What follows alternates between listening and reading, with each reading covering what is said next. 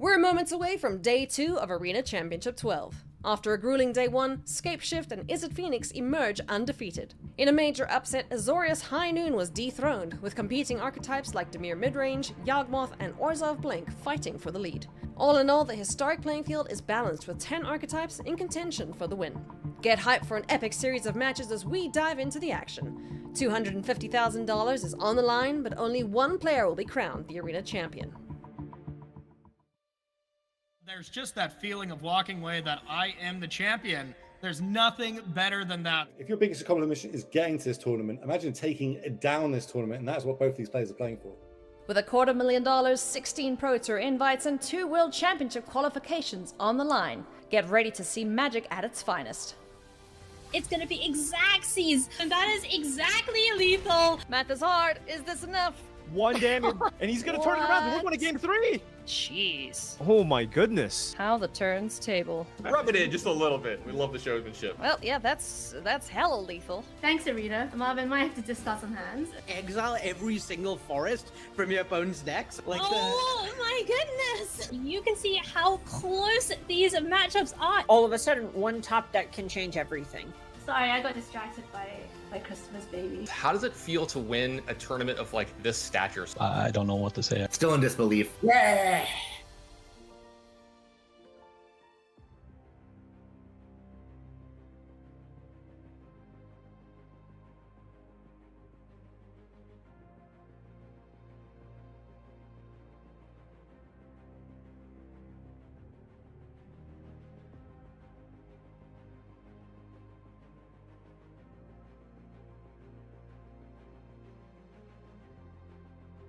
We still have 2 spots to this upcoming World Championship to give away, of course, as well as the title. Welcome along into the news desk here. We've got Paul Cheon and Corey Baumeister joining me here to kick off Day 2 of competition. And you guys, we had an awesome Day 1 yesterday. Tons of different archetypes. Historic is a wild format. I'm just curious about what you're most looking forward to today, Paul.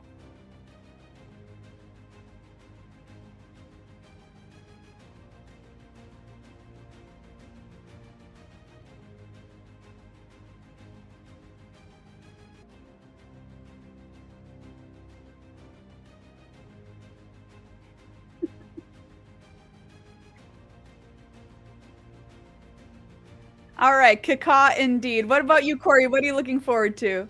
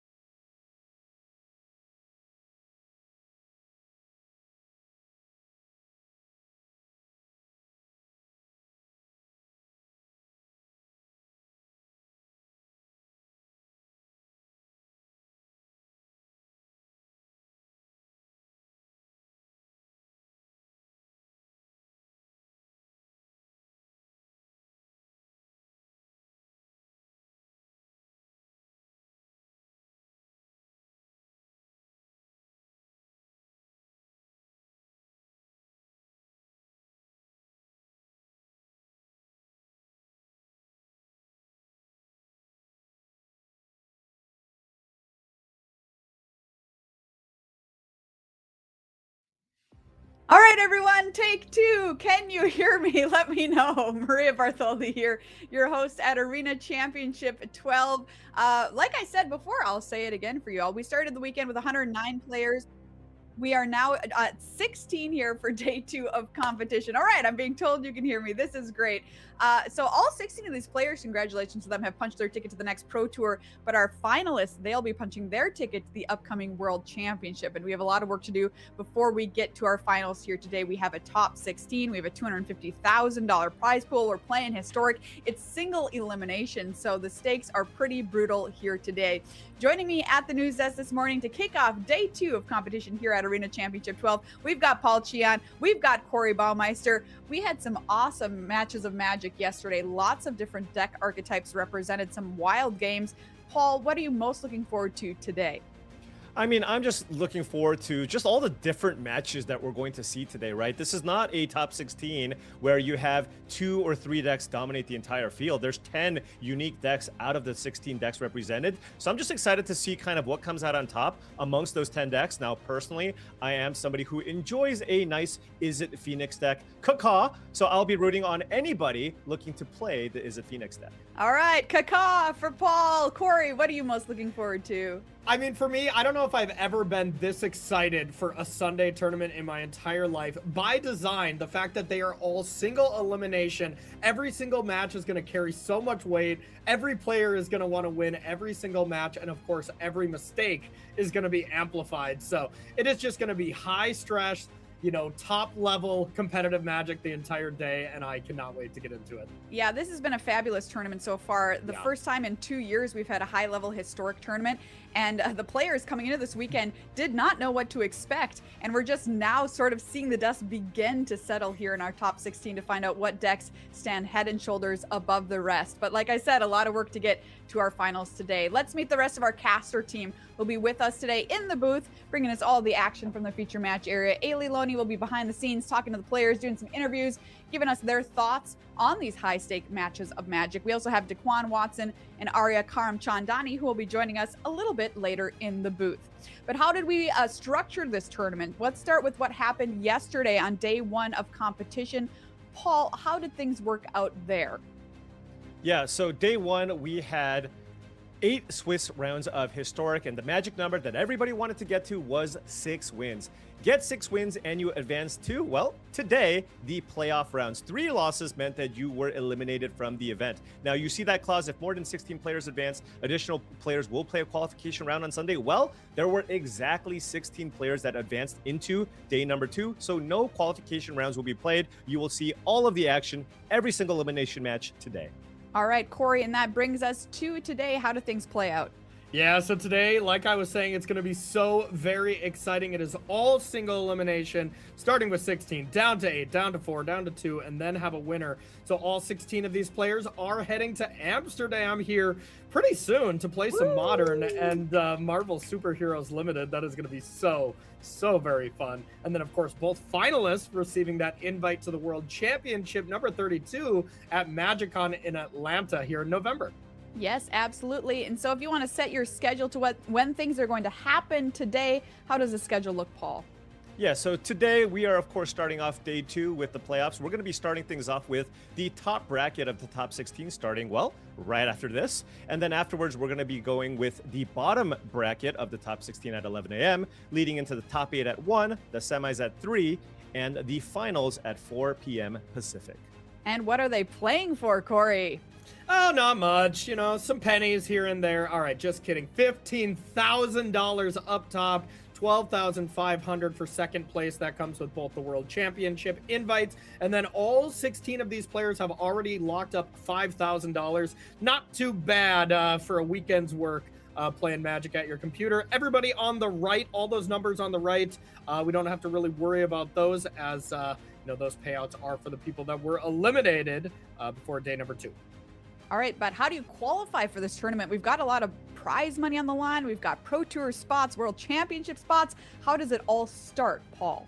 Yeah, so it all starts with play-in points. You can earn these play-in points by playing constructed events, pre-orders, or if you finish Mythic rank 251 to 1200. Then you can use those play-in points, golds, or gems to try to play in the qualifier play-ins. If you do well in the qualifier play-ins, that will earn you an invite into the qualifier weekend. Now, with the qualifier weekend, this is a 2-day event. It's a very tough event, but if you make it onto day number 2 and do really, really well, then you will find yourself at one of these arena championships. Yeah, so let's talk about what happens once you hit here. It can translate into paper play, Corey.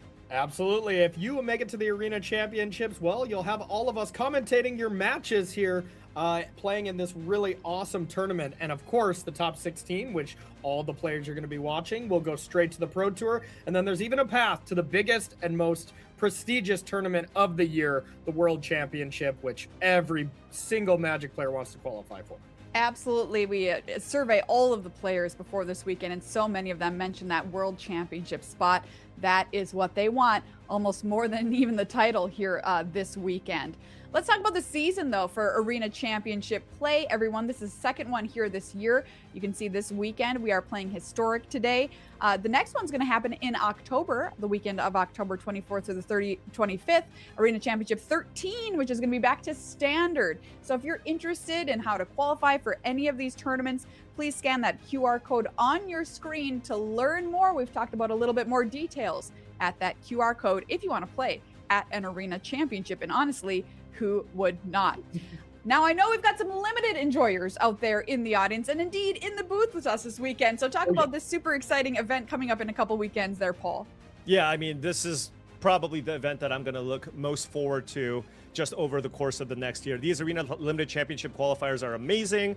It starts from June 5th, running through June 7th. You can win cash prizes up to $2,000. And if you also do well at these events, you can also qualify towards the Arena Limited Championship, which is going to be in January 16th through 17th of 2027. Do well at the Arena Limited Championship, you can then earn an invite into the Paper Tabletop Limited Championship, which I am super duper excited for. It's amazing to see kind of Limited being showcased at the highest level, and I just cannot wait. I know, me too, Paul. I'm so stoked for both of these tournaments, so do not miss this if you are a limited player. Speaking of, we've got an event next week you want to check out if you're a limited player. It's our Arena Direct event starting earlier than usual. This is starting on Wednesday, May 27th through the 31st. Win yourself some play booster boxes of Secrets of Strixhaven shipped right to your door for doing well enough in one of these events. So limited fans, you have plenty to look forward to the next 2 weeks on Arena. 2 big thumbs up from me and from Paul, I am sure.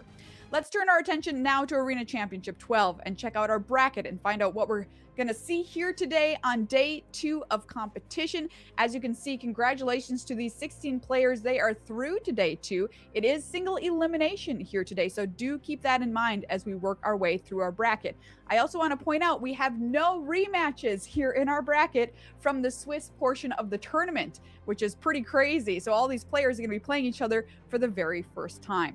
Let's zoom in now on the top part of the bracket and start there first. Corey, what do you want to call out here? I mean, I don't know if my eyes are deceiving me, Maria, but that looks like 8 different decks to me. And yes. That is exactly all we could hope for in a format like this, that players found a lot of very powerful decks, but not all the same powerful deck makes for a very enjoyable tournament to watch. And we just got some absolute all-stars here. We got Wyatt Darby winning Pro Tour Dominaria. We got Nico Boni, who is a 2-time Pro Tour Top 8 competitor, as well as Arna Huschenbeth, who is playing in his 5th Arena Championship here. So a lot of talent and a great variety of decks. Yeah, that top bracket is stacked indeed. Let's now take a look at the bottom part of the bracket. Paul, what do you want to call out here? Well, I mean, a lot of really, really big names here as well. You have Joao Andrade. I believe he's had some success in the past. We got Jesse Hampton, who's made some multiple Pro Tour Top 8s. Johnny Gutman coming off of a Pro Tour Top 8 this year as well on Is It Phoenix? So I'm going to be keeping an eye out on that. And then Max Kamenowski, probably one of the hottest players in recent Magic, where he's been putting up a ton of results in all kinds of events. So not really surprising to actually see him make it into the top 16 here as well on Is It Affinity. All right, so some excellent players, lots of different deck archetypes to watch out for here in our top 16. As I welcome you back here to the news desk, I want to know, who are you both rooting for? It might be a deck, it might be a player. Paul. Well, I do really like the Is It Phoenix deck. So of the Is It Phoenix players, I mean, probably rooting for Johnny Gutman, right? Just I'm pretty familiar with him. He's also a fantastic interview, which, you know, as members of the coverage team, we do really appreciate. So Johnny Gutman, I will be rooting for you, even though you did throw some shade in our Discord group. And then outside of that, I will also probably be rooting on Arne. Just a great person, just absolutely crushing it, and it's just always good to see kind of greatness, showcased at this type of level. How about you, Corey? Well, since my pick for the tournament, Tony Porterlon, was eliminated in that very last round, I guess I gotta pick somebody else to win, and my head is saying Arne Huschenbeth. I think his deck is great for the tournament. He's a phenomenal player, but my heart is with that Esper Ketramos deck from Wyatt Darby. It is everything I want to be doing in this format for Quantum Riddlers. I mean, come on, fan me down. Here you go, Corey. Oh, thank you. Oh, that's much better. Thanks for that, Breeze. Well, we'll find out as we work our way through our bracket here this morning. Let's focus on our first feature match that we're bringing you from our top 16. Up first, Hattori Masanori on Samwise Gamgee combo up against Wyatt Darby with that deck, Esper Ketramos. Let's get to meet our players. Hattori Masanori is up first here. This is not his first AC. This is actually his second. His first Arena Championship was actually Arena Championship 1, where he almost made the top 8, just missed out, and has been trying to get back here ever since. So great work here making it to the top 16 for Hattori Masanori. The win rate, I want to point out, generally, his overall win rate on Arena is the second highest in the field at 72.1%, and that's across about 32,000 games, everyone. So that is absolutely absurd from Hattori Masanori. Let's take a look at his road here to the top 16, Paul.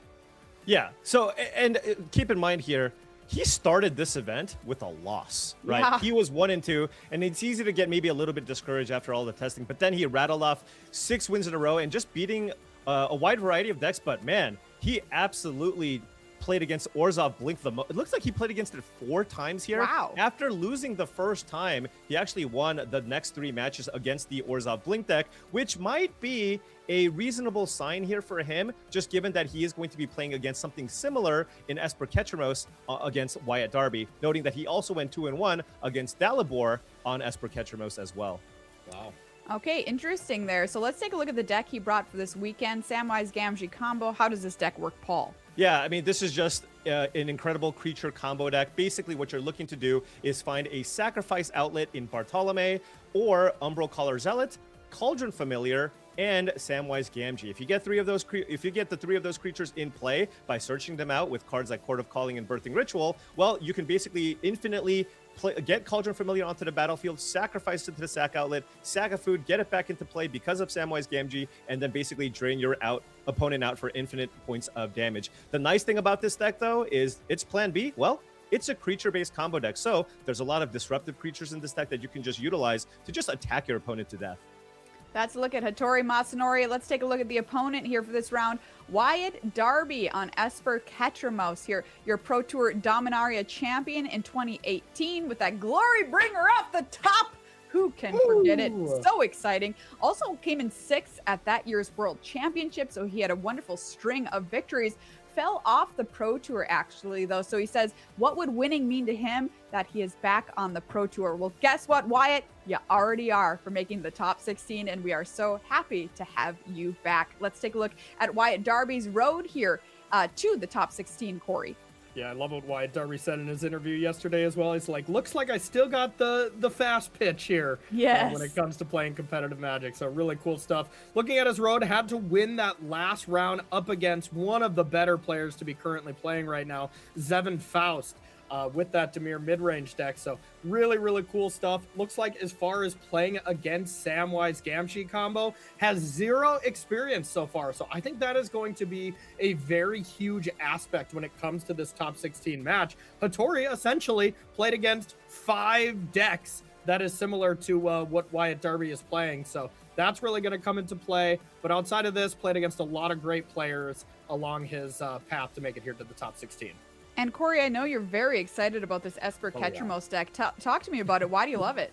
So Maria, I got about like what 10, 15 minutes to talk about this deck. Is that correct? Yeah, sure. Okay, sure. Maybe I'll give you the cliff notes here, but I am in love with this deck. After the tournament yesterday, I played 5 matches with this deck, went 5-0. It felt like I had the most powerful deck possible here. The amount of synergies that you have with Quantum Riddler, you know, when you have Ketramos in play, Relic to exile a card, being able to draw 2, you know, same with when Frog connects. There's just a lot of really powerful synergies with the powerful 5-drop. And the more I kept thinking about it, Quantum Riddler is just blue Glorybringer here in this deck. I love that. Blue Glorybringer has been called. It's time for the first match here in our top 16 single elimination. Corey, take it away. Thanks, Maria. All right, Paul. I don't know if I've ever been more excited for a day of Magic here. Being able to see just single elimination matches all day is going to be so much fun. Yeah, no, absolutely. Just every single round, you're playing for a ton of cash, and you're also just playing for that chance to make it to the finals. I think that's what most people want. Make it to the finals, punch your ticket to the World Championship, win the World Championship, get your face forever immortalized on a Magic card. That is kind of the goal for many looking to make it onto the professional scene. Absolutely, and Wyatt's already done it, already won a Pro Tour, and I can imagine wants to get back to it. So let's dive on in. Wyatt, the higher seed. Now, all the top 16 is just going to be based on exactly that. If you are the higher seed, you get to go first. And looking at this hand, Paul, very reactive. This is not the kind of hands I was looking at last night when I was going 5-0, I'll tell you that. Neither was this. Neither was this, Paul. And that's rough. But both players on mulligans here. Wait, is Wyatt going to 4?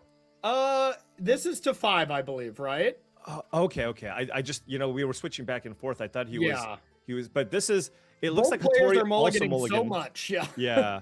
Now, this is a 1-lander with a Bird of Paradise, and sometimes you can keep that depending on how much interaction you think your opponent's playing. But Wyatt Darby's list plays 4 copies of Fatal Push and 3 copies of Fragment Reality. So I mean, we've seen it so many times. You get your bird, bolted very, very often in this format. And Thoughtseize. You can chalk it up to 11 1-drops because Wyatt's on the play. So, you know, Hattori's going to look at that and be like, if I get my bird taken away, I'm going to play Cauldron Familiar for 2 turns in a row if I don't top deck a land. At the end of the day, though, Paul, I think I'm keeping this. On the draw, on the play, I would probably mulligan. Yeah, and you could tell, though. I mean, it's rough because you're playing day 2, and he's like, all right, I'm going for it here. I'm going to keep this. If Hattori can just draw land number 2, he can at least play a game of Magic here. Yeah. And that's what he's going to be hoping for. And not only play a game of Magic, Paul, you know, the combo is close, right? Samwise Gamgee, Cauldron Familiar. We just need a sack outlet and we're ready to go. That's right.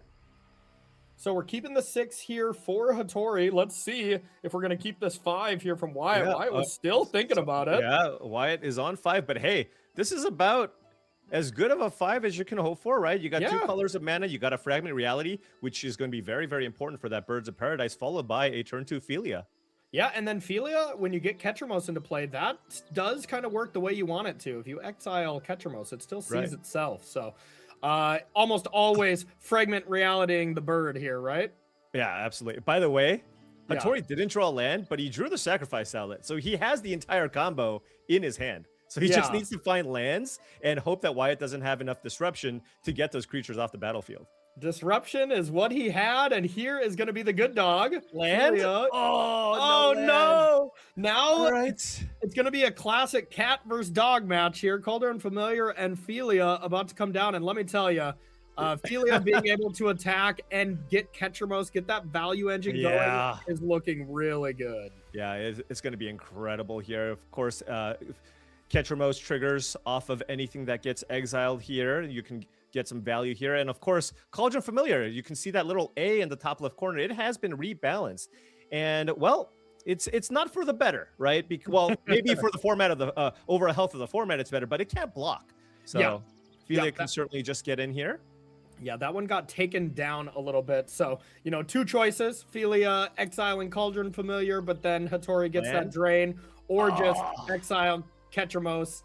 And honestly, this is gonna look, you know, very, very, I don't want to say silly, but it's gonna look very awkward to someone kind of watching at home, be like, wow, Hattori should have mulliganed. You gotta play to win the game, not play to not lose type thing. Right. And I like the risk there.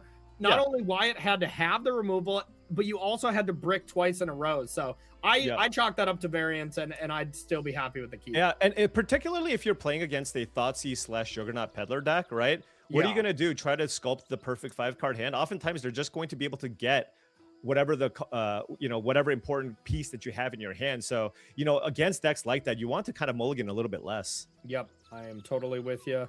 And here's my personal favorite alchemy card coming into play. The Juggernaut Peddler. You got a good card? Oh, no. Is it? No, turn 4. Come on. Turn 4. The turn 4 starting town when you only have 2 lands is just not fair at all, Paul. Right, yeah, this is brutal. So, I mean, now Wyatt has to kind of make that interesting choice of whether or not he wants to flicker the Juggernaut Peddler, right? If you do that, you get in for 2 less points of damage. However, you get to continue kind of turning some of these combo pieces into Juggernauts, which Hattori is very, very far away from casting. That's what I'm doing for sure. I don't care about the damage at this point. The Ketchermo's card advantage is going to eat Hattori alive eventually, and just turning, let's say, these one-ofs. Bartholomew is a one-of in the hand for a sack outlet. There isn't any more Umber Caller Zealots, so I am for sure just turning every single card Hattori has in hand into a 5/3 that must attack. Yeah, I imagine you're just going to get the Bartholomew here because there is that redundant copy of Samwise Gamgee, although I guess we're going to see another Peddler enter the battlefield here. And Cord, I think I just take the cards that do something different. And I don't care if Hattori Juggernaut Peddler's me when I have just a redundant copy. Just Ophelia in hand, right? Yeah, like honestly, that'd be an upgrade. I think this might be the most number of Juggernauts I've seen in somebody's hand. This is nuts. I'll tell you, with the 5 matches I played last night, instead of, going to bed to get rested for this broadcast, I couldn't get enough of this Wyatt deck. I did put 4 total Juggernauts in my opponent's hand. Oh, okay. Well, all right, Wyatt, can you do it? Nope. Can't do it. All right, that is game number 1, and unfortunate for Hattori there as, he took the risk, didn't get paid off. Wyatt took the risk of needing land 3 and did get paid off. Sometimes that's all about razor thin margins. So, Paul, walk us through how these players are sideboarding. Yeah, so, I mean, Hattori really needed to win that game number 1. I think it gets much, much worse for him after sideboard. However, you can see he did sideboard a ton of cards in this matchup. He's bringing in 3 copies of Fragment Reality, a Crystal Barricade, an Abrupt Decay, Crawl Harpooner, and a Chittering Illuminator, and just boarding out, shaving some pieces of the combo. And also, actually, if you notice, he's cutting Badgermole Cub and Birds of Paradise. And this is a nod to the fact that Wyatt Darby has cards like Clarion Conqueror and Wrath of the Skies in the sideboard. So just doesn't want to overload on mana creatures or creatures with activated abilities, because he will fully expect Wyatt Darby to bring in the 3 copies of Clarion Conqueror, which basically just shuts off the combo because it prevents you from using the sacrifice mode on your creatures. Now, on Wyatt's side, well, I mean, his sideboard, this just gets incredible, right? You get to bring in 3 copies of Clarion Conqueror, shut off the Mana Dorks and the combo, 2 copies of Rest in Peace, also shutting off the combo, and then 2 copies of Wrath of the Skies, which basically you cast that thing for 2, and you basically get every single permanent from Hattori Masanori's battlefield off the battlefield. That includes the birthing rituals in his deck. So I really love Wyatt's side here after sideboard. And Hattori, he's trying to make things happen, get a little bit more value-based cards out of the sideboard here. But man, Wyatt's deck, I feel like, improves much, much more than Hattori's after sideboard. I love the flexibility of Wyatt's deck. He really turns into a Quantum Riddler control deck on the draw when you can bring in these really high-powered hate cards that are white. That was kind of what Wyatt was saying in his interview, was just that I want to build a deck around the very powerful white cards. And, he did it. And can you believe, or could you guess what his most played alchemy card is, Paul? The Peddler? Fragment Reality. Yeah. Fair enough. But I it's probably close. I'll tell you that. So now we have a option here. Thoughtseize or Fatal Push, Paul? Yeah. And it looks like just going to go for the Thoughtseize here, just because you just want, maybe perhaps there's a certain creature or permanent that he really wants to prevent Hattori from playing. For example, Birthing Ritual would be a very, very annoying creature for Hattori to run out here. Yeah, no answer to that one. Oh man, Paul, stop it. Well, it's that's a good one. Wyatt's not going to be happy about this one. Yeah, see summon that that on the one face. into existence. That's for sure. So now Yeah. the power of birthing ritual, a playoff birthing pod, is going to look at the top 7 cards. And if there is a 1 or a 2 drop, you can sacrifice that goose and put that straight into play.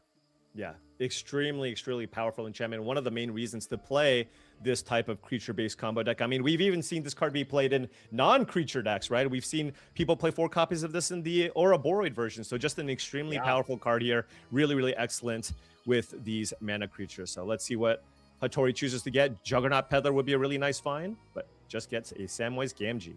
Okay, so combo piece number 1. This is a 3-part combo deck, essentially.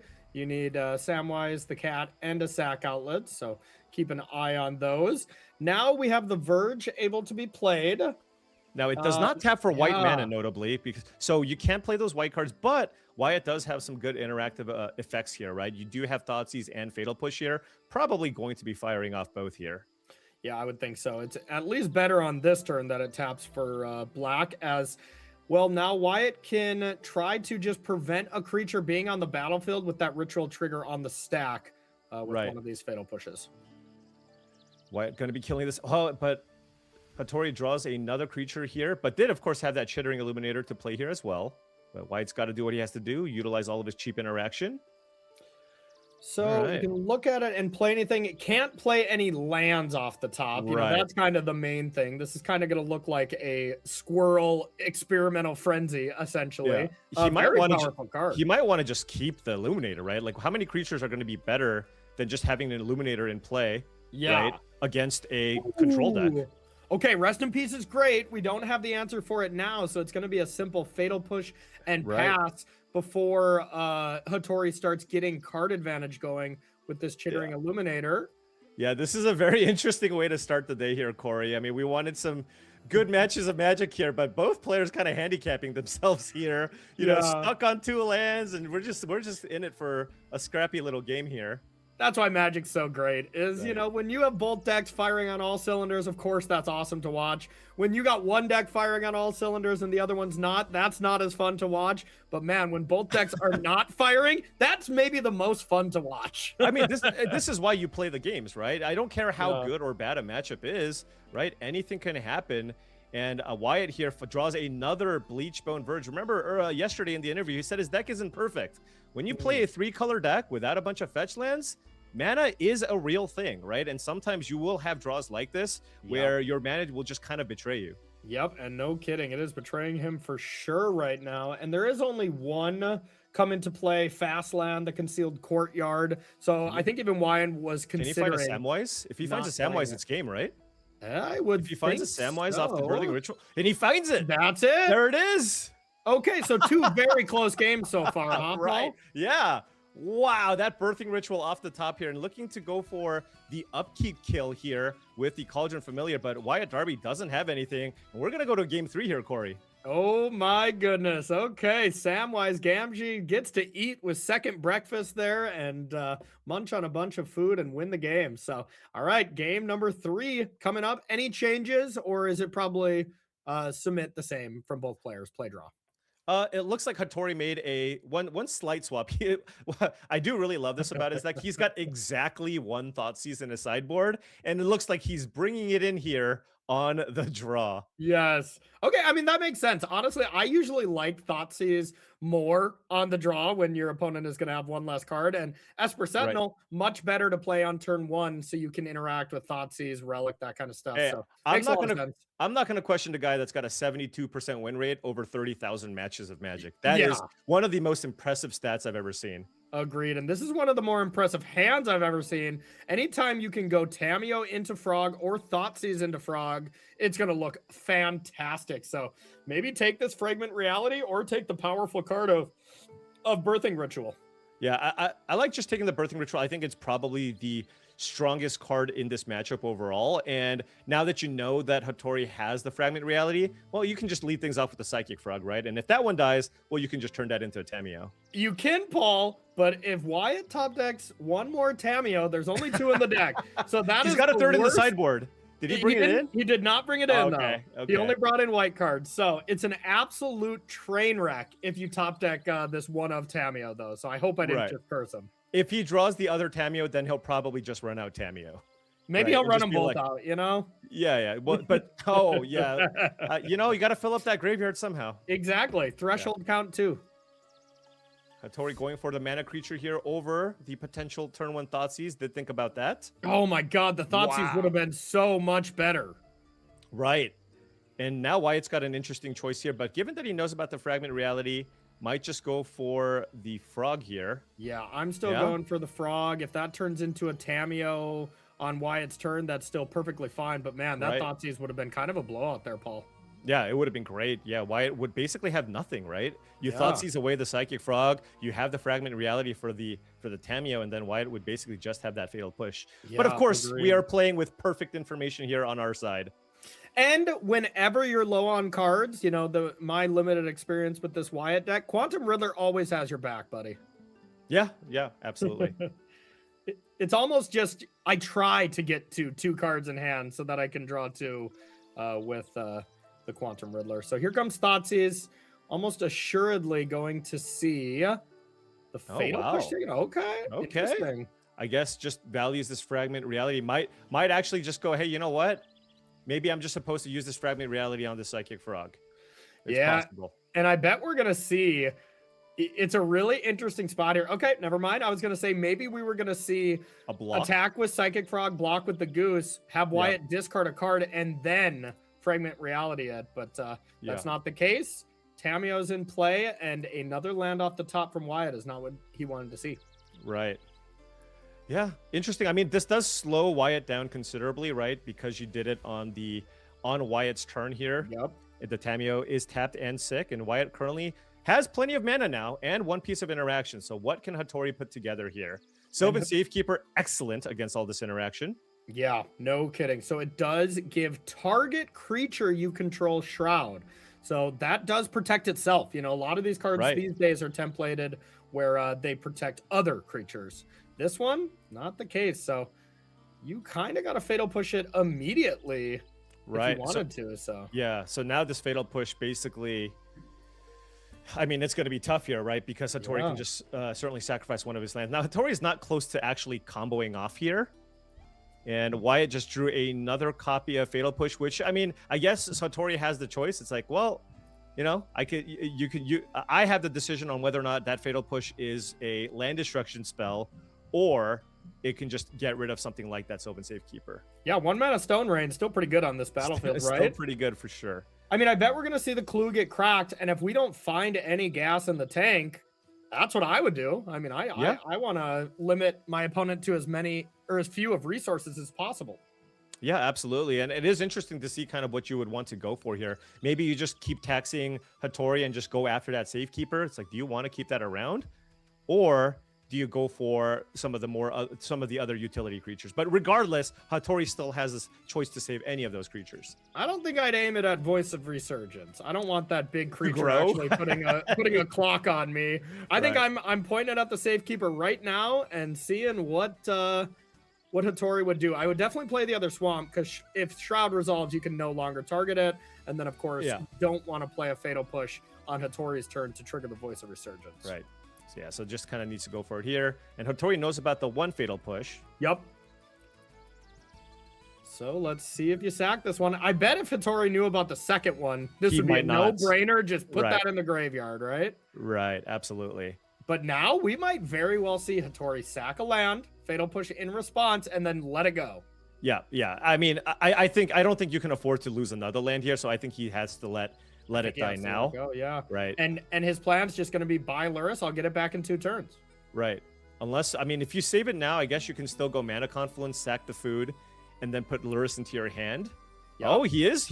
Okay, so, you know, he's played this type of matchup a lot, recognizing how important the Sylvan Safekeeper is and choosing to keep it around here.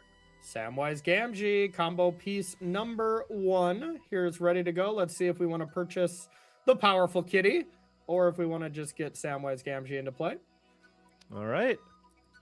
It's quite the board here. Spellsnare not doing too much. And now, I mean, Wyatt kind of needs to dig for resources here with the Tamio, but I mean, he's taking damage, right? Yeah. That's 5 points of damage coming in here, and he's already down to 11.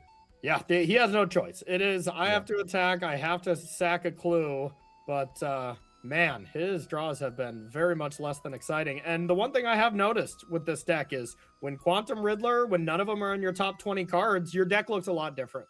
Yeah, absolutely. I mean, that's the way you're playing a deck that can play a ton of cheap spells, really good at disrupting the early game. But if you don't have any way to kind of fill back up, then you have situations like this. Exactly. So here is Tamio. And with Ketramos being taken out of the deck, which makes sense in this matchup, but that is one of your value engines that you're taking away as well. So there's a frog off the top to put him right back into the game. So is able to either play the Vista or the Island, play a Psychic Frog, and hold up Spell Snare, which looks quite nice. Yeah, the Spell Snare is so awkward, though, against a Voice of Resurgence. I mean, I guess if you need to stop a combo piece, you do it. But if you do actually cast Spell Snare on this board, Hattori's going to get a 5/5 Voice of Resurgence token. Yeah, not great. Not great at all, that's for sure. And whatever you kill can just be brought back by Luris. So, I wouldn't be shocked even if a 2-drop is top decked. I don't think a single one would actually be counted. Exactly. It might just be the perfect fodder to discard to a frog. Maybe a Birthing Ritual. That might be something. That's like the only card I can think of where you might need to Spell Snare it. No, you're really right. All right, well, but that Psychic Frog was a great draw because now you can still attack with the Tamio and keep the frog back, and Hattori just doesn't really have a fantastic attack here. Yeah, you can attack with just the Voice of Resurgence just to accept that that's going to die and it's going to turn into a bigger creature, but I would not be shocked if this is just buy Luris go. Right. And that's what it seems like here. Okay. Huge advantage to Wyatt then. Still not drawing anything too great. Now, Wyatt does have the option of jumping this frog, attacking with Tamio, connecting, and sacking the clue to flip Tamio. Get the Planeswalker and draw 2 cards here. Looks pretty solid to me on surface value. Yeah, I mean, like you mentioned, I think that is a fantastic play, and I don't think the play is particularly close, right? Because if you flip this Tamio, all of a sudden Hattori is only dealing 2 points of damage next turn. Meanwhile, you've got a clock, and you're drawing 2 extra cards this turn. Yeah, the fact that it's only 2 damage, I think the only consideration is, well, leave Frog back on defense. But I think we're at a healthy enough life total. Right. Tamio would live if we flip it. I think if we drew a good card there was some consideration to not even flipping Tamio and just keep drawing cards. But man, when you're just drawing another brick, I think you have to. Yeah, just flipping it just provides so much value. All right, and that is a Juggernaut Peddler for the Luris. Oh man, that is brutal. Yeah, I think I would much rather like a Luris than a 5/3 that must attack. Though, that being said, the Juggernaut is not bad right now. It just cannot be cast next turn. Right. Unless we have a Phyrexian Tower in the list, which I don't think we do. Right, yeah. Now, the Gilded Goose from Hattori's hand would create 2 food tokens from the Samwise. So that would give you kind of that mana back, and if you draw a land, I suppose you can play out the Luris, but of course, that's going to be replaced by a Juggernaut. Taking a look at the graveyard there, there is a Birthing Ritual, I believe, in the grave. No, there was one, I believe. Yeah. So certainly something that you could have played if Luris was on the battlefield. Yeah, I mean, no matter what, Wyatt. I think the only hesitation there was make sure I don't misclick, because that seemed like a slam dunk. And Hattori very good at drawing starting towns when, well, it's not the start of the game. Right now, this does generate 2 food. Right, so we're 1 food away from getting that Luris back from the graveyard, right? With Samwise Gamgee. Negative. Right? The Juggernaut Peddler exiles. If it exiles. Exactly. Absolutely. Right. Yeah. So I mean, just incredible extra line of text. There might be some other historic permanent in the yard. I don't think so, but there's not a ton of artifacts, but there are some. Legends. If there was like a Bartolome in the graveyard, for example.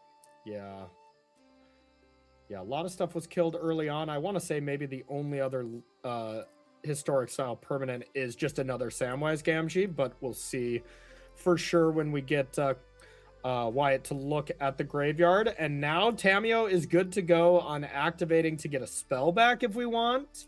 Nothing really great in the yard. It's just one of our. I feel like I'm just interested in just ticking it up again here. Yeah. you know, it's like Hattori's not really putting anything together in terms of offense here. And it looks like Wyatt wants to fill up the graveyard, jump the Psychic Frog again. Hattori, if you want to chump with the Gilded Goose, by all means. And I think he will. Like, when you got Right. 2 geese, like, preventing that card, it's not really about the damage, but think about this. When Wyatt has to jump the frog just so it doesn't get blocked by Voice of Resurgence, you can't do that all the time. You know, we only have 1 card in the yard, so a chump here means that that's 3 more cards out of Wyatt's graveyard without actually drawing an extra card a turn. So I love that block. Yeah.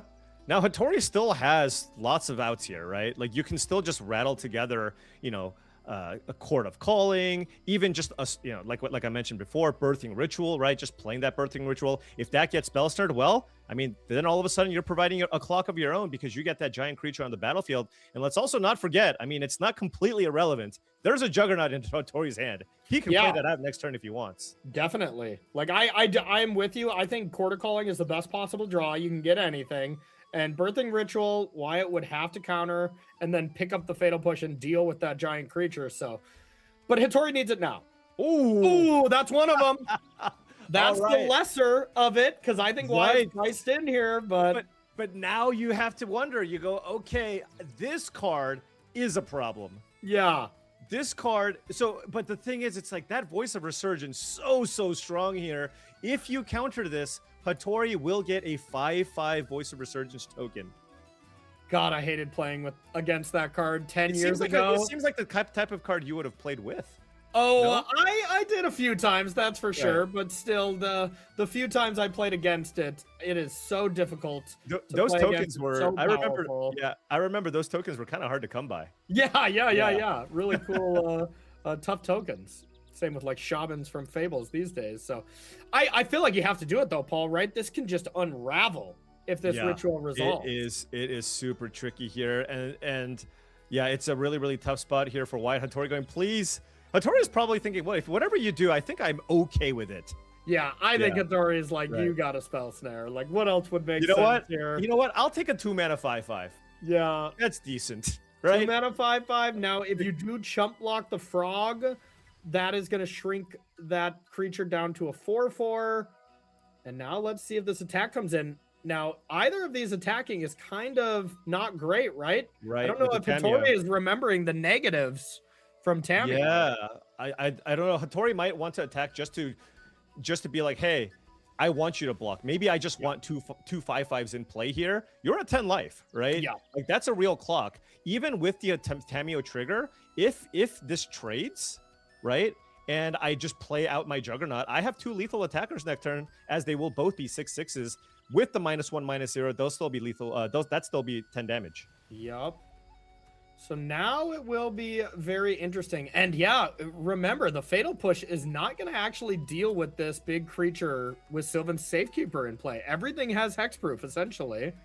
Yeah. And remember, we talked about it earlier. The moment when Wyatt fired off that second Fatal Push, we're like, oh, well, you kind of want the land, right? And again, Hattori has played against 3 Orzhov Blink decks and a Catchmose deck, or 4 Orzhov Blink decks, rather, really understands what the important cards are in this matchup. So going back to that decision of keeping that Sylvan Safekeeper around, very crucial here. I would have got rid of it, Paul. I would have got rid of it for sure, just because I was going to buy Lurrus. But man, the way it unfolded where the Juggernaut Peddler got the Lurrus, it was just such a big brain play here.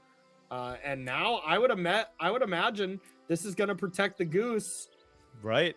Although, this will, because this is Hattori also committing to chumping the frog, which means you're kind of going to be down to, or potentially chumping with the frog. This would put Hattori down to 2 mana sources. Wyatt playing this signifies he's not attacking. Right.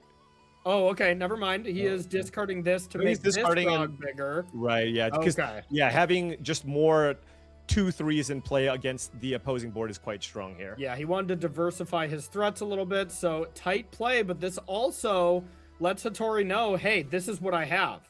So if you don't let me draw a card, I won't have anything else to play this turn. So the block looks very tempting. It means that we're far away from casting Juggernaut. So this is a real challenge for sure. Yeah, this is tough. But the nice thing, at least for Hattori, is if he does block with the goose, I mean, Wyatt's not going to make the Psychic Frogs fly next turn, right? he has no more resources, right? Well, no cards. Riddler would have but something to say about that. No cards in hand, no cards in graveyard, just that Tameo in play. Yeah. If he just draws anything that's not a Quantum Riddler, I think it's going to be very, very difficult for him to actually jump the Psychic Frogs, at which point the Voice of Resurgence token will be just big enough to be able to eat the Psychic Frog, potentially. Yeah, and man, think about some of the other draws that Wyatt can have outside of Riddlers. Remember that he brought in Wrath of the Skies? Right. Oh, and look at this. Hattori actually taking the damage here, recognizing the need to have a third mana source here potentially. Might even just want to draw the fourth mana source to play out a Juggernaut, but these starting towns have been so terrible for Hattori, drawing them every single time after turn number 3. Yeah, no kidding. Most of the time after a big tournament like this, you frame the card that really got you to here, like Wyatt with Glorybringer, I imagine, was framed after the Pro Tour. I think Hattori's going to be ripping up these starting towns. Yeah, absolutely here. All right, he's going to rebalance them. Right. Hattori going after the Tameos here, once again saying, if at this point you don't have a whole lot of resources, I am okay upgrading my Voice of Resurgence into a large creature.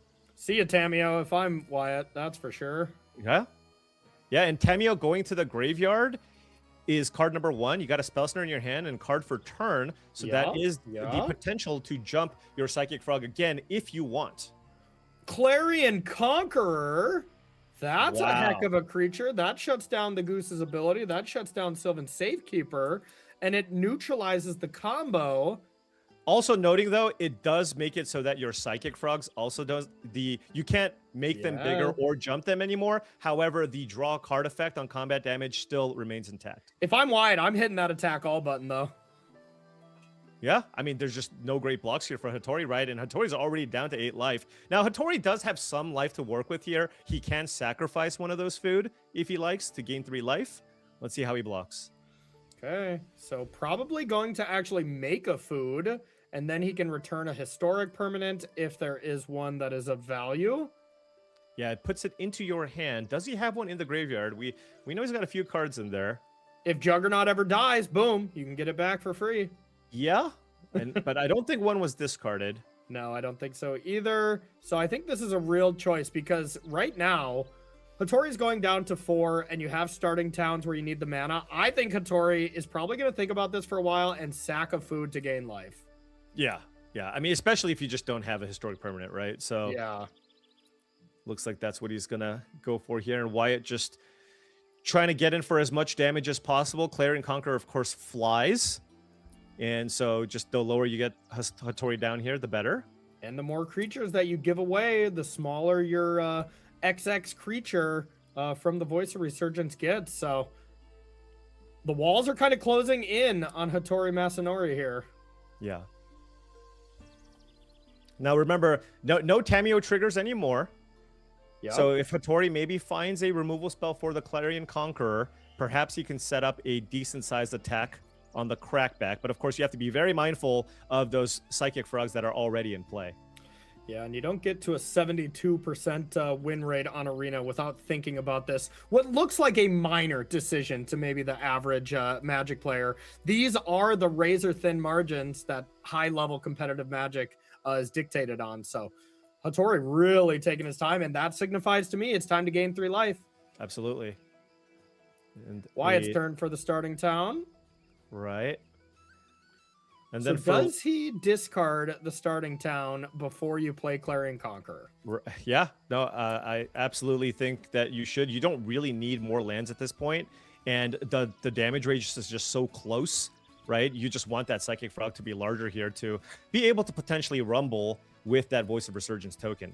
Yeah, it looks like Hattori was a little, befuddled there. Why he would post-combat discard a card to the Frog makes a lot more sense with Clarion Conqueror on the stack, and you saw a grimace there from Hattori. So and another tap land. Oh my goodness. Oh, and I think that's it. Yeah, the food can't be sacrificed to Clarion Conqueror.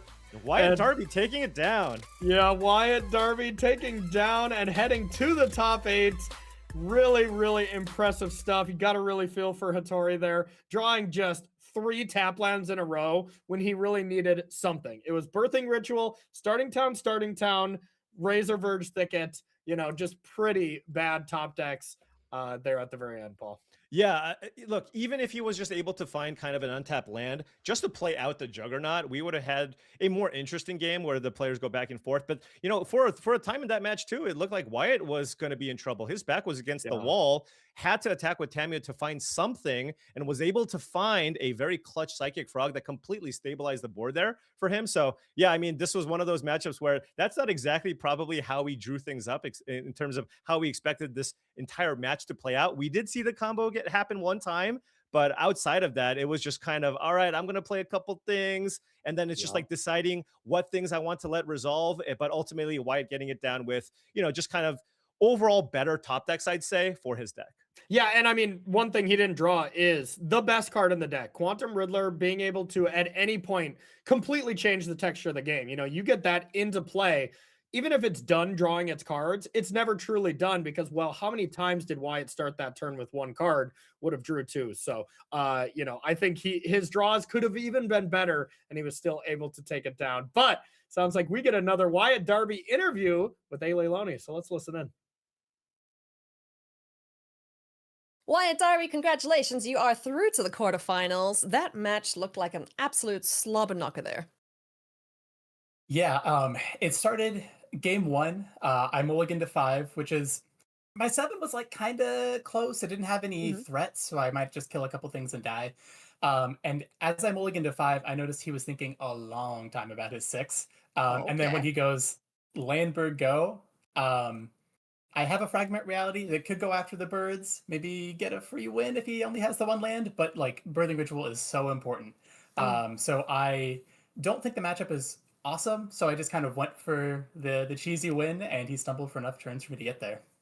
Nice. I saw at the end there, Clarion Conqueror coming down, really shutting off any life gain he could have hoped for. So a nice win there up against Masanori Hattori. Up next, you're either going to be facing Gruul Scapeshift or Oars of Blink. Do you have a preference? Blink, please. Like when I was talking with my testing mates about decks we could play in this tournament, it's like, I mean, we can never beat Scapeshift, right? But no one's gonna play it. It doesn't. How does it beat Ruby Storm? And some people played it. They kind of realized that, you know, they needed to beat the decks that beat Ruby Storm, and that might just include me. So please, Mr. Blink, if you could clutch this one out, I think that one I'll at least have a chance in. All right, we'll ask Mr. Blink there in the hands of Alex Gans if he can pull one out for you there. All right, well, Wyatt, best of luck for the quarterfinals. Looking forward to seeing the matchup, whoever it is you face, and yeah, it should be a fun one. Awesome, thank you. Hi everybody, Maria Bartholdi here at Arena Championship 12, and we are playing a trivia game with some of our casters. I'm going to welcome on in Daquan Watson and Paul Cheon here, competing for the most points in this game where we quizzed 100 members of Arena Championship 12. The question is, you just played a petrified Hamlet, what do you name? Can Daquan and Paul match our competitors? So Paul, you're going to guess first here. Okay, so it's got to be like some kind of a fetch land. Probably Prismatic Vista would be my guess. Ding, ding, ding, ding, yes! Yeah, that is the most popular answer, Paul. Congratulations. All right. To be honest, I wanted to say Prismatic Vista because that's a popular land. So it sucks that one's gone. But I guess we'll try a land that people just like using to sacrifice things or whatever. So let's go with Phyrexian Tower. Phyrexian Tower, not one of the most popular answers. I'm sorry, Daquan. Back over to you, Paul. Let's go with Field of Ruin. Ooh, Field of Ruin. That's a good one. Excellent guess. Not on the list. Oh, come on. I'm going to let you know that some of these guesses, in fact, some of the more popular answers, one is not even a land, and one is a player in the tournament. So there you go. Wait, what? What? Look, if Petrified Hamlet could name a player, what player would you want to take out? No, it has to be a dude who's just winning tournaments left and right. So it's got to be like Nathan Stoyer, right? Oh, you're so close. It's Chris Larson. Yes. There you go. Christopher Larson, look, if you could name it, of course you would. Oh my gosh, we were so set up for failure. I'm just trying to think what all decks people are playing in the format. Maybe Quarry Mountain Monastery? Ooh, lovely guess. Not right, though. Not right. I'll throw another clue out there. Another thing on this list I said is not even a land. It's a creature. Very cute. A cute little guy. Here, I'm thinking about all the different lands that people are playing and trying to show off all the research and testing that I did, and it just didn't matter because one of the answers is Christopher Larson and the other is a creature. I feel like a lot of people are probably just misreading the question or even the card because Petrified Hamlet is just not something people play, but you can only name lands. I'm going to say there's a lot of lands you could sacrifice, but there's also a lot of multicolor stuff in the format. So maybe people are just playing like Starting Town. Starting Town, not on the list, Daquan. Ugin's Labyrinth? Yeah! Oh, wow. Wow. Ugin's Labyrinth is the second most popular answer. We finally got there. Oh my gosh. And number 3, you know what? I don't think either of you are ever going to get it, so I'm just going to tell you what it was. You're already dead. What? Number 3. So the reason this was the most popular third answer is because if you name You Are Already Dead on Arena, what actually happens is your avatar says you're already dead. Congratulations, Paul. You are the winner. Commiserations, Daquan. Well played. Right. Wonderful sport here. Who knows what's in these competitors' minds here this weekend with some of the answers on this list. But let's hope that none of them run in to Christopher Larson. I loved that. That was so much fun to film. Thanks, competitors, for being good sports and answering those questions. Though you do need to read them. You know, like they say, reading the card explains the card. I think reading the question sometimes explains the question there as well. Welcome back to coverage of Arena Championship 12. Maria Bartholdi, your host for the weekend here as we work our way through our top 16 on day 2 of competition. All of these players have punched their card to the next Pro Tour, but of course they're waiting to get to the finals to punch their spot to the next World Championship and earn even more money. Welcome into the virtual news desk as we get ready for our next feature match. Daquan Watson and Arya Karamchandani. Hey, welcome in to you both here this morning on day 2 of competition. Daquan, what are you most looking forward to today? Honestly, just how these decks match up, because we talked about it yesterday quite a bit, where we have a pretty diverse field. So we don't really know what we're going to see or how some of these decks are going to match up against each other. So we should have a good set of interesting games all the way through to the finals today. Yes, we should. Lots of different archetypes still alive. Arya, what are you looking forward to most? Yeah, I'm in a similar boat to Daquan. I'm looking forward to a lot of varied games of Magic. We talked about how different matchups are about different things, how the decks play differently in different matchups. Like, you don't even have consistency in how a deck like Is It Phoenix plays in different matchups based on the game plan it's trying to enact. And our top 16, all 8 matchups are different matchups. There's not a single repeat. So I'm looking forward to seeing a lot of very varied games of Magic. Absolutely. This is a great top 16 we've been given here on day 2 of competition. So let's set up our next feature match and find out what we'll be watching. This round, we have Giuseppe Greco on Is It Phoenix up against Nico Boni on Azorius High Noon. Let's get to meet our players. Giuseppe Greco, this is his first Arena Championship, but has played in a few of these set championships online like New Capenna and Original Strixhaven. Plays a lot of draft, overall win rate on Arena 62.2%. Running Is It Phoenix this weekend. Let's take a look at Giuseppe's path here to the top 16, Daquan. Yeah, he looks like he kind of had a little bit of an up and down thing, right? Had started real strong, got to play against like Yawgmoth and a combo-y deck, but I don't know if those were necessarily the matchups he was looking to face, but it looks like it worked out. And the bad part for him is he did already have a loss against an Azorius High Noon deck, but also has a win against one. So it's going to be very interesting to see what happens here. Let's take a look at the list that Giuseppe brought this weekend. Is It Phoenix, Daquan? How does this deck do what it does? Yeah, for anyone who's not seen this deck, this has been a mainstay of the format for a while. You're trying to play a ton of spells. As you notice, there's only a couple of creatures in the deck, and that's because you can get them at a discount. The thing is, though, Giuseppe's going to have his work cut out to him if he's going to try to get that World Championship slot, because playing against High Noon, you can't necessarily play a bunch of spells in a turn. So it'll be interesting to see how he works around that. Let's take a look at the other side of the table here with Nico Boni, the competitor this round. Started playing Magic a long time ago. He's been playing the game for more than 25 years, has 2 Pro Tour top 8s to his name, Mox and Grand Prix wins, and actually won the Team World Championship in 2007 with the Swiss national team, so no stranger to the highest level of competition. Let's take a peek at Nico Boni's journey here to the top 16, Arya. Yeah, I want to note that Nico hasn't actually played against any Phoenix so far this event. High Noon was kind of the most played deck coming into this weekend. A little bit of surprise to some people, and the titular card High Noon really good against Phoenix. So the fact that Nico's gotten here without even having to face any Phoenix, I mean, bodes well at least that there's not prior experience here. But yeah, just facing a pretty varied field. So I think just running his deck through the bases, sort of, but no prior experience in this tournament in this matchup is a little awkward. All right, let's take a peek at the list here this week. Azorius High Noon, the most popular deck of the tournament, now one of only 2 copies left standing. What does he need to focus on in this Phoenix matchup, Arya? What this deck is all about is you want to play these spells like Reprieve, Aven Interrupter, Spell Queller, Italian's Throne Garden. Every single turn, you're trying to play a threat that bounces a spell to an opponent's hand, and then use that threat to, sort of out-tempo your opponent because you're both playing one spell every turn, and your spells are also putting creatures in play. The main issue is your opponent can play multiple spells at a turn, and then you can fall far behind. And High Noon is the main card that prevents your opponents from doing that. In this matchup, the deck is really going to be leaning on High Noon. The default plan of playing these Spell Quellers, Interrupters, Hangs is pretty weak into Phoenix's ability to multi-spell, but High Noon is a single card that completely shuts down their game, and Archon of Emeria also a pretty good version of that effect against this specific Izzet list, because there's not very many actual answers to deal 3 damage super efficient. All right, we'll see if the time indeed is High Noon here in our top 16. Daquan, take it away.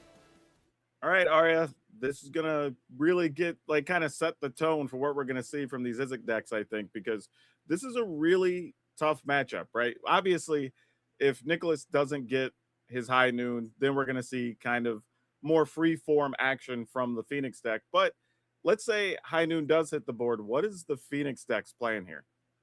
I think the Phoenix deck's main out to High Noon is either to already have a board presence set up, in which case he can do reasonably well, or to lean on those copies of Demon Furia to answer the High Noon. The problem is Demon Furia is generally something of a catch-all against most problem permanents. It's a really efficient answer. It's not a very efficient answer to High Noon, because a lot of its efficiency comes from casting cantrips early in the turn, and then casting it for 1 mana. So going to be leaning on that Demon Furia to answer High Noon game 1, but honestly, I think a lot of the time just going to be hoping the opponent does not have a High Noon, and that they don't draw it, are forced to play these somewhat inefficient plotting creatures, and you can punish them for that.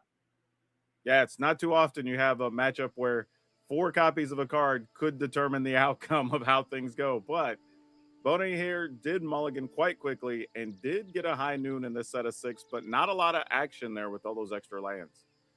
Yeah, in Boney's spot, I think I'm shipping back any 7 that doesn't contain a High Noon. So I like aggressively mulliganing, and I mean, this is not the best 6, but any hand that has a High Noon, it can only be so bad in this matchup. Yeah, and Giuseppe's is one where he will have the option to dig for several extra cards on the first couple of turns. So it looks like they are both going to have a little bit of what they want to start with. Yeah, the one concern for Nico here is you do sort of need to pair that High Noon with some pressure at some point. If there isn't pressure to back up that High Noon, then you sort of get in trouble where the Phoenix deck gets to slowly sculpt its hand with cantrips, and then eventually Demon Fury plus cast a bunch of spells to deal with your High Noon. So you do want to apply some pressure. I think Nico's really looking to draw some threat here. But once you do that, I think you're pretty well set up. Yeah, Giuseppe looked for a second like we were going to do some looting and change his mind, decides to play a Ponder. Yeah, I think in the spot for Giuseppe, you're really just looking to set up your hand for the long game. You really want to try and find efficient answers, because that's one of the things that's best regardless of whether the opponent has a High Noon in play. Yeah, and if Boney does get the High Noon, which we already know he has in hand, is it possible Giuseppe just is kind of in a situation where it's, okay, I'm just going to have to hard cast my creatures?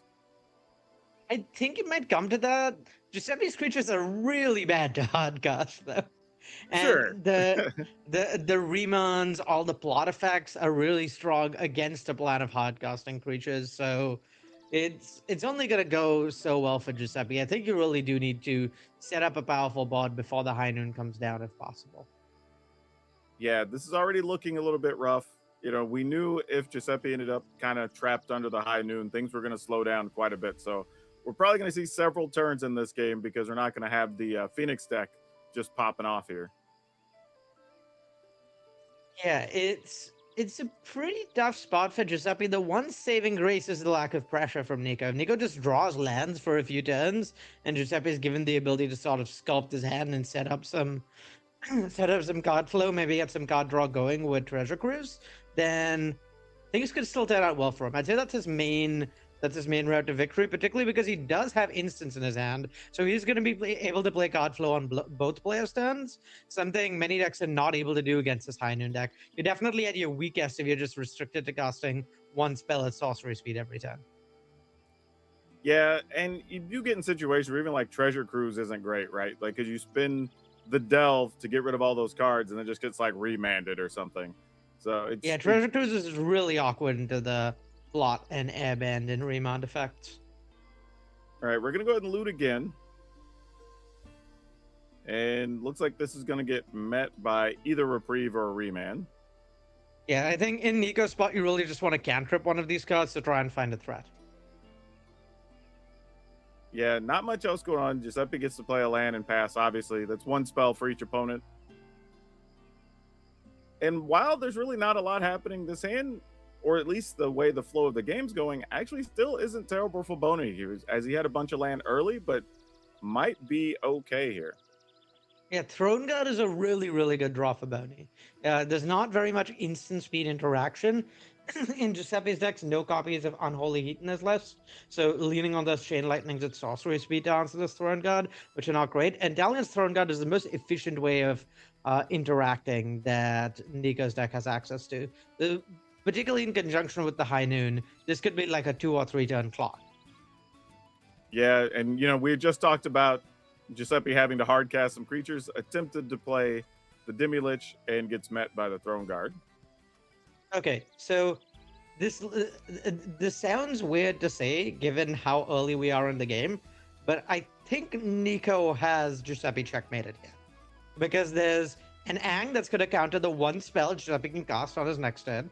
There is a remand to bounce the one spell Giuseppe can cast on his turn after that, and 2 hits with Ang plus the Dalian's Throne God is 12 damage, plus 5 damage off the High Noon. I don't actually think there are ways that Giuseppe can win from here. The game looks almost over despite being so far out of actually having lethal already. This is the power of these High Noon decks, right? It's like you get these 3 bounce and up blot effects, and then you just have your opponent's next 3 turns locked down, and despite there technically being many cards in hand, many turns left in the game, you get them checkmated in a spot like this. Yeah, and this is exactly what we were talking about yesterday, how with the field being so diverse, there's going to be some matchups that are just really tough that you're going to have a hard time maneuvering around, and this game 1 looks like it's going to Boney because he has even more ways to stop spells here. Yeah, and in this spot, with the Even Interrupter, even a Lightning Axe, which I think was the one instant speed piece of interaction that Giuseppe could have leaned on, is not going to cut it. So, because there's going to be an Even Interrupter, and then even if the Lightning Axe resolved, that would be lethal with High Noon. But with the Remand as well, there's like yet another counter spell. It's just really, really hard to get out from under the pressure this blue-white deck applies once High Noon is in play. Yeah, that Chain Lightning ends up plotted. Gonna pass the turn, and that's gonna do it. Yeah, worst case scenario, even if the creatures didn't survive, you could just crack the High Noon. So this was gonna be over a couple of different ways. Yeah, the damage High Noon deals to face a pretty important part of this deck, or a pretty powerful part of this deck at least. It lets you, it speeds up your clock quite a bit, and lets you like lower pressure draws where you're just chipping in for chunks of 2 at a time. Still matter quite a lot because at the end of the game you can always crack a High Noon or 2 to close out the game. Yeah, that kind of showed you in this matchup, a turn 2 High Noon is super strong, right? It wasn't like Giuseppe's hand was that bad. He had he had the looting, he had another way to draw some extra cards. So he kind of had the bits to start sculpting his hand and never really got to, when he got to his second turn, he was already locked down effectively. Yeah, an early High Noon, particularly game 1, is absolutely brutal. There's just not enough efficient answers to it. Yeah, that's so tough here. But he is bringing in some cards to try to deal with it, right? We have Annul, some Force and Negations. So you have a few options to get out from under it here. So you're not going to be completely stuck if something were to happen to keep it from hitting the battlefield. Once it hits, it's still going to be pretty tough. But at least we have some answers coming in from the board. Yeah, the increased answers to High Noon definitely do a lot. In particular, a null is a hard answer to High Noon rather than something that just bounces it is really nice. Force and Negations can do the same thing. And then the instant speed interaction in Rending Volley is like really, really important. One of the strengths of this blue-white deck is that it really breaks the parity of High Noon. You cast one spell on your turn, one spell on your opponent's turn, and most decks are only casting spells on their own turn, so they're not really casting 2 spells per turn cycle with High Noon. But yeah, having your own instant speed interaction does a lot to sort of keep up with that breaking of parity the blue-white deck does. So Rending Volley a really good add to the deck. Yeah, and I will point out that Boney is also bringing in some Force and Negations, so we could end up in a fight over a High Noon somewhere along the way. Giuseppe took a quick mulligan too, by the way, I want to point out, and he drew a hand that had no land, so it looks like he's going to be going to 5. Yeah, I mean, one of the issues with this deck, certainly, but I will say the Phoenix deck is one of the best decks in mulliganing in the format. So in most matchups, a mull to 5 is something of a disaster, really hard to come back from. But for this deck, you can have really explosive starts even with a mull to 5, and Treasure Cruise does a really, really good job letting you recoup cards. There's actually not as much of a concern for Giuseppe as it might be for other decks. And you know how important High Noon is? Boney kept a hand with 2 High Noons, 1 island, and then we're just gonna dig to get the white source. Yeah, double Ponder does a lot to make almost any hand keepable. That's like a major strength of both of these decks, I think, is access to Ponder as just a really, really efficient piece of card flow. Ponder very easily the strongest card advantage spell in the format. Largely sort of the comparison point for Historic as a format is Modern, which is generally like a slightly more powerful format than Historic. Notably, Ponder, too strong for Modern. Ponder is not legal in Modern, so definitely a testament to the level of card flow these decks get, a pretty large contributor to why they're able to function. Yeah, another thing to point out is while Boney had 2 High Noons, he still left another one in his top 3 instead of tucking it away when he had the opportunity. Yeah, the way Ponder works, you can only there's no modality, unlike with Preordained. So that's true. That's true. Yeah, no option, unfortunately, for Boney to tuck the High Noon away. But yeah, I agree. Even if he had that ability, I don't think he would have. It's just too powerful a piece to get rid of a redundant copy. Yeah, it's an all or none type situation. We have so many 1 mana, look at, put stuff back type cards. I got him confused there for a second. And a bit of a heartbreaking situation for Giuseppe here, where with the double mana Morphos, if he'd drawn a red land naturally for turn last turn, he would have been able to play a Demilich on turn 2 before High Noon came down. But with the way things have worked out, he's in a really tough spot because Mana Morphos is atrocious into High Noon, and the redundant copies of High Noon means there's not really any answering it for him either. Yeah, you're totally right there. Getting those extra spells off would have been huge. Now you're kind of stuck in a situation where we're looking at a lot of what game 1 was. Yeah, and even though there's better answers for the blue-red deck post board, most of the better answers are interaction on the stack, not interaction on the board. Blue and red just don't get permanent answers to enchantment. It's not part of the color pie for them. And so the only ways of dealing with the High Noon once it's down are things like petty theft and Demon Furia, and none of those are really cutting it against multiple copies of High Noon in particular. All right, so we're going to get a Ponder here from Boney, and he's doing a lot of shifting and shafting here with these cards, trying to decide what he wants to keep and how. Yeah, this is a pretty close one. I think I'd be tempted to shuffle it away in Boney's spot. You just really want another white sauce, but at the same time, like another redundant lock piece is really powerful. Yeah, he still has 3 mana, but you're right. Being stuck on just 1 white does limit some of the options. Right, Manamorphose into a Force and Negation. That's, I'm sure Giuseppe feels is a little bit late. And the timing on drawing that annul pretty brutal too. Yeah, that doesn't feel great. Gonna consider to see what we find here with this surveil. And I think you just want to cantrip the Remount here. You just really want to try and find a white land to be able to cast that Interrupter and start applying pressure. Particularly with the 3 copies of High Noon, you don't really need to apply that much pressure to win the game because you eventually have 15 damage sitting on board. You just need to get some sort of clock going. Yeah, and in this format, your opponents could deal 5 to themselves quite easily just from their lands. Yeah, particularly with the mana bases the Phoenix decks have. I'd say mana bases in Historic are generally pretty painful with like the Fiery Islet type lands and Prismatic Vista, not to mention Shock lands. So yeah, that really adds up. Yeah, went ahead and fired off the annul. That's mainly what it's there for anyway. But still not a lot Giuseppe can do. Yeah, we might see a good next couple of turns. So we might see like a Force of Negation on the High Noon from Nico, and then untap and Demon Furia maybe could get us somewhere.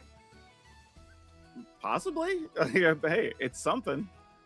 Particularly with no High Noon cost, I could see a version where Demon Furia maybe gets us out of this. All right, gonna go for an instep Metamorphose just to draw. Gets a Treasure Cruise. And a loot was the draw there. So we have a Faithless Looting. Looks like that's what's going to be the card for the turn. And the walls are somewhat rapidly closing on Giuseppe, though, because as soon as there's a second High Noon down, as soon as there's like an Interrupter getting left up, I think Giuseppe starts getting in a lot of trouble. There's only so many answers, so you have a pretty short window to try and close things down. Yeah, I'd be very curious sort of how Giuseppe's viewing this and how to like shape his way out of this. So Giuseppe doesn't know about the copy of High Noon in play. I think what you want to do in Giuseppe's seat is sort of set up to have a turn where you go Demon Furia, cheap spell. The Demon Furia deals with the High Noon, and then your cheap spells let you cantrip, put a Phoenix into play, and cast a Demi-Lich from your graveyard. I think that's the most clear path to victory for Giuseppe. Yeah, and this was a big draw for Bonin because he didn't have another card to play as a... I guess you need another blue card for the Force of Negation, and did find one there, so we can fight over stuff if it comes down to it. Yeah, being able to cast Force for free, pretty big here. I assume that's why the Lorien reveal was held. Yep, we're going to go for another Faceless Looting. Yeah, the question to me here is whether Nico wants to go for the Interrupter here to start getting some pressure down, versus just letting this resolve because it's a spell that doesn't matter very much, or even Force of Negationing it just to prevent Giuseppe having velocity. I think Giuseppe continuing to hit land drops is the scariest thing he can do, so I'm pretty sure you want to interact with this in Boney's spot. But yeah, whether or not you want to use the Interrupter versus the Force is pretty interesting. Yeah, the Interrupter does give Giuseppe a target for removal, which matters quite a lot. Yeah, that's what I was going to ask. Like, is it a matter of trying to just keep your opponent from playing spells, or at some point are we saying, hey, we have to close the clock here because we know we can just keep drawing cards on each turn? I think at some point you have to try and close the door. You can't just let the Phoenix deck cantrip infinitely. Like it's this weird space where like the mid to long game favors the blue-white deck, but if you sort of go into infinity, eventually the Phoenix deck will like put a bunch of lands into play and be able to sculpt its hand so that can go like end of turn answer, untap answer, play a bunch of spells, get stuff back. Yeah, even being under the High Noon, Giuseppe has pretty much found a way to play a card on both turns, it feels like, almost every turn. Yeah, this is definitely an example of the Phoenix deck being set up better post-spot. Though I will say, these points from the Even Interrupter are going to add up really quickly. We talked about how life totals drop really fast in this format. 2 more hits from this Interrupter leaves Giuseppe dead to the 2 High Noons. Yeah, that's very true. So at some point, you may have to just try to get rid of the Interrupter. Yeah, it's definitely something that needs to be dealt with at some point, though it's tough. There's not really great answers. I think I'd be considering Chain Lightning here, but you really want to be able to set it up such that you're able to go Demon Fury plus 2 spells after that. Currently, Giuseppe does not have that capability. And yeah, I think it really wants to cantrip aggressively to maybe try and set that up to happen. We see him hovering over the Fateless Looting. I imagine that's the main reason for doing this, is you want to make sure that you can have a big turn where you cast at least 3 spells to get your Phoenixes back on the turn you play Demon Fury. All right, we're going to try to get the Demi-Lich down. It's just going to get met by a Dismember. Yeah, Paying some Demi-Lich is extra kind of life. best possible scenario for Nico because these Dismembers are doing nothing in his hand. If a Fateless Looting or something of the sort were cast, it would pressure Nico to use one of the answers in his hand. But like the Force of Negation would have been pretty awkward to cast there, but may have been forced depending on what Giuseppe did. But yeah, given the way things lined up, he didn't need to spend a Force of Negation. The Dismembers were doing nothing, so he gets to get through one of them. And now he's in a spot where there's just not a lot that Giuseppe has left. Notably here, if he forces the High Noon, then he loses a Demon Fury. So it's really kind of a lose-lose situation for him. Yeah, you stop one to still be left with the other one. So not really sure there's any options left for Giuseppe. And we also know that Nico is still holding his own Force of Negation. I think Force of Negation here is basically forced, because if there's any interaction on Giuseppe's turn, we're looking at 4 points from this Aven Interrupter uninterrupted, and that puts Giuseppe at 9, so you're just going to die to the High Noon. So it's tough to 2-for-1 yourself, and one of the cards you're 2-for-1ing yourself with was an answer to High Noon, but I just don't think it was reasonable for Giuseppe to let it resolve. So I like recognizing that and trying to play around it here. Yeah, unfortunately, I think we're getting close to the end game. I'm going to try to cast an Art Light Phoenix the hard way. Does resolve, but we also know that there's another Dismember available. Yeah, and this is again sort of best possible for Nico. Like the main scariest things out of Giuseppe are non-creatures, and so not being forced to spend that Force of Negation, again, just excellent. All right, found another Restless Anchorage. Yeah, and Anchorage is really good here because this is just very cleanly a 2-turn claw. So you have Force of Negation for any spell that Giuseppe casts on his turn. You untap and you attack with the Aven Interrupter and kill with High Noon. And if there is a land drawn, I believe you can kill with the Restless Anchorage too by playing a land. I guess you're a little off of that, but if you just get another 2 points with the Restless Anchorage, the High Noon's probably going to kill eventually. So things looking pretty dire for Giuseppe here, I think. Yeah, we found another Chain Lightning. Looks like that's going to be the one spell. And he's going to get met with probably some bad news here. Yeah, I think I want to force this. It's just so cleanly lethal on Nico's next turn. And the things that would make it not lethal are things like Rending Volley, which you couldn't force anyway. So you might as well just spend the force here. Force Giuseppe's last card to be a Rending Volley, and you're in pretty good shape after that. Okay, so Sinking to Stupa locks it up, I believe. Looks like we're just going to activate Anchorage in attack here. Yeah, that works too, playing it safe. But yeah, Sinking to Stupa on any piece of interaction would have protected the Interrupter, and then you shock in the Hallowed Fountain for the last few points. Either way, though, it's extremely over. I don't think there's a way of beating the face-up Sinking to Stupa in Nico's hand for Giuseppe. Yeah, just a tough go for it in this first matchup.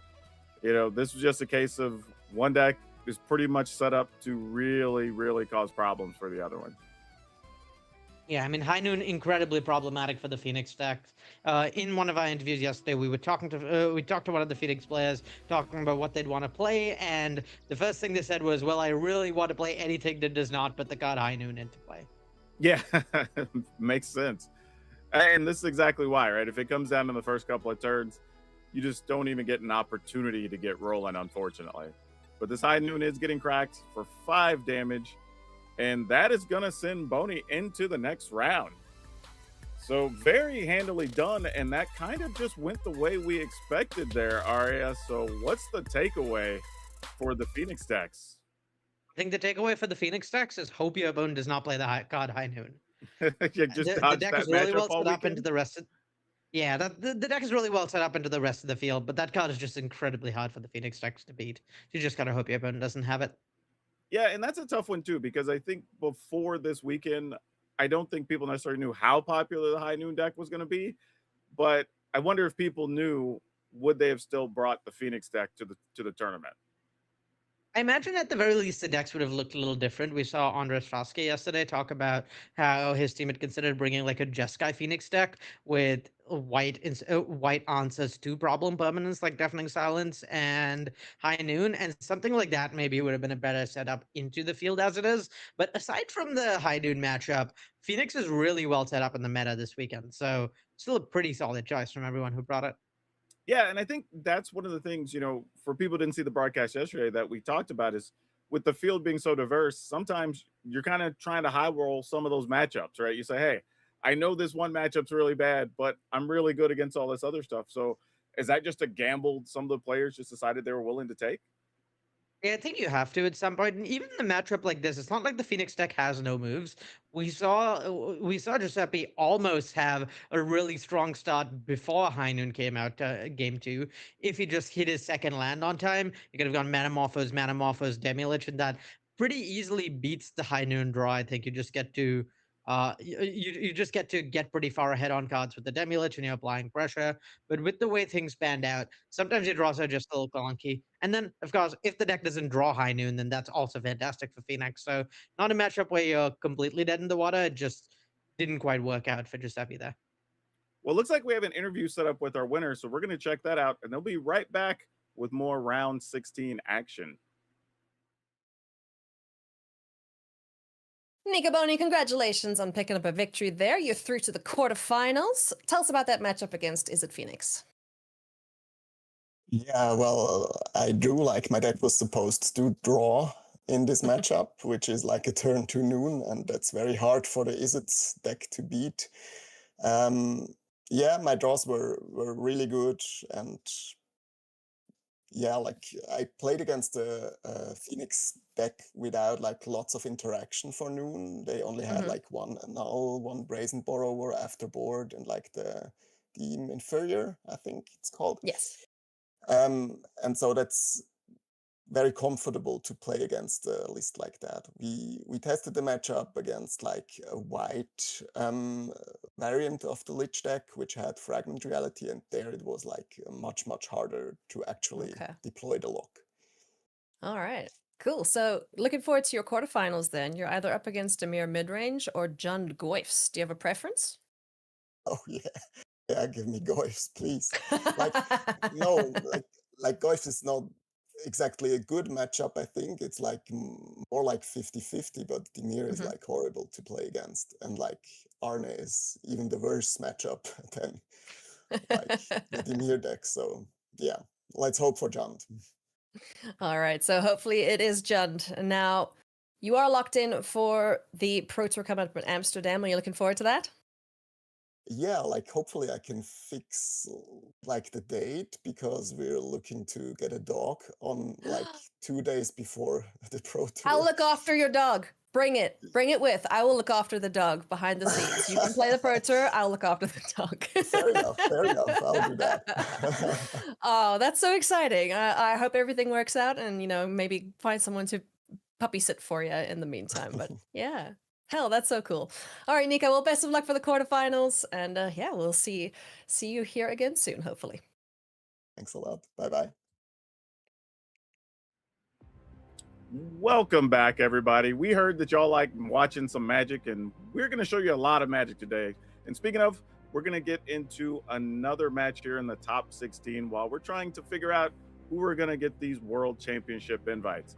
And Arya, we have a really good matchup in this one between two very interesting decks. We're going to be looking at an Orzhov Blink list that's playing up against Gruul Scapeshift. So kind of a real old schooler up against a little bit of a new schooler here, but we do have Alex Cons and Luis Bias playing here. And honestly, this is going to be kind of fun because we're already going into game 2 in this one, where Alex is up a game. So how do you think these sideboarded matchups are going to play out here, Arya? It's very much going to be the Gruul deck sort of trying to go over the top in combo, and the Ozov deck trying to disrupt as much as possible, particularly with both board pieces of disruption. The matchup in general going to favor like the combo deck. This Ozov deck is very good at grinding, but struggles a little against decks that truly go over the top, like killing you with Scape Shift. So really good for Alex that he won game 1. I mean, this Ozov deck does have some really high ceilings, so definitely no matchup is ever unwinnable for you. But yeah, winning game 1's probably the hardest thing, and post board, I imagine it only gets better. So back against the wall a little for Luis, but I do think the matchup is fundamentally favorable for him. Well, all right, let's get down there and check out this game 2.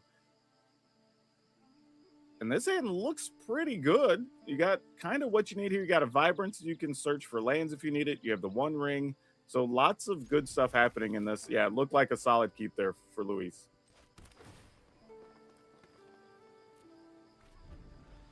And Commercial District going ahead and surveil and decides to keep the land, which makes a lot of sense. You know, you want to get all your early drops here. But a Hopeless Nightmare does not look like a fun choice, unfortunately. Yeah, a lot of what this Gruul deck is trying to do is sort of like just count to 7 lands. You just need to count to the right amount of pieces of cardboard, and just make sure you hit land drops until you get to that Scape Shift. The Ozov deck is not applying pressure super well until then. So something like Hopeless Nightmare that fundamentally is helping impose that counting problem on you, making it harder for you to just count to 7 lands. Pretty tough, and not something you're happy to see turn 1 in Luis's spot. Yeah, and that's actually a big card for Alex, just slowing down Luis from building up the way he wants to, while you're able to get multiple uses out of stuff like Hopeless Nightmare. Yeah, it just kind of puts Luis into a tough decision there. Yeah, I really like discarding the Scape Shift there. It looks a little strange to discard like the combo piece from your deck, but the appeal here is the One Ring is just going to let you count to 7 lands way more easily than Scape Shift is. There are not good answers to the One Ring out of the Ozov deck. So yeah, just recognizing that that's what the matchup is about. I'm going to keep the card that's just going to let me count to the highest number of cards in hand against my opponent who's blinking their Hopeless Nightmare over and over again. Pretty solid choice for this. Yeah, and then there's Thoughtseize paired with these couple of triggers from the Hopeless Nightmare, which does get rid of that One Ring and doesn't leave Luis with much to do now. Yeah, though Luis is very close to just having Valakut turned on manually, and that's another strength of this deck in terms of inevitability, is eventually all your land drops just start killing all the creatures out of the Ozov deck. All right, goes down to 14 on this attack step. And you're right, honestly. And you have double Valakut as well, so once you are able to trigger, could be pretty big. And I believe that's just enough lands to start killing things with Valakut. That's 5 Mountains in play. Prismatic Vista can fetch a 6th if desired. It is a little awkward that there's not a great answer to this copied Overlord of the Baelmurk off the dedicated Dollmaker. You need to find something there soonish. Otherwise, this Ozov deck is going to run you out of action. Yeah, how good has Overlord of the Baelmurk been this weekend? We've seen it show up in a couple of different lists, and people are just finding all kinds of ways to use this card. Yeah, I mean, there's so many different hooks with Overlord of the Baelmurk in terms of blink and copying and just various different ways to engage with different parts of the card, that it makes a lot of sense that it has seen so much success. All right, Luis, what do you got for us? So yeah, I think in this spot, what Luis is trying to do is survive another turn, and then play this gate at end of turn, activate this gate to tumble down, to try and get a non-land, like maybe a Scape Shift or a One Ring that can get him out of this. Though I will say, this is almost lethal from Alex, right? Yeah. With with the I guess this non-actual Hopeless Nightmare was only a token copy, so it's not quite lethal yet, but this is a pretty scary spot. I think anything that drains life is a really scary hit off of this Overlord. Lewis's life total is going precariously low. After fetching with this Prismatic Vista, he's going to be at 11 and taking 9. So he is running out of time. He will just get a shot to find a card that wins the game automatically, though, with this Gate to Tumble Down. Yeah, there's going to be a big high roll here. So like, there's a lot at stake on the next turn. This is one of those situations where it looks like everything went wrong for Luis, but still has an out. Yeah, and looking at the deck from looking at this Azov Blink deck, I don't really see any ways of preventing Escape Shift from winning the game, even the sideboard. There aren't really any hate pieces that do that in this deck. There's no reprieves or anything of the sort that can answer, that can like put Scape Shift back for a turn. So Luis just has like a 1 in some number chance of automatically winning the game on his next turn when he seeks with Gate to Tumble Down, particularly because there's no instant speed hand attack from this deck. Oh, so sick. This would be an amazing draw if he gets it. Yeah, and I mean, this is a testament to why the Scroll deck is so favored this it's so well positioned this weekend. The deck lines up really well into all these mid-range decks trying to grind because you do such a good job going over the top of them. Now these mid-range decks have really high ceilings, as we can see here. All right, so this is going to be 9 damage. And we don't see anything like a Hopeless Nightmare or anything like that. Yeah, I don't think there's anything that deals those last 2 points. Clarion Conqueror, not exactly the god with the most decks. It shuts down the One Ring if that's the draw. Yeah, you still got to go for it, I would imagine. Yeah, shutting down the One Ring is pretty relevant, because that's one of the more powerful cards that Luis could seek off this Gate to Tumble Down. Though, shutting down the One Ring also doesn't end the game necessarily. It will still fog for a turn for Luis. Luis essentially has 2 looks at cards that just win him the game on the spot. All right, well, here we go. Man, this is a high-pressure couple of cards incoming. Yeah, this is one of the things about playing one of these decks that is really powerful cards, not very much card selection. Okay, that's another turn at minimum. Yeah. Okay, is that lethal in 2 turns? Let's see. You can play lands out of the graveyard. You can get. Is there a mountain in the graveyard? Yeah, that's what I was trying to figure out. You're at 2, but I don't know. Yeah. Oh well, you have the. Okay, there's a Commercial Fabled District. Passage. Yeah. So you play Ice Still, play Fabled Passage, play the One Ring, and then you can shoot the Clarion Conqueror off of the Fabled Passage, and that makes sure that you get to activate the One Ring next turn if you want to. All right, you're still in this for one more turn. Oh well, there's a Dismember over there. There's a Dismember. If the Dismember gets spent here, though, then you get to crack the Fabled Passage in response and shoot the Clarion Conqueror. True. And then play the One Ring. And so at least at the very least, you're gonna get 1 more One Ring look next turn. Oh, So this is so rough. But hey, play to your outs, right? That's what they tell you. Yeah, so this is a Bolt for the Clarion Conqueror, keeps lets Luis get 2 more looks next turn. So I think I quite like Luis's spot here. There's just so many more draws that keep him alive in this spot, and I don't think there's very much that the Azov deck can do that actually has any relevance here. If you draw a Hopeless Nightmare, that's going to get you somewhere. But in terms of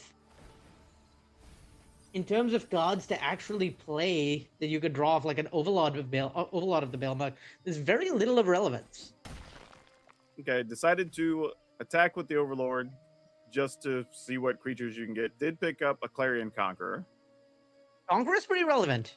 Getting to recur that matters quite a lot.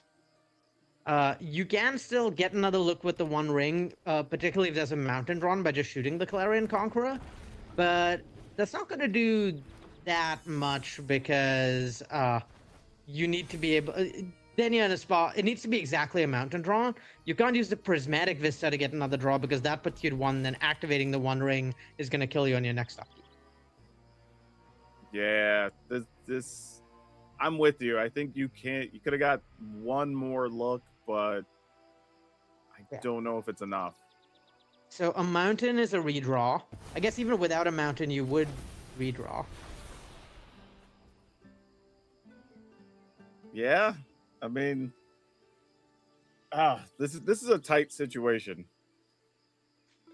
Okay, so I think what's going to be forced here is crack your Prismatic Vista, go to 1, get a mountain, bolt the Clarion Conqueror, and you have 1 draw to either find another One Ring or Escape Shift. Another One Ring also buys you a turn by legend ruling your initial One Ring. Yep, I think that's the line he's going with. Have to get rid of the Conqueror.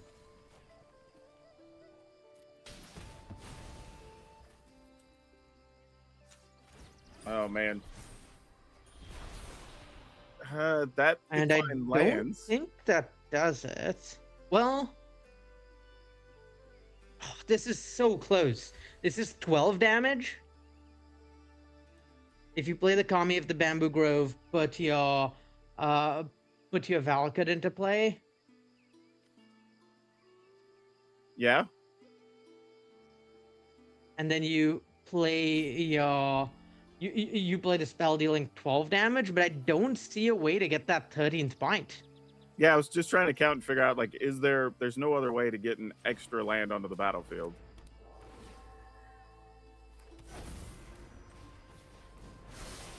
Yeah, this is tough. God, that's so close. Yeah, there's not a way to play another land this turn anyway, I suppose, so you're not really getting anything into play this turn. Yeah, I don't think there's like any instant speed ways of putting lands into play that could be drawn off of the One Ring, and yeah, this is lethal anyway, so close fight, but yeah, not quite working out for the Scapeshift deck.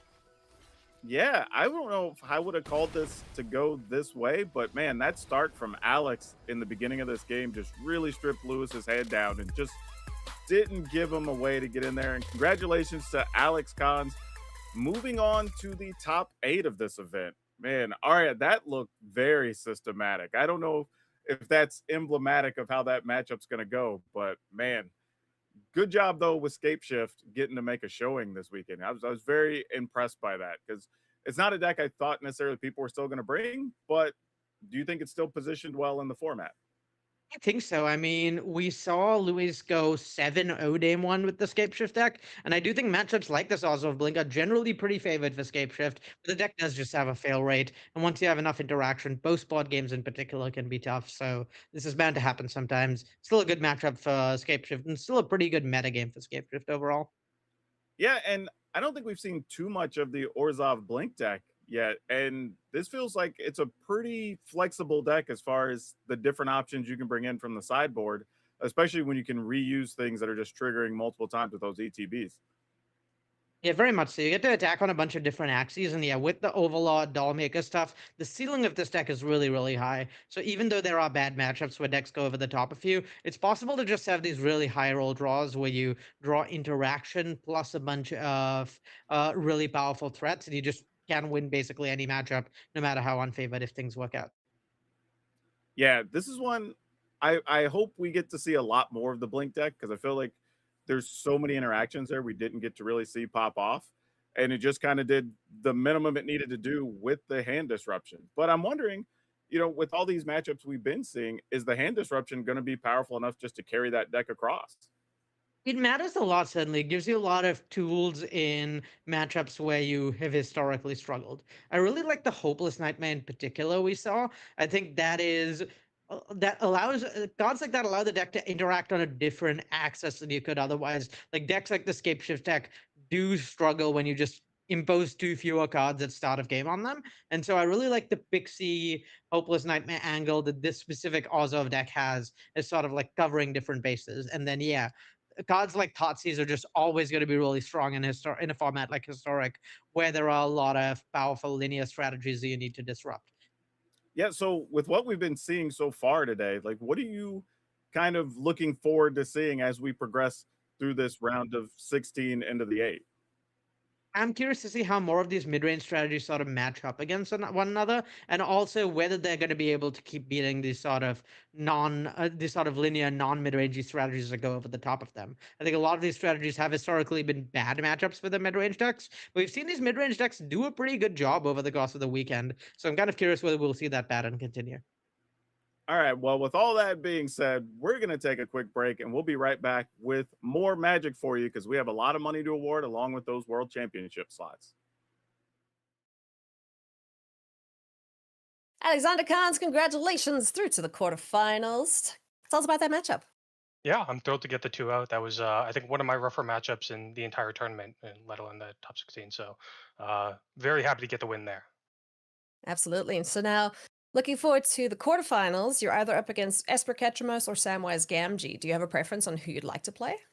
Yeah, I actually, I guess from a comfort perspective, I'd kind of like to face Samwise Gamgee. My teammates, Justin, he was kind of piloting the Samwise deck through testing, so I have a decent amount of experience in that matchup. All right, sweet. So your deck choice for this weekend, you played Orzhov Blink. You happy with it thus far?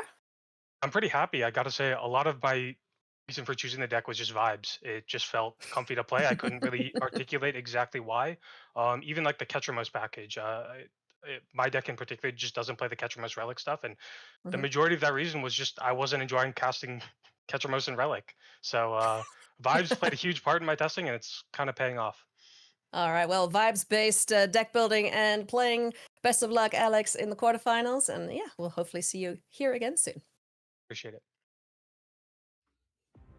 Hey everybody, welcome back to coverage of Arena Championship 12 here on day 2 of competition. We are working our way through our top 16 as we get ever closer towards our finals and awarding those 2 World Championship spots and a whole lot of money, and of course, the title of champion. I'm Maria Bartholdi, your host for the weekend. High stakes Magic, historic, single elimination all day today. Welcome back to the virtual news desk. We've got Paul Chian, we've got Corey Baumeister. We've already had some excellent matches this morning, a very diverse top 16 as far as deck choices are concerned. Let's take a look at our bracket now if we can and find out where we're at here in our top 16. We have been in the upper bracket all morning long. You can see the results of those matches right there on your screen as we zoom on in. Moving on, advancing, we have Orzhov Blink, Esper Ketramos, Azorius High Noon, and Jund Goyfs will be advancing to the quarterfinals part of this tournament. But now, of course, we need to turn our attention to the bottom half of the bracket as we continue to work our way forward. Paul, your thoughts on what you want to see here? Oh, well, we got a pair of these Phoenix matchups here, and I'm really curious to see kind of how they fare against one of the more popular decks in the field. We have Ivan Laushevich going up against Joao Andrade on Orzhov Blink. Very, very curious about that matchup, and also just want to see kind of how the Dimir mid-range deck actually performs here. We got Jesse Hampton going up against Satoshi Nakayama. I've been very impressed whenever we've seen that mid-range deck, so curious to see how that matchup ends up playing out. And Corey, what are you looking forward to as we turn our attention to the lower half of the bracket here? Yeah, I'm excited to see that bottom match there. The Azorius High Noon up against the Is It Affinity deck here from Max. I think that's going to be an extremely fast matchup regardless, and it kind of has to be because Max was saying earlier he's got a tea time at about 3:30, so he's trying to get out of here as fast as possible. Priorities, Max. Priorities, Max. Lock in. Oh, he's locked in on golf. Right. Yeah, he's locked in on playing those 9 holes. All right, well, Max, we'll try and get you out of here in time if you don't get yourself out in time. There's a look at the bottom half of their bracket where we will be headed in just a little bit. I love that, Corey Baumeister. Thanks for that reporting there. Some hard-hitting behind-the-scenes news. I love that stuff. Let's take a look at our next feature match that we'll be watching first as we head into the bottom half of the bracket of our top 16 here. Turning our attention to Makoto Atsuji on Yawgmoth versus Johnny Gutman on Is It Phoenix. Plenty of overall wins for both of these players on Arena, more than 18,000 for Johnny, more than 17,000 for Makoto Atsuji. Let's take a look at Makoto, who brought this Yawgmoth deck here this weekend with a 61.3 overall win percentage on Arena. Started playing Magic back in RTR 2012. That's when I started too. Has also played an Arena Championship before, played an AC9, made top 16 as well as part of that tournament. Says that's his proudest achievement in Magic. So he's really happy to be back here in the top 16 once again and happy to be back on the Pro Tour train. Let's take a peek now at his journey here to make it to the top 16. Corey. All right, so looking at this, the first thing that stands out to me is what is the matchup with, is it Phoenix against Johnny Gutman? Did he play against that deck at all? And it does not look like it. So no experience when it comes to playing against Phoenix in this tournament. I imagine he's done some testing outside of that, but pretty smooth road after round number 3. Started 1 and 2 and had to just win out, and win out he did. Impressive stuff. Yeah, let's take a look at this Yawgmoth list now. Corey, how do you like this deck for the weekend? Really, really tricky deck to play, and even tougher deck to play against. So it's going to have some similarities to the Samwise Gamgee combo that we've seen before. It has that Court of Calling, the Birthing Ritual, but the combo's a little different. You are using the namesake card of Yawgmoth. You're trying to get Young Wolf going, sometimes 2 Young Wolves, so they can kind of keep dying, get those triggers going. And then if you have something like Blood Artist or Sephiroth, you're able to drain your opponent out of the game. But even if you don't have one of those drain cards going on, you're going to draw so many cards and you're going to bury your opponent in card advantage. So keep an eye out for the card, the namesake card, Yawgmoth. When that comes into play, there's going to be some tricky stuff going on. Let's take a peek at the other side of things. In the hands of Johnny Gutman here, 61.9% overall win rate on Arena Run. Is it Phoenix this weekend? Has been playing Magic the Gathering since 2015. Has a Pro Tour top 8 at Pro Tour Edge of Eternities. Has a top 4 at the Neon Dynasty Set Championships and a top 16 at the New Capenna Set Championships as well. So good finishes at other Arena online tournaments for Johnny Gutman. Says he really wants another chance to qualify for the World Championship. So hoping to make the finals here today. Let's look at his journey getting to the top 16. Has he played against Yawgmoth? Yes, he did. And he won in round number 7, Paul. Yeah, with a clean 2-0. And yeah, pretty nice and easy road here for Johnny Gutman to get to where he did. Starting things off, winning 4 matches in a row, losing to High Noon, which makes sense. That is absolutely one of the worst matchups. We already saw it once, and that is the one deck that he doesn't want to play against. But against everything else in the field, this is a format that's been kind of dominated, at least in this tournament, by a lot of mid-range decks. And I think those are the kinds of decks that he wants to play against. So even these creature-based combo decks that aren't overly aggressive, as long as he can pinpoint utilizes removal spells on the correct targets, I think this is the type of matchup that he's not going to mind so much. So I think he's going to be pretty happy given the fact that, hey, the last match, his win in it into day 2 was against Yawgmoth, and he won in a clean 2-0. Yeah, let's peek at his build of Is It Phoenix for this weekend. What's most important here, Paul?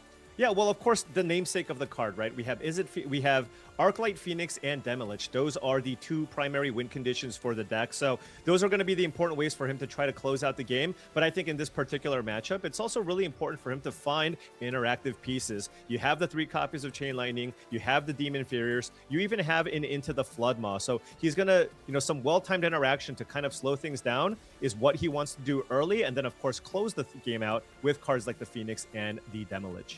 Let's find out what happens. It's time for some more top 16 action here at Arena Championship 12. All right, thanks, Maria. Here we go. We're getting ready to jump on in. Paul, I absolutely love just having high-stakes matches from the very beginning of the broadcast. This is so fun. Yeah, absolutely. Every round. I mean, these players are, of course, playing to make it into the top 8. And hey, look, you win with the 1 round of Magic. Boom, you go from $5,000 to $7,500, and of course, 1 step closer to making it to the World Championship. All right, so we're going to jump on in. See what we got going on here. Players starting off here. Game number 1. The graphic there for Makoto having 1 game. That is not correct as these players are starting this off. So we'll get that corrected. And looking at the opening hands, how do we like them? Yeah, I mean, certainly Johnny would like to have Chain Lightning. I think that's probably the best card in this matchup, right, for him, just to be able to slow down some of the accelerants or some of the creatures. But hey, it's a lot of these Izzet Phoenix decks opening hands are all going to look very, very similar, right? Yeah. There's just so much redundancy in Ponders and Thought Scours and Faithless Lootings. As long as you have a pair of lands and some of those cards, you're basically keeping almost all of these hands. So Paul, you're a Phoenix expert here, as you made day 2 of one of these events playing Phoenix. Whenever your removal spells are live, whenever you're playing against creature decks, do you just feel untouchable, or is it not always the case with every creature deck? Well, it's weird because, like you mentioned, when we were kind of previewing this matchup, Yawgmoth is just such a powerful card where, even if you fire off some removal spells, if Makoto just sticks any creature, right, and then just plays a Yawgmoth, he can just kind of use that Yawgmoth to just draw 2 or 3 cards in one turn, and that might be kind of tough to come back from. So I don't know that it's the end-all, be-all, but I do think it's very, very important, and it massively increases your chances in the matchup if you can start things off with, hey, there's a Chain Lightning there off that Faithless Looting. Yeah, that looks really, really good here. And we're able to discard some Demoliches. If we're going to cast Chain Lightning, and then we even have the Surgical, can't quite do the Demolich stuff here on turn number 2, though, huh? I suppose that's very tough to actually do. Yeah. Oftentimes you can do it turn 3. The card that really gives you the highest chances of doing so would be if you started things off with a Manamorphose, right? That's where this deck's capable of going Manamorphose, cantrip spell, removal spell, play 2 Demoliches. And of course, hands like that are pretty tough to beat against any deck. Yeah, you feel pretty untouchable. And we see the Surgical actually being, kept here from Johnny. Is that surprising to you at all? Like, is Surgical that good against Yogg? I think Johnny just may be thinking, hey, look, not only is this a free way to turn on my Demolich, but probably also just recognizing, hey, like maybe the games go to the point where I can utilize the Surgical Extraction to perhaps take one of your important combo pieces to kind of win the game. Because Surgical Extraction is a nice way to get Young Wolf when you sacrifice it to the Yawgmoth, right? Because it has that Undying trigger, it does go into the graveyard. So if you can break that up with that Surgical, Johnny probably identifying that is an important route, because if you play kind of a mid-range grind you out style game in this matchup, I think you heavily favor the Izzet Phoenix side. Izzet Phoenix decks normally beat up on all these mid-range decks, but of course, the fear of the combo is what always gives Makoto that chance. Yeah, makes sense. Being able to Surgical a Young Wolf with the Undying trigger going to the graveyard or something like that would be awesome. So here's the Ponder. We see an Arclight Phoenix. We see land number 3, which seems important. And then another removal spell I'm also quite happy about. Interesting to stack it that way, right? Wouldn't you want to surveil the Phoenix to the yard? That's what... I guess he wanted the land and the Chain Lightning as well, so I guess you can't have everything that you want. Is kind of my thought process here. But you can, no, right? You can, yeah. You could, yeah. This was, no, you're absolutely correct. I guess he just wanted to do it that way. But yeah, when you cast the consider, you absolutely, or when you set that up, you absolutely want to get that Arclight Phoenix into the graveyard. So. Yeah. Might have been a misplay here, a slight misstep here for Johnny Gaiman. But I think I'm seeing it. Is this Demolich? Did you need all the spells in the yard? No, I mean there's plenty of spells in the graveyard. Yeah. Okay. Right. Strange, but right. So as you mentioned, what you want to do is draw the you can mill the Arclight Phoenix and then just kind of draw what you need. Yeah, because you got to think. I think there's Johnny slapping himself. That makes a lot of sense, because the only thing that would be different here is there'd be an Arclight in play as well, and the top of the deck would be a mystery card. So I think Johnny's recognizing this, and what he should very much be doing is setting a stop in his upkeep to consider or to Thought Scour that away, wouldn't you think? Yeah, absolutely. Now, we'll note, despite that, he is extremely ahead. 2 Demoliches are on the battlefield. There's a Chain Lightning already in the graveyard. At this point, I mean, Johnny there's just not a whole lot of removal here from Makoto's side. But hey, Hardcast Boggart Trawler. Oh, wow. Okay. So that actually will slow down the Demolich at the very least. But as you mentioned, we still want to go for that upkeep Thought Scour. Try to hit some additional spells, including the Thought Scour here to play with the Demoliches. Okay, so there is the Thought Scour. Put those cards away. You can actually Noxious Revival back the Thought Scour here? Yeah, so that would allow you to play the 3rd spell, right? Because you can play the Noxious Rival on the Thought Scour, play it again, because if you don't do it that way, the Demolich it's an attack trigger, right? So with the attack trigger, after you attack, well, then you no longer have that opportunity to play the third spell to get that Arclight Phoenix into play. And Johnny's like, I've never been actually given the opportunity to pay green mana with this, but we see the Yavimaya on the battlefield. That mountain can actually be a forest, so has the opportunity to not take 2 damage here if he so chooses. But he's like, yeah, still, what's the point? Right, absolutely. So draw that Thought Scour, play it again, maybe hit another Phoenix, right? Certainly a chance. That's the dream. And here is spell number 3 and Thought Scour number 2. Did not hit that, but Treasure Cruise is a decent consolation prize, but it doesn't look like the Demolich has anything to cast right now, though, right? Right, yeah, especially with that mountain in hand. I mean, you just can't cast any of these cards. I suppose you can cast Noxious Revival. Yeah, and I think why not, right? You already have the mana. It's going to be free. Put yourself a Thought Scour on top of the library, or better yet, put an Ignoble Hierarch on the top of the library for Makoto. Just as a form of disruption, I suppose. It's like, well, I don't really care. Like, would I rather you draw Ignoble Hierarch or anything else? Yeah, right? or would Johnny rather draw a Manamorphose to get that going? And I kind of like this. This is spicy.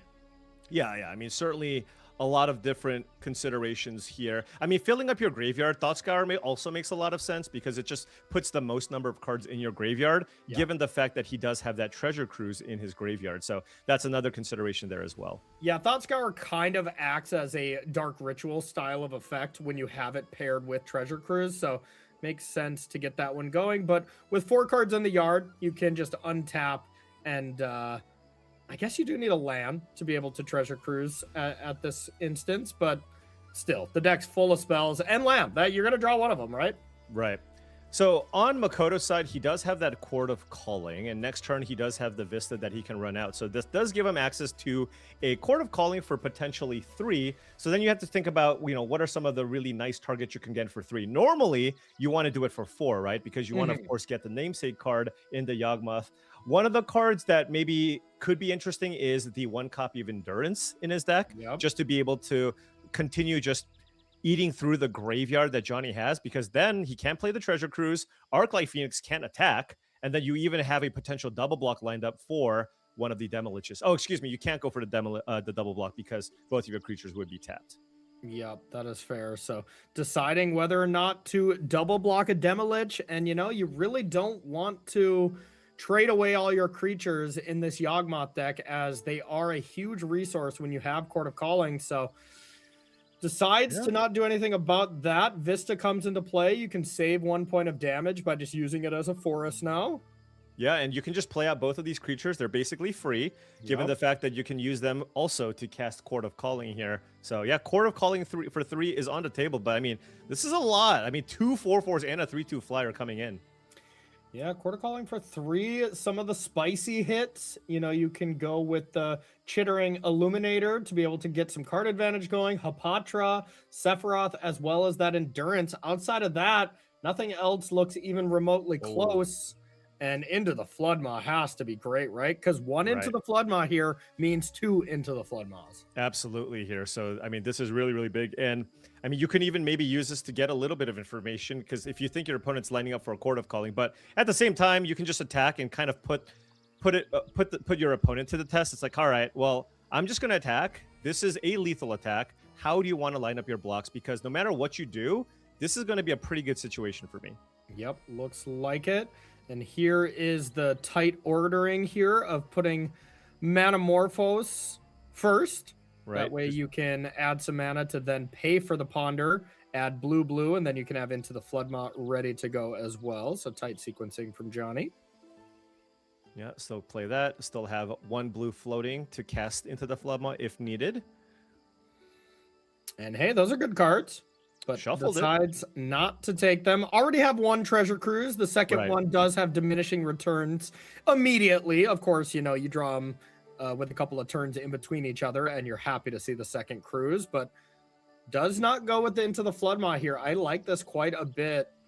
All right, just going for some blocks here. And Johnny going, I can just cast this Demolich out of the graveyard if I need. So I'm just going to pass priority here. And now Makoto will Chord for 3. Cord for 3. Let's see what it's going to be. And it is just Sephiroth. Okay, that makes a lot of sense. And that is saying, okay, I want to sack one of these creatures and gain some life. And Johnny says no. Nope. Yeah, I mean, that would have been really interesting. You could have even possibly flipped that Sephiroth, but with that into the Floodma, that just breaks everything up here. And I just don't see a draw that can really get you back from what Makoto has to deal with right now. It usually starts with Yawgmoth, but I'm with you. It doesn't look that great right now, but one thing you can do is tap the Ignoble Hierarch. I guess you're making a plant, sack the plant, and then you have a 2 block mana for the Demolich. Yeah. And we gotta point everything back to you know, early on in this game, turn 3. That Arclight Phoenix should have connected one extra time. Oh my. Okay, Birthing Ritual as well. That would remove a blocker, but of course, if you can just sack the Hierarch and put another thing in play. So yeah, gonna go for it here. Okay, I mean, and of course you get another drain trigger off of the Sephiroth too by sacrificing the Ignoble Hierarch. Okay, and then if you not over yet. Yeah, and then if you can find like a Marionette Apprentice that allows you to put 2 creatures into play for more chump blockers against Demolich. Okay. All right. Badger And Bolt now, Cub. one thing to keep in mind from Johnny here is has the ability to go Swift Spears, Techniques, then cast a Demolich here as a hasty 4-power creature here as well. Right, yeah. Swiss Spear Teachings. Does he have the ability to also... What's Treasure Cruise for now? Oh, there is a Prismatic Vista. So that would be a Treasure Cruise that you could cast for 2 mana if you like. You can... But they would require you to exile the Demolich in your graveyard. Okay, but that's kind of not the biggest deal when you already have an extra one in hand. Is there any burn spells in the graveyard? There aren't. There is an Into the Floodmaw that you can keep, right? But that if you do that, then you can't play the Demolich with haste. So how does it look? Demolich with haste, attack with both, Into the Floodmaw, one thing. Yeah, so that puts you 1 damage short, because if you attack with everything, let's say you bounce the Sephiroth or the Badgermole Cub, the other creature is forced to block. You get in for 7 points of damage, and that would put Makoto down to 1 with no board. Yeah, but just the Colony Garden. Yeah. Yep, just the Colony Garden and a Birthing Ritual, and presumably a Sephiroth back in hand, but it would actually be up to Johnny which creature chump blocks. So he might say, I want Badgermole Cub in your hand more than I want Sephiroth. Right. So we shall see. That is the play that Johnny's going for, and all this putting Makoto down to 1. Gotta keep going back to that consider play where the Phoenix could have been in play 1 extra turn.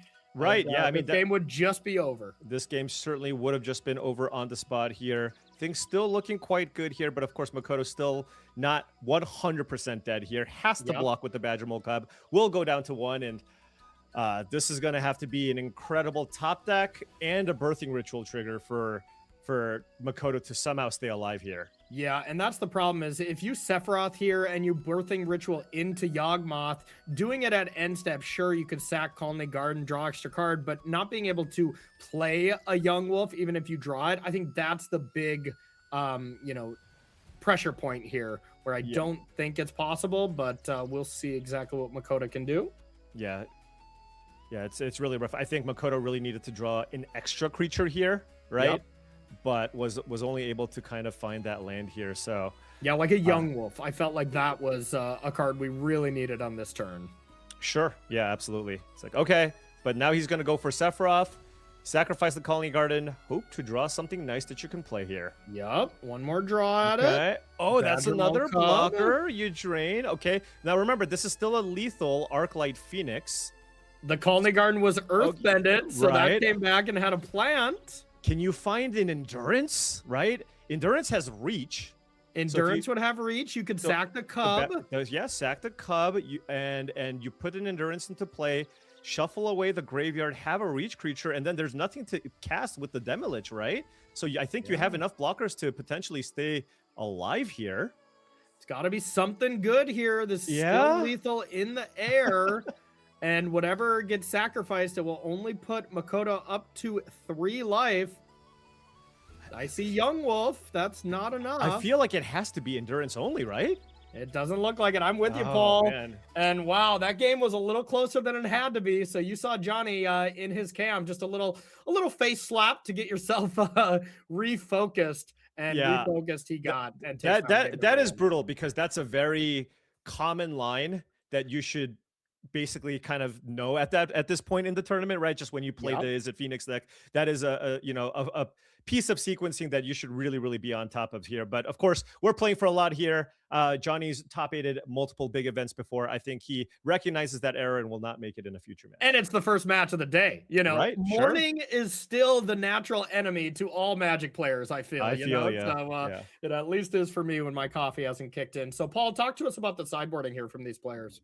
Yeah, so taking a look from Makoto's side, creature-based combo deck. Actually, it doesn't look like he sideboards too many cards here. 1 copy of Abrupt Decay, 2 Thought Seizes, and an extra Endurance coming in. Endurance just as a way to attack the graveyard while also having a nice blocker for the Arclight Phoenix. Actually boards out 2 copies of Birthing Ritual. Now, normally that would be the type of card that you would think would be pretty nice just as a value card in this matchup. But, Deem Inferior, I suppose, is a nice way to disrupt that in some way. But yeah, a little bit surprising on the Birthing Ritual. Same thing, actually, it's actually really interesting. Both sides not really sideboarding very much. Johnny Gutman only bringing in 1 Spell Snare and a Force of Negation here, just to have as an answer to, perhaps an end of turn Court of Calling there. But both sides sideboarding very lightly in this matchup.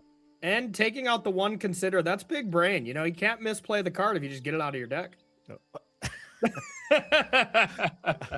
Johnny, if you rewatch this, that's on Corey. That's not on me. That's on me. Johnny's my buddy. I'm of course kidding. All right, there we go. Let's get this going. Johnny with a keep here on 6. Spell Snare on the draw, though. That's pretty big, right? Yeah, absolutely. Being able to have that answer to Badger Mole Cub. There's a ton of good 2-drops. Oh, what is this?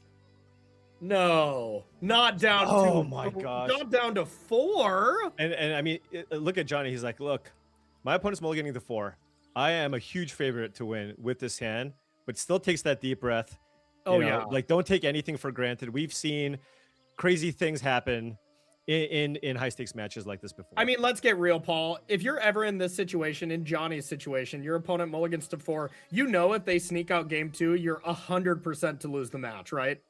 Right. That's how it feels, right? Like if you lose one where they mulligan so low, right, or like you punt or something, game 3 you're automatically mulliganing to 5 or something silly like that. Sure, right, yeah, for sure. All right, so here is the turn 2 play, and no matter what it was gonna get spell snared, and that is exactly what Makoto did not want to see when you are already so low on cards. And here is Johnny's turn, starting it off with a Ponder. Wow. Sees a little bit of interaction and some pretty good cards, Paul. Yeah, absolutely. I mean, this just allows you to kind of filter through your deck, actually possibly keeping this. I mean, you don't really want to Force of Negation, but it just gives you a little bit of added protection if maybe Makoto goes for something like a Birthing Ritual on his turn. Here's the thing, Paul. Do you force a negation pitching your Treasure Cruise if and when this Birthing Ritual comes down? Like, that's a real cost here for Johnny. Like, and that's what I mean. It's like, I don't think Johnny wants to do it, but he drew the Force of Negation and didn't shuffle just in case something like that might happen, right? Because Makoto's down to the 1 card and he's going for it here. I mean, just think about the nightmare scenario is if right, you do let this resolve and Makoto plays Young Wolf, like you're in a lot of trouble. Right. No, absolutely here. So Johnny going to need to find one of his nice win conditions here. Perhaps lead things off with Manamorphose even, just to dig a card deeper to try to increase your chances of finding a Demolich here, or possibly an Arclight Phoenix after casting Faithless Looting. Actually, Johnny being patient here, waiting a turn to give himself an additional draw step at finding those win conditions. And will it backfire? Thoughtseize is off the top here for Makoto, and we're going to be able to pick apart the Manamorphose. Johnny will have the option of saying, hey, I'll put this teachings into your hand, or into my hand, and allow you to look at that, but no real reason to do so. Right. Yeah, and then for Makoto, just thinking, well, this is kind of unfortunate. It's, what is my path to victory here? Is it through just sticking a creature and getting some damage in? Do I just take Chain Lightning, for example, right? Just because, Manamorphose and Faithless Looting, they kind of do a lot of the same thing, allowing you to just kind of churn through your deck. Totally agree with you, Paul. Big choice here. What are you taking? I think I'm taking Metamorphose if I'm Makoto. Yeah, I mean, Faithless Looting is one of those cards where you're inherently just down a card, and Johnny's already down to 3 cards after mulliganing and casting that Force of Negation, right? So it's not like he's super ahead on cards anyways. So I don't think Faithless Looting is necessarily the best thing to take here, especially because you can flash it back. So Metamorphose probably is the card that you want to take just to make it so that you want to kind of stretch this game out and have it go a little bit longer here, because right now Johnny has a little more resources. And normally you take the card that sets up your next play, but well, when you mulligan down to 4, what next play, you know? Right. So here is the Swift Spear's Teachings, a really sweet card. And Faithless Looting, so needs to just, if you can find an untapped land, you can play the Faithless Looting. No, it doesn't quite. Well, you can discard a Demolish, of course. Yeah. All right.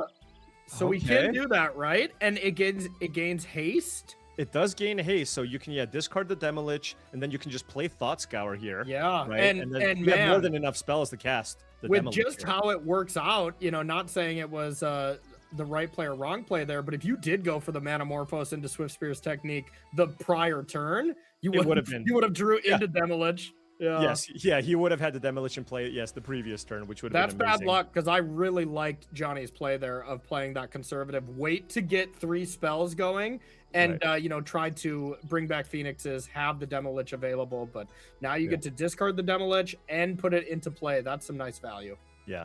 Now, it will have haste, but given just how the mana situation works, you won't be able to actually cast the spell off the Demolish this turn. But hey, get in for 4. Makoto has no interaction right now. Yeah, I was wondering if you just give it Prowess. Yeah, that was certainly a consideration as well. I mean, does he actually even have a way to kill it? I don't actually see a creature, because he brought in Abrupt Decay. I don't even know what the Abrupt Decay does.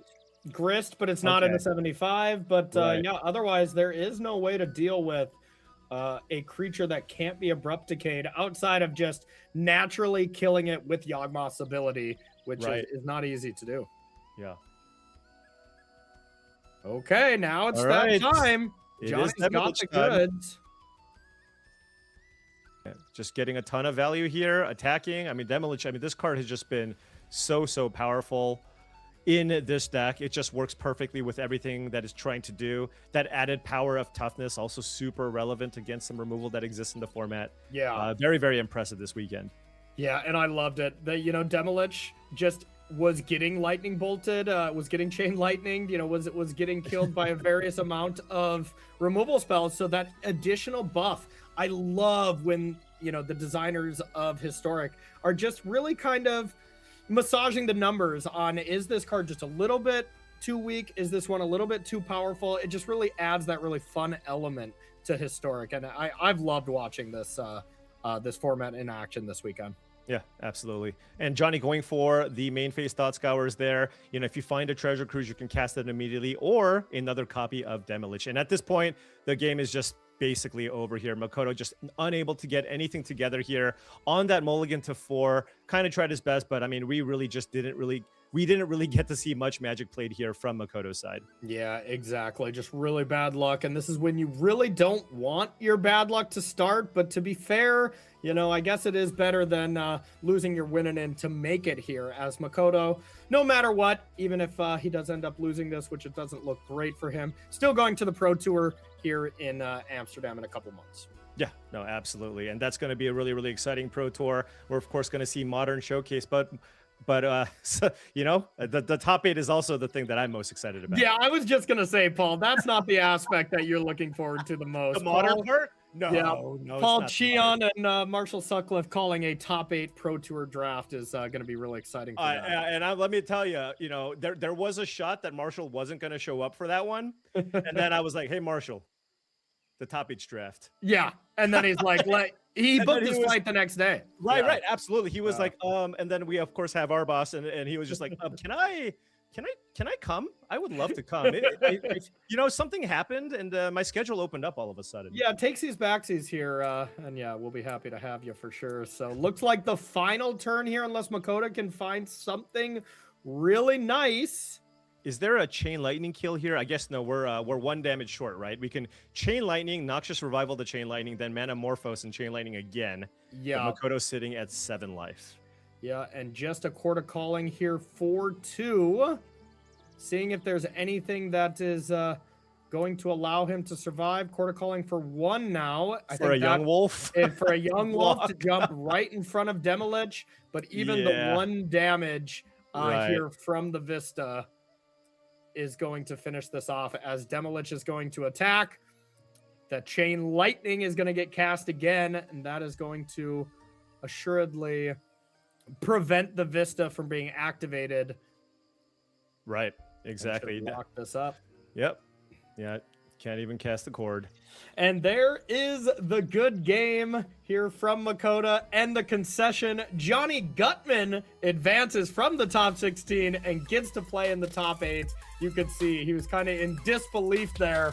But hey, we all believe it. Johnny Gutman is a phenomenal player. He really was kind of born on the arena streets here as he had so many great results when we were kind of all digital for 2021, 2022. And then him making it into the top 8 at Pro Tour Edge of Eternity kind of cemented it for me that he's just one of the best players. Yeah, no, fantastic player here. And even then, you know, a lot of players after a win, you're happy, right? You're like, you're thrilled, you're good. But Johnny, a little bit, like you said, faced a little bit in disbelief, probably just thinking, you know, I'm happy that it's like a sigh of relief that I won this one, but I know that, you know, there were a couple of lines there where maybe I could have done something a little bit differently. And there's a lot more Magic to play, especially if you want to qualify for that World Championship slot. So gonna have to, of course, clean things up maybe a tiny bit, at least from his perspective. For me, I probably wouldn't have even understood what I did wrong. And I would be like, yeah, money. But for him, of course, he has bigger goals in this event. Yeah, and that's the thing is you walk away from that with a win, but you know, the best players in the world, they look back and they think about that consider, you know, the minor thing where they gave away a little percentages. And that's honestly what creates such an amazing player. You look at like someone like Nassif, always breaking down his games after he plays them. And that's what you got to do at the highest level to keep improving and get to the upper echelon. So, all right, sounds like we got an interview with our newly top 8 competitor here, Johnny Gutman and Ailey Loney.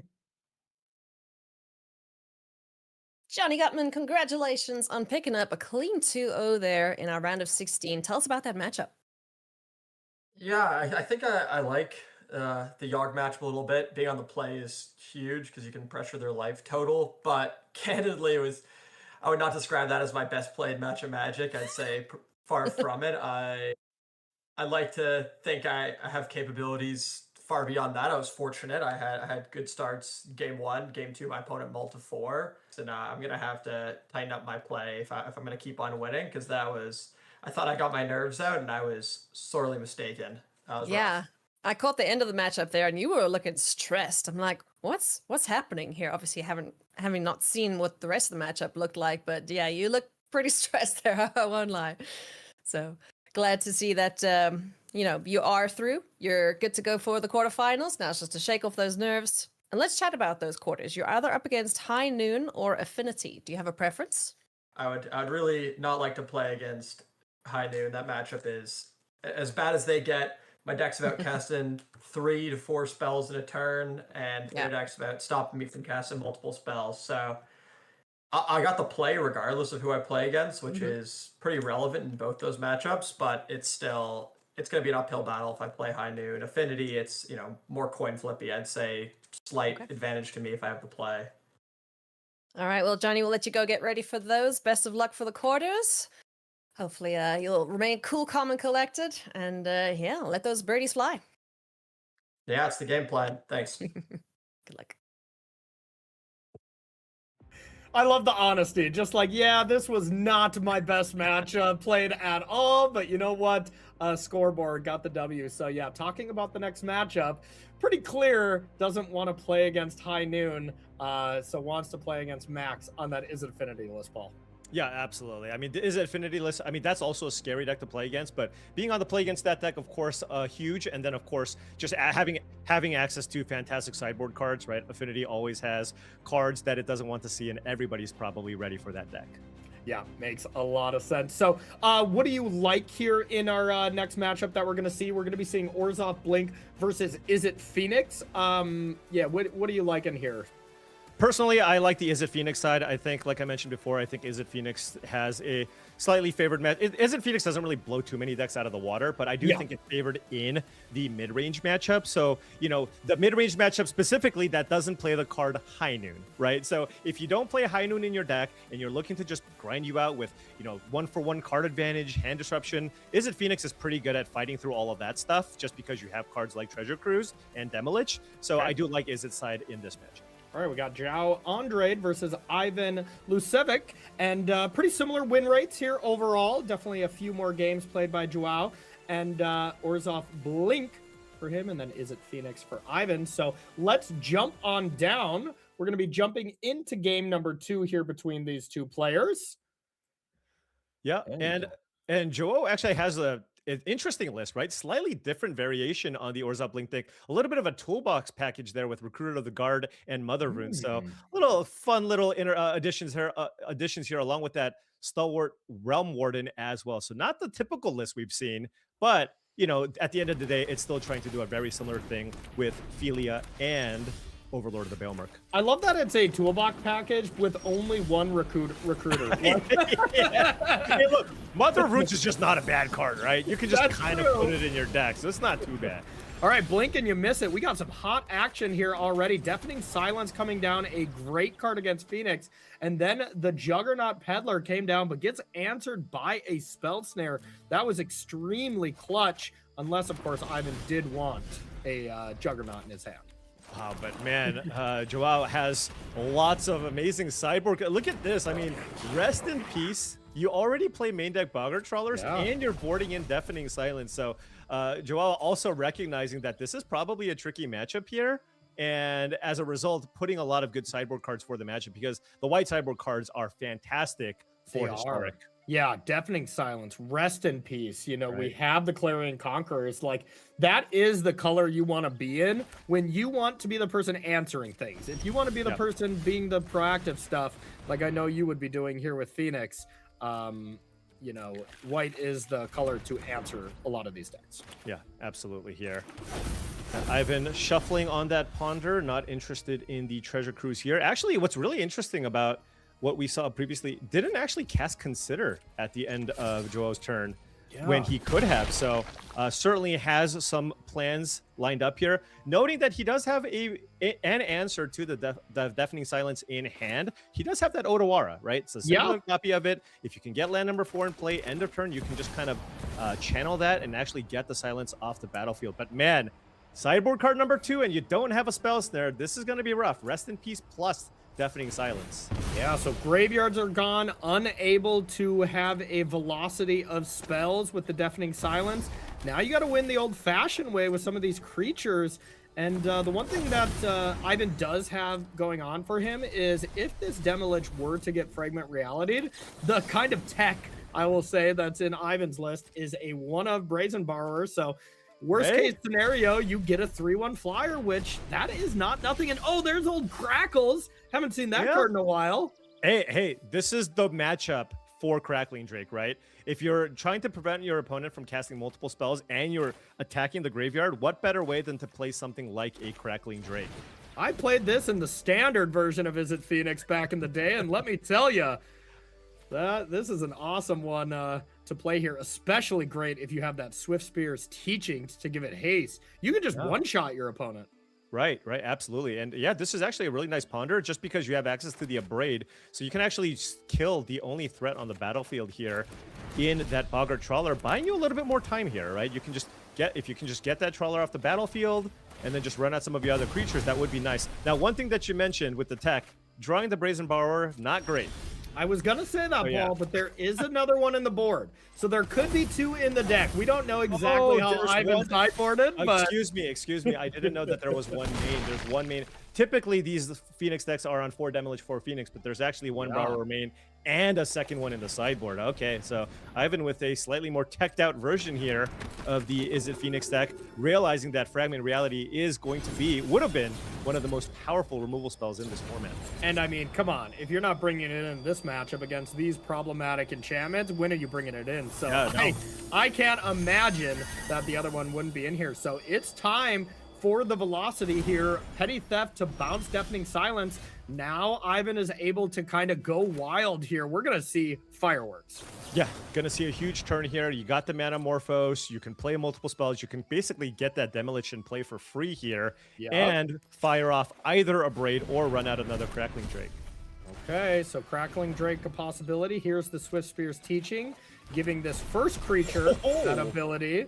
A little Lightning Axe to deal with Mom, Mother of Ruins, the original Mom. Yeah, multiple interactive spells here. So I guess if you really wanted to, you could even kill both of the creatures. Yeah, and that's the thing here is when this is your one turn to cast as many spells you want, non-creatures, is this the turn where you really want to play Crackling Drake? I don't know, maybe. Yeah, it's weird. It's just Joel has 3 cards in hand. Of course, you know about the Deafening Silence. You have to think that there is a pretty good chance that he's got a Fragment Reality in hand. So curious to see how Ivan approaches, you know, which creatures to play. Do you want to bait the Fragment Reality and have him use it on the Demolish instead because Rest in Peace is in play, and maybe wait one turn and play out the Crackling Drake next turn? I can totally see that as a possibility. And I think if it was up to Ivan, he'd be like, I don't want to use this one-time boon on this Demolish. Can I hold it for the second creature? Right. So he's gonna... Here's the Demolish. Yeah, sure. I mean, look, hey, 4/4 Haster is still pretty good. Yeah, it's not going to do anything with Rest in Peace in play, but do you think this is going to get Fragment Reality still? That's a great question, too. I mean, if it's attacking, maybe not, because this is kind of a damage race, and Ivan's already at 13. But on the flip side, Ivan's probably thinking, well, if I put you on a removal spell here, then I might as well get in my 4 points of damage. Yeah, I think if Joao had perfect information here, would be holding this, right? This is bait. This is pure bait, this attack with Demolish, because Crackling Drake, for anyone who hasn't played with that card, it's not the cards in your graveyard only. It's the cards in exile. There's second Brazy B here. Yeah. Now, mana being slightly awkward here for Joao because he only has the 2 whites. So you can't go Flicker Wisp plus the Philia, but you can still go Deafening Silence end of turn Philia here if you'd like. Pretty aggressive to do it right now, but hey, you're at 13. You do got to minimize what's going on here. So Deafening Silence passed, and we're going to play the good dog, but here's an 11-4. 11-4. Oh, man. I mean, that's basically going to be very, very close to lethal here. Hey, look, and we're now at a point, too, by the way. You know, there's all these hate cards. You can just cast Arclight Phoenix, and it's not terrible here. Yeah, no, it looks great here. So this is 11. That's 3. The Arclight Phoenix is lethal. Let's see if it happens. That's Witch Enchanter. Yeah, and I mean, if you think about it from Joe's perspective, I drew Fragment Reality, Rest in Peace, and Deafening Silence, right? You can't draw up a better hand that, at least theoretically in this matchup, but Ivan, with these Crackling Drakes, with 3 mana creatures in his deck here, actually able to play through all the hate and still put himself in a position here to win this game. So Ivan gets to go Flicker Wisp on the land. The Witch Enchanter will come in as a 2/3, so you kind of get to get 2 creatures into play, which is nice. You also get to do a nice... Yeah, you can do another trick if you want to attack with the Philia. You can blink out Flicker Wisp, and then that comes in at end step, and then you can blink something out perpetually, well, for 1 turn. With Flicker Wisp, but you have to give away Philia, so that's not very good. Also, like, I know you don't want to do it, but it's like, do you blink away the Drake? You don't really want to do that either. No, you don't. So here's Arclight Phoenix. We are going to attack. Boom. What is the block? You think that you are just going to... We're chump blocking here. Yup. Chump blocking here. Spire Bluff Canal is going to come down as the land, and we're going to pass. And that's it. That is it. Snap, crackle, and pop. Ivan is heading on in to the top 8 thanks to the one of Crackling Drake here in the sideboard. How amazing is that? Yeah, just some incredible sideboarding here, just recognizing, you know, some of the weaknesses that this deck could have. And of course, you know, the Fragment Reality being such an effective card, having the 3 drops, which also act as ways to bounce some of the best sideboard cards that people can play against you. Yeah. Just a really well-tuned version of Is It Phoenix here to give you answers to some of those hateful white cards. Yeah, I have been so impressed with Ivan's play yesterday. Like I watched, all of his matches we saw on camera. He's just playing really tight technical Magic. And now just looking at his list, I'm really impressed with his prep. All of the one-ofs, the Brazen Borrower in the main for the Fragment Reality, the Crackling Drake's post board, recognizing all these incredible white hateful sideboard cards of Deafening Silence, Rest in Peace. They don't do anything to Crackling Drake, and we really saw that on display. I think Ivan basically won that match in deck building, and it's really cool to see. Absolutely. And it's one of those things, right? This Phoenix strategy has just been a deck that's been around forever. Yeah. So if you're just somebody who's familiar with the deck and have played it for a while, you're just going to see people almost come out of nowhere and be like, oh yeah, this person is an actual master. They just have hundreds of hours playing this deck. And yeah, I mean, it's one of those decks and you kind of are seeing mastery in display here. Oh, 100%. Phoenix is one of those decks that's just been powerful for so long. Even you can day 2 an event like this. I know, so good even I can deck. So sounds like we got an interview here with Ivan and Ailey Lodi. Let's go listen in. Ivan, congratulations. You've made it through to the quarterfinals. You are still undefeated. How are you feeling? Great, and lucky. Great and lucky. 2 good things to be in a Magic tournament. Tell us about that matchup there. So I did practice a little bit with my friend last night. I think it's a close matchup. Opponent has a really cool deck in my opinion. I did not see a list similar to his before the tournament. He has a lot of problematic, let's say, combos, maybe even locks against my deck.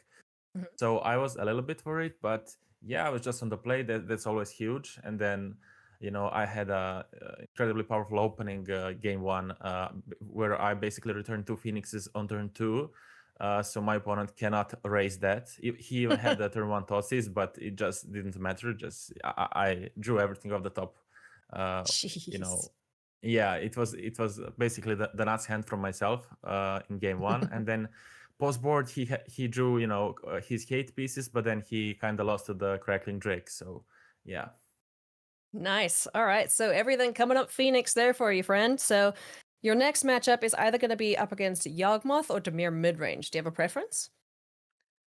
I think Yawgmoth, because well, the Dimir midrange list is really cool. Another let's say innovative list. It really looks like a legacy deck, and most of the people in the tournament are playing pioneer level decks. So Dimir looks like a scarier deck, and also I think the player is more well known, right? So probably yeah. So let us go with the Yawgmoth.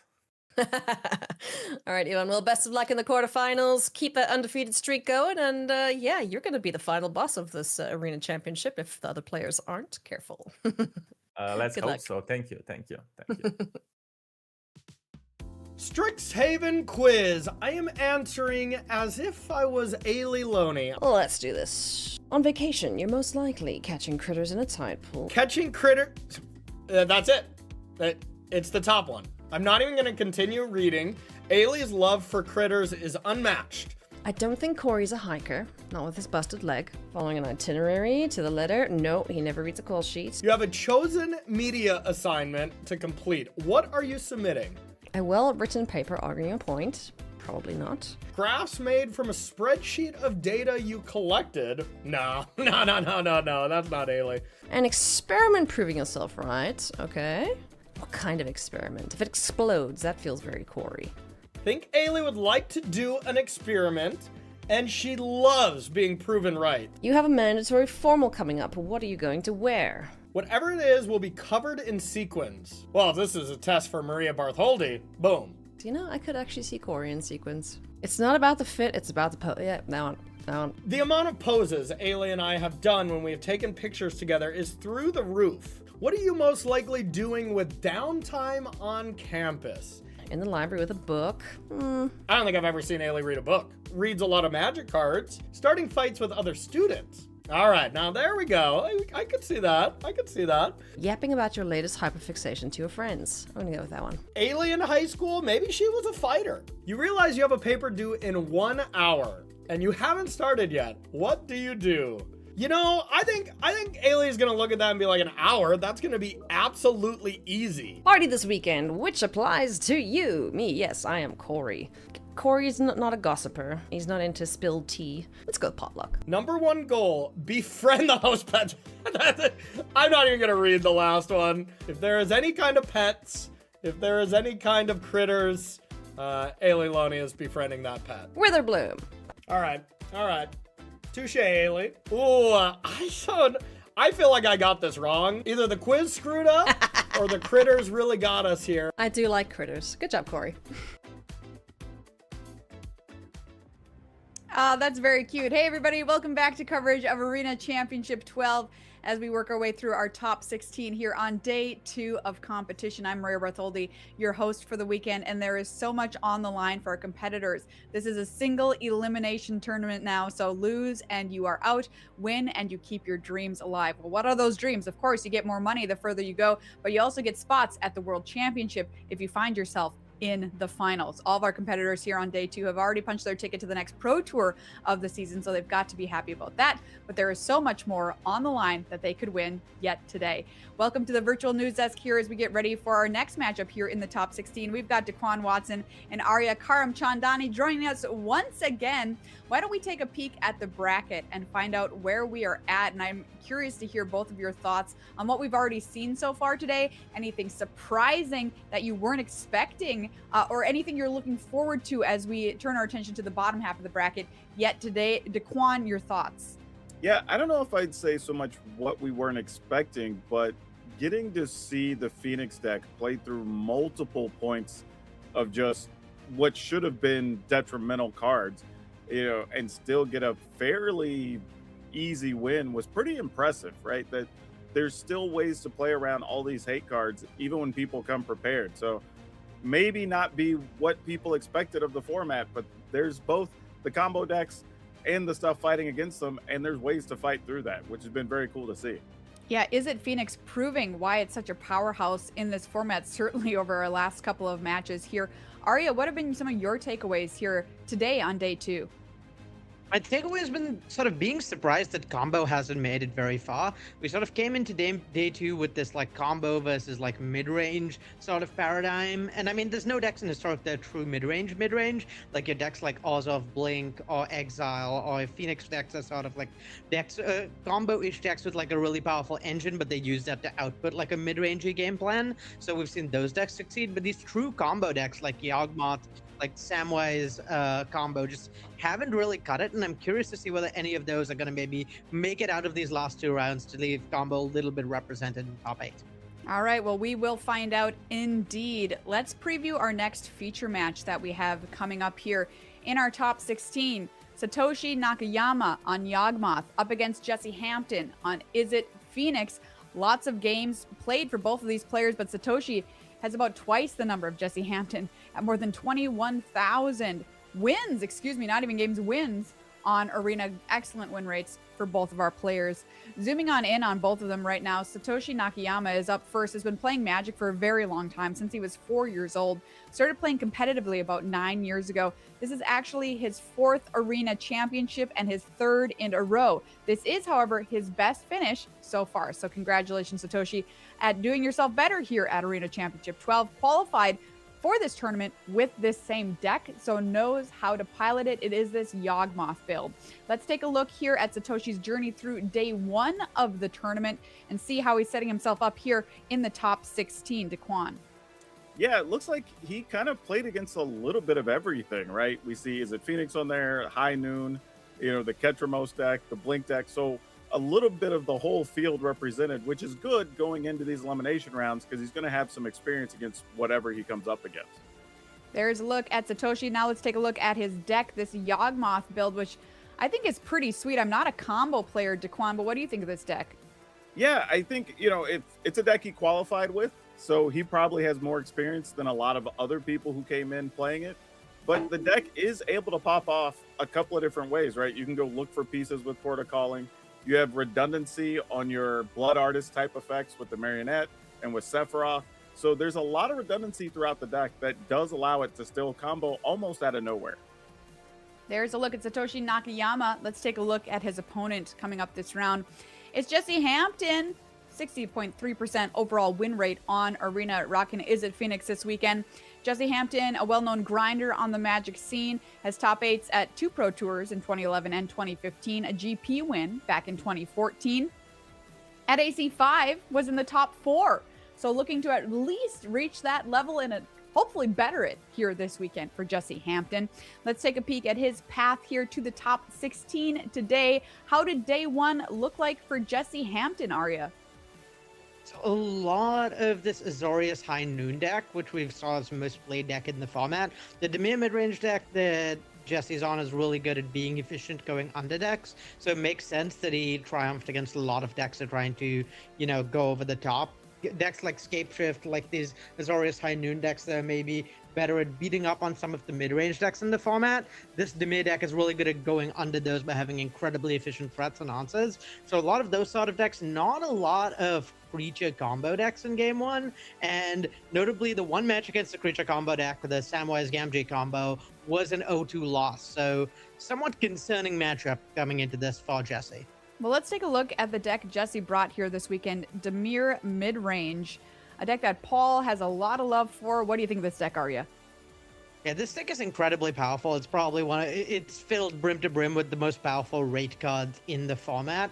We had Ivan describe this as a legacy level deck when everyone else is playing pioneer level decks, and that's a little bit true. The threats here are literally among the most powerful in all of Magic. There's free counter spells, free interaction, and snuff out as well. So the power level on these cards is through the roof. You have a Lurrus Companion, which again is not something that's legal to do in very many formats. So really, really high ceiling deck.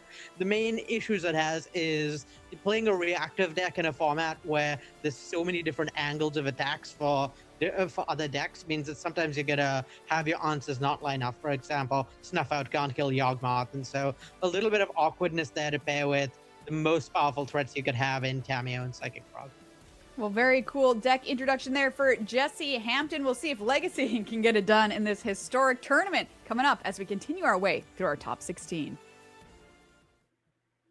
All right, Arya, looks like we're going to have a good one here. But to your point, you did point out that the one kind of problematic matchup for Jesse was a creature combo deck, and that's what he's up against this round against this Yawgmoth combo.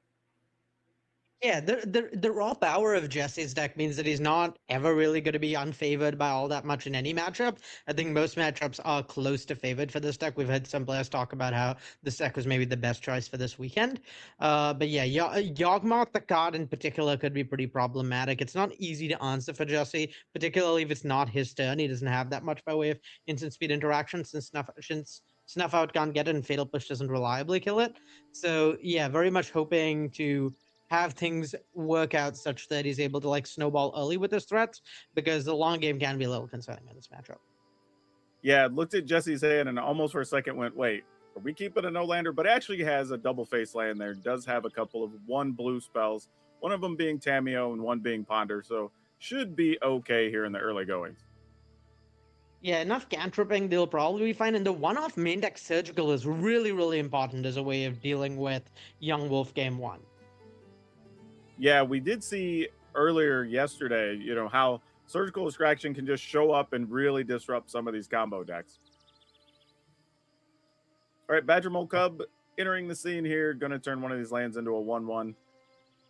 And back to Jesse, who does not find another land, so we're going to have to ponder on this turn. Yeah, a little awkward that this means there's not going to be any interaction for a Yawgmoth coming next turn. Wow, looks like we decided to shuffle Andrew and did not find a land. So this is kind of the risk of keeping that one land opener. And this is going to be huge because this means it's going to be a Yawgmoth coming down with that Jesse having any way to answer it even a little bit on the horizon. Missing land drops is a little bit distressing on that axis. Is double birthing ritual almost worse than a Yawgmoth here for Jesse somehow, because this is just going to let Satoshi snowball in value in a way that his deck can't really answer game 1. Yeah, literally just go if assuming he hits the cards, I mean, you're just going to roll into value here. This is going to be tough to come back from.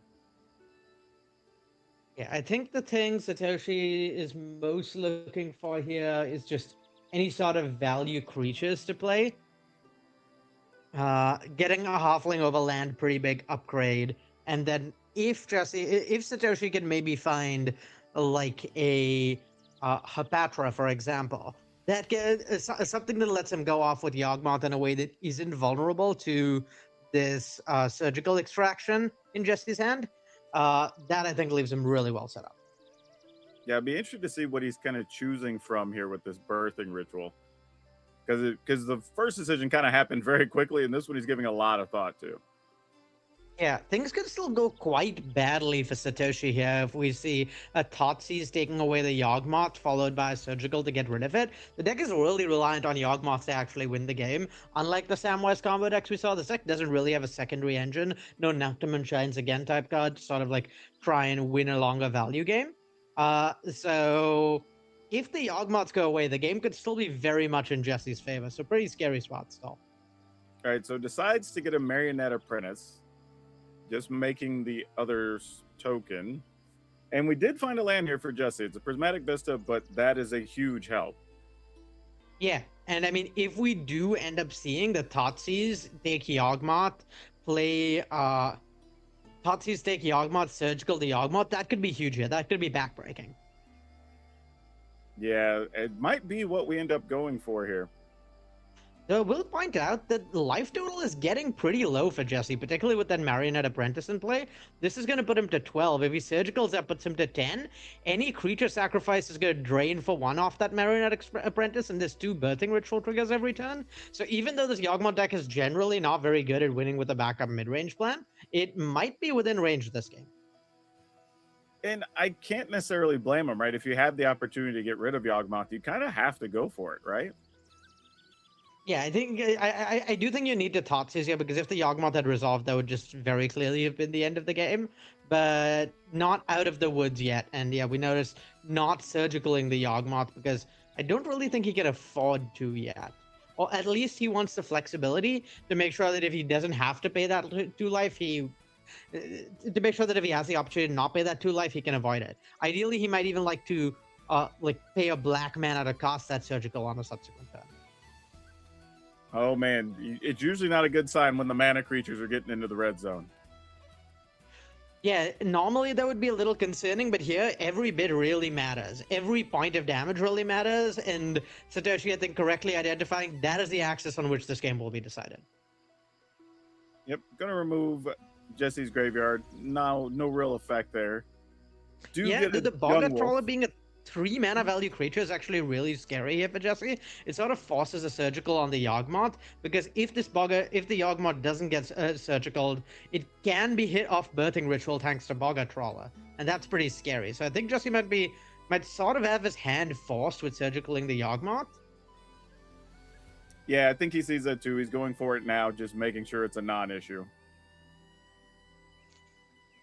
Yeah, if we hit like another Marionette Apprentice or a Blood Artist, that's a lot of damage. This Young Wolf getting sacrificed to Birthing Ritual to put a 2-drop into play, that's another point of drain, putting Jesse to 7. All of Satoshi's creatures dying are gonna deal Jesse damage. Jesse doesn't really have a way of clearing the board through those creatures, so pretty scary spot. Yeah, and there's a Blood Artist. And yeah, to your point, there are a couple of Fatal Pushes. Right now can only cast 1 of them, but it is just trading a Fatal Push for 2 more damage. Yeah, trading a Fatal Push for 2 damage, really not good, particularly given what he's a 5. Never mind, trading a Fatal Push for 3 more damage, even worse. And this game is looking pretty over for Jesse. Really impressive, like, sort of backup aggro game plan from Satoshi. Yeah, I don't think there's anything else you can do here in his list. Yeah, Thoughtseize is just more damage you can't afford to take. And a Pact or negation that doesn't really do anything there. All right. Well, that was a tough one. I think that's just a case where Jesse kept a pretty ambitious hand and it just didn't work out in his favor. And to be fair to him, he did have a couple ways to dig and look at some cards and just didn't come together. Yeah, missing his land drop really put him too far on the back foot, I think, for him to be in that game. And then on top of that, It's worth noting the hand, like a lot of that damage that game, Jesse did to himself. We saw 3 damage off of the land turn 1, 2 damage off of Tatis, 2 damage off of Surgical, 1 damage off of the Prismatic Vista. Like that stuff really adds up. So you do need to be careful and recognize the risk. I think like Jesse recognized the risk of what he did, but yeah, hands like that make it really hard to come back from missing a land drop because you just add so much of a life total disadvantage. Yeah, and it doesn't look like there's a lot of sideboarding action from Jesse, but Satoshi is bringing in particularly more Thought Seizes to really disrupt some things, and kind of a few little key pieces here. But I think those are going to be the most important cards. Yeah, like you said, disrupting what Jesse is doing, or really just like hitting Jesse's answers before they can engage with what Satoshi is doing, really important. All right, does at least get Tamio here early to get things moving, but there is a young wolf from Satoshi, and Satoshi's hands actually pretty strong setup here, but there is a fatal push that will be disrupting things. Yeah, I think in Satoshi's spot, you really just want to get permanence into play early, so this hand's pretty good at doing that. Yeah, got another clue there from Tamio, and I think we're just going to see that every turn. Yeah, this hand is pretty slow from Jesse is the main issue. Fonda, Flow State, both pretty awkward to cast while also trying to either play Psychic Frog or hold up Counterspell. Yeah, is that really the issue? Or is he deciding if he wants to Flow State or Psychic Frog in exchange for just leaving up the Fatal Push? Yeah, I think he's figuring out whether he wants to hold up a counterspell for Birthing Ritual. We saw that card generate a ton of value for Satoshi last game, and I think that's definitely the scariest card for Jesse out of Satoshi's deck, since it isn't really answerable for him and generates a lot of value. Yeah, and really carefully played here. Just going to go ahead and Thought Seize, getting all the information, and we're likely going to see the other Young Wolf hit the battlefield. Just putting permanence into play. Pretty strong for Satoshi here. Probably trying to clear the way for an eventual card for Yawgmoth would be my guess. Yeah, this is a thought. Or a Thought Seize, more particularly. The Young Wolf's pretty good at slowing down the Psychic Frog. Snowballing value off Frog is one of the scariest things this Dimir deck does. Frog is the premier threat of the format. And so having just a almost infinite supply of jump block is really good, I think, against this deck. All right, Jesse's going to ponder again, being a little land light. Do find Watery Grave and 2 Thought Seizes on top of the library.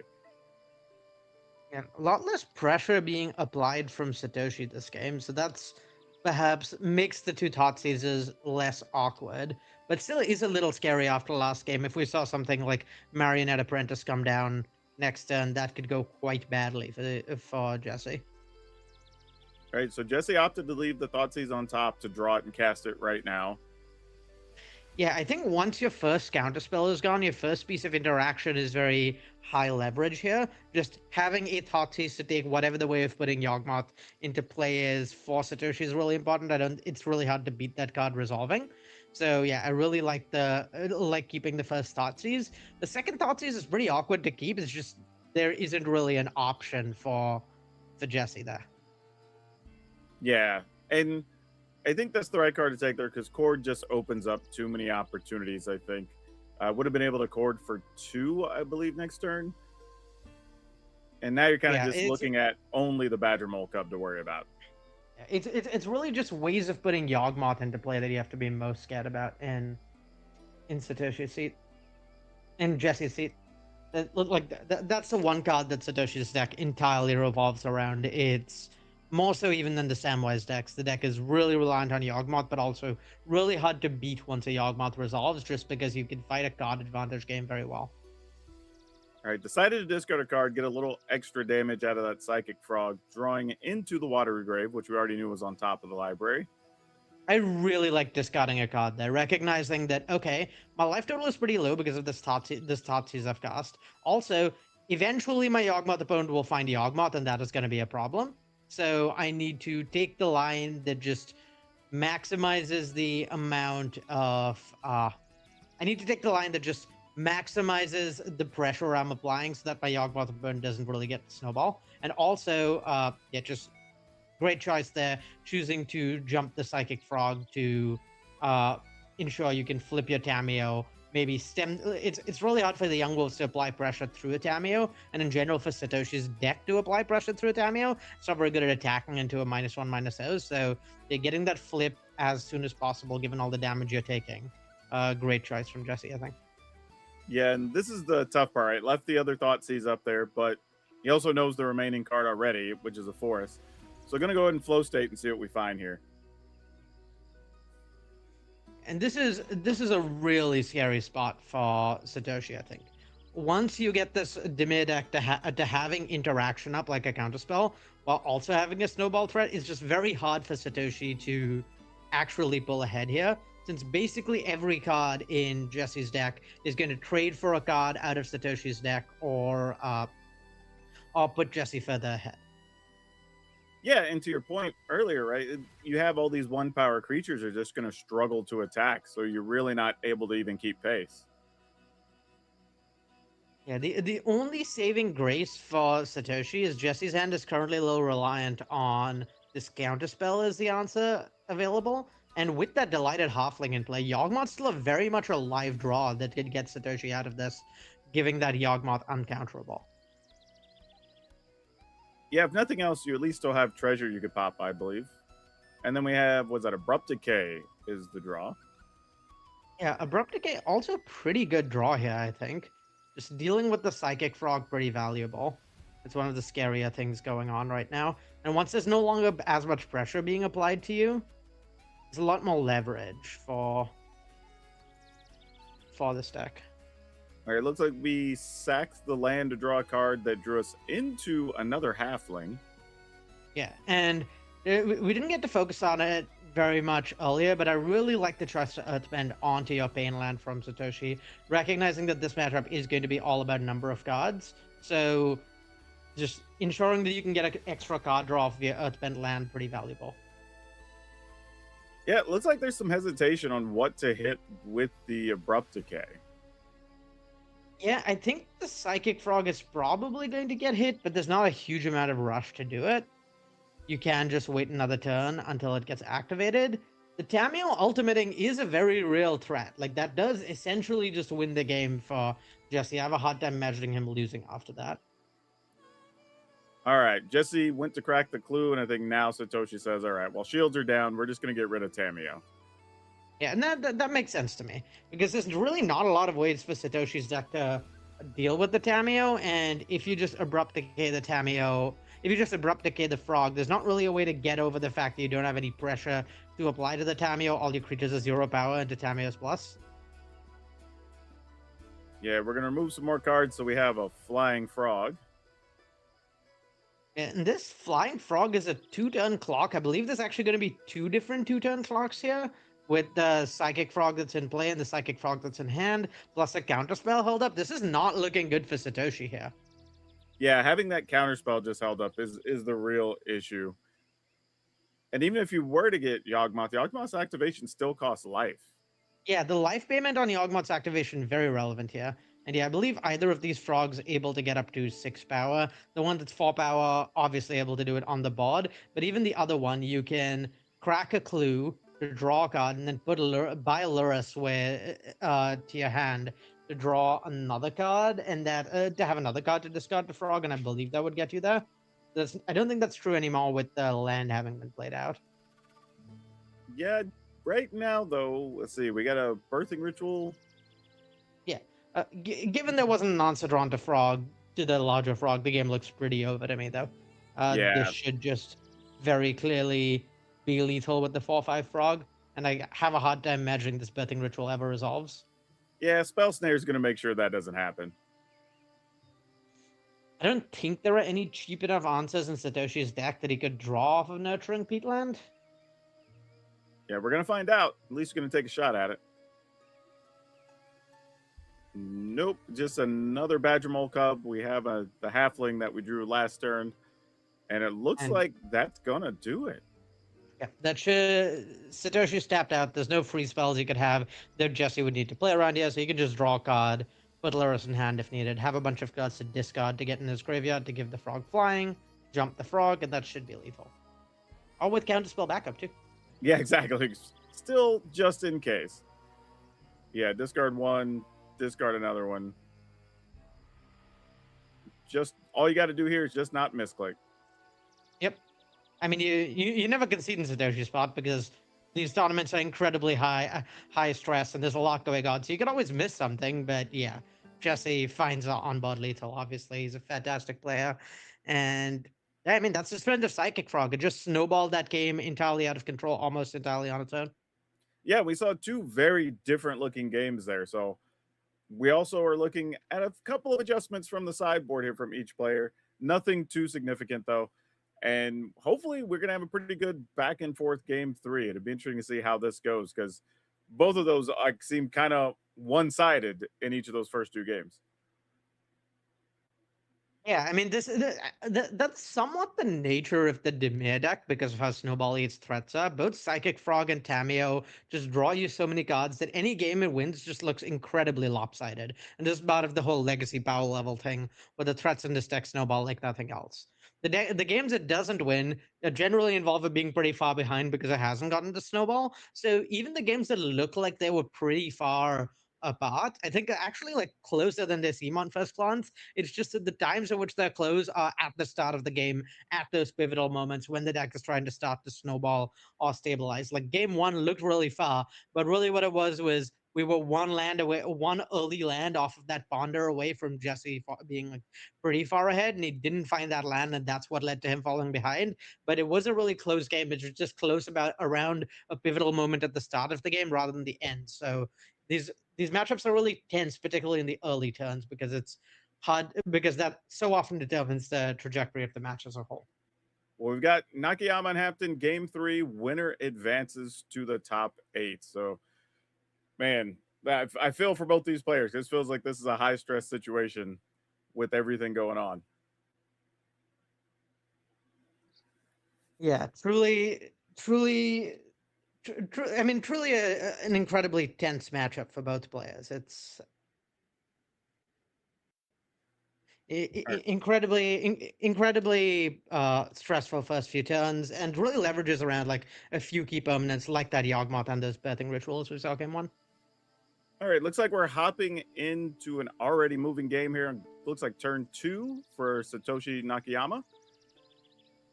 And he opened with a Hierarch. So just building mana here, nothing too important. Looks like a Thoughtseize also went off, and I'm trying to see what he took there in that first turn. I believe that's a Chittering Illuminator that was taken.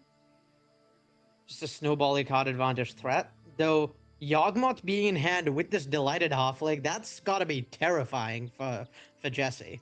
The Yawgmoth is face up. He knows this is coming, and there's nothing his hand can do about it. Yeah, I was just looking at his hand. There's no answers here. So what if this comes down? We're getting real close to a problem situation for Jesse. Yeah, like what does Jesse even do here? He can't play out Tameo because it just gets eaten by the Yawgmoth. He does have a surgical, I guess. So that helps a little bit. Yeah, you can surgical the Young Wolf, and that'll help a little bit, but that is still, at the end of the day, falling behind on cards. So I'm not super thrilled to do that. I'm trying to figure out what the 4-mana card in hand for Satoshi is. It's one of the removal spells. Let me see if I can find it. Is it a Pylon? Yes. He has no. Is it Pylon? Yeah, I think it's a Pylon, so that's a convoke removal spell. Yeah, it is. It is. Yeah, having a surgical for the Young Wolf means you're not going to get comboed this game, but it's just really hard to play a fair game against Yawgmoth as well. Yeah, like, the amount of card advantage it is in this matchup is pretty tough. Yeah, I think now that it's on the battlefield, he doesn't have too many answers. No, it's really just those fatal pushes he's leaning on for the most part, and he doesn't have a fetch land to enable Revolt for them. He doesn't have like a threat that's going to be great at snowballing. Playing something like a Tameo out into Yawgmoth is pretty awkward, because your opponent just gets to turn a bunch of creatures into cards while also removing your Tameo. It's not something you're thrilled to do. I think Jesse's looking at a pretty narrow window to find something that actually deals with that Yawgmoth before he sort of falls insurmountably far behind. Yeah, and having a pair of Ignoble Hierarchs is actually reasonable because that Exalted is going to let you get a couple extra points too. Yeah, no, extremely relevant here. I think that the life total for Jesse really matters. We've seen how so much of his interaction is very life costly between like Thought Seizers, Surgicals, and lands that cost a bunch of life, either with these bolt lands like Sink into Stupor and also Prismatic Vista and Watery Graves. A lot of damage dealt to himself out of Jesse's deck. Yeah, the only good part, if there is one we could say for Hampton, was that there wasn't much beyond that. But we just drew some extra action here. So yeah, we second do Chittering know that Illuminator is huge here. Yeah, and you can't really do much there. So here comes this other Ignoble Hierarch. What? Nope, he pump faked us for a second. Yeah, the thing about Illuminator plus Yawgmoth is just a pretty difficult card advantage engine to beat. Theoretically, Illuminator is restricted by the fact that you're not always going to have creatures on top of your deck, that you don't really have a lot of control in these green decks about what's on top of your deck, but Yawgmoth letting you modularly draw any number of cards is really strong with Illuminator. It's looking like a pretty scary card advantage engine, particularly against all of these Force of Negations in hand for Jesse. Yeah, so Ariel, why do you think he was hesitating to play the Hierarch there before attacking? I think the reason for that is he might not want to play the Hierarch this turn at all. I think he's going to sacrifice the Hierarch he already has to put a counter on the Tameo, and then if he finds a creature on top of his deck that he can play with Chittering Illuminator, he'd much rather cast that than another Hierarch. Gotcha. Well, looks like we found a land, so probably not what he was hoping to draw. And looking at the look on his face, he didn't look happy with that draw either. Yeah, land is not thrilling, but I mean, he's just going to get to keep drawing cards with Yawgmoth. Like, each one of these exchanges where he sacrifices a creature to put a counter on Tameo and to draw a card with Yawgmoth leaves him so far ahead. It's really hard for Jesse to develop threats into that Yawgmoth without answering it, because he can't really discard cards to Psychic Frog or keep a Tameo alive through your opponent drawing a bunch of cards with Yawgmoth. I love having the cams on both these players as well, because they both seem like they're stressing different ways. Which is when a Badger Molcub on top of the library is huge here. That's 2 more creatures for Yawgmoth, but essentially free because you're getting to play it off the Chittering Illuminator. That's killing the Tameo, leaving Satoshi with a bunch of board presents afterwards. This looks so hard for Jesse to come back from. Yeah, and this really just turns off Tameo from doing anything effectively. Oh, I really like this. I want to point out Satoshi opting not to sacrifice a creature and kill the Tameo on his turn because Jesse had 1 black mana up. Fatal Push needs Revolt to kill Yawgmoth. Jesse hasn't had a Revolt sauce. And so recognizing, okay, if my opponent has Fatal Push, that's the one way they deal with by Yawgmoth.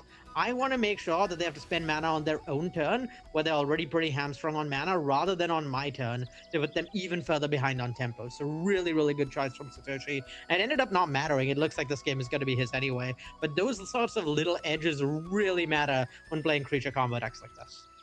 Wow, Jesse's hand. That's a good poker hand. He's got a full house. But unfortunately, it does nothing here. Yeah, Force is full of counter spells. Not really what you want against a creature deck with a bunch of stuff in play. Yeah, now it's just, Satoshi having to figure out, okay, what is in your hand, right? You haven't done anything. He has to assume at least one is some type of counter spell. But what's the rest? Yeah, at least 1 counter spell is pretty clear. It's hard to think what the rest of Jesse's hand could even be here other than counter spells. It could be stuff like Thoughtseize, where you don't want to pay life because your opponent has essentially infinite cards. But yeah, not really sure what Satoshi's probably wondering what he even needs to play around here. And so yeah, I like just sending with a bunch of creatures, putting Jesse at a low life total that's hard for him to come back from.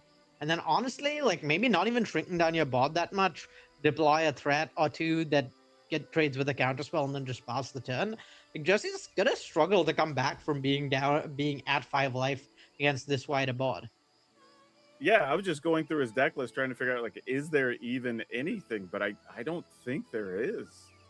I think Toxic Deluge for 4 is the one thing that could have gotten him out, but yeah. No dice. Yeah, I mean, you'd go to 1. Like, it's a thing. But yeah, that's a tough one there, Arya. But we kind of saw every aspect of how that matchup could be, right? From each side blowing the other side out, getting the different combo pieces together. And it kind of seems like we've not even really seen Yawgmoth win via combo or not the way it intends to combo. It's just kind of one with other little pieces.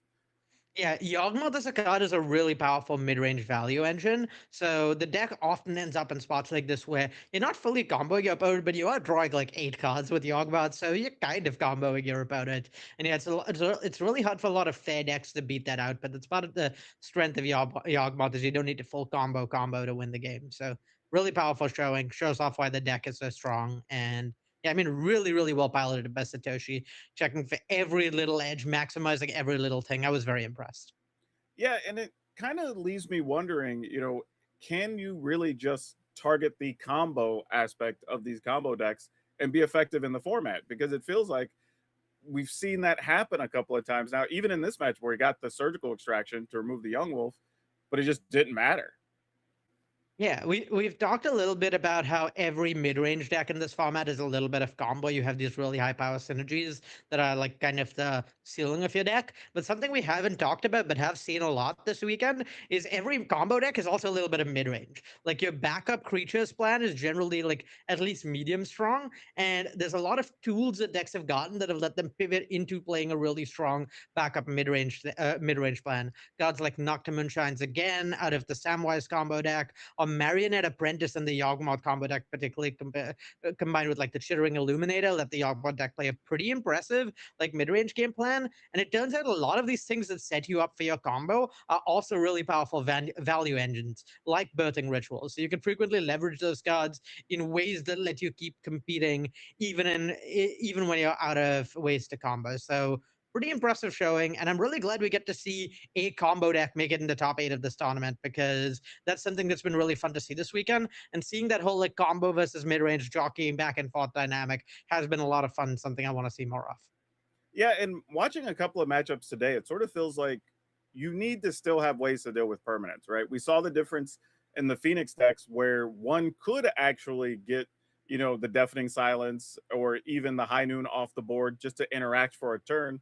Or even in this matchup where you couldn't really easily get rid of Yawgmoth, even though you were playing black, right? So is that a thing you have to be aware of have to still be able to get rid of these key permanents that could be problems for you?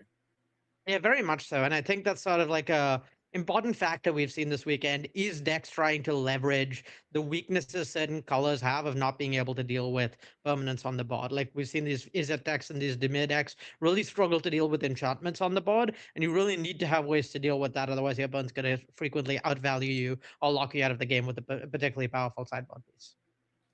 Well, all right. That was a lot of fun, but we're going to take a quick break and we're going to come back and try to give another seat to the top 8 in this Arena Championship 12. Satoshi, congratulations on picking up your win there in the round of 16. Tell us about that matchup. ディミアミッドレンジに関しては、お相手のデッキがディミアミッドレンジの中でも勝ち手段をサイキックフロッグに、一本化してるタイプのデッキで、タミオの大ゲナードから勝つこともあるんですけど、やっぱり詰め切る手段をサイキックフロッグ1枚に、絞ってるデッキ。この形だとお相手のデッキがコントロールになってくるので、自分のデッキとしては一般的な、他のクリーチャーに頼っているディミアミッドレンジよりかは、難しいマッチアップではありました。So the deck that I went against was Demir midrange, and it was very focused on the Psychic Frog. So it's more of a control deck. So my deck definitely, compared to the other Demir midrange that focuses on other creatures, this was a more difficult deck for me. Okay. Now, looking ahead to your quarterfinals matchup, you're either up against Phoenix or Blink. Who would you prefer to play? 正直どちらも難しいところがあって、記憶違いでなければ EZ の方は、予選スイスラウンドですでに一度負けている相手で、まあやはり、油断はできない相手になる。で、オルゾフに関しては、全般的には、相性はいいんですが、特定のコンテインメントプレイスとか、クラリオンコンクエイヤーとか、まあ、特定のカードをそれ1枚で封鎖されてしまうようなカードが、オールズ・フーブリンクの方に入っているので、そういったところをすり抜けてどう勝つか。まあ、勝ち方が変わってくるので、どちらも戦うには難しいので、まあ、優劣はつけがたいんですが、まあ、そういうカードを引かれないオールズフが一番楽です。Well, either way, it's really not a good matchup. And if not thinking, if I remember correctly, I think in the Swiss round, I actually lost against this Izzet deck. So it's really not a good matchup. And talking about Orzhov, overall, it's really not good, especially if there's cards like Contentment Place, cards like it really blocks me out. But if I can kind of weave through these cards and get kind of a good set that, if they don't draw well, maybe like overall, maybe Orzhov is a little bit better. Alrighty, well, I'll let you go get ready for your matchup. Thank you very much, Satoshi, and best of luck for your next round. Thank you. What's up, everybody? Welcome back. We did promise you we had more Magic for you, and that's because we still have to give away our last seat to the top 8. So let's take a look at our 2 players this round. This looks like a pretty interesting matchup, Arya, because we're going to have Jekun Lu playing the Azorius High Noon deck that we've seen a few times as the most played deck this weekend, up against Max Kamenowski playing the Izzet Affinity deck. So this should be a really interesting situation. Now, the fun thing here is these 2 players don't have nearly as many games played as we've seen with some of the other players, but that doesn't mean that this matchup isn't going to be highly competitive. No, it is going to be a pretty close matchup. I mean, both these players, pretty strong players overall, regardless of like the amount they've played on. But Max Kamenowski, presumably anyone who's familiar with the American competitive Magic circuit, is a name folks have heard. And I mean, those win rates, despite a low number of games, those are nothing to scoff at. 67% is really high, even in a field like this. Yeah, it is. Let's take a look at these 2 decks that the players are playing here. This, like we said, should be pretty fun, but again, we're talking about High Noon being an issue. And I want to point out we are hopping into game 2 with Lu winning the first of this matchup. Yeah, Lu having won the first game of the match, pretty tough Kamenowski. I think game 1 probably a best game before, in general, for this Affinity deck, before sideboard answers like Wrath of the Skies come in that are particularly brutal here. In general, there's a pretty similar dynamic to like Phoenix versus Azorius High Noon, where High Noon is a card that really shuts down the Izzet deck's plan to play a bunch of spells in one turn. But without that, if there isn't a High Noon in play, what the Izzet deck is doing is kind of fundamentally good against the High Noon deck. A slight additional amount of that dynamic here, where there are also other sideboard haymakers that are good for the Azorius High Noon deck, but at the same time, Kappa Cannoneer is a card that there are 3 copies of. It's pretty problematic for the High Noon deck, and sometimes lets you win even through something like a High Noon if you're able to get a bunch of artifacts into play beforehand. Let's hop into this game and see if Max can get one of those explosive starts for the Affinity list. Look like a pretty strong keep to open up with, and he does have a little bit of interaction, but nothing that looks too crazy. Not those super explosive hands I think he would love to have. Yeah, this is a really powerful hand in some ways, because we're looking at turn 1, you can basically play a whole hand if you want to. The question for Max is whether he wants to lead with the Drix Interlacer and then get 2 artifact fall triggers off it, or wants to lead with the Emery and be able to play out your whole hand rather than just the Interlacer this turn. Yeah, and he opted just for the Interlacer and just said go. Yeah, I really like that choice. I think you really want to get as many cards as possible off this Interlacer. So yeah, waiting to run it out, running it out first, particularly in a post-board game where your opponent is going to have things like Wrath of the Skies, seems pretty good to me. All right, we're going to see the Mox Amber now hit to go with that pair of Tormod's Crypts. Oh, and this is huge, because now that's a Kappa Cannoneer on turn 2. Yeah, there you go. Chicken didn't take any of these opportunities to interact. That's a 5/5 Ward 4 functionally unblockable. I don't think the blue-white deck could interact with that particularly well. I hear Ward 4 is pretty tough to get rid of when you have 1 land. Yeah, by the time you get to like the 5 or so lands you needed for that, you're generally already dead to the Cannoneer. Yeah, and that was crazy. Just one extra 0 mana artifact was all it took to set that hand off.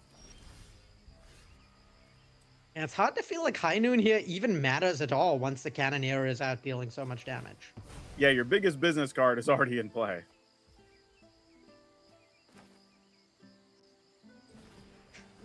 All right, so an Arcbound Ravager here is ready to go right alongside. I think this is literally lethal next turn if there is not, because I think this is, we've seen this happen a few times so far, but this is kind of like checkmate in 2 turns, where I don't think there is anything in Jackan's deck that prevents this from being literally lethal next turn.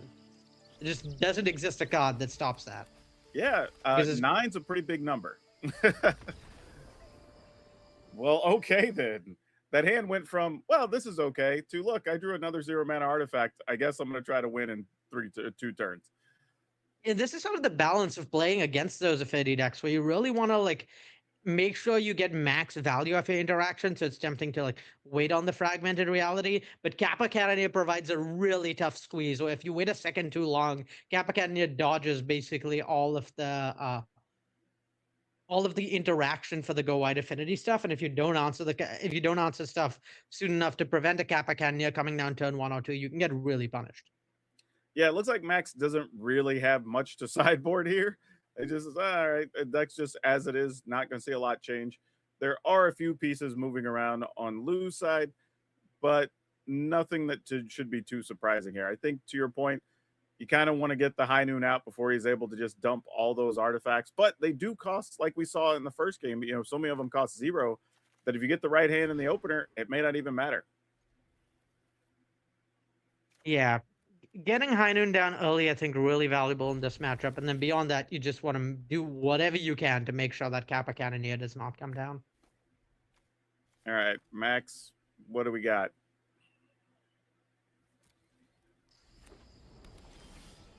All right, kept a Spell Snare, which makes a lot of sense if you're really trying to block a High Noon.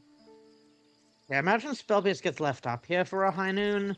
You just really, really don't want that resolving. And then next turn, you can play the Drix Interlacer plus a bunch of artifacts.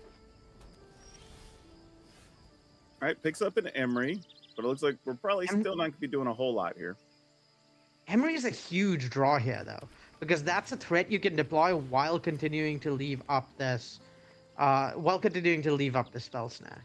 So things can get a little awkward if Emery gets countered, and then your opponent has, then your opponent can resolve a High Noon sort of uncontested. Yeah, this is going to be a bit more of a back and forth than we saw of the last one. There's both sides have a little bit of play here going on. Yeah, a little bit of awkwardness with this hand here, where in theory, once Emery resolves, you have Spell Snare protection. But you don't really have a way of guaranteeing it resolves. So you kind of want to just leave up Spell Snare and take it slow here. Yeah, we're going to play out, I was going to say, at least one of the Mox Ampers, I would imagine. Yeah, it's pretty close. There's some temptation to leaving it in case you draw like a Pinnacle Emissary. But yeah, the question is really whether you go for Emery or not here. And I kind of like waiting. It's really close, though. Max is thinking, we see the head tilt, he's like just giving it the extra thought. But yeah, I see where you're coming from, right? You can run it in there blind, hope it's good enough. But if you can't defend it, there's nothing else going on in hand right now. Yeah. And I want to draw some attention to like why this Mox Amber was played out. It looks pretty strange to play out a Mox Amber here, right? Because you literally gain nothing over playing it out next turn if there isn't an Emery, except we know that's not true because High Noon exists. So I do think you want to play out the extra artifact here to play around your opponent playing a High Noon. And speaking of, there is a High Noon that got drawn there. So now we're kind of going to enter that stage of the game that I don't think Max necessarily wants to see. Yeah, though having access to that Emery plus the Drix Interlacer and a Spell Snare to leave up on Jackenstern, that's pretty good for Max. As far as games go where your opponent resolves a High Noon, he's still pretty in this. Oh, for sure. Definitely could be a lot worse. The fact that the High Noon came out a little later with a hand that had time to develop and not necessarily a hand that needed to do everything all in one turn. Again, the main asymmetry of High Noon is that your opponent is casting 2 spells a turn and you are casting 1. So if there's any way to break that parity, like with a spell snare, I think that does a lot for Max. And all right, looks like he's just going to activate the Interlacer, draws another Seed of Synod, and then we're just going to buy the Giganta. So pretty productive turn, even though it didn't look real explosive. Yeah, it's a little awkward that this Emery will probably just get Prismatic Ending here. If that Spell Pierce was left up, then I think there'd be a lot of room to maneuver for Max. But even so, this Giganta just being a 5-mana 5/5, that's a lot bigger than most of the cards in the blue-white High Noon deck. Oh, another Amber is not what he was looking for. Yeah, and you don't really have a way to cast Giganta, unfortunately. I do really like playing out Tormod script here, though. That does make Kappa Cannoneer a live draw. All right, but Jikun Lu really doesn't have anything else himself, just kind of drawing lands to go with the Spell Snare. Yeah, and I wouldn't be surprised to see this end up being a game that's won by, like, Elk Beatdown, with Giganta getting in there. Yeah. Well, here's an Arcbound Ravager in the meantime. I think Jurken's just got to take any chance at all to use that spell snare in his hand. Yeah, It's tough because there are more powerful threats in Max's deck, but yeah, I think you just do need to deal with that Ravager. Just get any use out of your spells, don't let Max get ahead on board. Yeah, it feels like even more so since he knows the only other 2 cards he has are basic lands. You can't really let that sit for too long. Yeah, just not a lot happening on either side. We kind of got a little bit of awkward draws here. So we are going to go into some later stages of the game. The question here is how much Wrath of the Skies gets cast for. Because if it does get cast for X equals 0, the spell snare could be a massive blowout. But any X other than 0 and spell snare can't counter it. Wow, wouldn't that be something? Because I'd imagine Kamenowski probably is looking at the spell snare going, okay, well, the opportunity to get the thing I wanted to is already passed. Yeah, it's looking at this is a deck. This 2 copies of spells there in the sideboard, so I think you go X's 1 at least to play around it. Yeah, and that might be what Lou is thinking about here. Oh, just going all in on it. X's 4 works too. That way you have more.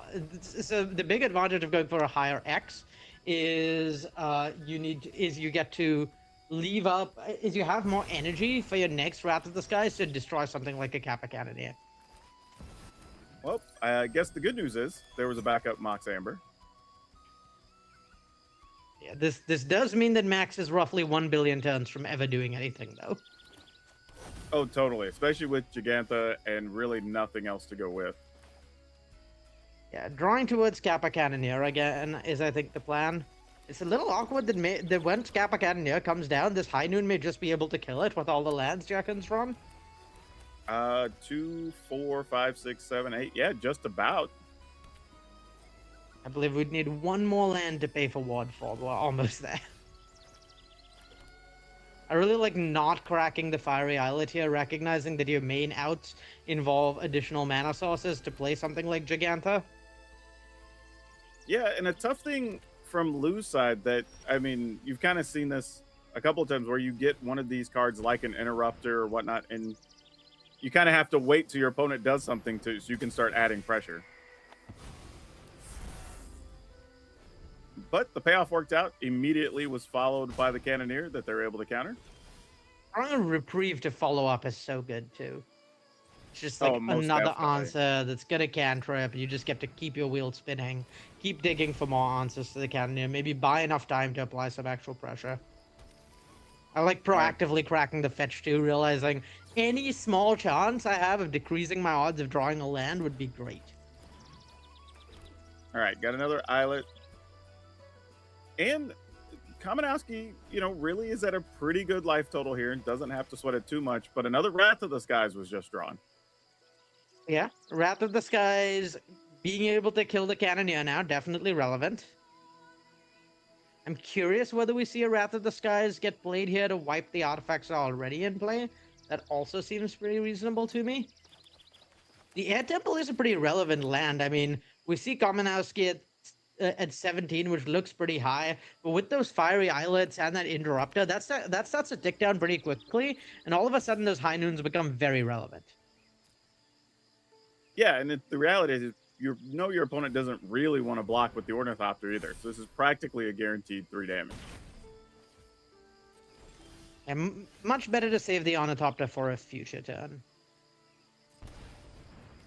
All right, here comes the Cannoneer part 2. Or I guess technically part 3. Yeah, you can Wrath of the Skies to kill the Cannoneer, but doing that also kills your High Noon, which is really tough. You could also High Noon to kill the Cannoneer, but that's all your mana, and that also kills your High Noon. So tough spot. Maybe you just try and race the Cannoneer here, particularly with having just drawn the Interrupter. That seems like a pretty viable line. And yeah, a I mean, backup that is Cannoneer just just lethal showed next turn, right? Yeah. You play a second Interrupter, you put counters on your team, and that gets their next turn. So I think that's the line for Jack and Liu. Just, again, showing us just how quickly this deck can put on pressure with the ability for High Noon to deal 5 damage to face. Oh, maybe Kamenowski just realized that. Saying, like, is he actually going to be in a situation where he gets to attempt to attack or not?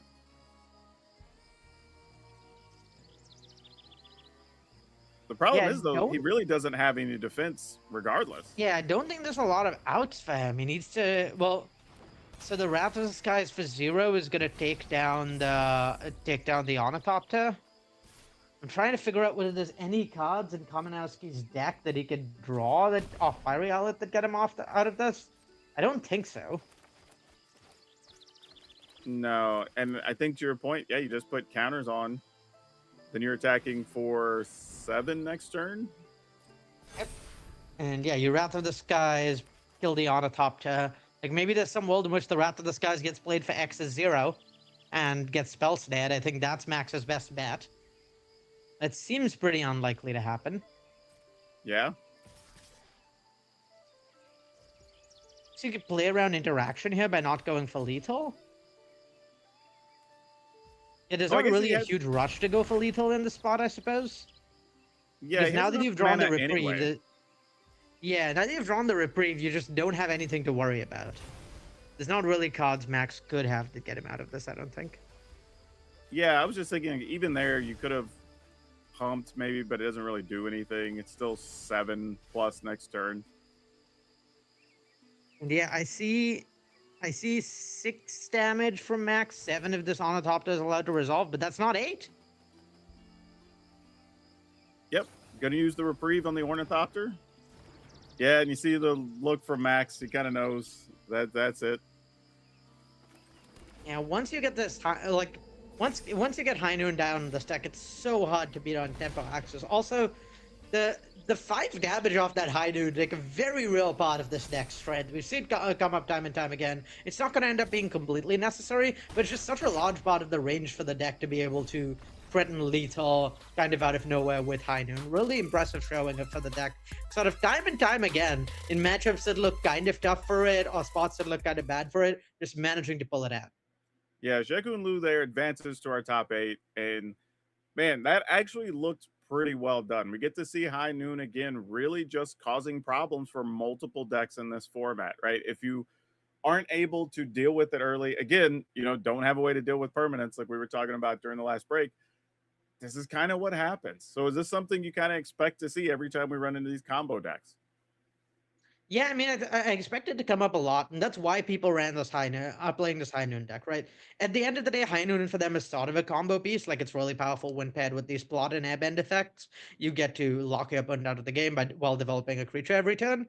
But the reason people are playing this deck is you also just get to main deck a hate piece against a bunch of combo decks in the format. So yeah, a large part of the appeal, and I expect to see it keep coming up. Like, there's a lot of Phoenix decks in our top 8, at least 2 of them, and that's the place I'd expect the High Noon to definitely come up, or we've seen that card be absolutely backbreaking against Phoenix before. Yeah, a couple of Phoenix, and I think the other combo, so there's still a Yawgmoth combo deck, I believe, that's still in the top 8. So lots of little issues that could pop up. And I think to your point there at the end, we didn't really have to see it, but because it wasn't necessary. But the 5 damage from High Noon has actually led to a lot of wins. I think again, just seeing how much damage opponents do to themselves, that 5 damage for them enchantment is not irrelevant. Yeah, this is a format with a very painful mana bases between like the Bolt lands from Modern Horizons 3 being really strong lands. They're kind of priced into playing, and then you have Thoughtseizes, you have your Prismatic Vistas. There's a lot of ways you end up dealing damage to yourself, like you said, and that stuff really adds up with High Noon. Yeah, so now that we're kind of further into the event, right, comparing to the meta game that we saw, are we saying that like the Azorius High Noon decks were kind of a good choice for the weekend, as it turns out? I think they're at very least a good choice. I do think they underperformed a little because there were a lot of those mid-range decks. But now that we've started to see the combo decks beat up on those mid-range decks, push them out as we're getting into top 8, suddenly the High Noon decks seem like an excellent choice again because they're great at beating up on the level 2 decks in the format. So kind of interesting back and forth in terms of stages of the tournament where they were good. But at this point in the tournament, I'd say if I made it to top 8, I want to be on a High Noon deck. Well, we're going to get to see if those High Noon decks can make it all the way to the finals and secure those World Championship seats. We're going to take a quick break, and we're going to come back with more Magic in our top 8 of Arena Championship 12. Jake and Leo, congratulations on picking up a victory there in our round of 16. You're through to the quarterfinals. How are you feeling? Feeling great. A little bit embarrassed by my Blender game 2. I think I threw out a huge lead, but yeah, I come out lucky on the end, so couldn't complain there. Hey, that's all that matters, right? Sometimes we make a mistake. That's what happens afterwards that matters. So tell us a bit about that matchup aside from, your blunder that you say. How did that matchup go? Generally, I think on the play, High Noon should be favored in game 1 for sure. Once you drop High Noon, there's not much Affinity player can do in a single turn. That's particularly scary. And sometimes, like once you drop High Noon, you can just keep chump blocking or like keep the Kappa at bay and try to risk them. So yeah, it's a pretty good game 1 on the play, I would say. And generally on the draw, I'm just trying to rely on sideboard cards and cut out some of the primary game plan game 1, like some of the Remand Reprieves. Those stuff are not quite good into Affinity. So generally pretty good matchup on the play. I couldn't complain there. All right. Now, looking ahead to your quarterfinals, you're either up against, is it Phoenix or Yawgmoth? Do you have a preference on which deck you'd like to play? Yeah, I think Yawgmoth might be the scariest here. I think we did some testing beforehand, or running into some Yawglists on the ladder, and that matchup's not fun. Especially they're running Bursting Ritual, which is quite a troublesome card for High Noon. All right, now you are back on the Pro Tour. You played one Pro Tour 10 years ago or so. 10 years ago, yeah. Pro Tour Amsterdam? Yeah, absolutely. Looking forward to go to Proctor for sure. Last time I didn't even make T2, so I met a lot of good players there, but didn't really did anything meaningful in the Pro Tour last time. So hopefully I can do something better this time. Hell yeah! Well, Jacob, best of luck, and looking forward to seeing you play in the quarterfinals. So absolutely appreciate it. Hey everybody, welcome back to coverage of Arena Championship 12. Maria Bartholdi here, your host for the weekend. And it is top 8 time, everybody! We've been working our way through our top 16 here today as we get ever closer towards our finals and those 2 World Championship spots to give away, as well as a heck of a lot of money and the title of champion. Joining me here at the news desk as we gear up for our top 8, we've got Paul Chian and Corey Baumeister. We've had some excellent games so far today. And I know, Corey, you said like this was the most excited you were for a day 2 in a very long time. How is it playing out for your expectations? Oh, it's living up. It's living up to it for sure. The games have been really fun, and just seeing the expression and the excitement, and in some cases, the relief when they make it to the top 8 is, I feel like, what us broadcasters live for. Absolutely. Let's check out our bracket and find out how we got here to our top 8 today. If you're just joining us, welcome in. We are into our quarterfinals now here this morning. We had a clean cut to our top 16, so we didn't even need that qualification round earlier this morning. Now we have the top of the bracket and the bottom of the bracket that we're going to be focusing in here on as we move forward. Paul, what draws your attention? Yeah, so taking a look at the top end, actually both of these matchups look really, really exciting to me here. We have Alex Cans on the more traditional Orzhov Blink deck, playing against Wyatt Darby on the Esper Ketramos deck. Curious to see whether or not the addition of the blue cards will allow Wyatt to go over the top of what the Orzhov Blink deck is doing. And then, of course, we have the High Noon decks, which have been doing quite well now that we're into the top 8. A couple of copies into the top 8. Nico Boni going up against the Jun Goif decks. I really do like seeing the Jun Goif deck in action. I just love all the little value you can get out of all the cards. So, yeah, I mean, will all those 2-for-1s be too much for the Azorius High Noon decks to overcome? I love it when we think about the Goif as like, this is the fair deck. That's your how times have changed. Let's check out the bottom half of the bracket here and take a peek at what's happening in our quarterfinals here. What are you excited for, Corey? All right, well, we see both Is It Phoenix players making it to the next round. So good news for other Phoenix fans, just like you, Paul. That deck seems to be doing quite well. And looks like out of our whole top 8, we have 2 Phoenix, 2 High Noon decks, and 4 other different decks. So still a great metagame, and that's what I'm looking forward to the most, Maria. Yeah, if Historic has taught us anything here this weekend, it's that the metagame seems very strong and very varied. You can play basically kind of whatever you want here. Even Boggles, which almost made day 2. I won't shut up about it.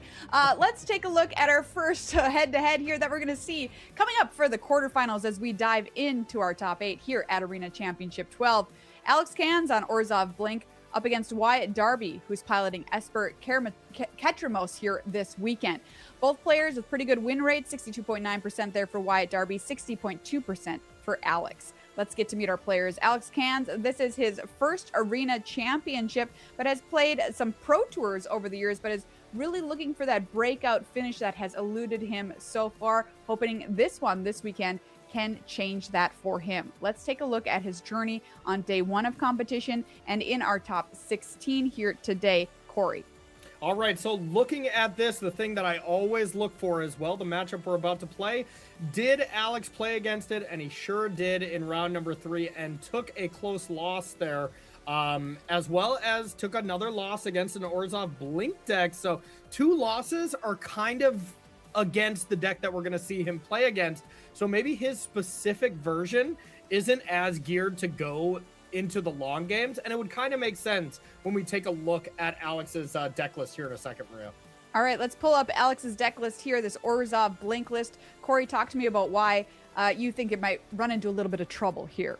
It's definitely more aggressive. So I'm picturing this deck being a lot better against maybe more control decks, maybe more combo decks, and Phoenix, as you have really cool synergies of Hopeless Nightmare and that Dedicated Dollmaker. Dedicated Dollmaker is an incredible Magic card, so I was a little shocked to not see more of this card in other versions. Alex tends to agree as he plays the full 4 copies, so this is just much more low to the ground than we see the other Orzhov Blinks decks looking. Let's take a look at Alex's opponent here coming up for our top 8. Wyatt Darby here on this Ketramos list. More than 17,000 wins across his history on the Arena client. Your Pro Tour Dominaria champion back in 2018. Also came in 6th in the World Championship that year as well. So had a terrific run, but kind of fell off the Pro Tour and is looking to this tournament to get his Pro Tour career back on the rails, and he's well on his way, already punching his ticket, being a member of our top 16. Has 2 cats at home, Leaf and Toby, who are probably watching him play out this match. Let's take a look at Wyatt Darby's journey here to day 2 of competition and through our top 16, Paul. Yeah, so Wyatt had a really solid start here with a few wins, and then picked up a loss there to the Yawgmoth deck. The one thing that we need to focus on, though, is how many times did he play against other mid-range decks? Notably, a 2-1 victory against an Orzhov Blink deck. That's very big. Also, the win in and into making it into day number 2, played against another mid-range deck against Zevin Faust, an excellent player in his own right. So have some wins against these mid-range matchups, which I think favors him if he's going to move into this matchup. He's 1-0 against the Orzhov Blink deck. Meanwhile, Alex on the other side, 0-2 against various Orzhov decks. So let's take a peek at Wyatt Darby's list here this weekend. Seems very cool, Paul. Yeah, absolutely. I mean, value is the name of the game for this deck. You have that typical Ketramos exile engine that you see in a lot of the Orzhov Blink decks. Notably, Alex Can's actually not playing Ketramos, so that might be another card that can swing in favor for Wyatt Darby, just because this is kind of a mid-range mirror, and having more cards that can draw you cards is probably going to be better for you. So Quantum Riddler, of course, Corey's favorite card in the entire world, also 4 copies of it in this deck. And I think that's also going to be playing a very, very big part because, you know, we talked about how Hopeless Nightmare is a really cool card in the black-white deck, but guess what's really good against Hopeless Nightmare? Quantum Riddler. Yes, the Glory Bringer in blue, Quantum Riddler, as Corey dubbed it. It's time for our top 8. Everyone, let's find out who advances here at Arena Championship 12. Glory Bringer, Quantum Riddler, they both do the same thing, and that is win matches of Magic. So it's got to be close enough, right, Paul? I mean, you could theoretically say any card can win matches of Magic, but sure, we'll go with it. We'll go with it. All right, so looking at the differences of list here, Paul, do you kind of agree that this version from Alex is going to struggle against the long game a little bit, or do you think he can kind of sneak under this Esper Ketramos deck?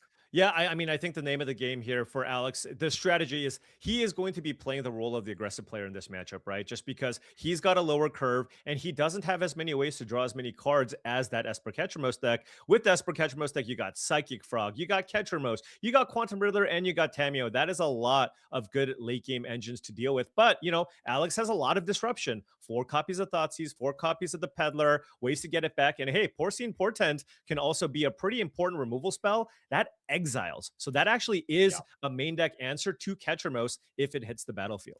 Yeah, I think that card, the Lend a Ham side, which is, first of all, hilarious.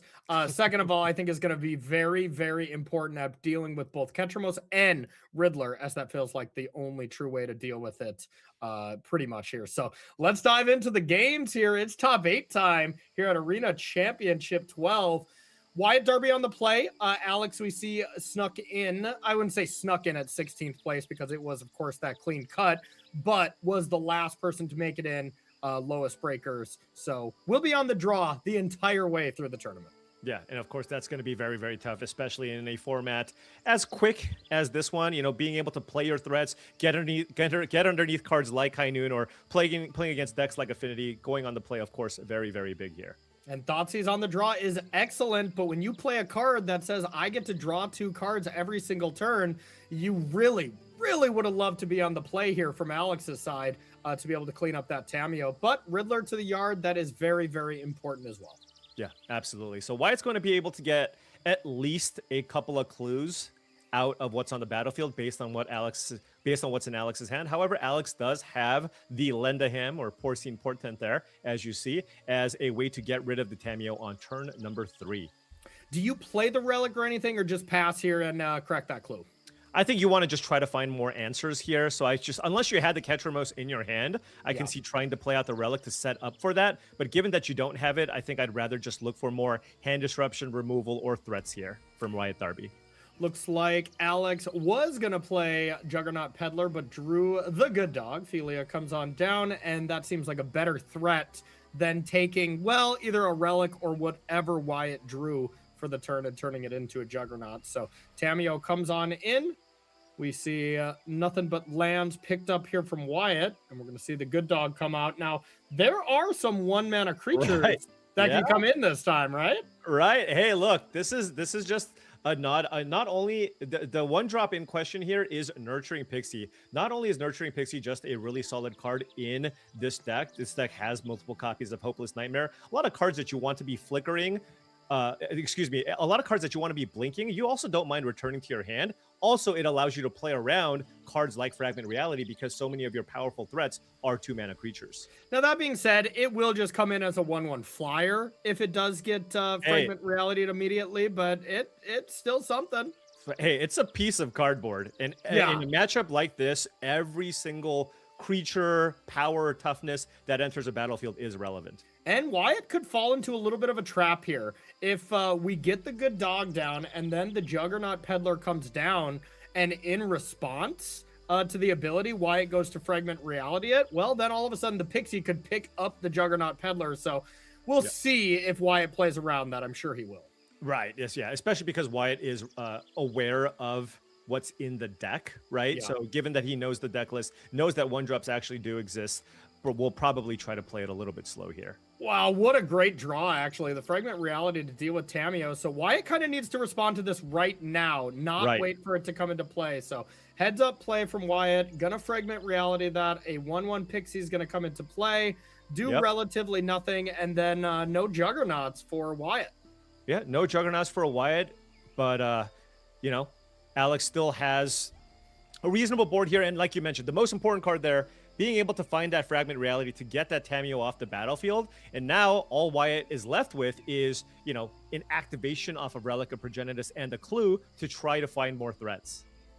Yep, absolutely. So there is the Fragment Reality. Looks really good here. Now we just decide from Wyatt, do you sack the Relic at end step or not?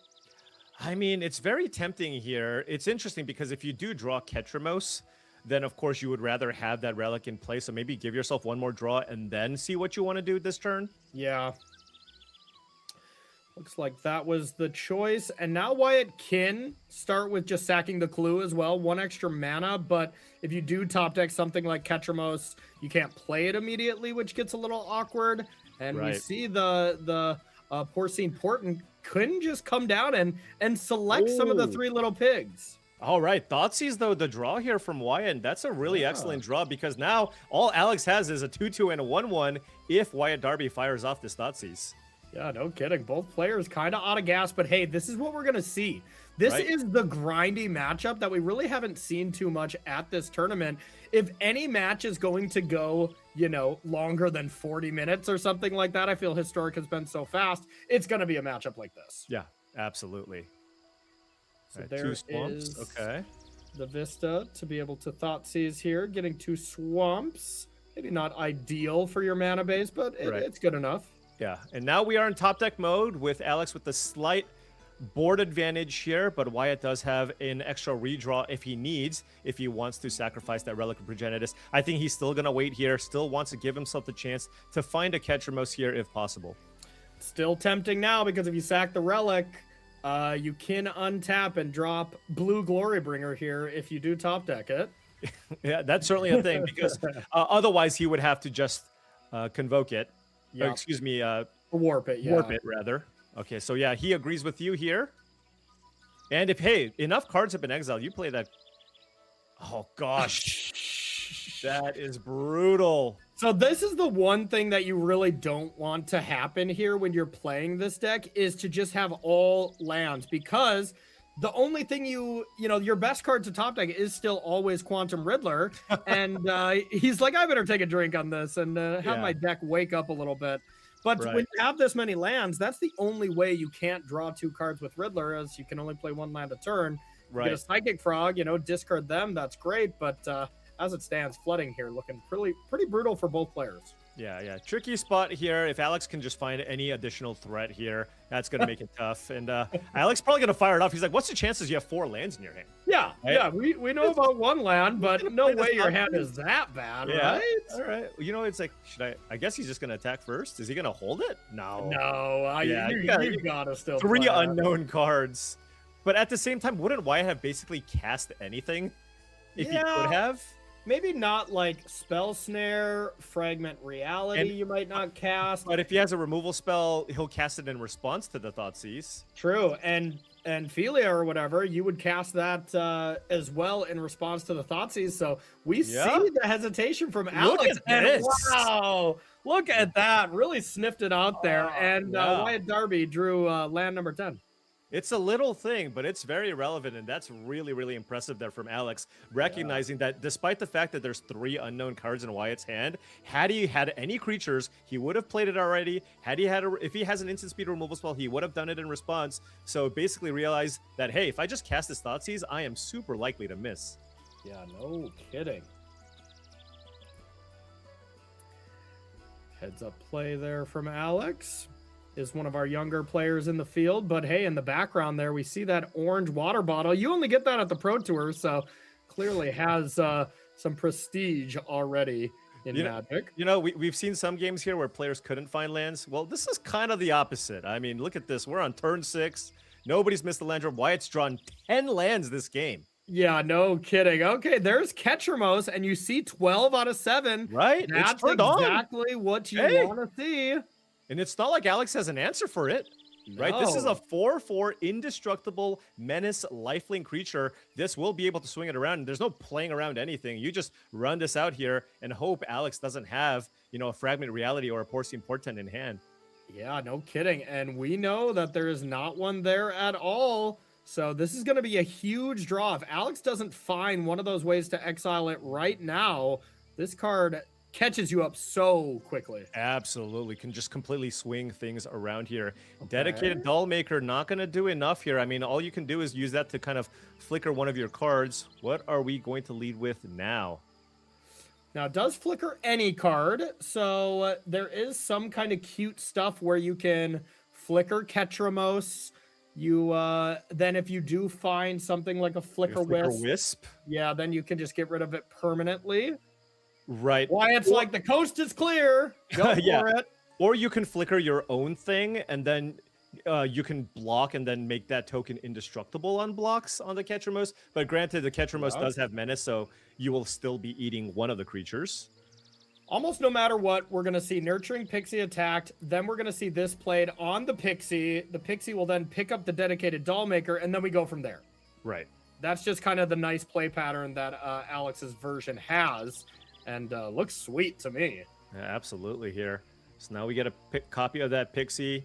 You can run out the Dedicated Doll Maker again. That way you can get that +1/+1 counter on the Pixie if you'd like. Yep. So you get that. Then you replay it. And, well, no good targets. I wonder if Alex was just supposed to not Thoughtseize. I mean, obviously, hindsight's 2020. You can copy the Peddler, though, right? What? You could, if you want to just make a bunch of indestructible tokens, you can still flicker the Peddler, and then you'll have two tokens in play. Sure. And then you can have indestructible for one turn, right? Like you can only do that once with the Doll Maker. But I'm saying you could have Peddlered yourself, got rid of Thoughtseize, and had a Juggernaut. It's not great by any means. Yeah. Oh my gosh.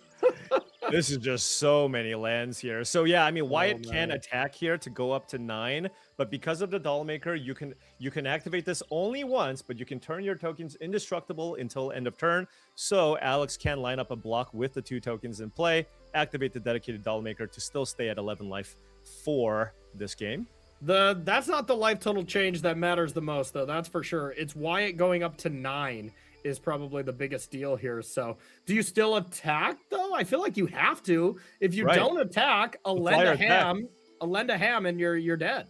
Right. And also, just if you don't attack, I mean, Alex is still able to chip away here, right? Can just attack for 2 with the flyer. Yeah, no kidding. And there's Hopeless Nightmare in this version. There's also a Monument Breaker.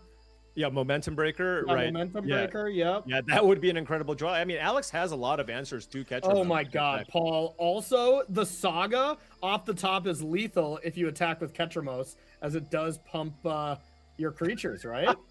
Yeah, okay, a lot of outs. That's why if you attack, you do put yourself in a position where no matter what, Alex can't attack back for lethal. Yeah, but I mean, how are you winning the game if you do not attack here? Right. As you cannot attack the following turn if the Pixie just gets in. So keeps it back. Oh, and that's a Hopeless Nightmare here. That'll put Wyatt down to 3 life here. And I mean, that not only is the 2 damage relevant here, you do also get to sacrifice that thing to scry 2 and really try to find an answer to this Ketramos. And you get to also scry. Yeah, the scry to be able to find something is huge. Right. So what a draw there. Hopeless Nightmare. An incredible card. Right, and by the way, you can't even trigger the Ketramos anymore, right? Because you lose a life here unless you attack first. Yeah. Okay, that's a blocker. That's a blocker for the Pixie, and you have a life-linking blocker here. So what can Alex find here off of this Hopeless Nightmare? Yeah, so Ketramos is going to come in. Wyatt's going to go up to 5. Alex is for sure going to take it, fall to 7. Then we have a Tameo. We have 1 blocker, and we're surviving at 1. Right? Oh, my. Now, remember, there is another little piece of interaction with Ketramos. You can, if you exile something on Wyatt's turn, it is not a main. You draw a card, and you lose a life. Right.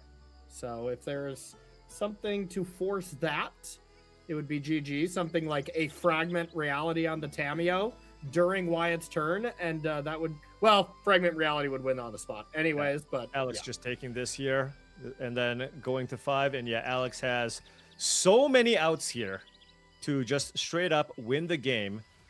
Has basically 3 fresh looks with the Scry on the Hopeless Nightmare. Both players have drawn so many lands, but let's see if we can take a look at the Scry too. Another Hopeless Nightmare, a removal spell, a way to force Wyatt to exile something. About half the deck. That Juggernaut Peddler is not one of them, though. No. So, neither is the land. A good sweat, Paul. Here we go. We got a blind draw here. Wyatt is praying to bottom. Otherwise, you're almost assuredly dead. That's what we see. All right. Big draw step. Porcine Portent. Oh my God, it's Porcine Portent. You are able to exile Tameo. Alex is going to think about it a little bit, but go for it eventually. What can Wyatt really have? Yeah, I mean, I suppose the other thing you can try to do, I mean, you fired this off onto Tameo, and that's it, right? I mean, that's just that you just get in for 6, and then you can play the creature side of that afterwards, right? Yeah, you definitely can. And you gain a life. Wow. I mean, best possible draw here for Alex.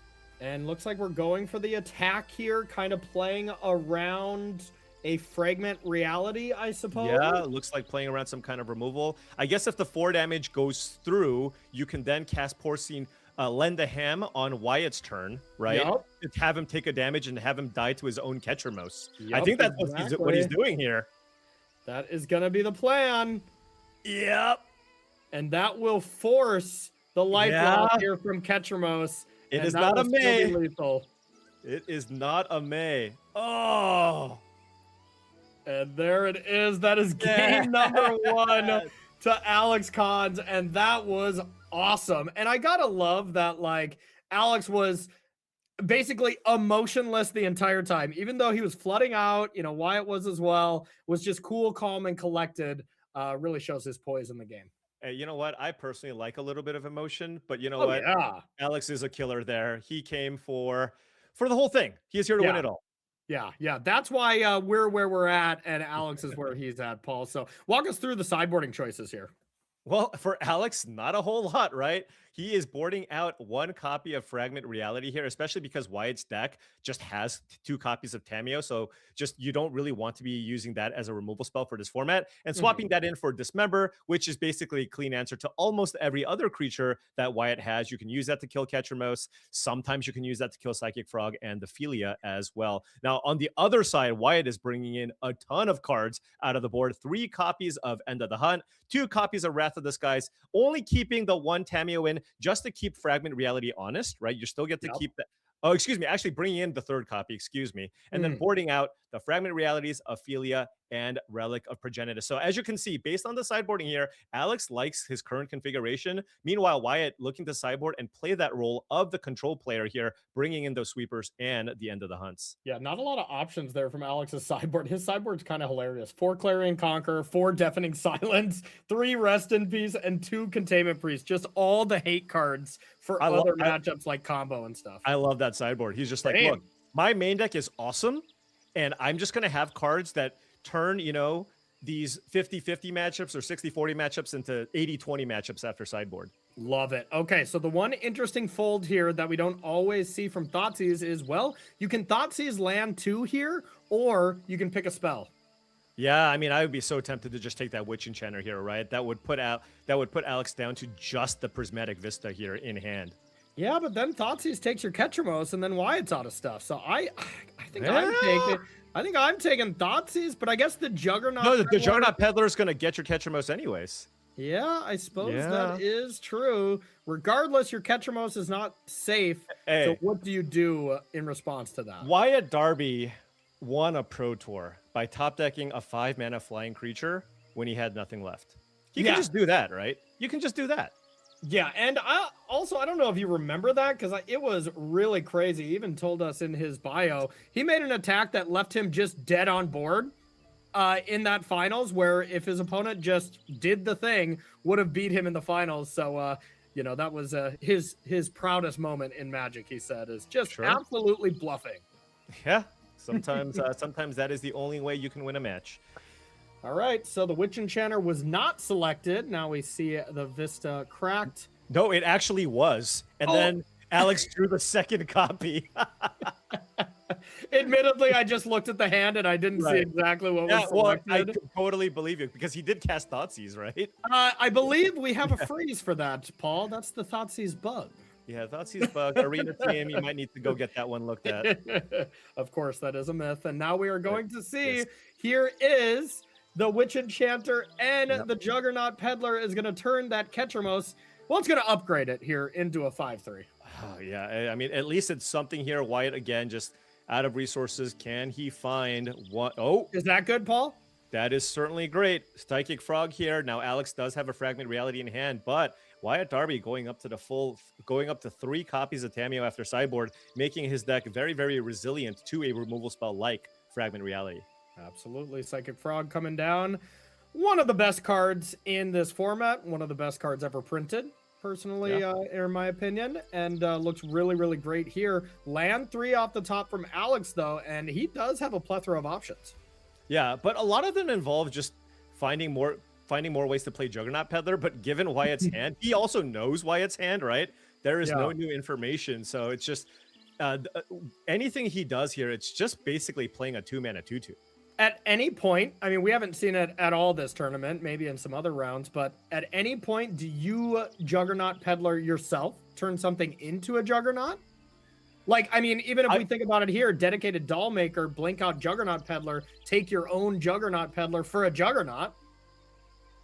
Yeah, I mean, that's certainly a consideration. I don't know if you look to do that aggressively. I mean, especially without the 4th land. Yeah. But, I mean, certainly a consideration just because, like I said, I mean, if you just play a Peddler, it is simply just a 2-mana 2/2 Vigilance creature. Yeah. He might go for it here. I mean, it's possible. But he also just has Fragment Reality here in hand. Yep. Looks like Alex is trying to set up this line of block with the Pixie. Say, hey, do you want to discard a card and then I'm going to Fragment Reality? Wyatt did kind of draw the counterplay here where he can first Juggernaut Peddler and force the hand. Right, yeah. So now if you're on Wyatt's side, I don't think you're interested in necessarily playing the Juggernaut here. You know about the Fragment Reality, so you can kind of force the issue, play the Peddler, and Alex probably in response will fire off that Fragment Reality on the Psychic Frog. And then if you do, you still get a Tamiyo afterwards. But what about mana efficiency, Paul, huh? Right. I mean, spending a full... he's considering it. He might. Yeah. Oh my goodness. All I want to see is at least one of these games decided with a Juggernaut attack. Well, I mean, we saw it yesterday. Let's go, Paul. All right, here it is. Juggernaut is here, and Wyatt very correctly did not attack in with this frog. You don't want to 2-for-1, kind of 2-for-1 yourself. And Alex says, fine. If you're not going to do that, I'm not either. Right.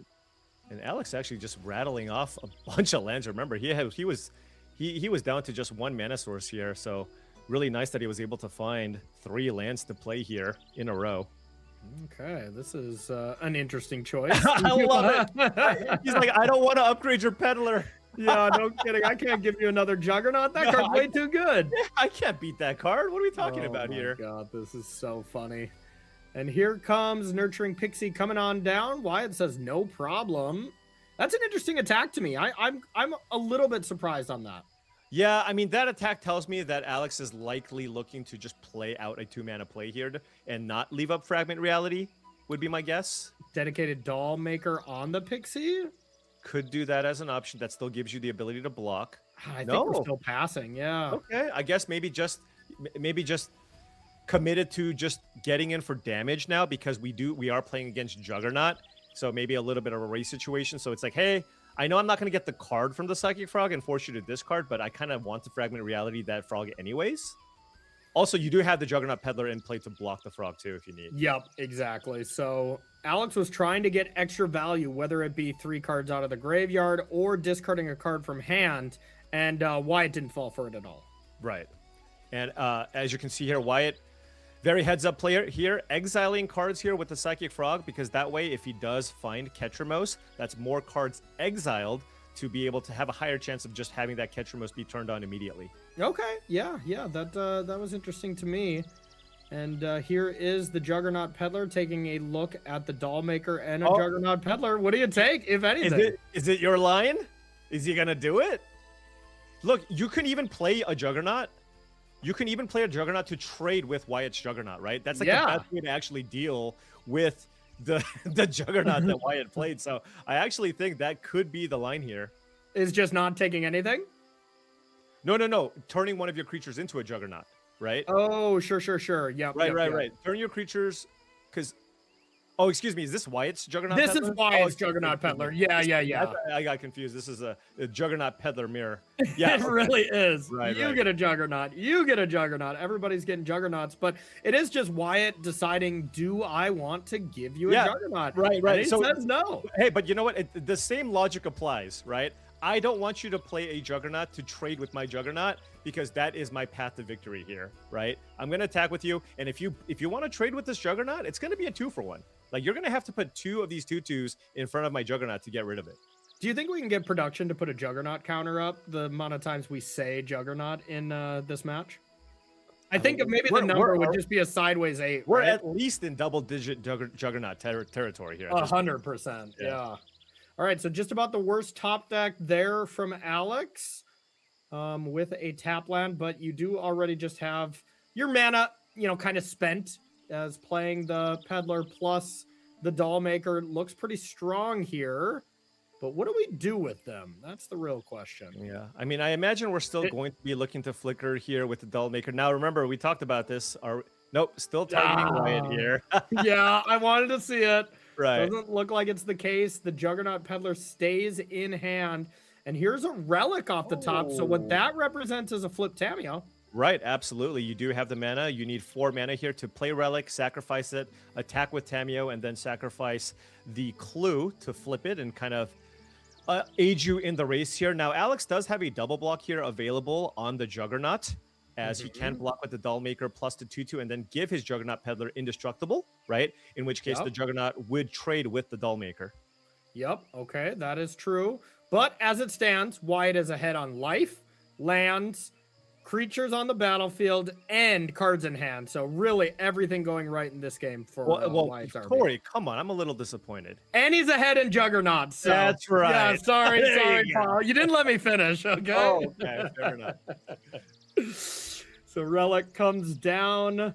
We'll see if it's going to get popped right away. Does not look like that's the case. And hey, Juggernaut Peddler itself is not coming in. Is that surprising to you? Feels like a free attack. Yeah, I mean, I suppose if Alex does have the option of putting the token in front of the Peddler, right? Sure. And then make that indestructible. So you keep the Juggernaut alive, but then your Peddler eats the other Peddler. So maybe that's the reason why it didn't attack. Then you take 5. And I mean, hey, I guess Wyatt, that is half his life total. There we go. Wyatt has finally done it. He's drawn Quantum Riddler at a timely time. Right. And, now is where we're really going to see how amazing Quantum Riddler is in this deck. And you don't even have to crack the Relic anymore. Oh, no, you do not. Right? Because the Riddler's going to draw you all the cards that you need here to flip that Tameo. Yeah, Tameo will flip. There'll be 1 extra card drawn. And here it is. My favorite Magic card ever printed. Riddler is nice. Ooh, and a Wrath of the Skies here, a flip, and 2 interactive spells here. So now Wyatt snowballing the game here with all of his card advantage engines, Tameo and Quantum Riddler. Yep, now the pressure is cut in half as well. So this Juggernaut Peddler is going to be great, air quotes from Alex, as it actually is going to have a solid card to look at, probably forced to take that Wrath of the Skies. But then you have the true problem of the 5 mana Quantum Riddler coming down. If you don't answer that, Wyatt is drawing 2 cards a turn at minimum. And with the synergies that you have with like cracking a Relic at a timely fashion and stuff like that, it ends up just working out even worse for Alex. Right. I mean, this is just a super tough spot here for Alex. It's incredibly difficult to come back from the board that we see here now. Wyatt is just kind of ahead on basically every angle imaginable, right? We got We got more lands in play, way more cards. We got the Planeswalker, and then, of course, very, very likely to run out that Riddler next turn. Now, Paul, now I'm disappointed in you. He's also got the Juggernaut, of course. Bingo. Ahead on the Juggernaut count. Okay, and, this is Alex's only play. Get that Bogger Trawler out there, right? Yep. Not horrendous, not great, but it is another body. And we'll see. Right now, Wyatt's only choice is whether or not to crack the Vista. And now, I mean, one play that we have that just looks great to me. Whenever I have Quantum Riddler in the zone, I'm like, can I do the thing? And Wyatt can. You can end the hunt and Riddler. You take 2 life with your lands, but you draw 2 cards, you tick up Tameo, and that looks amazing to me. Yeah. I mean, kill your trawler, and then play a 4/6 flyer, draw 2 cards, shrink your entire team for next turn. That is an incredible turn here for Wyatt Darby. Yeah, turn your opponent's entire team into squires instead of grizzly bears. That looks really good as well. That was the last basic in Wyatt's deck. I hope that Can you imagine if he missed? Yeah, I would I'm hope sure he knew that. Yeah. Right. All right, and here is the tick up, and gets that out of the way for F6 value, and gonna pass over to Alex. Yeah, in a tough spot here for Alex. I mean, I suppose right now he needs to find a way to kill this Quantum Riddler. Porcine Portent would be nice, but he draws Noctamoon Shines again. Another kind of unique card here that we don't necessarily see in all the different Orzhov Blink variants. Yeah, no kidding. Basically, none of them. Walk us through what is going on this card, because there's a lot of text. Yeah, I mean, it's a saga. It's got a lot of modes to it, but here, the first part here, of course, just pumping your team. But right now, I mean, even then, that is just not enough to kind of attack through Wyatt Darby's board here. But it's just another flicker card, especially if you're not looking to play the Ketramos package, right? If you don't play Ketramos, you don't have to play Relic of Progenitus, and then you can kind of play a lot more proactive threats. So this is kind of the 3-mana slot. Kind of for value that Alex has chosen to play with, and it's certainly been serving him very, very well here so far. Yeah, it is really cool. So, all right, Fatal Push and the Sacrifice. Now you're able to buy back one of your cards. Fatal Push that too, and oh yeah, we get to also play land 4 here for Juggernaut, and Quantum Riddler is going to draw 2 cards when Wyatt starts. So. This saga is going to allow Alex to just get a free 2-drop. Dismember can deal with not even a full Quantum Riddler, but okay. Oh, this is nice. I mean, getting Dollmaker on the... I mean, it's not good enough here, but it's certainly a very, very nice interaction. And here is the nicest interaction. Quantum Riddler existing and being able to just draw you 2 cards naturally. And you just get to do everything. You got the Ketramos here, which is completely turned on. You got the Relic of Progenitus. You're going to draw 2 cards off of this after you exile a card. Dismember doesn't even kill the Riddler. I mean, this is basically just game here. Yeah, please just don't concede, Alex, so we can just watch more of this. This is like, everything I live for in a game of Magic, as it's just incredible. All right. More cards here. Here is the interaction with Relic and Ketramos. You get to draw a card first off the Relic getting sacked, and then off all the cards from the graveyard, you draw another one. So it's just a very cute, powerful interaction, and allows you to play that main deck Graveyard Hate.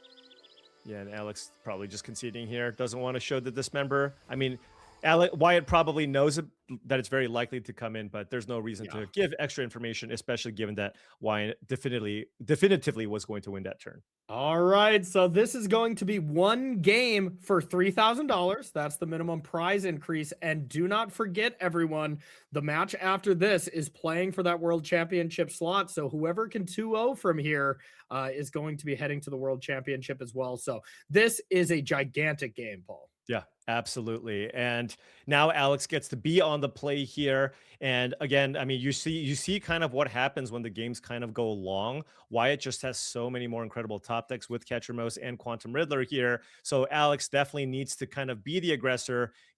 Ideally you want to start with the turn 1 Thoughtseize into a turn 2 creature. And hey, that's exactly what he has. Definitely has that ready to go. The Hopeless Nightmare going to come down at some point. That's not necessarily what you want to play on turns 1 or 2, but on turn 3 after you play the Good Dog, that looks good to me, Paul. Yeah, I mean, even going turn 2 Hopeless Nightmare into the Pixies also super nice, right?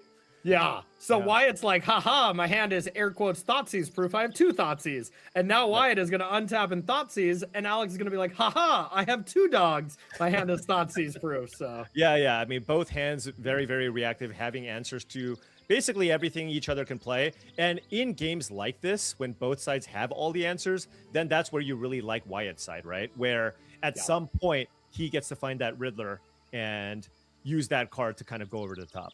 the Hopeless Nightmare seems so scary to me. I'm not taking one of the dogs, I don't think. I was definitely taking either Hopeless Nightmare or Pixie. But that's a card too.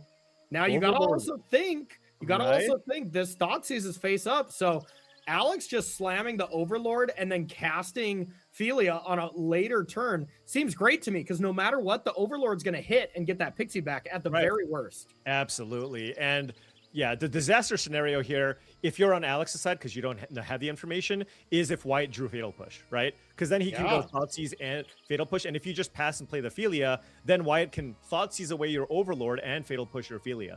Exactly. So I think that is the reason why Alex will eventually come to the Overlord plan, but does not. No. That's huge for Wyatt. I think that could have been a game-changing decision this early on, because now you're slamming this Overlord into the graveyard.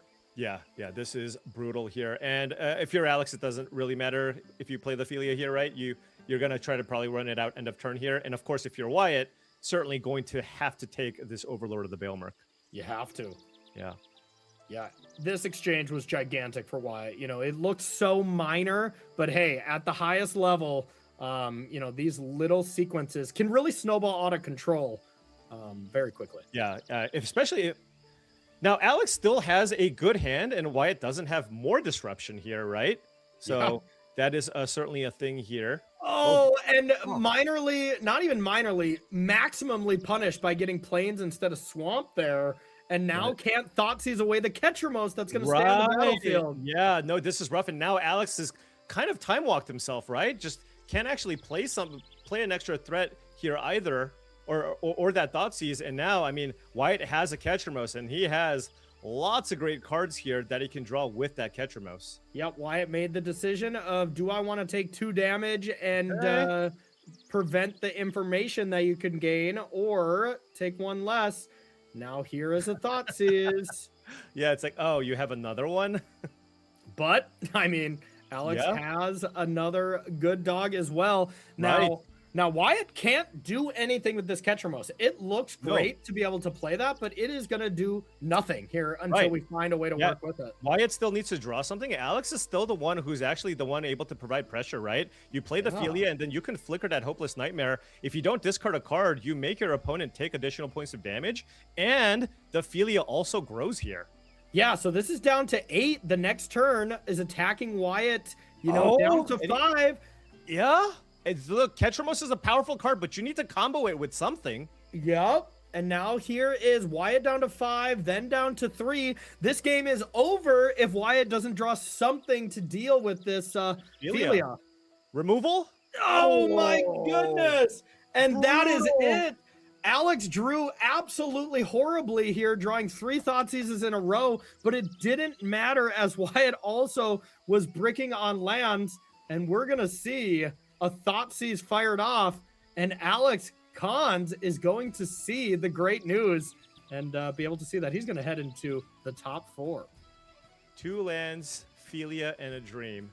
And Alex Cons got there here against Wyatt Darby. His deck betraying him here with that Ketchermos. No way to exile to get value off of that card. And there is the dog exiling Hopeless Nightmare and 4 damage to the face. Wyatt Darby falls and Alex Cons advances here in our mid-range battle. And with a really cool, innovative take of this particular Orzhov Blink deck. And he lost to only Blink style mirrors in this entire tournament. Finally got one on the board, huh? Yeah, I mean, that Hopeless Nightmare just did a bunch of work. When you put that with all the different blink effects, especially with the Philia, like we've, flickering Hopeless Nightmares, that's something that we've seen in Standard, and it was proven to be extremely powerful, kind of borrowing that into this shell And having that actually allow you to just deal all those extra points of damage off the Philia, that damage built up quick, right? It I did. mean, at one point, Alex had nothing in play. Yeah. Played Philia, and out of nowhere, within 3 turns, that was just lethal. And we got to look, who knows if it was correct or wrong in the time, but that's definitely going to be something Wyatt's going to look back on, is that Thoughtseize took Pixie instead of Hopeless Nightmare. And that Nightmare definitely hurried things along quite a bit, huh, Paul? Absolutely. Incredible first match here. We have, one of our top 4 players. We got to find 3 more. So we're going to do that right on the other side of this. Don't go anywhere. Jake and Leo, congratulations on picking up a victory there in our round of 16. You're through to the quarterfinals. How you feeling? Feeling great. Little bit embarrassed by my Blender game 2. I think I threw out a huge lead, but yeah, I come out lucky on the end, so couldn't complain there. Hey, that's all that matters, right? Sometimes we make a mistake. That's what happens afterwards that matters. So tell us a bit about that matchup, aside from, your blunder that you say. How did that matchup go? Generally, I think on the play, High Noon should be favored in game 1 for sure. Once you drop High Noon, there's not much Affinity player can do in a single turn. That's particularly scary. And yeah, my name is Andrei Strasky. I'm a Magic the Gathering player from Czech Republic. I've been playing for a long time at this point, and I'm going to be playing blue-white High Noon deck in this Arena Championship. So the goal of our deck is basically to get High Noon or Archon of Emera into play, which then allows players to play only 1 spell per turn, and that's going to be hugely advantageous for us because we have a bunch of permission spells like Remand, Reprieve, or for creatures like even Interrupter. Basically, we can play spells on both our and opponent's turn, which is pretty good when you have the High Noon in play. And basically, we are trying to make our opponent's experience miserable and kind of make them want to quit Magic. I think that's the goal. That's what I'm going to be trying to do this weekend. And I don't think people will be conceding that fast, but yeah, hopefully the game plan works and we're going to get some wins. So we're trying to figure out how the mirror match works so far. I think it's gonna be pretty crazy. Like I'm really excited. Hopefully we get some of the High Noon mirrors on camera, because it's yeah, I still can't wrap my head around it. Like I wish I could give you a breakdown, but I still don't really understand it, what's going on. So we really didn't expect High Noon to be the most played deck, but obviously it's 6 people on our team. That's the majority of the High Noon players. So yeah, I think that kind of makes sense that we think the deck is good. Obviously, other players reach the same conclusion, so that's nice. So I think Ivan Interrupter is the key piece. Then Ankh, Swift Savior. Yeah, those are the bread and butter. You're gonna want to see those 2 most of the time. We also have the Spellcaller, which is useful. Sometimes you need to get rid of like Fragment Reality. Which, the instant spells that are good, like Fragment Reality, Phalia, maybe some removal spells like those you kind of want to get rid of permanently for forever, which the other cards struggle with. So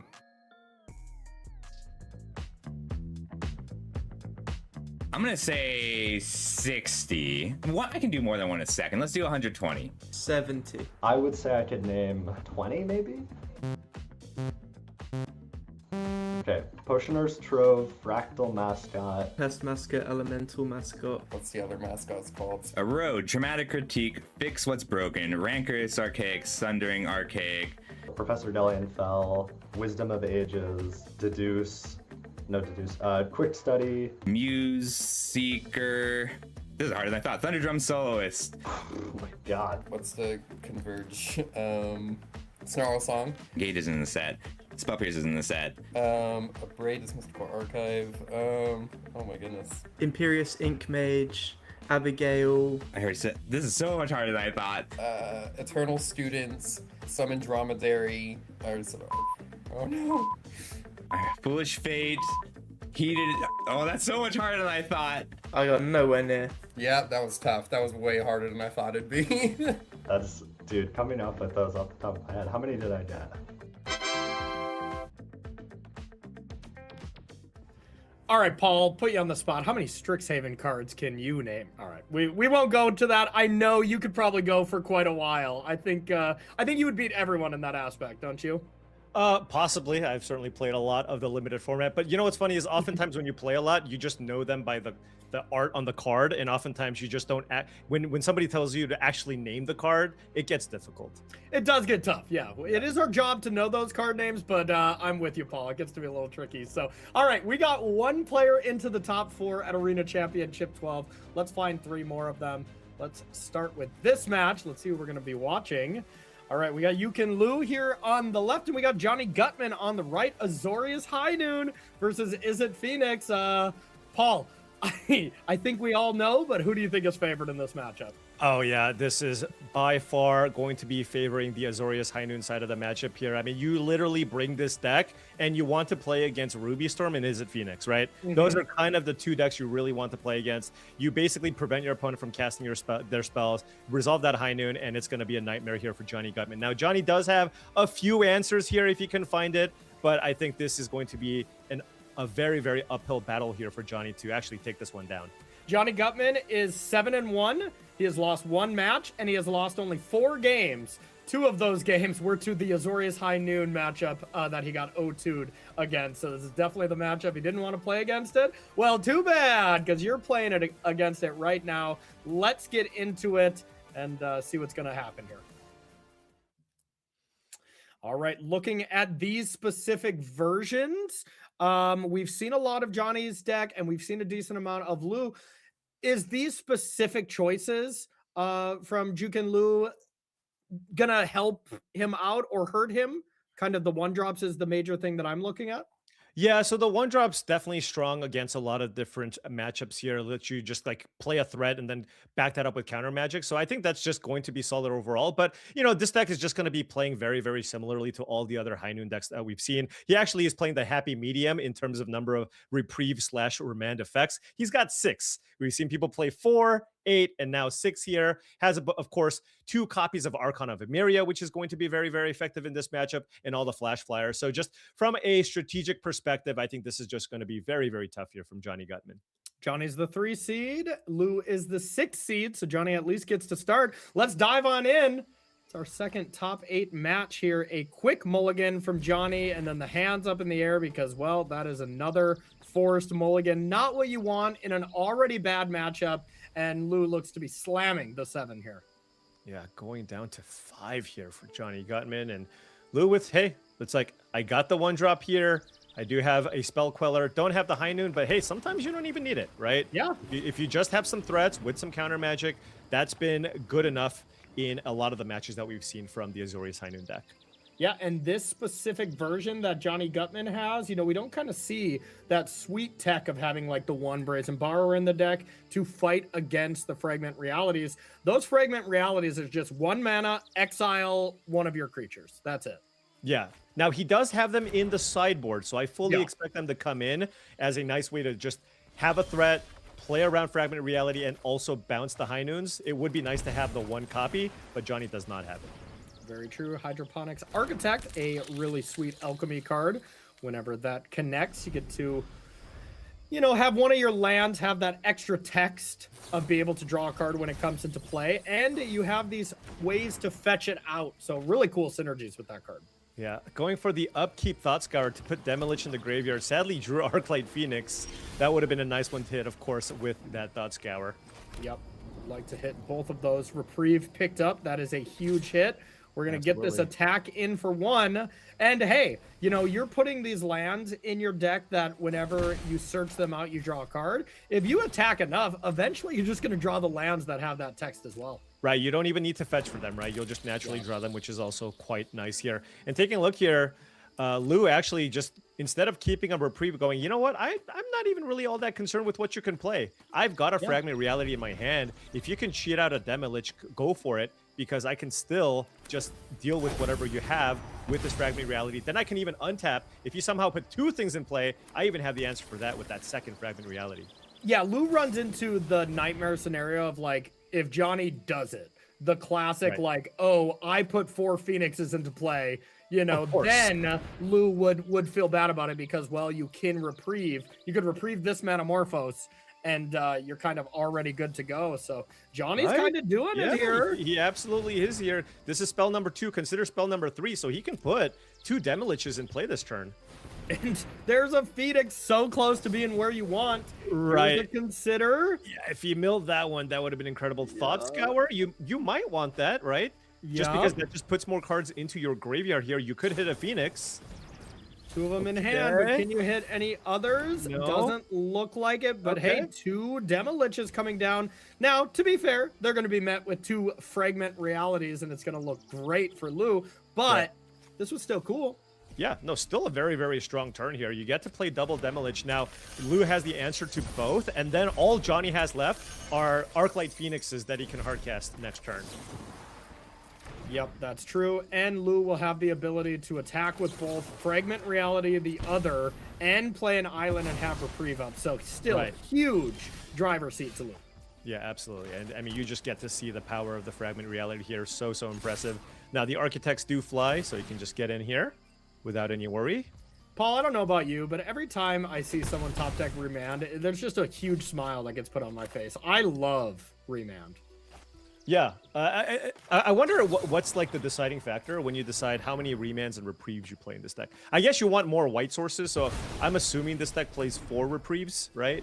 It's 4 reprieve, 2 remand, and Mystical Disputes in the board would be the decider for me. Just play the reprieve; it's a better card. Right. Now, if Jae-Kun Liu can find, of course he's going to remand this because that way your Hydroponics Architects can still attack. But if you can find a way to fetch out one of those lands, that would be super nice with those Architects. Now, does the Architect, there it is, does the Architect randomly, can it put 2 of those abilities on 1 land? Or how does it work there? It just turns a random land card and gives it that ability. So that is a great question. We'll see. Now he gets to dig around and find an island off of this this Vista, but I imagine you can, right? It doesn't say I would think so. Yeah. So if you there could be, because this is a lot of attack triggers. There could be lands where 4 triggers on there. You have just Tidings for free. Cards. All right, that looks like a Flood Farm Verge to draw 1 card. Yeah, and I mean, look at this. You didn't even need the High Noon, right? And it still looks like Lou has firm control of the game with this hand. Yep, absolutely. So the Swift Spear's technique. Gonna see the second one. Right? Faithless Looting would really be the type of card Johnny Gutman wants to find. Oh yeah, no kidding. Not the case. There is a Chain Lightning. So just fire that off on one of the Architects, I suppose, huh? Yeah. I think Lou can pretty safely reprieve this if he wants, because the worst case scenario of there being land Faithless Looting, you have the second reprieve for that too. Right. I guess the other concern is, what if you just go Mountain Chain Lightning again? Yeah. Right. Or the other line, of course, is just being able to cast Spellcaller. But I like the ability to play 2 counter spells here. And he also likes your line here, goes with the reprieve here. And Johnny does not have the ability to replay that Chain Lightning here. And hey, Jae-Kun, oh, there's another Vista. Oh, man. All right. I love when the Hydroponics Architect puts this ability on another Vista. It's like, oh, come on. Yeah, that's when you're really doing it. Finding it off of another sacrifice or fetch land is amazing here. Let's see if you hit. There's 2 Vistas left in the deck. Definitely hit no matter what. It hits a land, let's see if you hit Vista specifically. Okay, so here's the sacrifice. Abandoned Air Temple. Nice. Yeah. Okay. More Hydroponics here coming down, and then you can play that. You can also have the Talon's Throne Guard for interaction. Doesn't seem like there's a way out of this from Johnny. No, it's a slow style of game, but when you're playing against an opponent who's drawing this many cards, you know it's over. If we were testing like for a Pro Tour, we would already pack this one in, right? Yeah. And this is in combat? Did Johnny go to combat? No, this is main phase. Okay. Yeah. So leading things off with a Chain Lightning. Lou going, you know what? I've had my fun with the Architect. It's fine. What else do you have? I can still go Spellcaller and reprieve this turn. Yeah, and here's Consider. It's the second spell. We do still have 2 of those boons that's available. I mean, that's got to be about the best card, right? I like putting it in the graveyard. You already get the free value. Absolutely. And there we go. I mean, you get an Arclight Phoenix here, or you can just play the Demolich.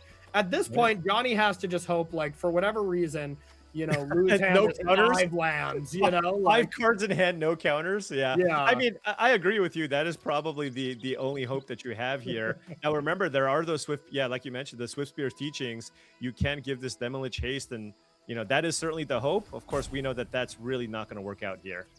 Yeah, not going to work out at all. You can just Spell Queller it. Yeah. You You can't can even do whatever play it. you want. Cast any of the 3 cards that interact with it. You're probably going to be all right. Right. So here is the abilities that go on the stack. Man, that's so brutal that it gets the abilities, but then it gets reprieve, but it maintains those abilities forever, right? Yeah, absolutely. And it looks like Lou's going, you know what? Just try to play it again. That's fine. Yeah, I'm going should to be use fine. reprieve. I want to hit my land drops, and then now I will spell Queller it after you play it out again.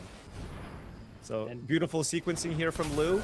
Still has a nice board. Architect still getting in, still with one final counterspell effect in hand. And Spell Queller putting the Demolish underneath it so you can't even play from the Right. yard. Just Yeah. so brutal. Yeah, now you have to kill the Spell Queller with one of your 2 Chain Lightnings left that you have in your deck, along with Deem Inferior. All right, here is an attack for 3, putting Johnny down to 6.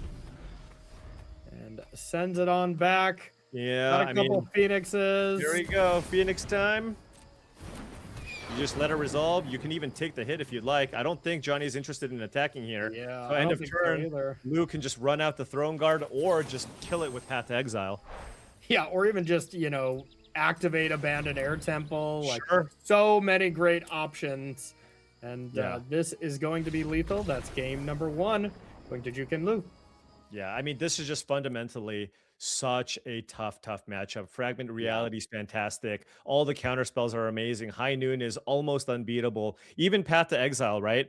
Exile-based removal is so strong. Part of Izzet Phoenix's strength is just the fact that if you play spot removal, it doesn't care, right? Yeah. Because you can just get the creatures back. Well, that doesn't work against all of these white removal effects. Yeah, the Fragment Reality really changes the texture of that. And man, without that card in the format, I think Izzet Phoenix would absolutely run rampant.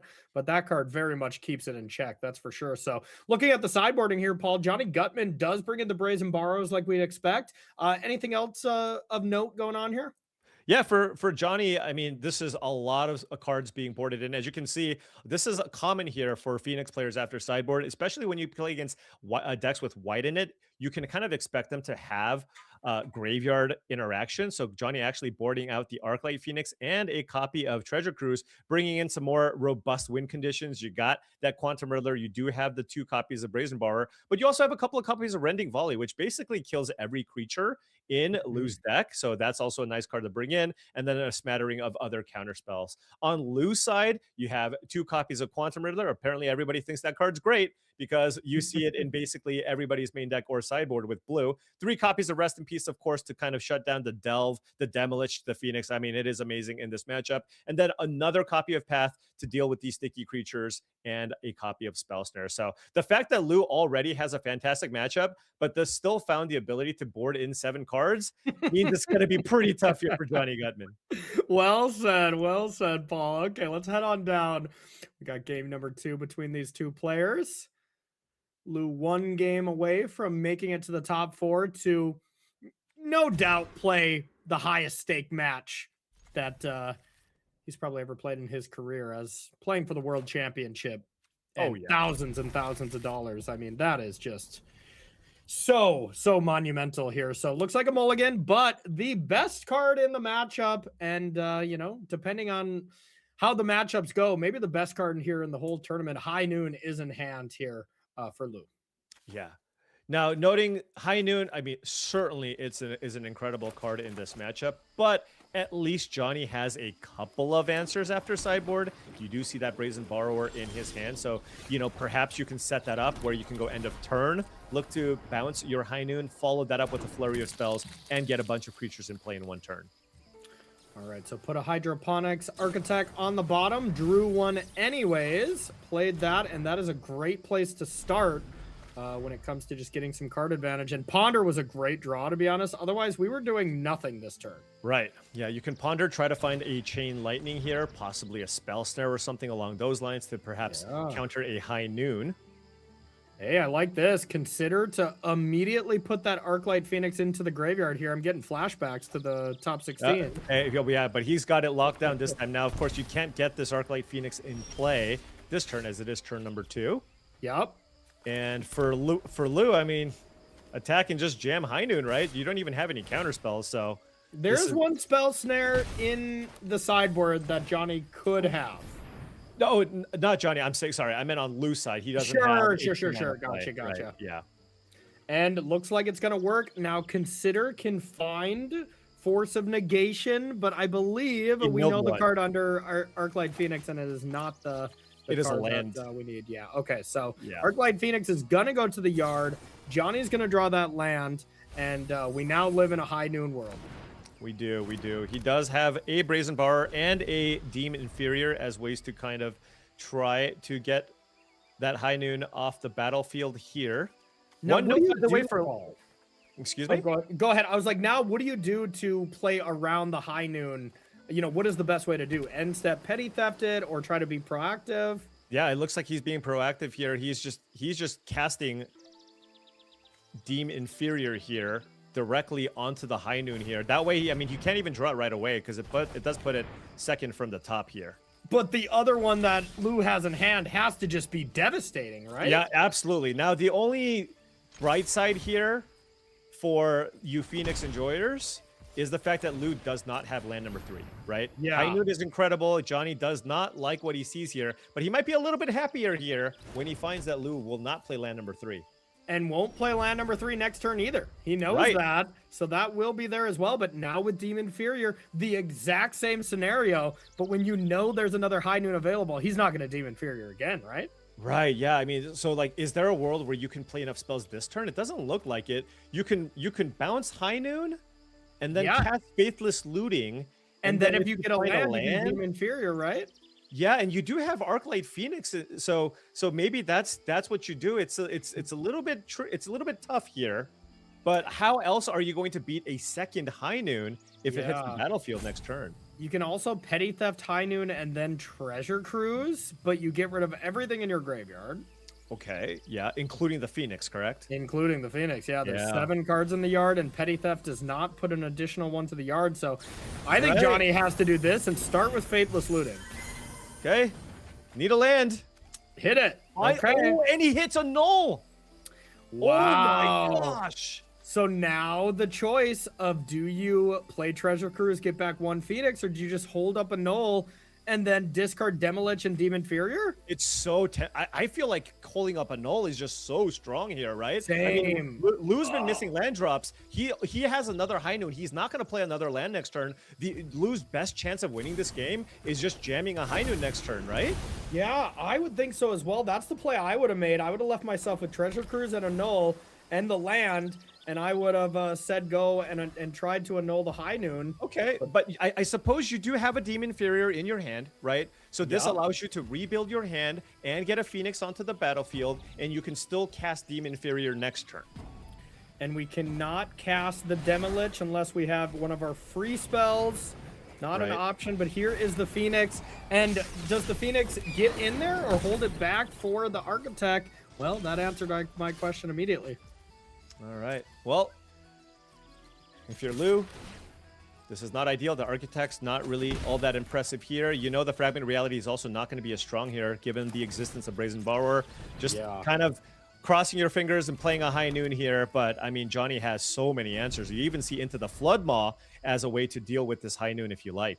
Johnny's play ended up being so much better for him than if he took the line we would have. Yeah. Finding that Into the Flood Maw here, now you just get to do another really great turn. And we see from Lou, it's like, oh, I cast High Noon 3 turns in a row and I don't have a High Noon in play. What the heck? Yeah. I mean, at this point, I mean, Johnny's just going to have way too much in play with the limited lands for Lou. I mean, this is going to be an extremely tough game here for Lou to come back from. So Faithless Looting to put a Phoenix into the yard is an option, but then you can't cast Demolich for free. Okay, Rending Volley as well. Why not? Another interactive spell here. You can use that to kill the Architect if you like, and then play Demolich for free out of the graveyard. I like it. Here's Demolich. Wow. This has turned around very quickly in favor of Johnny. Johnny, so far, the 3 games he's played against Azorius High Noon has not won a game yet. So even taking down 1 game so far looks like an accomplishment. Yeah, absolutely. And Lou does find land number 3 here, so has the ability to go Fragment Reality on the Demolich. I think you really need to kill that one, because if you don't, Johnny can just cast into the Floodma out of the graveyard and just bounce the High Noon again. Now, that being said, Brazen Borrower number 2 is still in the deck. So we might want to wait on the upkeep of Johnny Gutman here. I wouldn't recommend him doing it now, as that's impossible with just playing High Noon. I agree with you. I agree with you. Here's Fragment Reality. Let's see, as long as that the other Brazen Borrower hasn't been exiled. Was it exiled there? No, it was the Adventure one. Adventure Zone, when he right? scrolled. So, okay, there is the free Brazen Borrower. Now we're under the High Noon world again. It doesn't look too bad to me to just play an Arclight Phoenix and attack for 6. Right. You don't even need to necessarily go for Demon Fury at this point. You just have the superior board. You play Arclight Phoenix. This is just a 2-turn clock, and you still have Brazen Borrower plus Demon Inferior. All right. What is that? Snare Thopter, the 4-mana 3/2 flyer? That is. Yeah, there's a Snare Thopter coming on down. Yeah, and at this point, I mean, Angswift Savior is pretty nice just because you can bounce one of these creatures and also block the other one. So I guess you're not technically dead here yet. The best kind of not dead, not technically dead. Right. So that, yeah, no way Demon Inferior gets to interact. Brazen Borrower doesn't interact. So here is going to come the attack. Aang is going to essentially deal with 2 of these attackers for now. Right. And that's the Phoenix. Yeah. And now the thing, though, is Johnny is able to cast 2 flyers, air quotes, this turn. Right. As he gets to play Arclight Phoenix and then Brazen Borrower during Lou's turn. Yes, but Lou will be able to counter the other one, but it doesn't matter here because there's just too many lethal flyers on board. So Johnny gets his first win here against the High Noon deck. There you go. And he was fired up there. No matter what, even just getting a game here off that Azorius High Noon deck, when it landed on turn 2, you could see he was kind of dejected a little bit, but to be able to come back and take that down was pretty cool. Yeah, I mean, it's tough. Look, you're playing 4 slots for the World Championship here against your absolute worst matchup that you haven't won a game against yet. But you know what? You still play the games, right? Of course, you know, part of doing well in these events is not only playing your best, but what your matchups are and the draws, right? You have to get a little bit lucky to make it all the way. And I'm sure Johnny is hoping that Luke goes to 5 in game number 3. Yeah, no kidding. You never are outwardly saying, "Hey, I hope you bolt to 5." But if it happens, you know, he would not. Anybody that tells you that they're sad when your opponent goes to 5 in a high-profile match, yeah, they're probably lying. They'll say it in the interview. I don't want to win that way, No, but let's get real. Winning is winning here. So that is a mulligan here from Jukin Liu, and has a couple 1-drops. No High Noon though. No High Noon, just has a nice curve of cheap creatures here, actually choosing to put a plains onto the bottom there, because if you do go turn 1 Hydroponics Architect and then you land cycle with the Lorien Revealed, you can go fetch for the land that was turned into an island to draw a card. Yeah, absolutely. And wow, Johnny does have one of the rare answers for a High Noon on turn 2, so maybe largely kept it on that. So honestly, for any Lou fans out there, you are all praying he does not top deck High Noon, as it will get kind of wrecked here. Right. Ooh, Rending Volley is actually a nice draw here as well. So now Johnny can either go Thought Scour, Annul, or kill your Hydroponics Architect. He's got to let this Architect connect, though. Right. You know, like it's for too one risky. attack. Absolutely, I completely it's too agree risky. with you. And even 1 attack is just great for Lou, because that Lorien Revealed is gonna fetch whatever land it is. Yeah. Now, I will say, you know, again, if we're playing a battle of just pure attrition, that is where you kind of like Johnny's side. It's really the High Noon can't play more than 1 spell effects, you know, along with those 3 mana cards, where, you know, you really like Lou's side. Yep. Absolutely. Rest in Peace picked up as well. Another phenomenal card. Paul, I don't even know which one's more devastating for the Phoenix decks. Rest in Peace or High Noon? Well, if you have Crackling Drakes, Rest in Pieces don't matter, I suppose. Yeah, but there are 0 crackles in this list. All right, Johnny needs... Oh, this is brutal. Johnny kept the 1-lander, Thought Scoured, Now Yeah. has to play Faithless Looting and would love to find a red source to Rending Volley one of these creatures. Now will not be able to keep up a null. Can he find a land? Oh, no!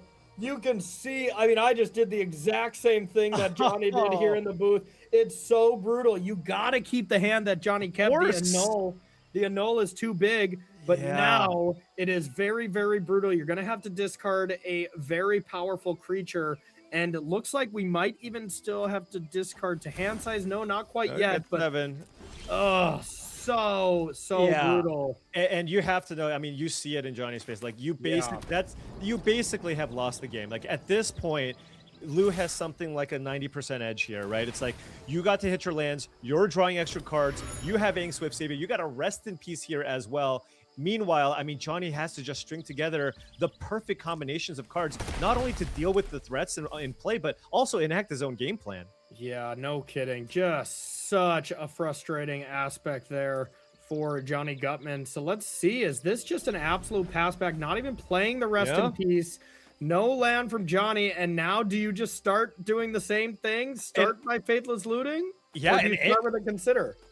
Regardless, I think Lou's just going to Aang it, right? He's missed his land drop already, right? So there's a decent chance he hasn't found one this turn. So if he just tries to play out a Faithless Looting or something, I think Lou just, you know, kind of wants to close out the game here, get that Aang, put more power on the battlefield. If you don't draw a land, you basically lose, because then you can follow that up with the rest in peace too. And what's the alternative? Go to end step and then discard to hand size? That's what it looks like Johnny's doing, because once your opponent has 3 mana up, at that point, you just have to assume your opponent has a 3 mana counterspell in their hand. Yeah. And it's there. We'll see if Lou has the patience here, because Lou could easily just play out Aang, and then Johnny, before cleanup step, can then Rending Volley any of the 3 creatures and doesn't have to discard. So Lou is okay with that exchange, it looks like. And let's see which one of these creatures you even want to deal with. Right. But, I mean, even so, now Johnny has to choose. You know, Aang deals the most damage. Architect gets you value, but Tamuel also gets you value.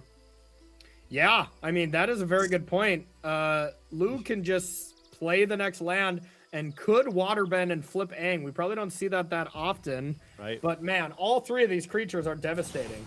Absolutely. Yeah, Johnny missing land drop number 2 and 3, knows how dire the situation is. And oh my gosh, that's the perfect card here for Lou now. Now he can safely attack with his creatures, play Rest in Peace, and keep up Reprieve. And can sack Prismatic Vista to draw an extra card, of course, and fetch up whatever the Architect just turned into a land. So here is Rest in Peace. There's no answer from Johnny. Graveyards are gone forever. And now you have the Reprieve from Lou. And still no land. Here is the Consider. The Reprieve puts it back to hand. Yep.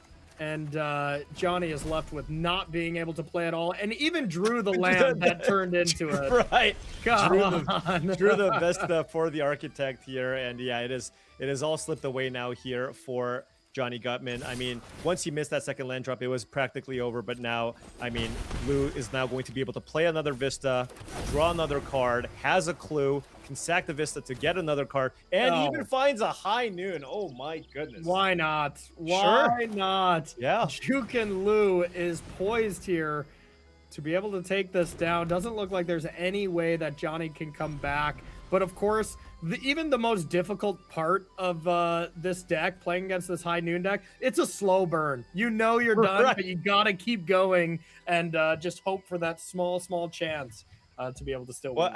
I mean, that's the thing. It's not like this Azorius High Noon deck has a crazy clock, right? It just it takes a while. But you know, noting that Lou also has that High Noon, has the ability to sacrifice that High Noon to get the final 5 points of damage if he wants. Yep. Does speed it up a little bit. Yeah. There is the crack of one of the Vistas. I'm sure there's one more. At least give Johnny a land. Oh, come on. No land. You know what? Just might as well, right? Yeah, he's entered the he's entered the comedy stage of grief here as unable to find any land at a comical amount of turns. You know, kept a one-lander, double Faithless Looting, Consider, like, come on. Right, yeah, he's looked at so many cards at this point here. I mean, look, we also know that even if you were able to find a land there, it just likely would not have mattered. Yeah, Yep, and here is the transformation. Transformed Aang. I didn't think we'd be seeing it, but there is Aang right? to deal 6 points of damage, and now no matter what, the High Noon will be lethal. You have a lethal threat on the battlefield and High Noon to deal with. I don't think it is possible, even with sculpting your perfect hand.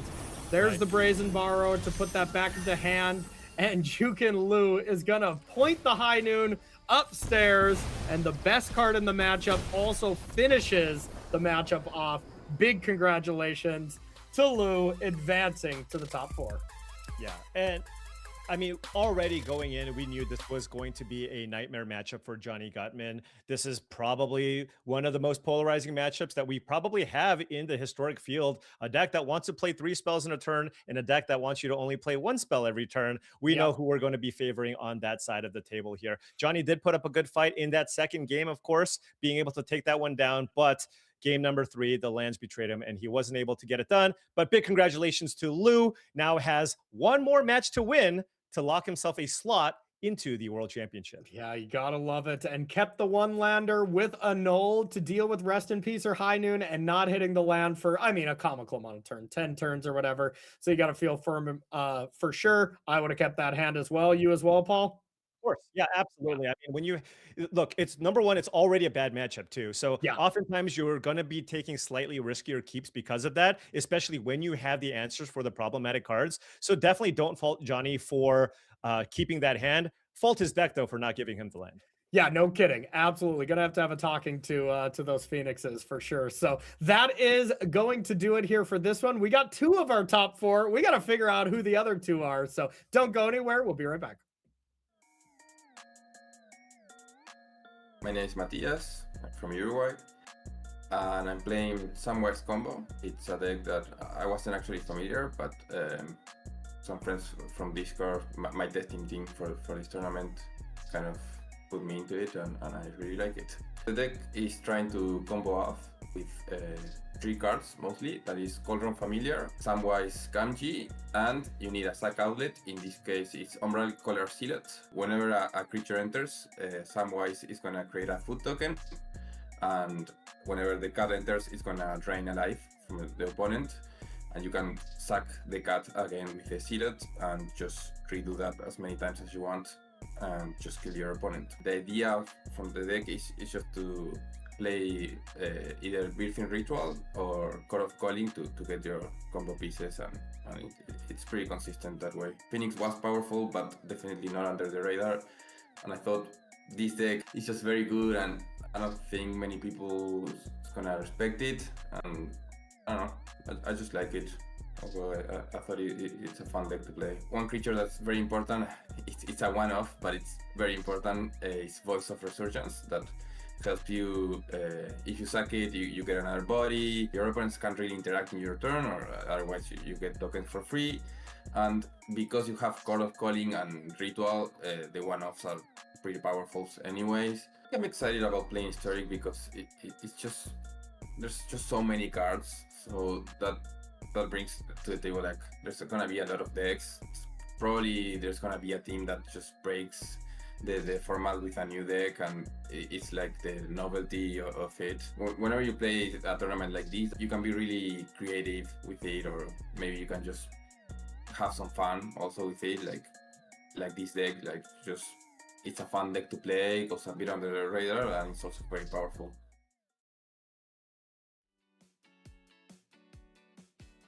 Hello, I'm Zevin Faust. I'm playing the Arena Championship 12 as a member of Team Handshake. So I started playing Magic in, I think it was like the year I'd started in middle school. I found some like flyer for Friday Night Magic in my room. I was like 11 years old. I just finished 5th grade, and I was like, oh, this looks kind of fun. I might as well go. My first ever tournament was like a draft of Dragons of Tarkir, like the last week of the set.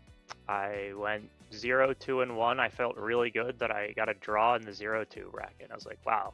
I didn't 0-3. I was so happy. It hooked me there. Like, there's no going back from that. I think my first like serious tournament was probably my first regional championship. I was pretty shocked. I mean, it was my first tournament. I didn't really have much in the way of expectations. I was just going in try and have a good time, and then I'd ended up qualifying for the Pro Tour. So not at all what I had expected. It is my first Pro Tour. I expected to play against, you know, the best of the best, and I did. And then I got extremely lucky, managed to 12-2 and make top 8. So it's just kind of rolling from there. I don't know. I spiked my first 2 major events with a top 8 in each, and just it's kind of ridiculous. Joining Team Handshake has been such a boon for me. Like, maybe I was like pretty good when I top 8'd my first Pro Tour, but certainly I'm much better today than I was like a year and a half ago. I credit most of that to being on that team. It's a resource I never could have imagined having access to, and certainly has helped me a ton to get where I am today. I think one of my biggest skills in Magic is like trying to attack the metagame from like unique angles, like oftentimes in deck building and constructed. I mean,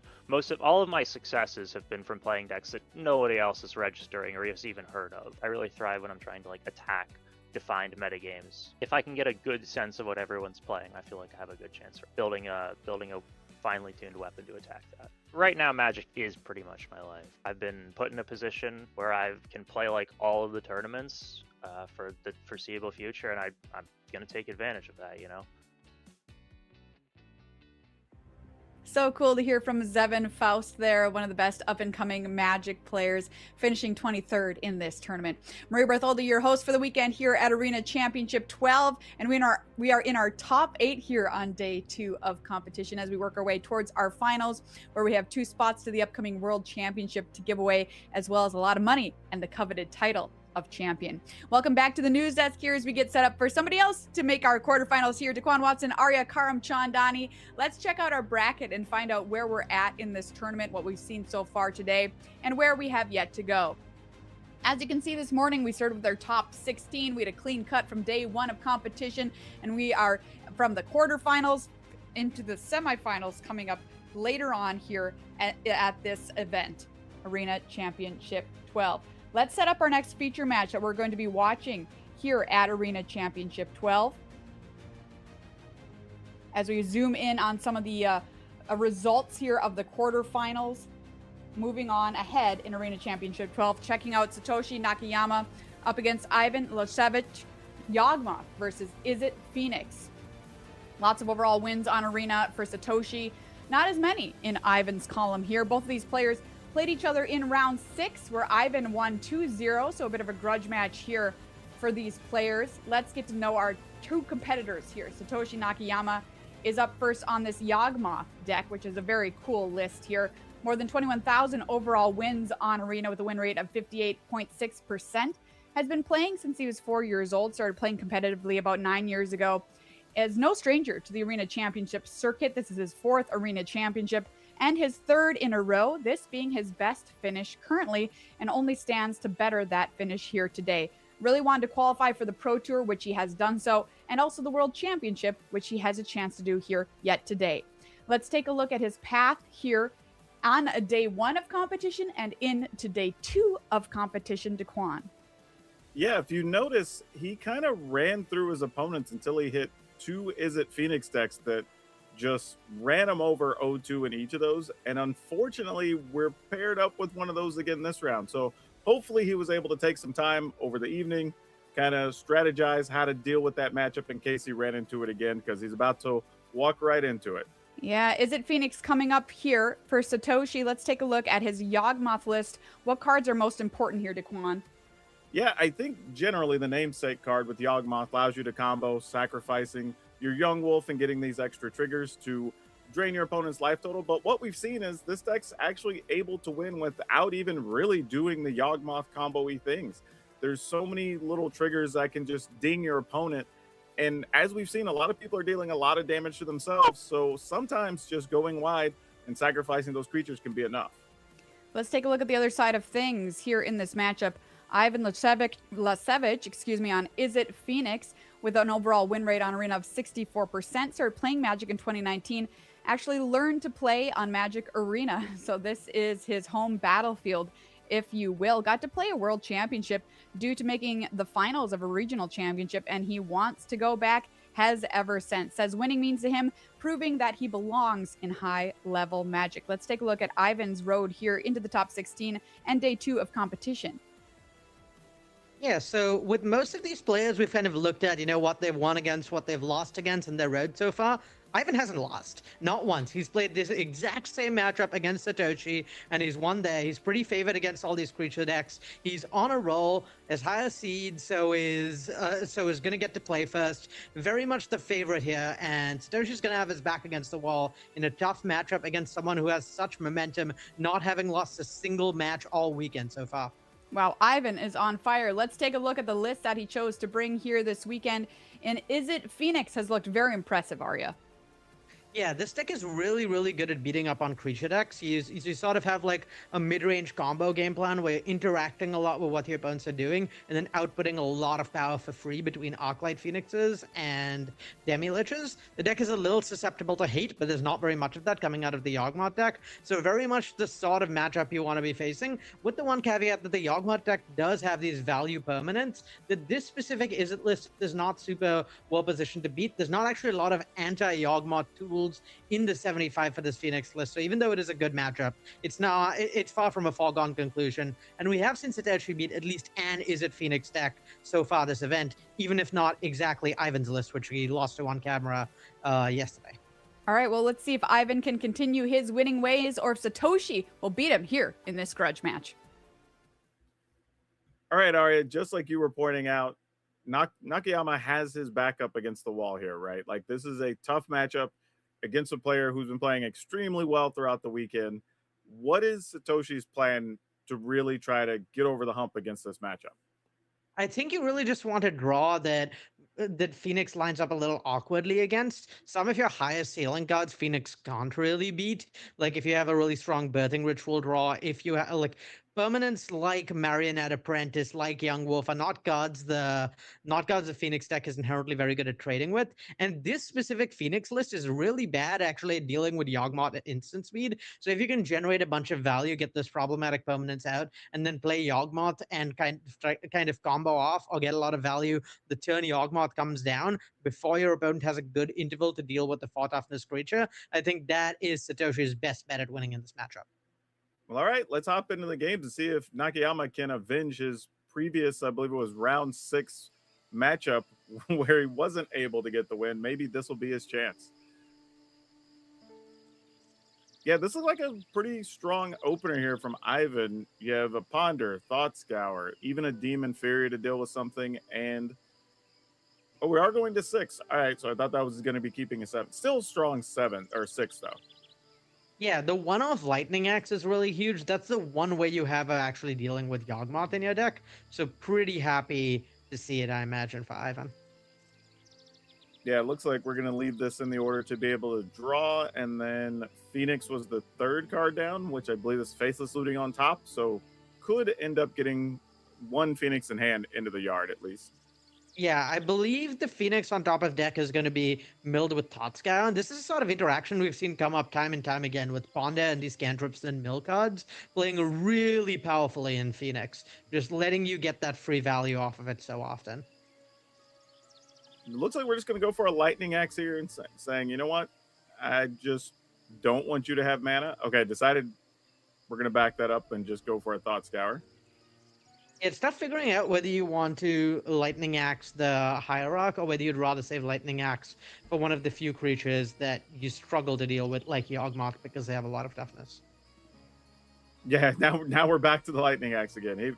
It is really close, and I get why he's hesitating, because like you said, if Yawgmoth does manage to hit the battlefield, there aren't many answers for it in the Savage's deck.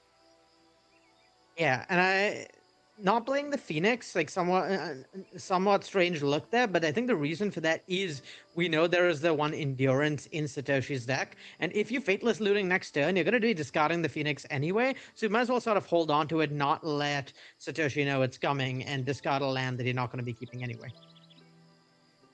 All right, so we got another land from Nakayama, and he does have a Thought Seize, which is probably going to be targeting the Faithless Looting, I would imagine. Yeah, and this Endurance in Nakayama's hand is going to be huge this game. because in general, this is a pretty tough spot to be like back against the wall with 2 Phoenixes for the Phoenix deck. Like it's pretty hard to keep up with the amount of value that's going to be generating. But being able to get rid of both the Phoenixes with Endurance is, I think, going to put Satoshi in really good shape because Ivan's kind of running low on cards in hand. Yeah, Endurance is pretty big business here, and it's just going to come down to, is Ivan going to try to play around it or just get the 1 Phoenix into play? Yeah, it's going to be tough, I think, for Ivan to get any Phoenixes into play through the Endurance at this point, because there's enough green cards in hand that Satoshi can always just leave it up and then try and Endurance in response to a trigger. Discarding the second Phoenix here is interesting. I think you have to do it in Ivan's spot because you just don't have a good way of putting it into your graveyard. But this does make for a really appealing Endurance, since this is going to let Satoshi sort of use the Endurance to also clear out the graveyard and make future treasure cruises not particularly appealing as well. Yeah, Satoshi says, I don't even want to get rid of cards for it. I'm just going to hard cast an Endurance. Get rid of that graveyard. And now Ivan's back to using Thought Scour, rebuilding the yard, seeing what we could put together. But this is a quick way to do it. Ends up picking up a Pact of Negation and a Manamorphose as well for the following turn. Yeah, and Birthing Ritual here, pretty scary card for Satoshi to have access to. In general, Ritual is like pretty good at letting you churn through the middle of your deck, sort of generate value. But with an Endurance in play, the fact that Ritual can always hit a Yawgmoth, really scary. I think in Ivan's spot, I'd almost consider having to Force of Negation this. I don't think he can really afford to. He's just too far down on resources. But this Birthing Ritual is going to be tough to beat. Every turn that 7 more looks for Yawgmoth, and in the cases where it doesn't find Yawgmoth, it's still generating value, putting more creatures into play so that when those Yawgmoths from hand do get played, that's more problems for Ivan. Yeah, and that just leaves Ivan at that point with the Manamorphose, and I guess he could flash back Faithless Looting, but that's not going to get you anywhere. But this is worse. I agree with you, letting the Birthing Ritual resolve. Yeah, it's a really tough spot. The one saving grace for Ivan is that there isn't a second black land for Satoshi, I don't believe. I think that's a forest and a Beseiju. All right, so we got double blue off of it. Decided we're going to go ahead and just flash back that Faithless Looting. Found a Ponder and a Chain Lightning. Yeah, and I think in this spot for Ivan, you're just digging towards Treasure Cruise as hard as you can. You just need a way to refuel. You're too far behind on cards at the moment. Yeah, so what do you even want to keep? I mean, you obviously keep the Ponder, but can you afford to give up the Spell Snare? I think it's pretty close. I don't think you want to keep the Spell Snare because you're not going to be able to leave it up. You're going to be forced to... keeping Spell Snare plus land means keeping no card flow. So I think the question for Ivan here is whether you keep the Chain Lightning to be able to have some interaction, have a second spell to cast next turn, have more cards that actually matter, or whether you keep the Steam Vent so that you can play the Ponder this turn rather than waiting. Yeah, that's a really tough call. And he doesn't know that, like, Nakayama's already staring at 2 Yawgmoths in hand as well. Yeah, Nakayama's hand is absolutely stacked here. The Chittering, the Yawgmoths are scary enough if he finds a black land, but the Chittering Illuminator providing a bunch of sort of long-term value and being another card advantage engine is also super problematic, I think, for Ivan. There's a Treasure Cruise right off the top, so right on time. This could be exactly what Ivan needs. The Cruise was the first step to getting back in this game, and this is part of why the Phoenix deck is so strong, is you can't ever really count it out because of Cruise. It can refuel so well. All right, so we got a Mountain, an Otawara, and the Demi-Lich, but this is at least a start to trying to make some things happen. Yeah, the fact that there's not very much going on for Satoshi certainly helps. Like, still no Yawgmoth to be played. You can get a 2-drop here of some sort. Yeah, I off think of you can also... God of Calling. I think you're just going to play the Marionette Apprentice, make a creature, and then you could also just chord for whatever you want. Yeah, God for 2 is, I think, available to him here. It's clear to me what he'd get. He could get Hepatra. He could get... he could get some sort of way to try and make sure that he's able to cast Yawgmoth next turn. But letting this Demi-Lich get an attack is kind of scary for him. Yeah, for sure. All right, Dimulich is going to fire up a Chain Lightning. Chain Lightning probably pointed at the Apprentice here, because as long as there's an Apprentice in play, Satoshi can just probably kill Ivan with an untap. God for 2. I'm kind of interested to see what this god will get. Another Apprentice makes sense. Ivan's life total is just pretty low, so maybe you could just drain him out over a couple of turns. If you draw, at this point, if there's a land run for Yawgmoth, that is just a win for Satoshi, I believe. That's just going to be enough death triggers with the Marionette Apprentice to kill. And we know the top card of Satoshi's deck is not a creature, because we would see it with a Shivering Illuminator if it was. So he knows he's drawing a non-creature card off the top, which means pretty high chance to be a land. If it's another card, I believe there's enough creatures to just be able to card for Yawgmoth as well. So there's a very high chance that Ivan is just dead here. Yeah, I wonder if he's just trying to decide if it's worth it to try to. Well, I mean, yeah, with what's in hand, you could Otawara something, but that doesn't do anything. Yeah, all right. We did get a land, and guess what? It looks like it's one that makes black mana. Yeah, so the way I think Ivan stays alive here is you respond to something, to maybe a Yawgmoth activation, to maybe casting of the Yawgmoth by Otawaraing. You can either Otawara here and bounce either the Young Wolf or the Marionette Apprentice, or you can let the Yawgmoth resolve and respond to one of the triggers by bouncing the Yawgmoth. All right. Yeah, and that makes the most sense, because otherwise I guess you could just activate Yawgmoth and sack enough things. Yeah, so the question here is how far Satoshi goes, because he could just dig for a Marionette Apprentice, and that does just get, or a Card of Calling to find a Marionette Apprentice or a Blood Artist, and that will just kill Ivan. I think you probably sacrifice at least a creature or two here. Probably sacrifice the Young Wolf at least once. So in the spot with the Yawgmoth deck, each of Satoshi's creatures is going to give him 2 looks if he wants them, because he gets to sacrifice the Young Wolf and then sacrifice another creature to put a -1 /-1 counter on the Young Wolf to like get another look again. I imagine this Demilich is going to get killed before it gets to attack. I think Satoshi, recognizing that he doesn't really need to do a risky digging line here, he can just keep his life total high, make sure there's not like a bunch of Phoenixes coming in, kill any creatures that are attacking, and then, yeah, just untap and win the game. There's really no rush, and with the Yawgmoth on board, there's no way that Demilich can reasonably attack and get the job done. So pretty safe spot for Satoshi. I like him playing it conservatively there, and obviously rewarded for it. Yeah, and I think the trend has continued so far for us, where we haven't really had to see Yawgmoth actually combo, right? Every time we've seen this deck win, it's been just through some semblance of creatures and pinging. This time it wasn't even the pinging damage, it was just straight up attacking that did almost all the damage. So there's a few ways this deck can still get its way to the finish, even if it doesn't actually get to combo. Yeah, and that's one of the strengths of these creature combo decks, is the threat of comboing is so strong. Even though the Yawgmoth deck didn't combo there, it was because of the ability to combo with Yawgmoth that the Marionette Apprentice had to be bounced in response, and that put Ivan in a pretty awkward spot. So even though the Yawgmoth deck didn't actually combo, part of the strength of these decks, part of why their creature beatdown plan is viable, is because your opponent has to play in such a warped way to respect your ability to combo, that this frequently gives you better leverage to use your creatures and apply pressure. Yeah, nothing too crazy from the sideboards here, but we do see Ivan citing in the fan favorite and our favorite Crackling Drake. Yeah, this is a matchup where Crackling Drake is really good. It gives you counterplay against the Graveyard Hate, and perhaps most importantly, it closes the door really quickly.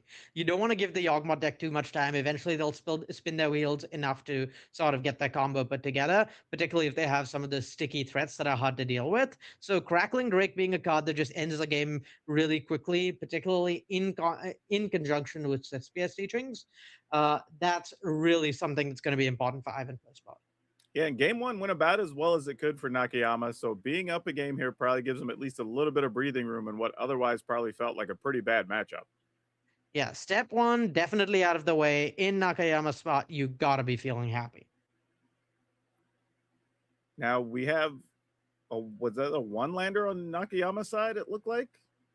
Yeah, that's a pretty risky one-land keep, but incredibly high upside. A lot of really powerful cards in this hand. Yeah, it does have Thoughtseize. It has a Hierarch. There's a Young Wolf. So lots of stuff you can cast off of one land. And he did pick up an Endurance as well if necessary.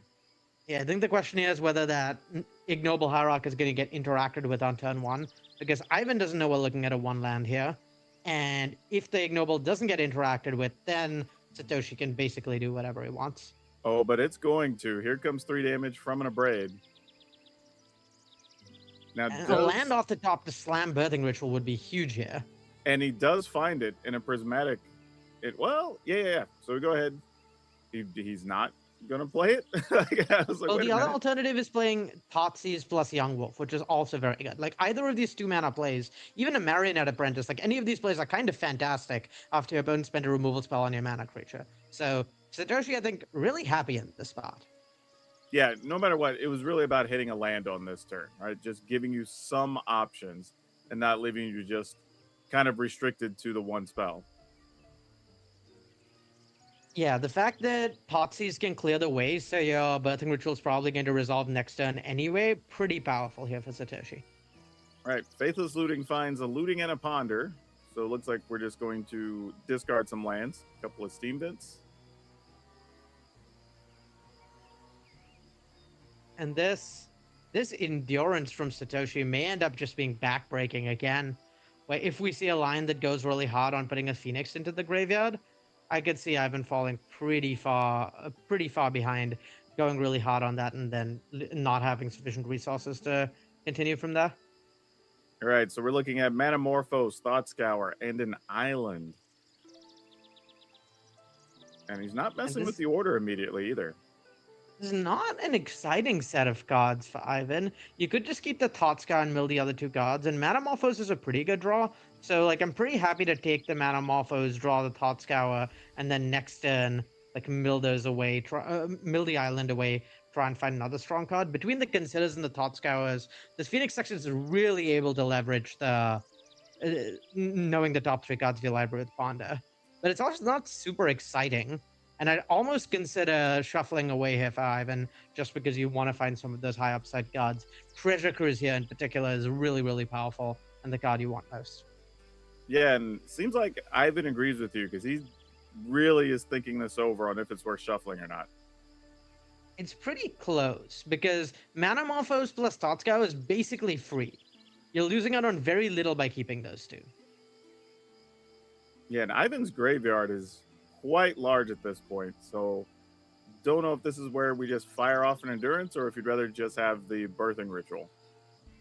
I think the fact that you can hardcast the Endurance here makes it pretty tempting to me. Just getting Ivan pretty low on resources. Treasure Cruise is the main thing you're worried about. Now, you know Ivan probably doesn't have a Treasure Cruise in hand, or on the top of his library, because he probably would have just played it here. He would have kept Treasure Cruise on top and then cast Cruise. So either he needed to hit his land drop off the top, which is a possibility. We know that's not true, but that could have been a reason that Ivan played a land and not a Treasure Cruise this turn.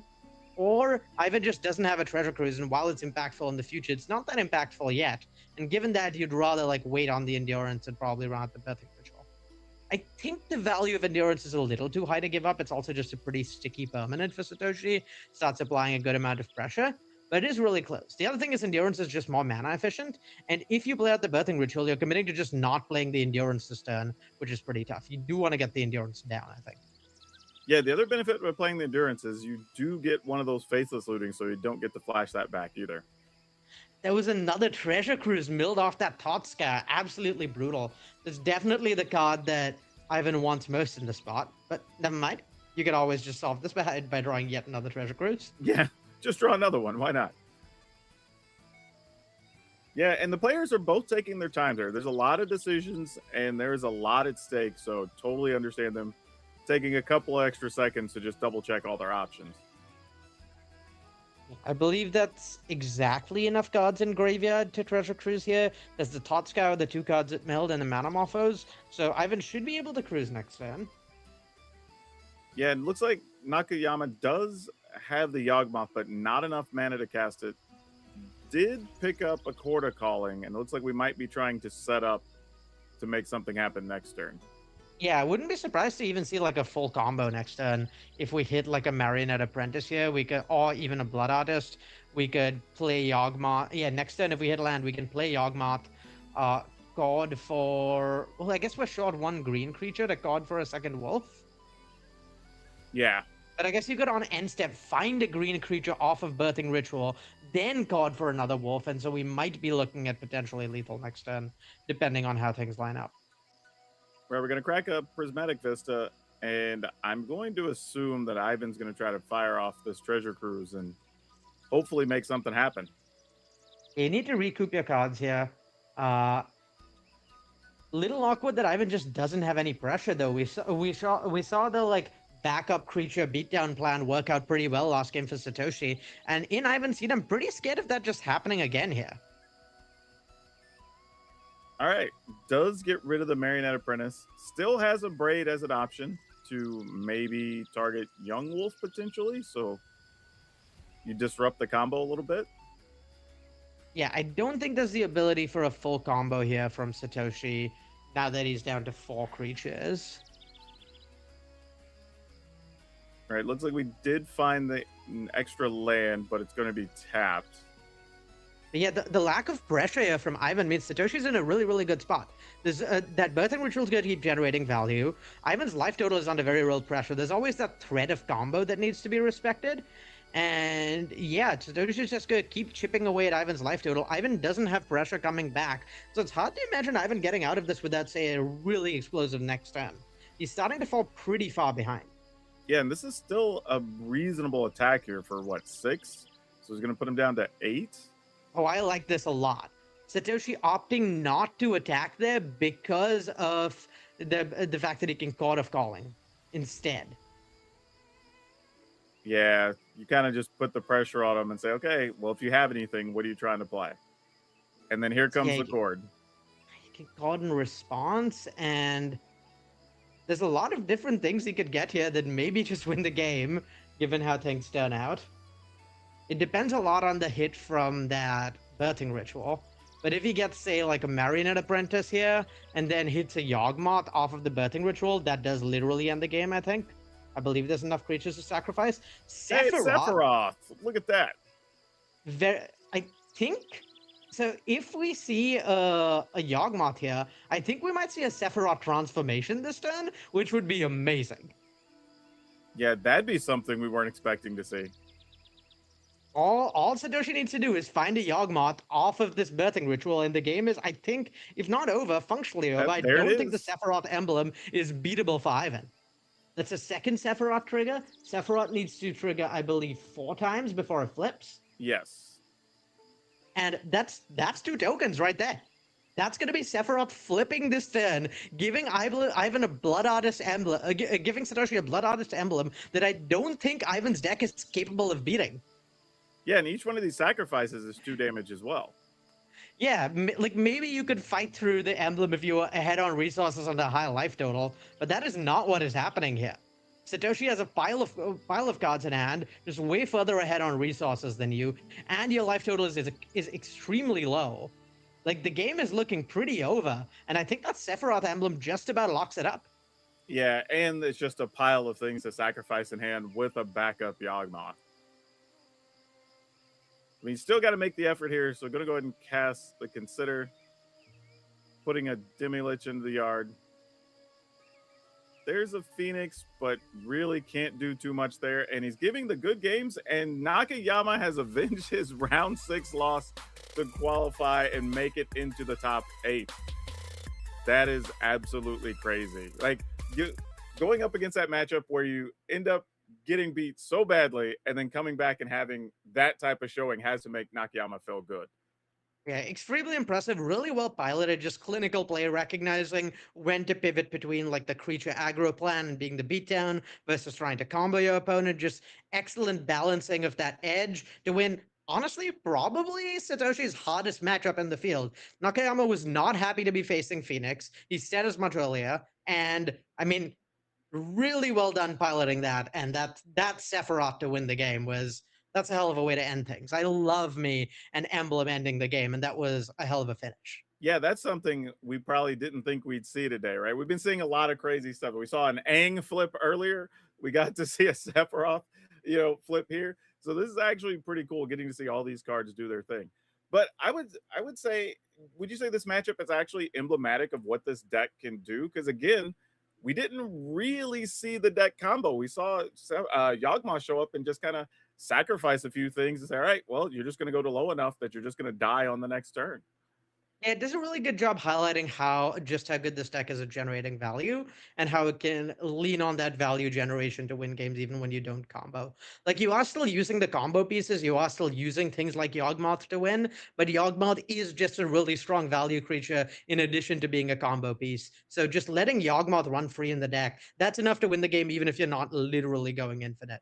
Like you said, a really good capturing of what this matchup is about and what this deck is like, really. This overall just feels fun, right? Like when you get to see the combo deck win that way, it doesn't even like, even if you're just not a fan of combo, like you can't be mad at a deck winning like that, right? This is what I think has been making the format so fun to watch this weekend, is we're just seeing all these different ways that decks are winning. And this isn't, I would say, something we've really seen in all the other formats and kind of has been unique to Historic this weekend. Yeah, it's been a really nice balance of combo with scrappy mid-range backup lands. Formats generally tend to lean towards either being a lot of combo or a lot of mid-range, but seeing these combo decks play these mid-range games and these mid-range decks have these really powerful synergistic game plans, that's something that's pretty unique to Historic and one of the things I love about the format. Well, we still have more Magic because we're going to be watching it all the way to the finals today. So we're going to take a quick break and we're going to come back with more Magic from Arena Championship 12. Hey everyone, I'm Christopher Larson. I'm playing Jund midrange for the Historic Arena Championship 12. My deck is classic Jund, as Reed Duke would love it. We're playing discard spells, and then we're playing a new edition of the Goyfs. We're having the two greater ones. We have the Barogorf and the Paragorf as the new combo hit here. And then we have an old school favorite as the Tamogorf coming in from the right hand. And beside that, we're playing Gerald. Gerald looks like it's gonna be great with having discard spells. My plan for the tournament is go discard or removal, Gerald more discard, and hopefully then go with some people. Having a Paragorf being the bomb at the mall, just laying it down there. I didn't have much time for this tournament right after the PT, so I trusted some of the boys to come up with a deck, and they told me that Jund midrange was the way to go this time. It's tuned against combo decks, mostly, as the format is wide open, and we have no really idea what's going on.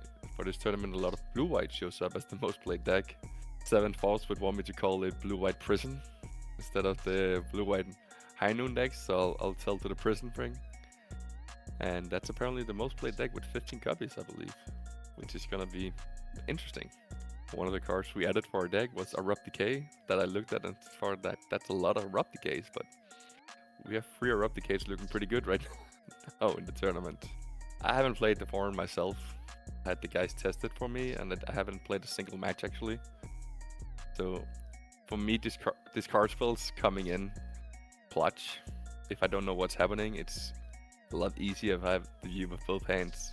If you don't know what you're doing, discarding people is probably a safe route to go. Welcome back, everybody. And our top 4 is almost set, but we have one more seat to assign. So let's take a look at this matchup. And Arya, this one should be pretty fun and might be a little bit difficult for one of our opponents because we get to see the Jund Goyfs decks played by Nakamura Kuki against Nico Boni, which we've seen a few times already this weekend, playing Azorius High Noon. And this is probably one of the matchups where High Noon doesn't have as big of an effect. So we'll be interesting to see how this one plays out. But let's take a look at these two decks against each other. Now, we've seen both of these throughout the weekend, Arya. So how do you feel this matchup is going to set up for us? This is sort of the reverse of how the Phoenix decks go, where a lot of the Phoenix decks' core game plan is good against a lot of this plottier spell, bouncy spell, turn over turn, like play these cheap, tempo positive threats. But the deck really struggles into High Noon. The Goyf deck is the reverse, where High Noon doesn't really matter that much. You don't have that many efficient spells. You have really efficient interaction for it in Abrupt Decay. But the plan of Plotya Goif, Airbend your Goif, Bounce your Goif, that plan is really, really strong against this deck. Because when you're playing 4-mana threats into things like Aven Interrupter, Talia's Throne Guard, and Ang, well, that can leave you pretty far behind on tempo. And so when we've seen this matchup played before, the blue-white deck has really been able to leverage its natural strengths in this matchup to do well, but it doesn't really have the same high combo ceiling because of how good the Goif deck's threats are. So it's going to be a very different cadence of match that we've seen before, but very much one where the blue-white deck is sort of the beatdown looking to close things out and really leverage the tempo advantage it has over these expensive spells. Well, let's hop in and see who gets this last seat into the top 4. I'm looking forward to this one. I want to see lots of Goifs get cast. That's something we haven't gotten enough of this weekend. Yeah, I mean, who among us doesn't love Goifs? That's truly one of the most iconic pieces of Magic's history. I'm looking forward to seeing some cast. All right, Nico kept a hand here with a Remand and a Ponder and a bunch of lands. Yeah, and Nakamura having kept a hand that's basically all discard, pretty ideal in this matchup. I think you just really want to interact with your opponent's strongest threats as much as possible, and then your individual haymakers are sort of going to outweigh theirs. So yeah, playing towards that generally pretty good. Yeah, it looks like we're just going for an Inquisition of Kozilek, getting rid of one of those remands. And Nico just drew the High Noon. I'm going to go ahead and get that down. Yeah, like in a game like this, High Noon's really not doing very much for Nico. Like, Nakamura's not really looking to cast more than one spell a turn most turns. Yeah, and decided to fire off the Malevolent Rumble. So, though I did say that, and then we hit Jostle, which is the one card in Nakamura's deck that's completely shut down by High Noon, since High Noon prevents you casting a second spell off it. Yeah, very true. Just with that intensity, not being able to take advantage of that extra card, it really is only going to matter, or at least get to do its thing if once he's probably hellbent. Yeah, and with the way these draws have panned out, Nakamura has ended up in sort of an awkward spot against this High Noon, where with holding onto the Thoughtseize and playing the Malevolent Rumble last turn, now Nakamura really wishes he was able to double spell in a turn, and kind of can't. Thoughtseize to clear the way plus one of these Haymaker threats would have been really, really good for Nakamura, but that's not an option right now. All right, so we're going to turn the Baragoyf back to hand. And then immediately picks up an Interrupter to go with the Remand. So this is exactly that tempo you were talking about, Arya. Really going to put the screws to Nakamura here.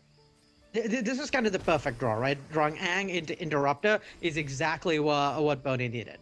Now he's going to be able to plot whatever spell gets cast this turn, hit Nakamura down to 10, remand the spell that gets cast next turn, hit Nakamura down to 6, and then he just needs to connect with one more creature, and the High Noon will be lethal. This is sort of the thing we've been seeing over and over, where it's not just that this deck is really strong in these spots, it's not just that this deck applies a lot of pressure. With all these like remand effects and plot effects, you sort of end up in a spot where you get to checkmate your opponent several turns in advance as long as you draw enough pieces of interaction. You could just chip away for 2 to 4 damage. The opponent's only casting one spell a turn. You get to look for answers to that one spell turn over turn every turn, and then eventually you just close out the game. Yeah, gonna get an attack here for 4, putting Nakamura down to 10, and we know there's a Remand already to back things up, and this is getting very close to over. Yeah, things are looking pretty grim, particularly given, like, there's not a lot of life gain in Nakamura's deck unless he untaps with a Baragoyf. And so we might even see something like Waterbending to transform the Ang at some point to deal the last few points of damage. It's really looking pretty grim for Nakamura here. Yeah, the other big thing, too, is Nakamura doesn't have many instant speed spells, right, to even interact on Boney's turn. So that's the other issue I think he has here. And I mean, Reprieve massive here, right? That just closes out the game. That's that checkmate we're talking about, where there's only one spell allowed on Nakamura's turn. It's going to get reprieved.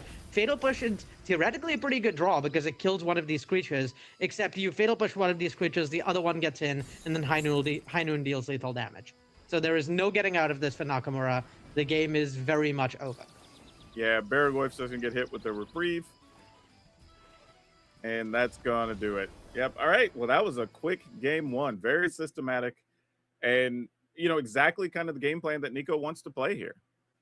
Yeah, and I think maybe a good example of why this blue-white deck's game, like call game plan, is favored into the Jund deck's game plan, which is you're not developing cheap, efficient threats. There's no Tameo Psychic Frog equivalents like we saw from the Dimir decks that really punish these High Noon decks by deploying snowbally cards that come in under what they're doing. We've seen this even with like Birthing Ritual and such, like powerful permanents that come in under all the plot effects. That is not true for the Jund deck. All your powerful cards are 3+ mana, so you do fall pretty far behind to these plot effects, which can just interact with what you're doing turn over turn before you really get a window to slam a snowballing threat. Yeah, and Nakamura looks like he's bringing the Culling Rituals and the one Witherbloom command. So definitely taking out some of these slower cards that aren't going to do a lot to interact very well. So yeah, not a ton of changes, but just enough to make a difference, I think. Yeah, Calling Ritual one that lines up pretty well into the game plan of I'm going to High Noon and lock you with all these cards in hand. Because if you can Calling Ritual, blow up all the High Noons, and then get some mana to actually deploy the rest of the threats in your hand, that's ideal. That's very much what you want to be doing and sort of provide some natural counterplay if, of course, you can get your spell resolved through all this interaction. All right, so did open with a Ignoble Hierarch and a kind of reasonable hand to back that up as well.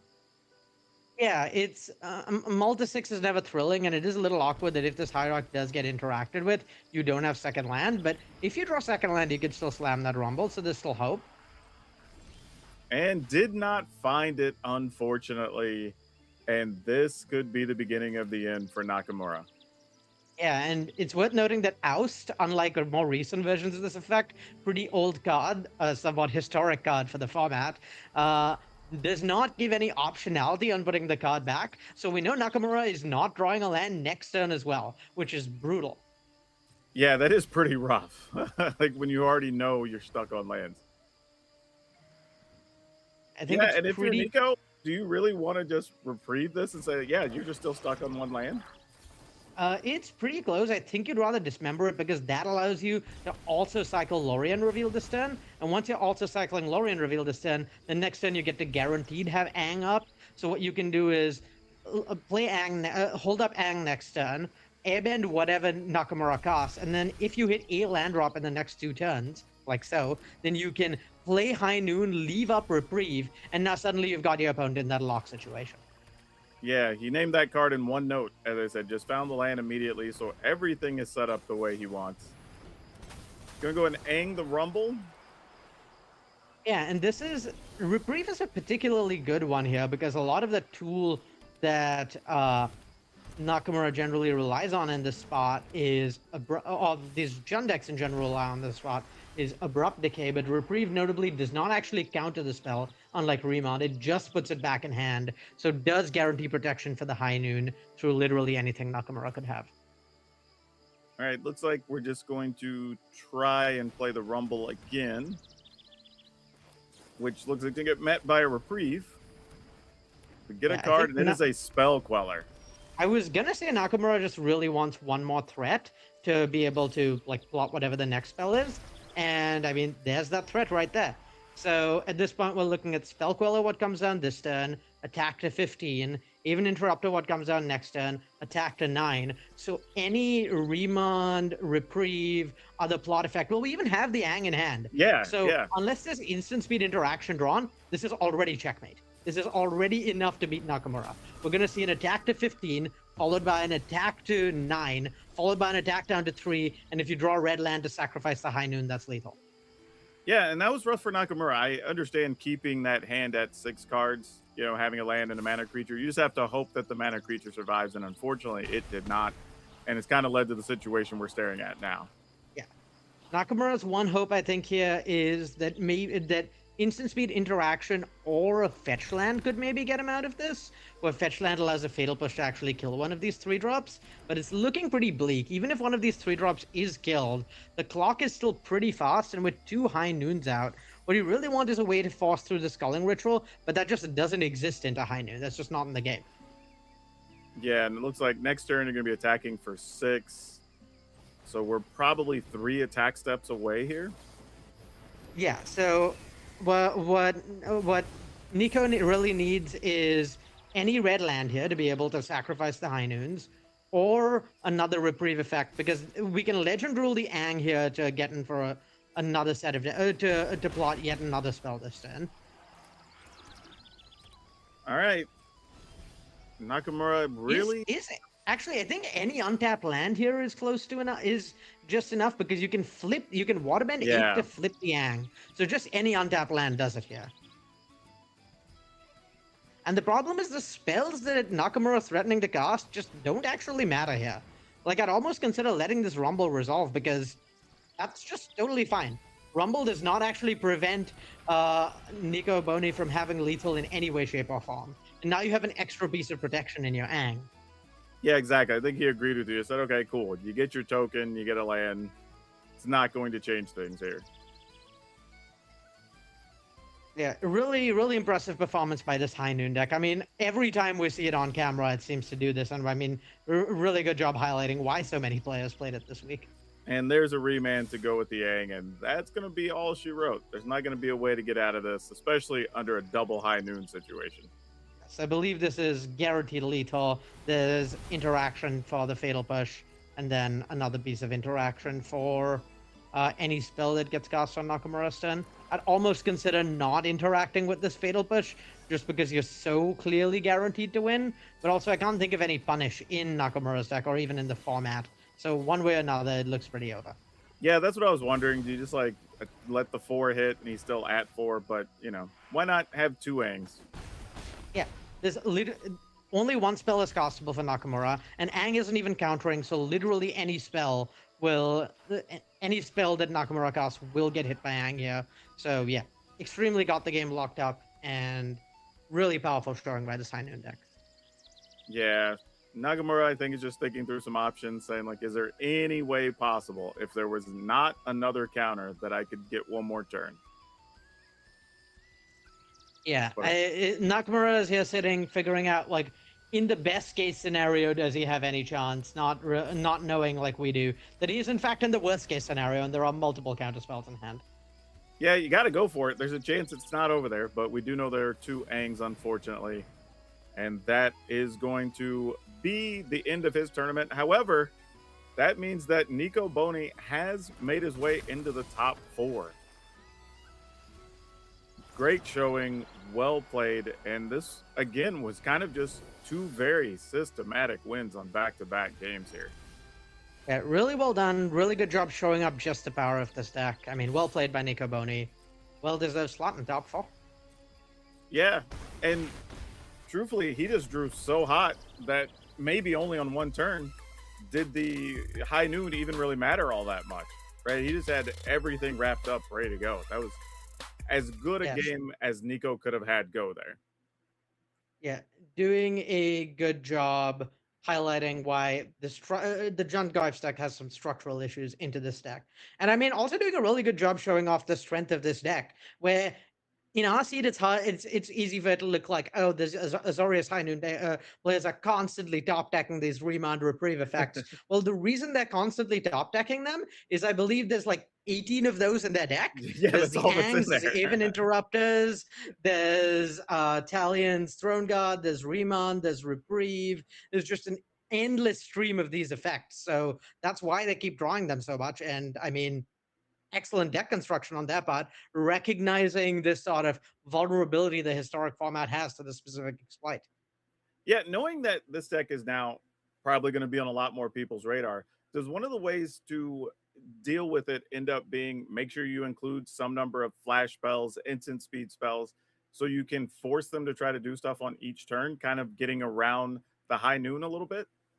Yeah, instant speed spells do a lot. I think that's definitely one of like the 2 pieces you really want here. Where instant speed spells allow you to essentially keep playing the same game they're playing, where you're both getting to cast 2 spells a turn cycle if you want to. Also, they're quote unquote checkmates where they have several pieces of interaction, so lock you out of the game a few turns in advance.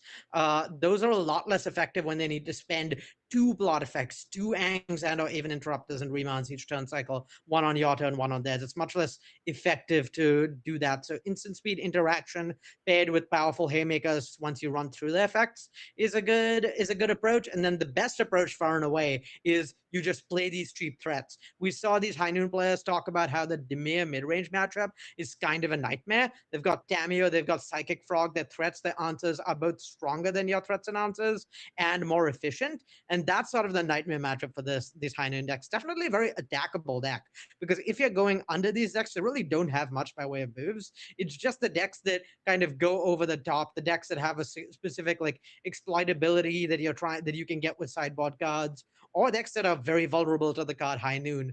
Those are the decks against which this High Noon deck is really well positioned. And credit to the players who picked it. Really good choice for this weekend. A lot of those decks, most of those decks sort of seeing play, sort of like having been played through most of today. We're out, I think, of Dimir decks in the top 8. So yeah, really good job identifying what the metagame was going to be about and left themselves very well positioned. Well, it looks like we still have some good, interesting matches to play as now our top 4 is set. So we're going to take a quick break and we're going to come back to those top 4 matchups. Strixhaven quiz. I am answering as if I was Ailey Loney. Let's do this. On vacation, you're most likely catching critters in a tide pool. Catching critter. That's it. It's the top one. I'm not even going to continue reading. Ailey's love for critters is unmatched. I don't think Corey's a hiker, not with his busted leg. Following an itinerary to the letter, no, he never reads a call sheet. You have a chosen media assignment to complete. What are you submitting? A well-written paper arguing a point. Probably not. Graphs made from a spreadsheet of data you collected. No, that's not Ailey. An experiment proving yourself right. Okay. What kind of experiment? If it explodes, that feels very Corey. Think Ailey would like to do an experiment, and she loves being proven right. You have a mandatory formal coming up. What are you going to wear? Whatever it is will be covered in sequins. Well, if this is a test for Maria Bartholdi, boom. Do you know, I could actually see Corey in sequins. It's not about the fit, it's about the pose. Yeah, that one. The amount of poses Ailey and I have done when we have taken pictures together is through the roof. What are you most likely doing with downtime on campus? In the library with a book. I don't think I've ever seen Ailey read a book. Reads a lot of Magic cards. Starting fights with other students. All right, now there we go. I could see that. Yapping about your latest hyperfixation to your friends. I'm gonna go with that one. Ailey in high school, maybe she was a fighter. You realize you have a paper due in 1 hour, and you haven't started yet. What do you do? You know, I think Ailey's gonna look at that and be like, an hour? That's gonna be absolutely easy. Party this weekend, which applies to you. Me, yes, I am Corey. Corey's not a gossiper. He's not into spilled tea. Let's go with potluck. Number 1 goal, befriend the host pets. I'm not even gonna read the last one. If there is any kind of pets, if there is any kind of critters, Ailey Loney is befriending that pet. Witherbloom. All right. Touche, Ailey. Ooh, I feel like I got this wrong. Either the quiz screwed up or the critters really got us here. I do like critters. Good job, Corey. Hey everybody, welcome back to coverage of Arena Championship 12. Maria Bartholdi, your host here this weekend as we work our way ever more closer to our finals here in this championship and those 2 spots at the World Championship coming up. Welcome back to the virtual news desk here as we get ready for semifinals action with Paul Cheon and Corey Baumeister. Let's check out our bracket. We've already had some fantastic Magic today as well as yesterday. Corey, what are you looking forward to here as we hit the semis? I mean, I'm already getting stressed out for these players. I am just so looking forward to seeing our 2 finalists and the 2 people that we're going to see at the World Championship. There's nothing better than watching those reactions of their players when they accomplish what has to be a dream for both of them. Absolutely. Paul, what are you most looking forward to here? I'm excited to see anything but an Azorius High Noon mirror in the finals. That's what I would like to avoid. So, you know, I don't mind one copy of the deck making it to the finals, but, you know, I don't really want to see both of them kind of go at it here. So I'm kind of hoping to see one of the other decks kind of take a W in the semis. Yeah, I mean, and they're each one match away too from becoming getting that berth to the World Championship. So I want to know how you would feel if you were in their shoes, Paul. Yeah. I mean, this is obviously going to be, for many of these players, the biggest match that they've ever played in their lives. Perhaps maybe not for Nico Boni, who actually has 2 Pro Tour top 8s and a Team Worlds title. But I mean, this is a lot, right?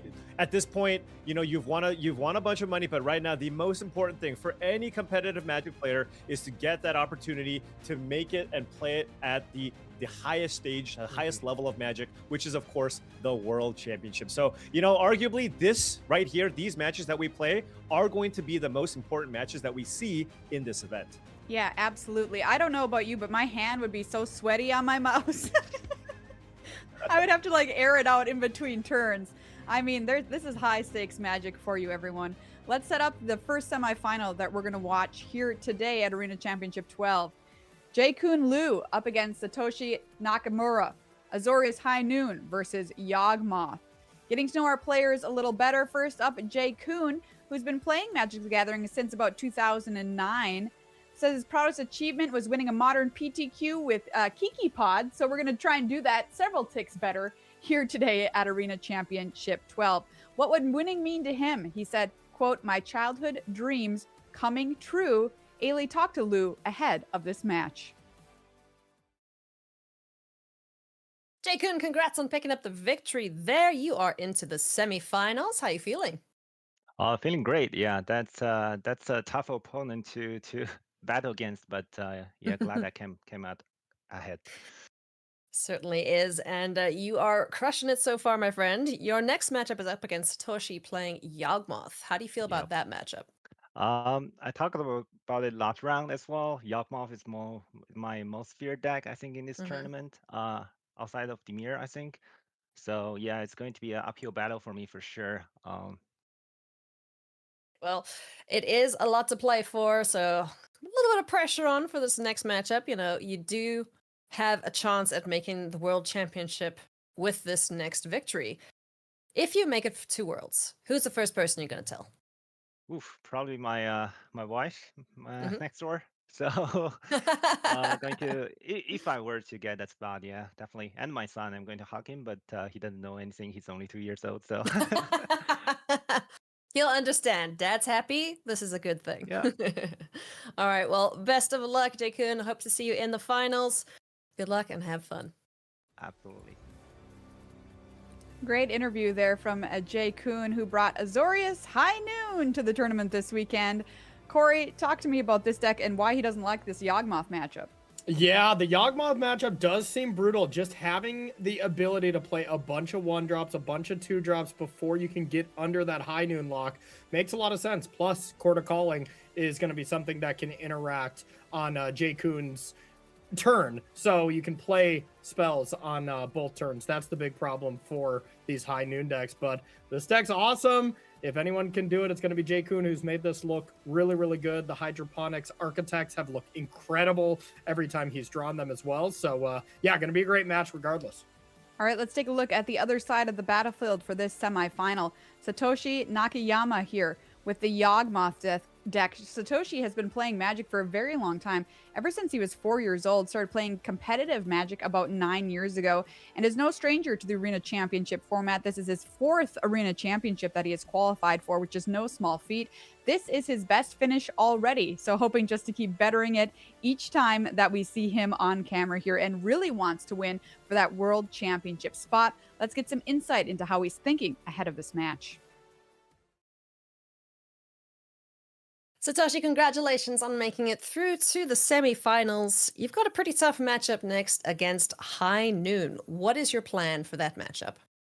お相手のハイヌーンもしくはエミリアン・アルコンが、場に出てるかどうかでゲームの形がガラッと変わって、ない場合は、こちらが軽量クリーチャーを、何度も投げることで、お相手のリマンドやリプリーブ、もしくはフラッシュクリーチャーに対して、手数で攻め立てることができるんですが、出てしまっていると、そのプランが取りにくいので、お相手の持っているカードを推理して、一番嫌がられる順番でカードを投げていく。もしくは、インスタントのアクションを構えることで、お相手に対してずらしたアクションを取っていく。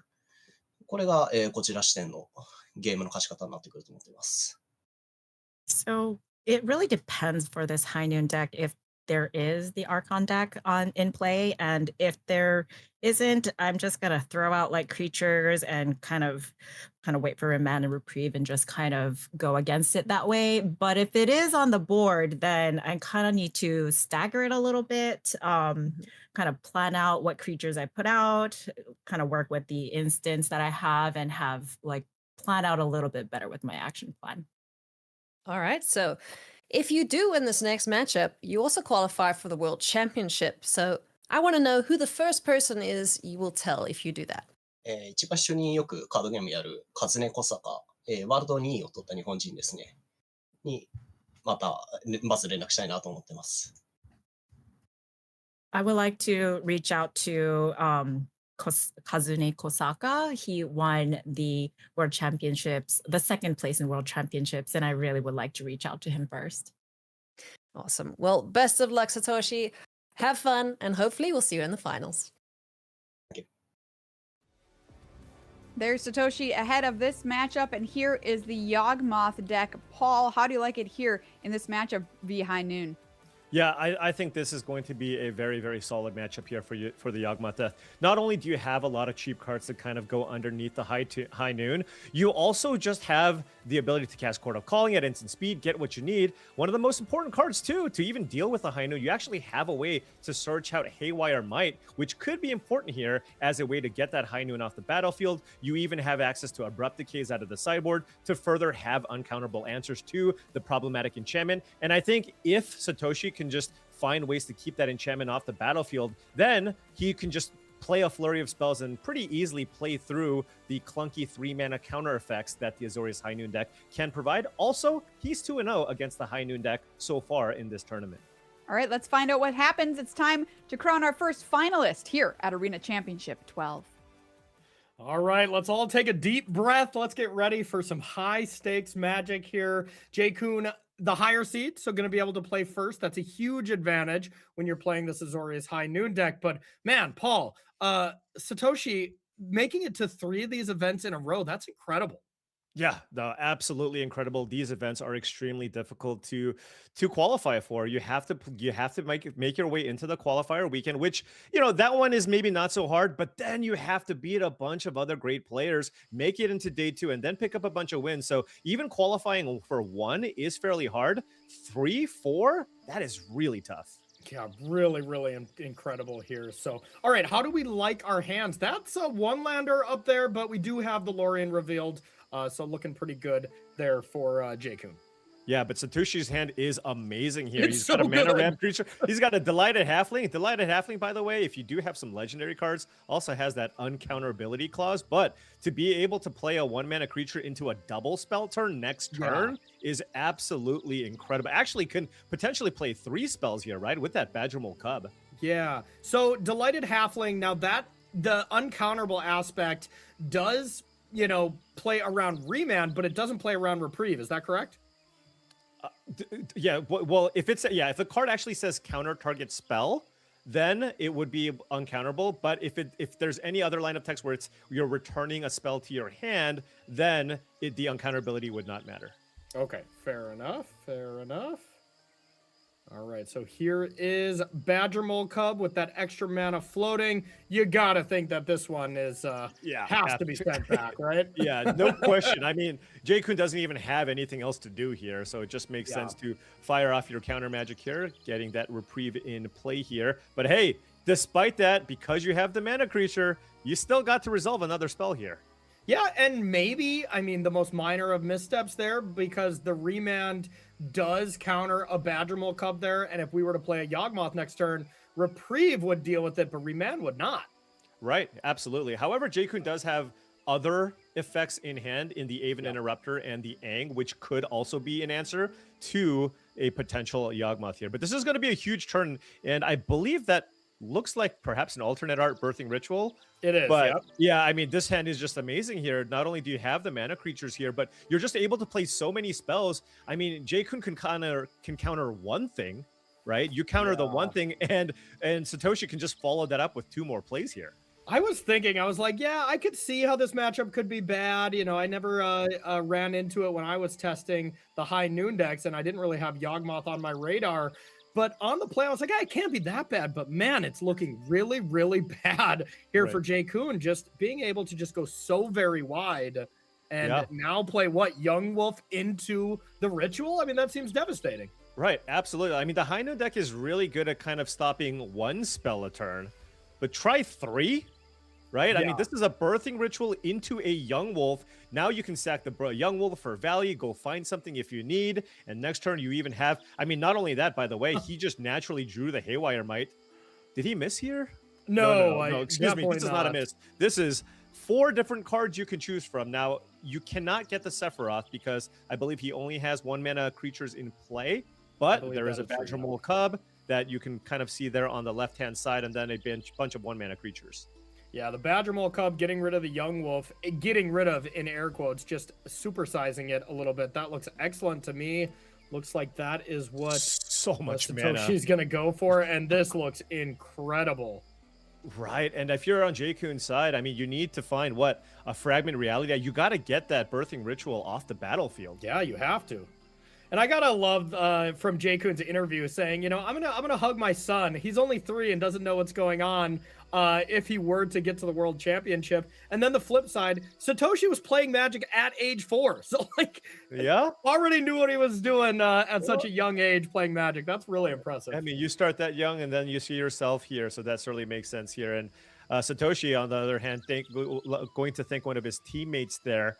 A finalist at the World Championship. So, you know, if he can maybe qualify, win this match, and make it over, perhaps he can try to do one better than his friend. Lost to Jean-Emmanuel Depras, who ended up taking that down. That was an incredible tournament as well. And let's see, here's Haywire Might. Now, this has been rebalanced. We see the A in the top left corner. It's just got an additional toughness. Right. And I think that was largely to deal with not getting Bowmaster down, which then got rebalanced as well. But hey, it's an upgrade. Yeah, but here's the issue, right? Birthing Ritual has resolved. How do you beat this card? You don't. At this point, even if you get your spell countered every single turn, Satoshi's still just getting value every single turn off of this enchantment. Yeah, and even looking at Satoshi's list, like, on top of having Haywire Might, on top of having cheap creatures, there's just 2 Besajus in the main that can cleanly deal with High Noon as well for free. Like, man, this matchup seems rough. So 2 Besajus, Haywire Might, 4 Court of Callings to search them out, and then 2 Abrupt Decays also out of the sideboard, which basically kills every single permanent in Jay Kuhn's deck. But that's it. But that's well, of course, all the mana creatures that can go underneath all the counter spells. Oh yeah, there's also a Reclamation Sage that comes in, plus Force of Vigor if you want to deal with High Noon as well. Yeah, so lots of options here. Now, we'll note, I mean, we'll get to it in a bit once we get over to the next match. Jay Kuhn does have some pretty powerful sideboard cards as well, but this is why Jay Kuhn said this is the nightmare matchup for him. Yeah, even the producers were throwing in Skyfisher Spider, which is another answer to it. So, man, this whole deck seems poised and ready to beat this deck.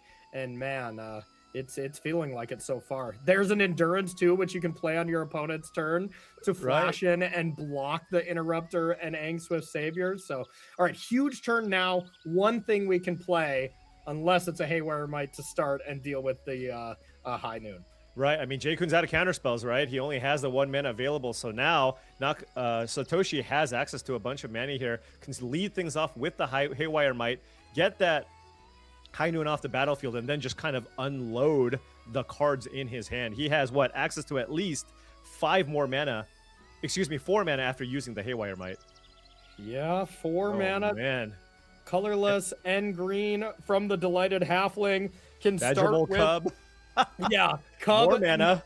The Cub is essentially free. It's going to put a counter on one of the lands that can cast Endurance on its own with the 2 Cubs, and you can play Noble Hierarch as well. And oh yeah, Paul, don't forget we have a ritual trigger as well. Yeah, of course. No so big deal. Badger Mole Cub coming down. This will basically net you mana here. Excuse me, it was free, so now the land taps for 3 mana. And yeah, this is just far too much. No sweepers in the main here for Jay Kuhn Liu. And also, you know, we just keep piling it on here. We just keep piling it on. You get to attack because one of these creatures will attack for 3 into this hang. Right, absolutely. With the exalted trigger. I feel like we're just there's just a constant stream of, but wait, there's more. Yeah, no kidding. No kidding. J-Kun is just like, stop telling us there's more here. I know. I don't want to hear it. So here comes the combat. See if we have anything to go. We're going to see Satoshi attack with something that is very much okay dying if there were to be a fragment reality or a path to exile. And yeah, why not? Let's just play this now. Yeah. Just again, since you don't have to worry about sweepers, just resolve your big spell when you can. And here we have the Birthing Ritual. Now you got a 3-drop. If you hit Yawgmoth, that just ends it right away. Doesn't look like Yawgmoth. There is the Apprentice to be able to sack a 1-drop, get the drains going. That looks excellent to me. You can sack a creature and get nothing, and you'll be fine as well. Yeah, again, at this point, it doesn't really matter, right? There's just no draw in J-Kun's deck that kind of gets him out of this board state here. Does find Marionette Apprentice, and that should lock it up here. Yep, no kidding. We're going to head one more turn here to J-Kun, and he's going to surveil the battlefield and just be like, how on earth am I supposed to compete with this? This game looked devastating. Yeah, this is rough. I mean, all you can do is you got a path and an Otawara, I suppose. Yep. And I mean, you got to think of this, you know, like we looked at J-Kun's last match playing against Johnny Gutman, where that matchup felt so free for the Azorius High Noon decks. It feels like a very high variance deck. If you get the right pairings, well, you find yourself very deep in a tournament. And if you get some of the bad ones, it can be brutal. Yeah, absolutely. And that's, of course, just the nature of a format that's as powerful as Historic, where you're just going to see a ton of different strategies. Every now and then, you're just going to see a deck where its cards line up so well against the opposition. Totally agree. Satoshi Nakayama takes down game number 1 in, I would say convincing, but what's above convincing? You know, like that looked free. So let's talk about the sideboard here. This is a plethora of good cards coming in here for Satoshi as well. Yeah, but take a look at J-Kun's side here. Actually recognize, he's like, you know what? I don't actually think High Noon and Orkan are even good in this matchup. Smart. I am going to sideboard into the role of a control deck here and just board in Clarion Conquerors to kind of stop your combo, bring in a bunch of removal, and also bring in a Rest in Peace so that you can't actually combo me out. And that's kind of the plan. Now, one interesting thing that J-Kun actually did not choose to bring in is Wrath of the Skies, which is a pretty good sweeper if you think about how it lines up with everything in Satoshi's deck, but perhaps recognizing that, you know, it's kind of awkward to bring in Wrath of the Skies and maybe also Clarion Conqueror. Also, perhaps you want to be a little bit more proactive and maybe you don't want to grind super late into the game, but just an interesting note there from J-Kun's side. Taking a look at Satoshi's side, definitely makes sense, right? Abrupt Decays, Thought Seizes, Pile On, just more removal, Crawl Harpooner as a way to sometimes eat a free flyer, just a bunch of great cards coming in and actually shaving some of the mana creatures here, notably 4 copies of Badgerable Cub being removed here, just noting that, hey, you could be bringing in sweepers, you could be bringing in cards like Clarion Conqueror, so I don't want to make myself super vulnerable to effects like that. Yeah, you got to think your matchup and your deck just gets a lot worse when you take out the namesake card. So it's not Azorius High Noon anymore. We'll have our production team just call it Azorius here for these post-board games, as that's what we've transitioned into. Okay, he did bring in the Wrath of the Skies. I suppose the sideboard note was a little bit off there. Yeah, because I was a little bit surprised that it didn't come in.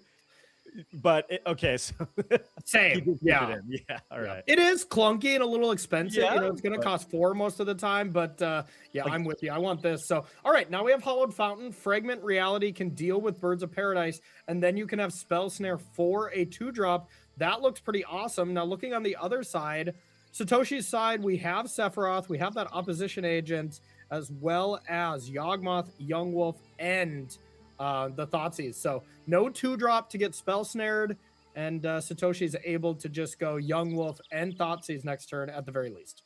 Yeah, absolutely. Oh, that could be a trap. Yep, there we go. Yeah, just double spelling here is so nice and allows you to play around spell snare here. And 3 mana is kind of the magic number, right? When you're playing against this High Noon deck. So Thoughtseize just makes a lot more sense here. And it will work. We will see the hand. And what are you going to take here from this side? Yeah, you kind of have to map out how you think your draws are going to line up here. Like, are you Yeah. okay giving your opponent the sweeper here and just try your best to play around that? Or do you want to deal with one of these problematic flying creatures that also act as a win condition here for Jay-Kun? Fair enough. Also, how good is Opposition Agent? We see it in hand. I mean, it seems pretty solid. Yeah, I mean, the thing is, this is a deck that actually plays a few more ways to search out its library because it's playing both Prismatic Vista and 4 copies of Lorien Revealed because of Hydroponics Architect. So Yep. a nice little piece of technology. Also, it's just a creature that you can play at instant speed, which is very relevant in this matchup, especially if you still expect them to play cards like High Noon. So Jay-Kun has a very tough decision here. Top deck the Hydroponics Archetype, which looks great, but if you do play it, Aang Swift Savior is down, and if Satoshi were to top deck untap land and can play Sephiroth and get rid of the Young Wolf, this is a big draw step. Oh, it's there. Oh, man. Was there ever a doubt? No doubt whatsoever. And I mean, now this Sephiroth just looks devastating, right? Or do you try to get Jay-Kun and say go and with the Opposition Agent on the sack land? Probably not, right? Yeah, it's just so risky. Also, you kind of want to keep the fetch land in play. I suppose you can just... Oh, it looks like he was considering just running it now.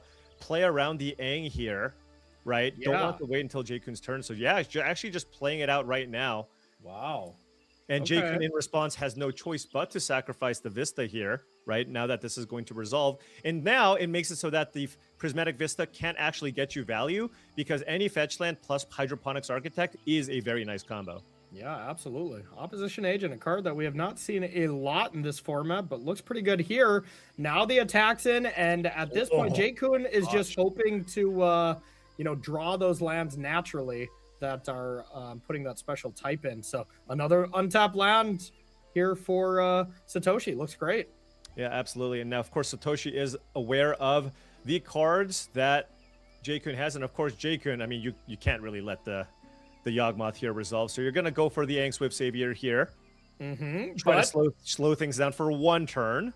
I love this play from Satoshi. Just being able to play this, if it gets airbent out, great. It's going to cost 2 next turn. Yeah. And it's not spell snareable. That interaction doesn't work that way. Right. And these effects are just really not as disruptive, especially when you boarded out all your High Noons, right? Yeah. It's just like if it costs 2 mana, you can just easily double spell next turn with that Marionette Apprentice as well. Definitely. I think this is the first good news here from Jay-Kun, I think, is this attack when you have a second Aang. This is like the first good profitable exchange Jay-Kun has had so far. Yeah, but another missed land drop here. Multiple copies of Wrath of the Skies, as we mentioned earlier, sometimes can be clunky here. Doesn't look its best right now. Yeah, looks pretty clunky. So now let's see, where do you start here? Do you start with the 2-mana Yogg, or do you try to play double Apprentice, fight through the Spell Snare? Both look good. If you're going to start with the Apprentice, you're probably going to play the other one, I would think. Yeah, I imagine you lead with the Apprentice here. If you get your opponent to Spell Snare, then you know that your Yawgmoth can't get hit by one of the 3-mana counter effects in Jay-Kun Lu's deck. Yeah, that looked like bait to me, and it indeed was. So now here's the other one and says, all right, you can Spell Snare that one. No big deal. Yeah, and the thing is, Jay-Kun could maybe let it resolve, but the thing is, he would still need to find land number 4 to clear the entire board with those Wrath of the Skies. And okay, Stern Scolding was huge. That counters Yawgmoth. It does not counter Sephiroth, though. So Sephiroth looks to be really good. There's land 5. So you can play both of them. One of them is going to land here, Paul. And that's got to be, just 1 foot into the finals here for Satoshi Nakayama. Yeah, I mean, that's absolutely going to be huge here. So the sequencing here is going to be the big question here for Satoshi. What do you want to do? Do you want to just attack first and give Jay-Kun the opportunity to just cast a creature here, run out something like an Aang? Of course, it's very unlikely for Jay-Kun to do that because of the exiled Yawgmoth. So I think if you're on Jay-Kun's side, you're kind of forced to take the 3 damage here and pass. Exactly. And then it's just what order is Satoshi going to play these cards out? And remember, we know there's no remands or reprieves. Satoshi does not know that. Absolutely. And going for this, and Jay-Kun, this is kind of a Yep, going for the Stern Scolding here to permanently deal with this. But, I mean, now you have no choice. Run out the Sephiroth. This is going to resolve. Give you a value engine. Drain your opponent. And there's a lot of pressure here now on J-Kun. Yeah. I mean, we might be looking at a situation where this is tough, but you could cast a Wrath of the Skies to generate an energy and then play the other one. The following turn? To get the Sephiroth off the battlefield. Look, it's a tough spot to be in. I mean, he can also, of course, just cast an Aang next turn to bounce the Sephiroth just to kind of try and slow things down. Yeah, let's pull up Sephiroth here on the screen. Now, this is also, if your creatures were to die, you know, you do get that drain for every single one. So it's brutal because you can Wrath of the Skies, but you don't even want to do it for one here, right? Because if you lose those creatures, that's 3 drains. That's actually, what, 4 drains because it triggers off the hydroponics as well, right? Right. Yeah, that's the thing. It's, you know, the Wrath of the Sky is not really a combo with these 1-mana creatures. Actually, a consideration to board out the 1-mana creatures when you're bringing in all of these sweepers here. But yeah, really, really tough board state. You can't even Wrath of the Skies here to get the Sephiroth off the battlefield. So and not only that, I mean, Satoshi this board is already incredible as is, but also found a Court of Calling off the top. Yeah, I wasn't even looking at the card drawn yet because if it was an absolute great card, it doesn't really matter. If I am J-Kun, what I'm trying to line up is Aang Swift Savior on the Sephiroth at like end step, I guess, and then untap in Wrath and leave Satoshi with just Sephiroth. That's not how it's going to work. No. Second Quarter Calling is coming down, and this looks to me like we're going to have our first finalist. Absolutely here. Satoshi, I mean, multiple copies of Court of Calling here. Lots of options in terms of the types of creatures that you want to get. You can get a redundant copy of the Marionette Apprentice. If you are a little bit more mindful of how you attack, you can just make sure that you can court for 4 just so you can get a Yawgmoth. And that's what he's doing here as well, attacking with just the 2 creatures here on the right. And now there is the Aang here. I wonder if there is a world where Satoshi responds to this. Okay, let's find out. Here is the Aang. The servo got highlighted. So that is a possibility. And it looks like we are going to respond. Quarter Calling for 4. That's going to put the namesake card into play. That's Yawgmoth.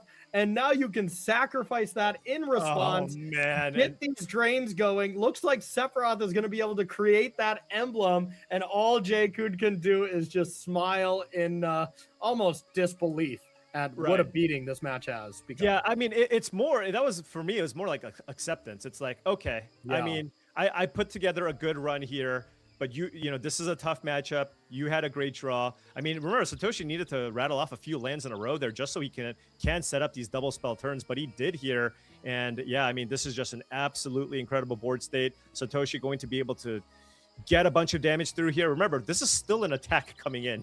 Yeah. And even if you double block, you're like, oh, double block the Sephiroth, 3 power, get that out of there. You sack Young Wolf, you put 1 negative counter on the Aang. Like, playing against this powerful Thran physician is so tough, you know? I mean, this doctor picks you apart surgically. It absolutely does here. And I'm also just...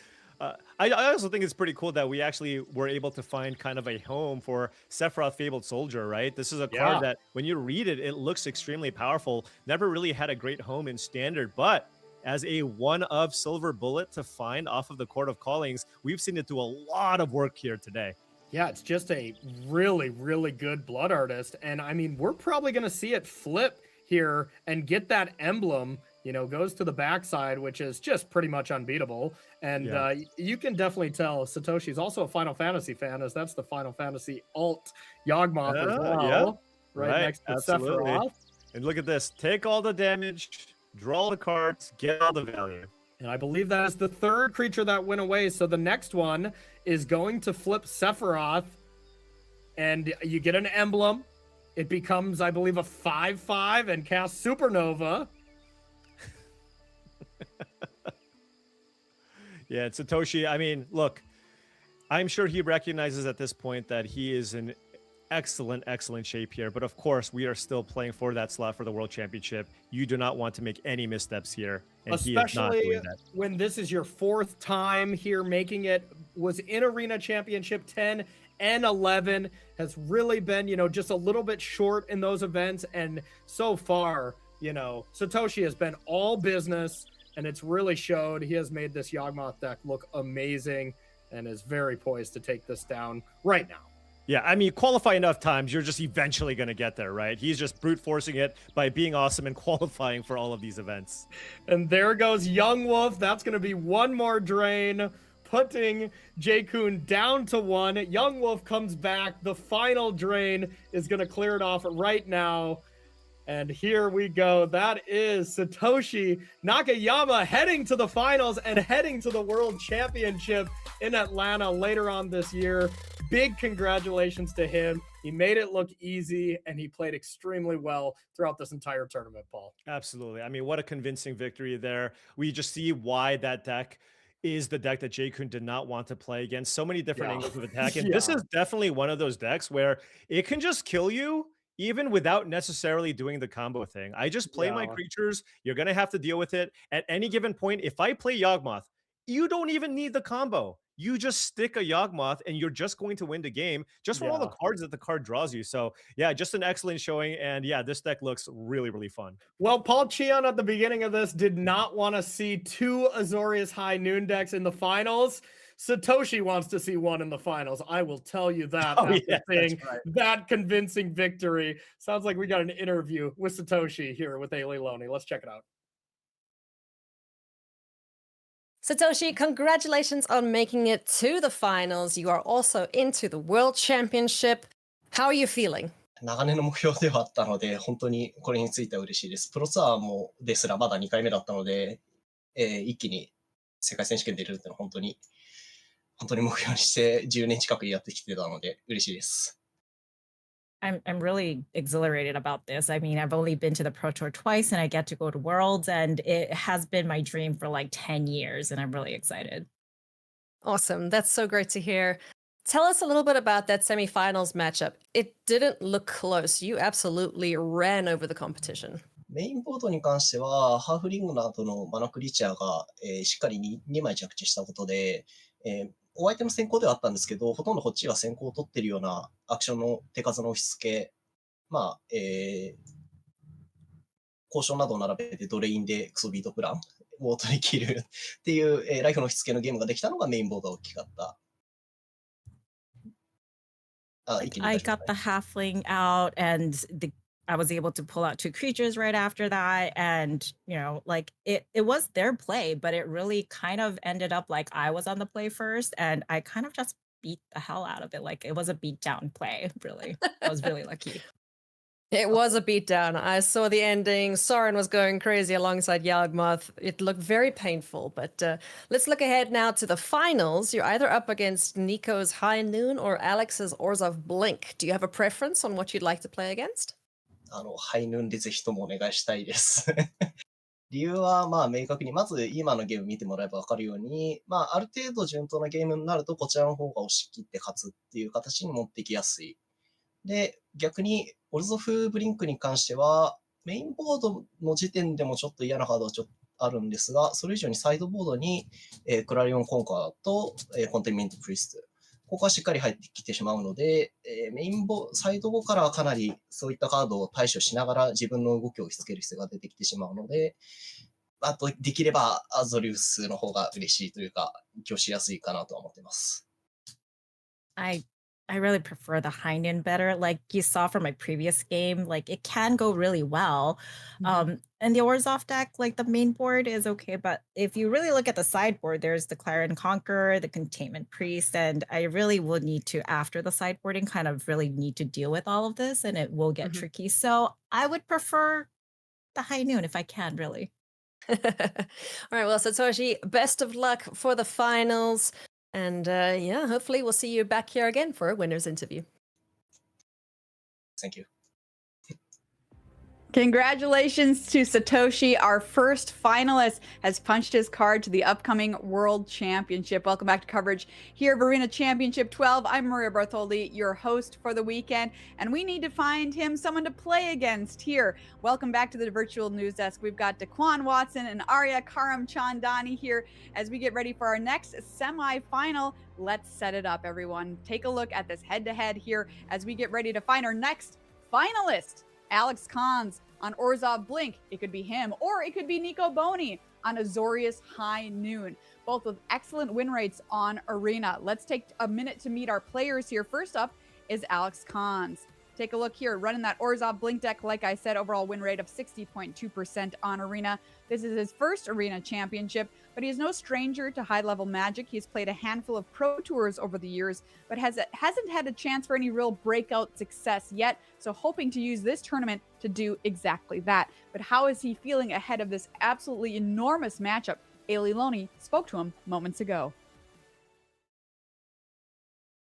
Alex, congratulations on making it into the semifinals. How are you feeling right now? Good, good. Another tough matchup down, so always feels good to sneak a win where a little bit hard to do so. Let's talk about your next matchup that's coming up. You're going to be facing off against Nico on the High Noon deck. How are you feeling about that matchup? I feel good. I know that there's been some discussion about that matchup kind of within my own team, so I think I'm gonna get a refresher from my teammates, kind of brush up on what our plans are, and I should be prepared for it. Good stuff. Now, you're also playing for a spot at the World Championship with this matchup. If you qualify for Worlds, who's the first person you're going to tell?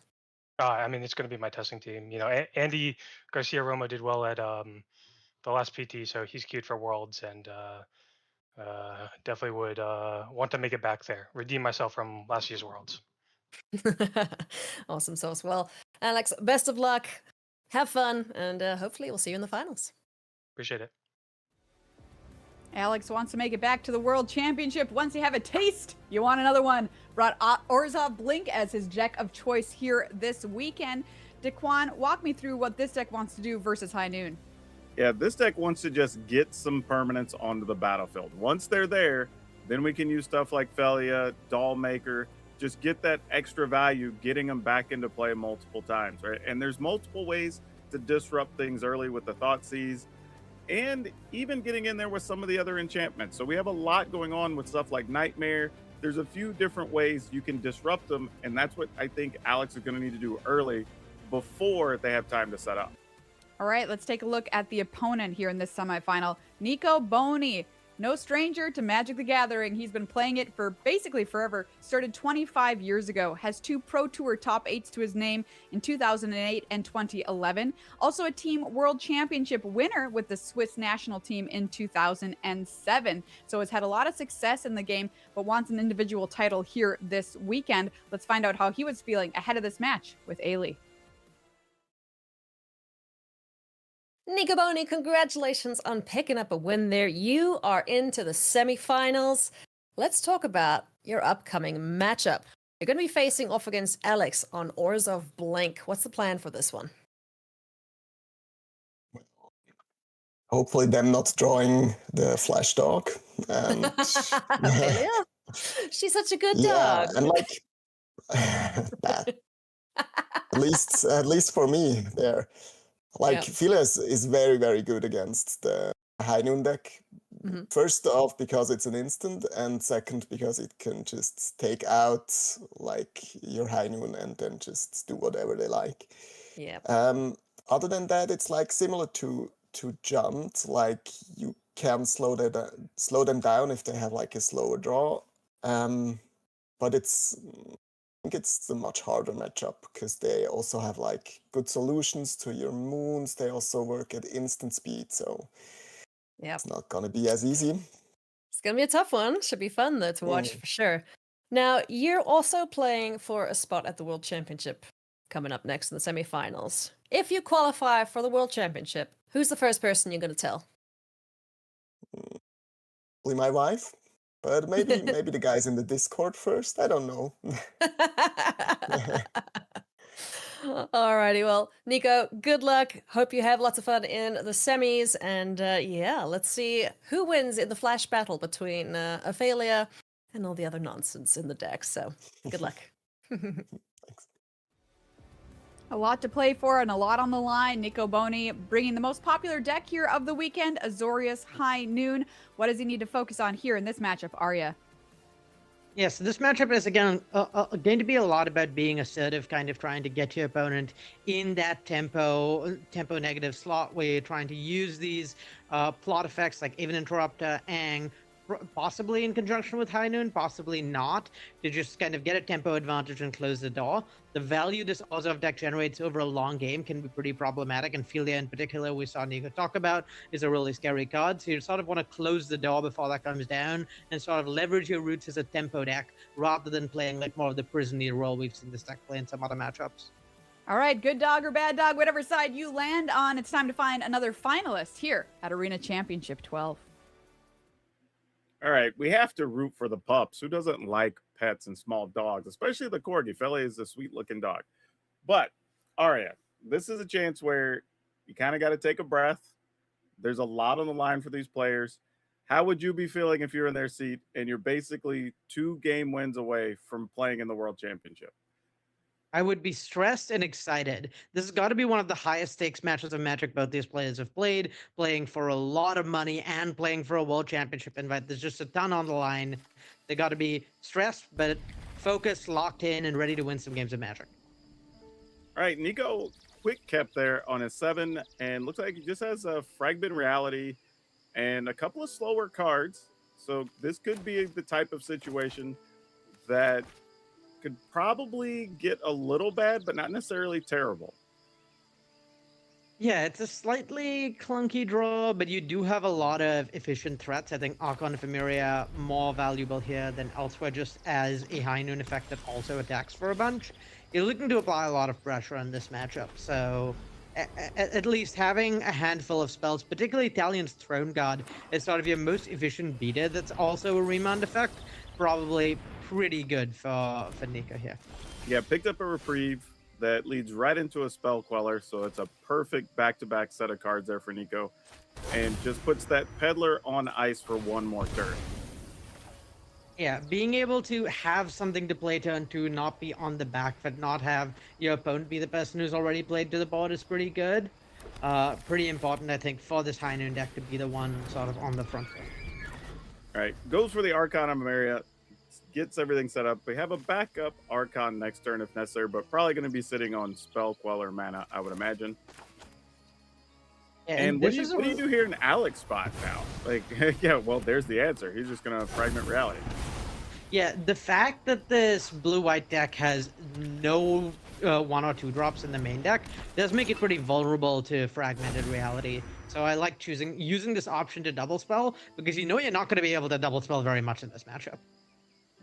Yeah, that's a good call, right? In the few spots where you can get a second spell in, you probably have to go for it. Now Nico has a Juggernaut to go with this Ponder, and kind of in a little bit of a tough spot here. Can't really be too aggressive. Yeah, this is kind of exactly the spot we were talking about trying to avoid, right? You really don't want to be in the spot where you're the one behind on tempo, and that's definitely what's happening here, where there's a creature down for Alex. Alex is going to be able to play another threat next turn, maybe an answer. I wouldn't be surprised to see Lenda Ham get cast, removing an Archon from area that's trying to block. And then once you start applying pressure, once you're the one with the who like sort of has the initiative against this deck full of effects that are making both players cast 1 spell a turn, playing on the back foot against decks like this really hard. So playing on the back foot with a deck like Nico is pretty hard. So yeah, don't love his spot. Nocturne Shines again, also just generating a ton of value in a way that doesn't involve casting spells, and it's gonna make like keeping up over a long game pretty hard, because all of the 2 and 3 drops, the 1 and 2 drops in Alex's decks previously kind of had awkward attacks into things like Archon of Emeria and Ang Swift Savior, but once Nocturne Shines again resolves, that's not true anymore. All your 2 drops can attack into Archon, and that is huge. Yeah, and even here, this is a situation where giving your opponent a Juggernaut doesn't really harm you, because you know their game plan is just they want to leave mana open and react to you. Yeah, Juggernaut, like, sort of sometimes an issue to give your opponent in these scrappy games. Generally, part of the issue with Juggernaut Peddler is that, well, it's a lot less efficient than it's a lot smaller than the actual Juggernaut it gives your opponent. So you are essentially giving them more value.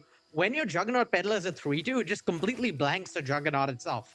It can attack the Juggernaut frequently, so you have the cadence of deciding whether you want to trade off or not, and it has Vigilance, so it's functionally completely blocking the Juggernaut it gives your opponent and at a pretty tempo positive rate. So really not a situation you want to be in playing against this deck in Nico's seat. Yeah, so we're attacking again with the 3-2 Peddler. Nico opts not to block and just goes down to 11. And now Alex has a whole plethora of choices.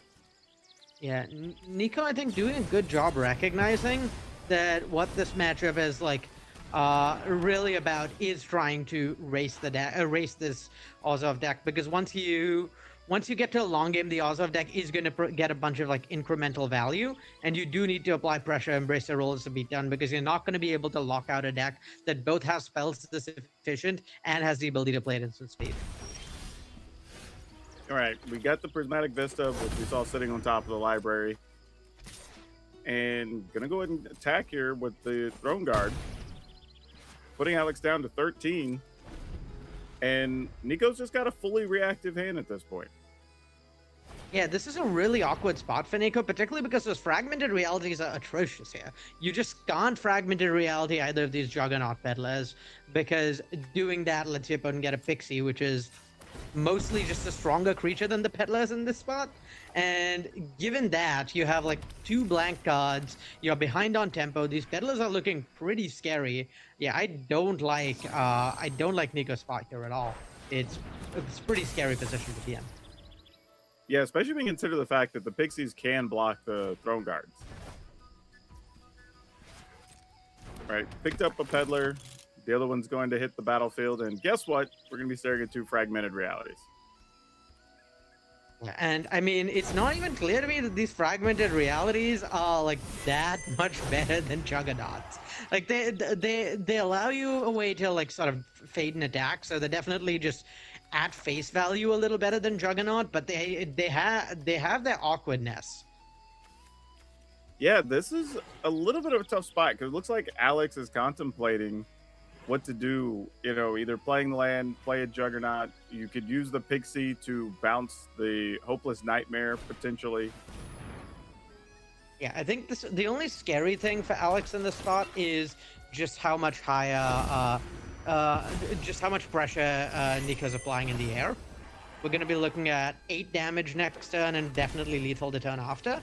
So you really want to get the Pixie down, have a stabilizing blocker, but it is worth noting that thanks to the Pixie and the Hopeless Nightmare, Alex is threatening lethal next turn. So there's both a blocker for these Talion's Throne Guards that needs to be dealt with, and there's going to be a blocking Juggernaut that's going to need to be played to trade off with one of these Peddlers to even stay alive in the first place.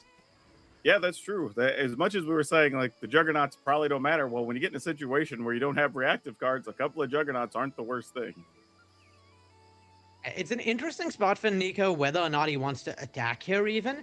Technically speaking, if he attacks here, he's dead on the crackback. He only has 1 blocker, and there's 3 attackers, 2 of which are going to get in for 6, and then Hopeless Nightmare finishes the job. But I think he can hope that Alex is forced to trade off with the Pixie. I don't think Alex can afford to take the slow and not trade off, because something like an Aang Swift Savior or another Throne Guard could be so brutal that it's really risky to not block. It's just a question of how much of a gamble Alex wants to take here. But this line does very much leave Nico dead on the crackback. So he's definitely hoping for a block here from Alex. Yeah, how does this feel if you're in Alex's seat, where 2 of the 3 cards in your opponent's hand, and they're still willing to make this attack? I think you have to play it safe here. You have to block. You do just lose a lot on the spot a lot of the time to taking damage, and then your opponent having something like an Aang, and you're so far ahead this game. It's so hard for you to lose at base that I think you just don't want to take that risk. All right, we do see a Juggernaut onto the battlefield. And is this just Nico deciding if he wants to feign having another actual card? Yeah, Nico's just deciding whether or not he wants to bluff, and I don't think the land represents anything, so I do think you need to bluff in this spot. All right, we got another Juggernaut Peddler.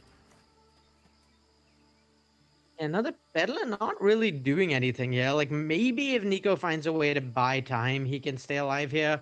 but I'd say the prospects are looking pretty grim. Yeah, so we're just going to go ahead and cast the Peddler, and Alex is going to see what should be some good news.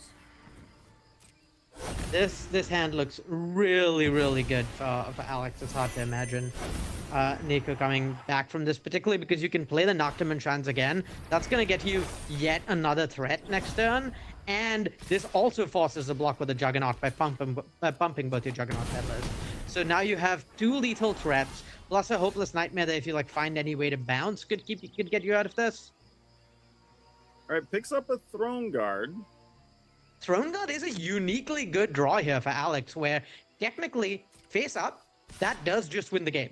You get to bounce one of the Juggernaut Peddlers, trade with the other, and then you have a Throne Guard coming in for 4. So all of a sudden, maybe Nico has a chance here? Throne Guard was, I think, the perfect draw. Yeah, and it looks like Alex can only produce 2 additional points with the Nightmare. Yeah, it really depends what is found off this Noctum Enchants again. Well, there's a Doll Maker. I don't think Dollmaker does it here. Dollmaker can exile the Noctum Enchants again, but making your creatures even larger doesn't really do anything. I think we might be watching Nico Bodhi steal victory from the jaws of defeat. This is amazing. Yeah, quite possibly. Yeah, it looks like we are going to target the Saga. Pump the team. I don't think any of these cards actually save Alex here. Yeah, Alex just has to attack, and there's no other option, really. Well, yeah, what you an see the reaction on his game. face. Yeah, bounce 1, block 1. Still going to have 4 in the air, and unfortunately, Alex looks like he can only produce 2 more damage. Wow, what an incredible game. Wow. Yeah, it was looking really rough for Nico. Those Throne Guards, though, over a course of a couple of turns, really turned things around. Yeah, and I really like how Nico played, right? We could have seen him take the more conservative route. He did take a line that left him dead on board, kind of forcing Alex to respect the bluff, and sort of using that to kind of push the advantage, recognizing, like we said, his role as the aggressor in this matchup, and using that to win what looked like a completely unwinnable game. Incredible performance. Yeah, and I don't even blame Alex for the block, right? The way things set up, you almost feel like you have to. Yeah, I think Alex's line was definitely correct. I don't think you can afford to not block in that case, because then then a Throne Guard clearly wins on the previous turn, whereas a Throne Guard on this turn only was able to win because Alex didn't draw anything. So definitely took the correct line, but yeah, what a tough end to the match. Yeah, if you're Nico, you have to feel so good about this game. This was such a close game. And you can see Nico shrugging, going, well, I mean, I really didn't expect this to work, but I'm not going to look at gift horse in the mouth. And what a win from him. Yeah, I always tell people they're not pretty, but they're still a W in the win column, you know? What a scrappy game. Really well played by Nico. Lots of cards being sideboarded here by Nico. He's just making a big shift. Taking out, namely the High Noons, just saying like, hey, this isn't the type of game we're trying to play here, right? High Noon isn't the card you're really looking to lean on. Yeah, your opponent has too many flash cards, too many instant speed cards for High Noon to really be a reasonable card to go to here. Yeah, but not as much on Alex's side. He looks like he's pretty well set and just says, okay, we're going to take out a couple of these peddlers and just see what we can get out of this, try to be just a little bit faster maybe. Yeah, it's a pretty tough matchup for the blue-white deck game 1. So getting to win that game 1, huge for Nico. And post-spot games definitely better, though I would say the matchup is likely still unfavored. All right, starting with the Hopeless Nightmare, forcing Nico to make an early decision. Hand of Double Ponder and big ol' 5 Teferi. And this is a hand from Alex that doesn't line up super well into what Nico's hand looks like. It's just applying a bunch of hand attack early, which Nico's hand doesn't care that much about. You have a lot of this card flow, and then doesn't have any of the super high upside, like Overlord of the Bale Merc, Dedicated Dollmaker, sort of like the high rolls for this deck that can let you snowball a bunch. So pretty ideal start for game 2 for Nico. Yeah, Nico effectively already has access to all the lands he would want. You know, granted, those prismatic vistas would end up shuffling the library. And I really like what Nico did here, leaving the spell snare on top of the deck. He's not going to be able to leave it up this turn, and recognizing that if he has a spell snare is a lot less valuable when it's face up. So opting not to not to put it in his hand, put it on top of his deck, so that if he gets Thoughtseize or has a hand attack spell cast in some way, the spell snare is not revealed information. I really like that play. All right, Felia hitting the battlefield, just getting under any type of counters.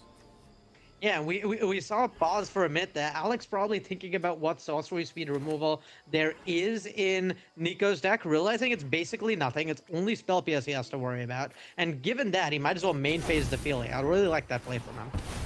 Yeah, and we know how strong Philia is for this deck, so any opportunity you can get it down and start attacking with it, especially when there's no threat of blockers, is pretty big. I think really just digging for one of those ousts or that dismember here. You have to answer this Philia before it runs away with the game in Nico's spot. All right, getting this other ponder, looking at Dismember, Reprieve, and Alorian. This is a pretty strong setup, really. Yeah, I don't think you can afford to shuffle away here. You just really need to answer the Philia. It's a little awkward that there's not really any good plays next turn for Nico. Like, we'll probably just see a Clarion Conqueror run out here. Notably, the abilities text on Clarion Conqueror, very little text in this matchup. It's just mostly in here as a 3-mana 3/3 flyer, which lines up really well against all the 3-mana 2/3 flyers. But yeah, just getting to apply some pressure after Nico's taken quite so much damage early. Pretty good for Alex. Yeah, just get in there. 3 is still 3. So this will put Nico down to 10. And then I kind of expect Thoughtseize plus Boggart Trawler here just to keep applying pressure. Yeah, I think that's exactly where we're headed. And Nico's just deciding, is it worth using this Reprieve to protect my hand or not? Yeah, I think the main temptation to use the Reprieve here from Nico is one, Alex can't play another 2-drop because you have Spell Snare. And if there isn't something counterable that you have to hit with Spell Snare, you can crack Prismatic Vista, cycle Lorien Revealed, and now you guaranteed have a 4th untapped land next turn to be able to play the Throne Guard, which is pretty important. So Alex decided to play his Visa and crack it. In Alex's spot, I think you're desperately hoping for some action here. Something to apply a little more pressure to close out the game. You're pretty far ahead on board. You're pretty far ahead on life totals. You're really far behind on cards. You just want to find some way to close the game before it's ended on that axis. Yep, gonna go ahead and remove graveyards that aren't really relevant in this matchup. Yeah, I think in Nico's seat, you're probably planning on trading the Talion's Throne Guard off for the 3/3 flyer and bouncing the Boggart Trawler, just buying some tempo. Unlike game 1, where we saw Nico very clearly be the aggressor, at least in this spot, Nico has some late game into Teferi, so can maybe play a slightly more controlling role. So pretty loaded hand here on Nico's side, right? We have Ouse, we have the Divine Purge, you've got a Throne Guard and a Spell Snare to go along with the Fairy possibly next turn. So it looks like we're sizing up this Divine Purge and thinking about firing that off. And that destroys everything 3 or less, I believe. I think you have to Divine Purge here. You're just taking too much pressure, and the fact that there wasn't an untapped island to get off of that Lorien Revealed means that trying to play Throne Guard is just too life total negative a play. But Purging a hopeless nightmare. Well, I guess Purging doesn't hit enchantments. It's not quite as bad as I thought it was. Yeah, but in that case, both of these creatures are like pretty reasonable to purge, so I think this is a fine enough play for Nico. It is ultimately card disadvantage, but it is very tempo positive. Yeah, it looks like we picked up an Overlord of the Bell Mark, but not really a lot that comes from it unless maybe you find a Philia or something. I would think, Yeah, with shields so- down. Overlord, I think, is like a pretty powerful draw here just because of the ceiling it provides. Philia or Dollmaker off of it would be huge. The question to me is whether Alex wants to shock in the Witch Enchanter, hardcast the Overlord, or impend the Overlord. Impending the Overlord gives you the ability to draw these really impactful cards that you could play immediately, while also Thoughtseizing this turn. But you are just giving up a 5/5 attacker for no reason if you impend. So I think you kind of want a hardcast here. Yeah, and there was a Philia, but I think, to your point, Alex just said, look, you're at 9. Unless you have an answer for this, this is 2 attacks. Yeah, and I mean, in this spot, if there'd been an untapped land, Teferi downticking on the Overlord would have been huge. But with only a tap land, Dalian's Throne Guard bouncing the Overlord, pretty tempo negative play. That Philia in hand for Alex is really scary when it's coming out at end step and the spell stack can maybe be nabbed by this Thoughtseize. So all of a sudden, things looking not great for Nico. Yeah, and picks up a fragmented reality of his own. So there's going to be a lot of back and forth play here on these last couple of turns. Yeah, it's really interesting to see whether the Thoughtseize is going to sort of get woven in here somewhere along with all the other stuff. It would be really, really good for Nico to know the scope of answers. It would be really good for Alex to know the scope of answers in Nico's hand, knowing that the interaction is either spell snare that's instant speed for Philia or Oust, which is sorcery speed. Letting that determine when you play your Philia after taking one of those options really strong. So yeah, definitely having that information is super valuable. And I think in Nico's spot, his best hope was that Alex hadn't cast his Thoughtseize and played in a way that was vulnerable to the specific combinations of cards he had in hand. So Thoughtseize here, not ideal. Still room to maybe miss off that Overlord. Notably, there's only 1 black mana, so you can't do something like get back the Juggernaut Peddler that the Overlord milled last turn. But that said, pretty tough spot. If the Oust is taken here, the spell set is pretty blank against just a main phase Philia. So something like Impend, Overlord, try and find a Dollmaker. If you don't find a Dollmaker, just main phase run out Philia is pretty scary. And then, yeah, you could also just take the Teferi, and then Nicholas doesn't have much late game. Like, sort of either way, you've got a lot of good options in Alex's spot. Yeah, I was sort of wondering what he was going to want to target, with that Thoughtseize. But we found out it was Teferi, and this Dollmaker is going to go ahead and blink and get a copy of the Hopeless Nightmare.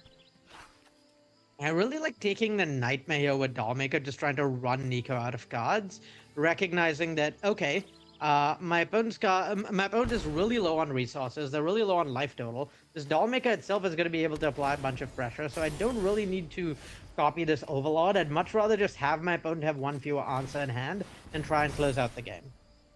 Yeah, and just a land drawn there for Nico, but he's just going to try to say, hey, this might be my only way. I'm going to try to get in and attack myself. Yeah, so this is 6 damage next turn. I'm trying to think of a way in which Nico closes the game next turn. I don't think there is one. So I think what's going to end up happening is Nico's maybe going to try like something similar to last game, where if he draws an Ang or another Throne Guard, he can try and close over 2 turns. But yeah, this flying blocker going to be pretty problematic. And the fact that this fragmented reality can buy a turn by turning this Throne Guard into a 3-drop, also quite relevant. Yeah, that extra attack makes a big difference there too, because you can't really play the Thoughtseize and go down to 6. That would have been lethal. Yeah, you know about the spell snare, so it's pretty easy for Alex to play around what is in Nico's hand. All right, so now we're getting to a decision point. Looks like Nico's going to go ahead and attack for 4, put Alex down to 4. And an Interrupter is a strong draw for Nico. Yeah, pretty scary spot here, where you don't... Playing the Thoughtseize is really risky because it leaves you dead to the Anchorage, as well as dead to the Flyer. But if you don't play the Thoughtseize, there's like a lot of cards that Nico could have that could kind of get Alex in this spot. So I feel like he's kind of priced into it. All right, Interrupter's going to target the Thoughtseize. This is the funny thing. He has to play the Aven Interrupter before the Thoughtseize resolves so that the Thoughtseize doesn't take it. But plotting with the Aven Interrupter is not optional. You actually really wanted the Thoughtseize to be able to resolve in this spot so that Alex would lose 2 life, but that is not an option. You have to let you have to plot the spell with Aven Interrupter. So the ETB and Interrupter actually a downside here for Nico Boni. Yeah, and what does Alex do here, knowing that, all right, I'm at 4, I only have 1 flying blocker. Looks like he's just going to use the Fragmented Reality. Yeah, I mean, Fragmented Reality on the Aven Interrupter here gets a tap Tamio, but that's not going to do anything to prevent Alex from being able to attack for lethal, right? This is just game here? Yeah, it's 5, 3 and 2. That's going to do it. And we're going to be going to game 3. Wow, that was a tight, very close game. Like these first 2 games have been a lot of small little plays making the difference, Arya. Yeah, that was pretty well maneuvered from Alex. I mean, we sort of saw how Nico's deck really wants to be the beatdown and how when you're playing from behind, again, we've talked about it, this deck really struggles to play from behind. So getting in these spots where you're playing from behind means you're going to have a really hard time coming back from these spots. You really do need to be applying pressure because a lot of your creatures are not great blockers. Stallion's Throne Guard in particular, really good when you're assertive, really bad defensively, or pretty medium defensively at least. So yeah, you really don't want to get put in a spot like that where you're on the back foot. Yeah, not really anything changing here on the sideboards. Both players seem happy with what they had. So we're going to have basically a match that's going to be played to decide who gets to go to the World Championships. 1 game. This is it. Yeah, it's one. I do want to point out that Nico brought back in most of his high noons on the play, which I really, really like. The high noons are much, much better when you get to play them before your opponent has anything down, and a lot worse when your opponent has already gotten to deploy to the board. So I really like I really like that structuring choice from Nico in terms of this deck. Right, and Alex doesn't have a real aggressive hand. You know, the best thing he's got there is a Juggernaut Peddler, and the rest is going to kind of give Nico time to set up here. Yeah, there are these fragmented realities. Theoretically, you could like sort of use the realities to chew through High Noon plus the Tamio it brings. It doesn't really seem worth it to me for Alex. I think he'd rather just play to the board. It is worth noting that we have this 1 copy of Tamio in Nico's sideboard. We've seen this a lot where decks will bring in a copy of a 1 or 2 drop to have something to get off of being hit by Fragmented Reality. But since there's only 1 copy, after the first Fragmented Reality, they're kind of on the house. Yeah, and that's just good information to have, right? Just knowing, hey, I can get rid of these 3 mana things and not even have to worry about it being replaced. All right, there's the High Noon as expected on turn 2 from Nico. And now it's time for Alex to start making some tough decisions. Ophelia is such a powerful draw here. I don't think it's going to get played this turn. Well, it might get main phase this turn, I suppose. I don't think it's going to get flashed in because of the spell snares we know about. Right, but yeah, decided to go with Ophelia the is just Overlord so instead. threatening in conjunction with that Overlord. All right, picks up at the Fairy. Gonna be a little ways off of casting that. But does have a Spell Queller up along with the Spell Snare and the Oust. So lots of defense on Nico's side. Yeah, this is a thing that makes High Noon so awkward against this black-white deck. Is this deck is also pretty capable of just playing at instant speed. If we see like a tap out for a Spell Queller or some sort of threat to get the aggression going, then we could see a flashed-in threat from Alex. And then once that threat is flashed in, you sort of put your opponent in the spot where they have to answer it main phase. And all the while, this Overlord is ticking down, threatening to get value. So you do need to, at some point, play... You do need to, at some point, develop your board in Nico's spot, start applying some pressure. Otherwise, eventually, this Overlord will take over the game. He says, you know what? While you got mana down, why don't I go ahead and try to get this Ophelia rolling? Yeah, really good draw there, though, for Nico. Gives him something he'll guaranteed be able to do next turn into this, after casting this Oust. Definitely a piece of awkwardness was that with this Oust, there's sometimes you just wouldn't have a spell to cast next turn. That's no longer a concern with Reprieve being drawn. Yeah, that's such a big deal, right? If you weren't going to draw land, you'd rather it be a reprieve or a remand there, so you can still have some defense. Yeah. I really like Fragmented Realitying the High Noon there, though, on Alex's spot. Really, really good play. At this point, Alex has a ton of cheap spells he wants to play. He knows that the High Noon is holding him back a bunch.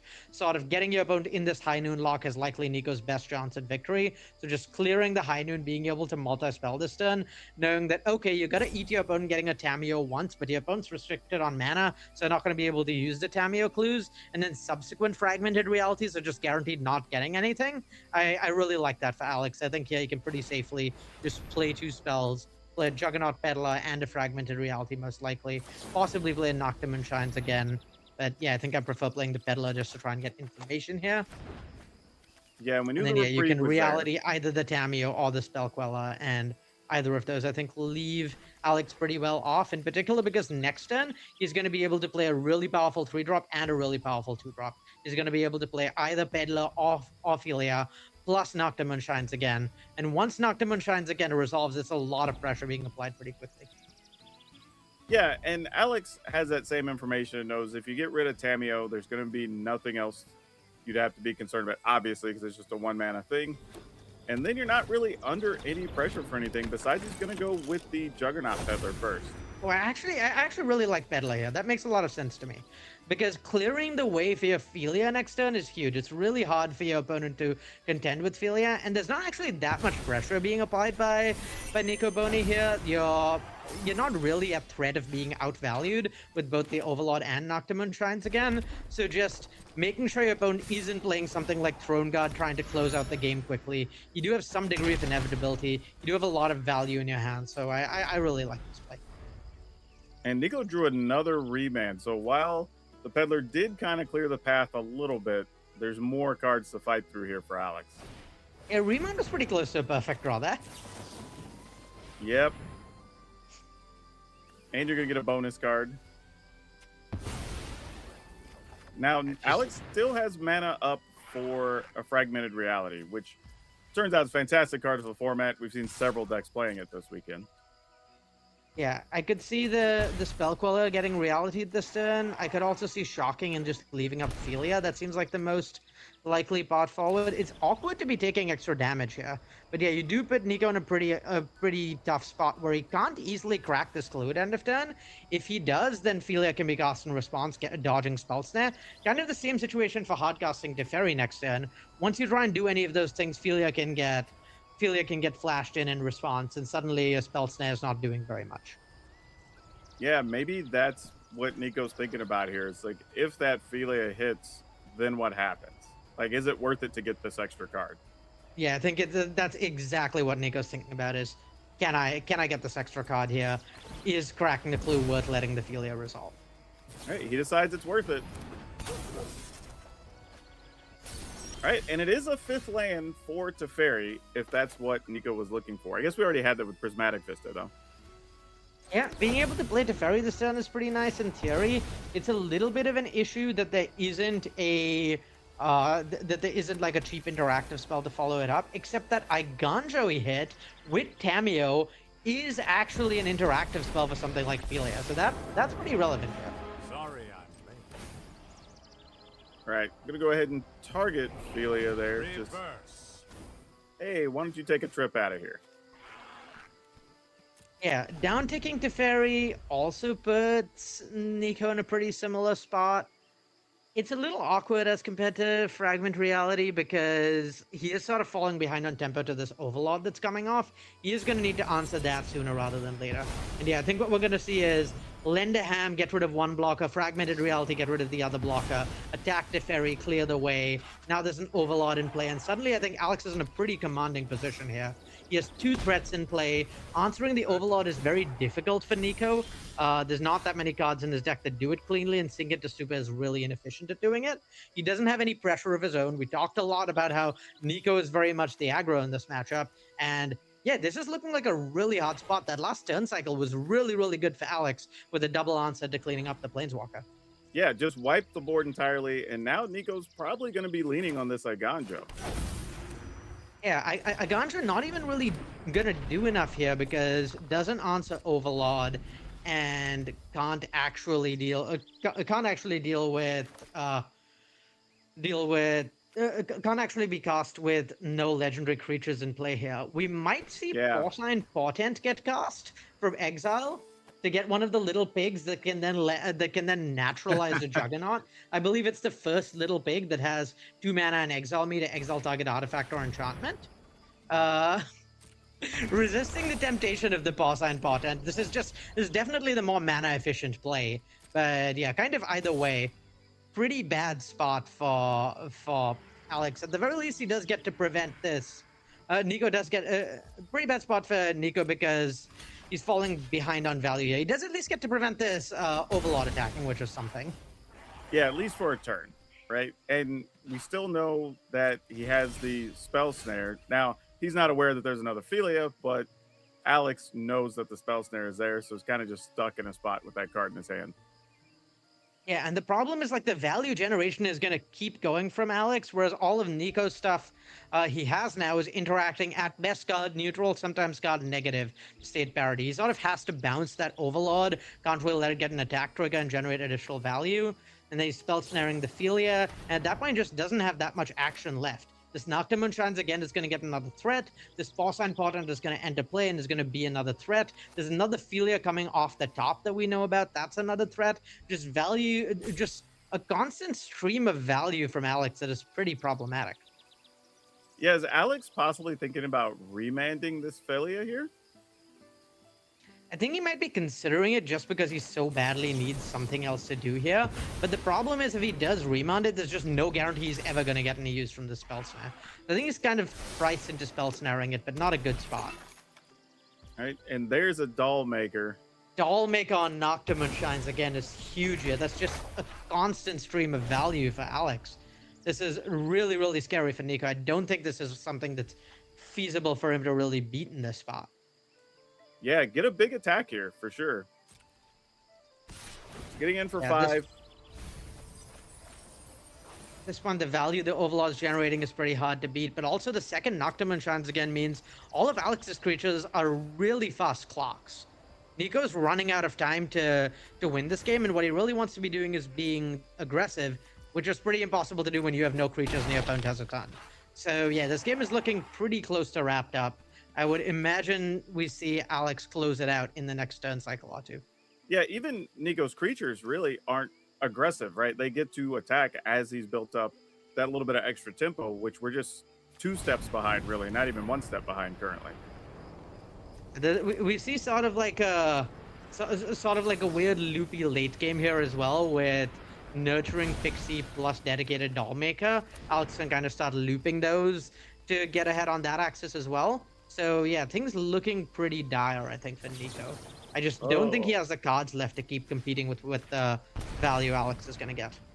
This is a brutal dismember, but you kind of have to do it. Yeah, paying 4 life here, not what you want to be doing, but not much of an option for Nico. All right, Throne Guard. That's a little bit of a help. Throne Guard is probably one of the best draws in the deck, and is still almost certainly not cutting it.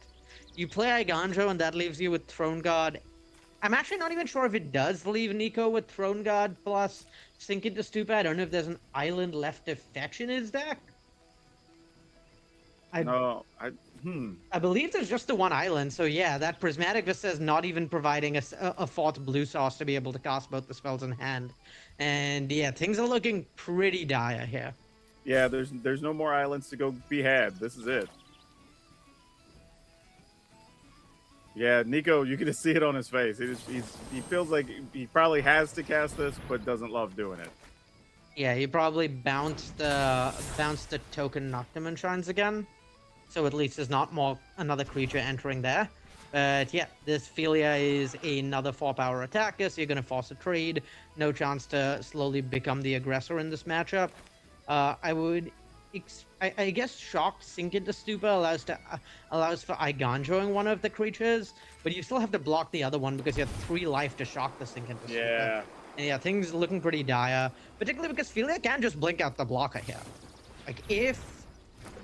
I can't really think of anything Nico could have that would punish that. So I don't really see any reason why Alex wouldn't just go for it. There's also a removal spell in hand with that Boss Sign Portent. Just moves left, right, and center. It's looking pretty done and dusted here.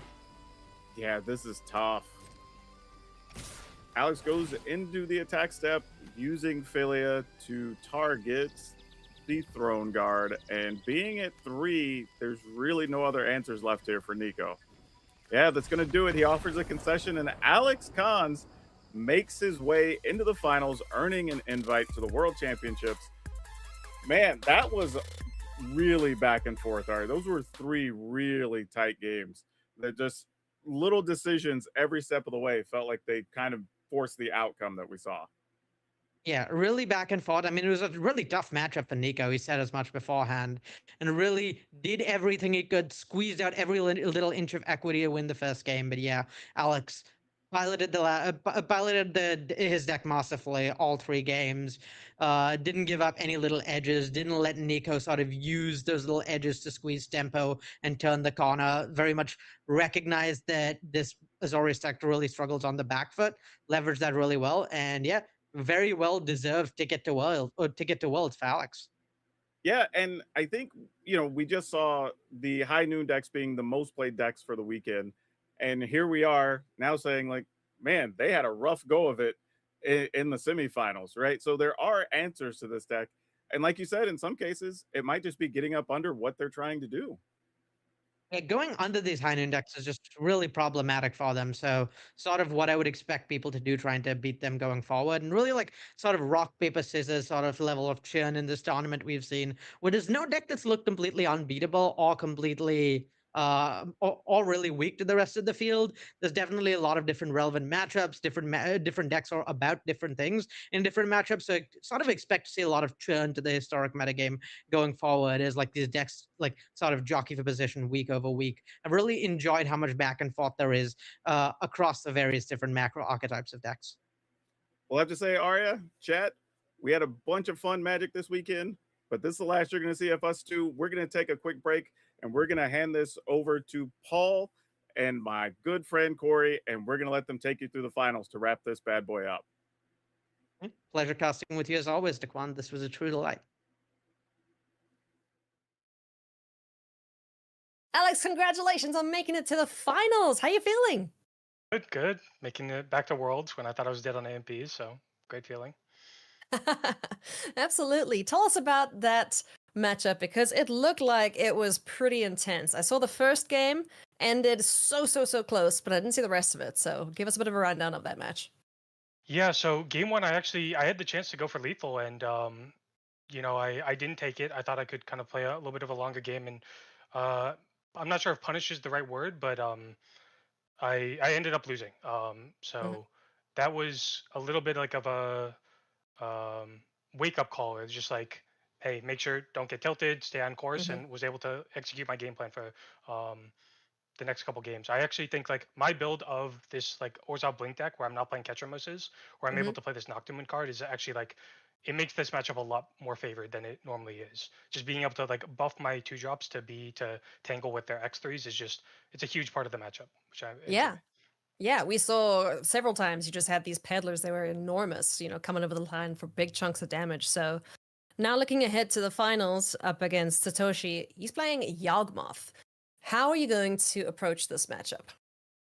Yeah, well, I was prepared for kind of the green creature deck, so I have decent sideboard cards. The Clarion Conquerors and the I'm not exactly sure the card, but the Containment Priest are I'm definitely thankful to have those in my sideboard.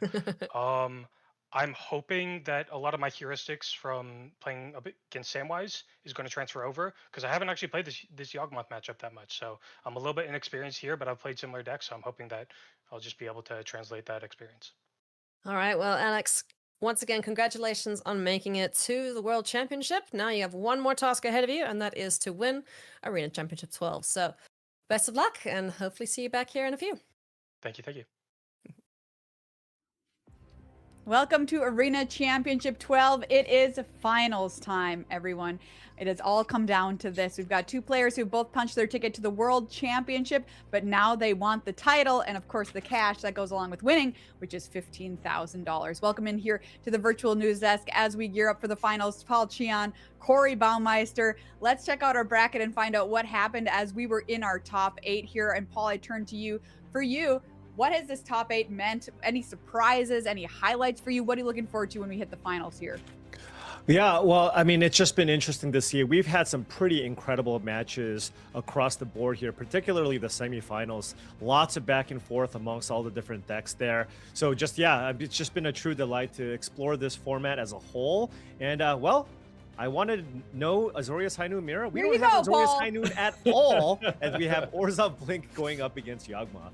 Yes, your wish is our command here. Corey, what are you looking forward to as we head to the finals? Yeah, I just got to say, Paul cursed, the Azorius High Noon players, so they have Paul Cheon to blame for that one. I'm excited as this just feels, the Orzhov Blink deck that we have seen. Alex's list is so different, and Satoshi's list is so different than most of the lists that we saw. So I think both players are kind of going to be in uncharted territory and adjusting on the fly to decide who's going to be our champion here of this tournament. So I'm really looking forward to see who takes it down. All right, so this should be a very good finals indeed. Let's set up our finals here with our head-to-head and take a look at the players and their decks. Satoshi Nakayama with Yawgmoth up against Alex Cons on Orzhov Blink.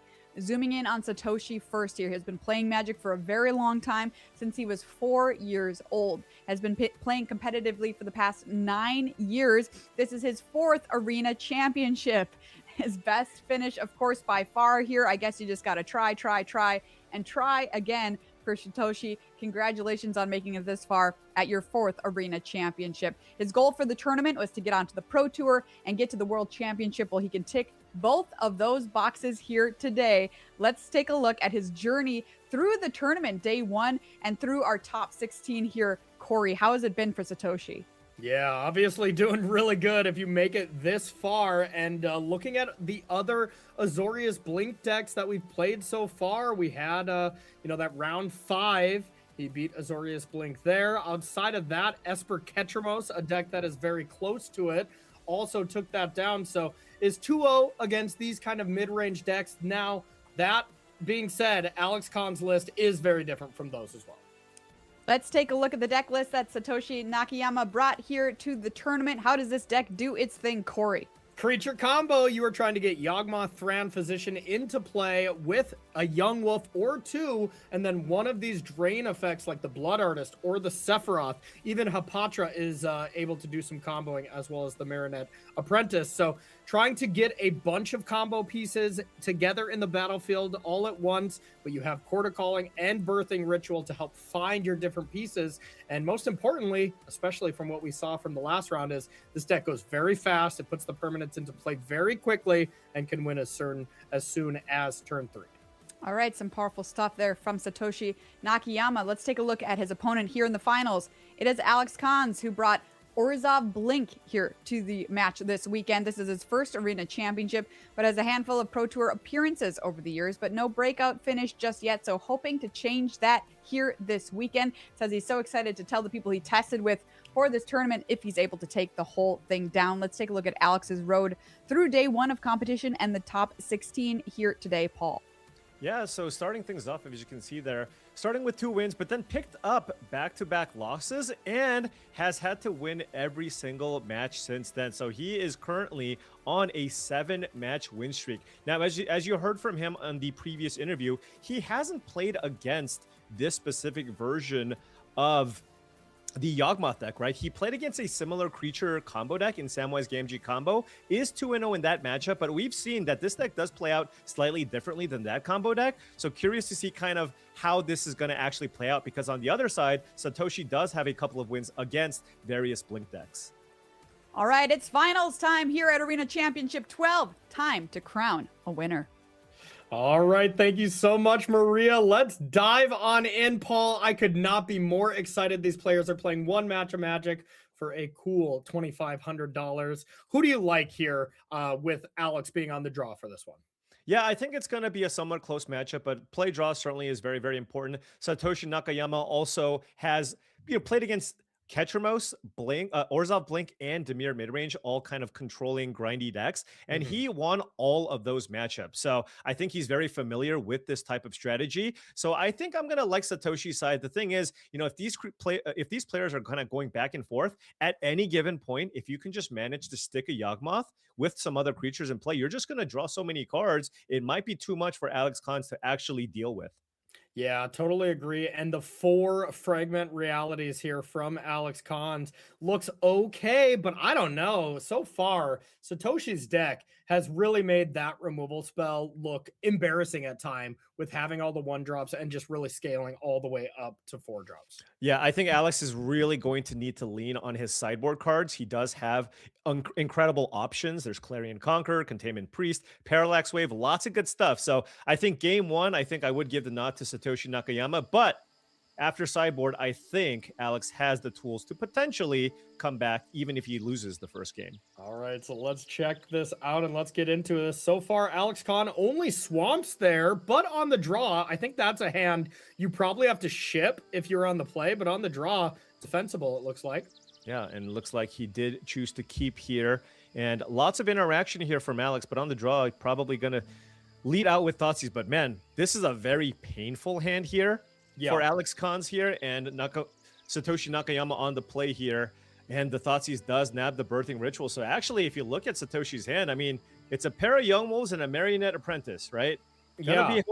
Never Is that a good one? Are you kidding me? Is that a good one? He literally has the entire combo now if he can find a land. Actually, he doesn't even need to find a land. That's a Phyrexian Tower, is it not? So yeah, it is. You can play Yawgmoth right now. You'd have to get rid of the Noble Hierarch, and obviously that would play right into the Momentum Breaker here. So not going to do that, but you are able to play Young Wolf, sack one of these wolves, and play the 2-drop. So now it's going to be up to Alex if Alex respects the fact that this one last card in hand could be something good, because it is an absolute haymaker. So Hopeless Nightmare, gonna deal with Yogg, and we're gonna continue playing. Yeah, but I mean, even if you get the Yawgmoth, look at this is turn 2. This is a board on turn number 2. Alex is at 18. I mean, he's just gonna take 6 damage here, and hey, look, another Marionette Apprentice off the top. Marionette Apprentice number 2 comes on down, does some more fabricating, and already just this battlefield, if Satoshi were to just draw 6 lands in a row, still got to be favored, right? Yeah, I mean, I think Alex is basically just dead here. What's he going to do? He's going to need a Witch Enchanter, right? Right. He's going to impend this Overlord of the Belmer. Needs a creature land here. Misses. Gonna miss a land drop for the turn. And I think we're going to see a very, very quick game 1 here, Corey. Yeah, no kidding. And, the keep didn't have white mana, but, I still would have snapped that off for sure. You had 2 draws out of white source, plus plenty of interaction. And if Satoshi's hand was just a little bit slower, the Thoughtseizes, the Momentum Breakers, those could have been good. But, man, the way it stands, they do not look good. Absolutely not here.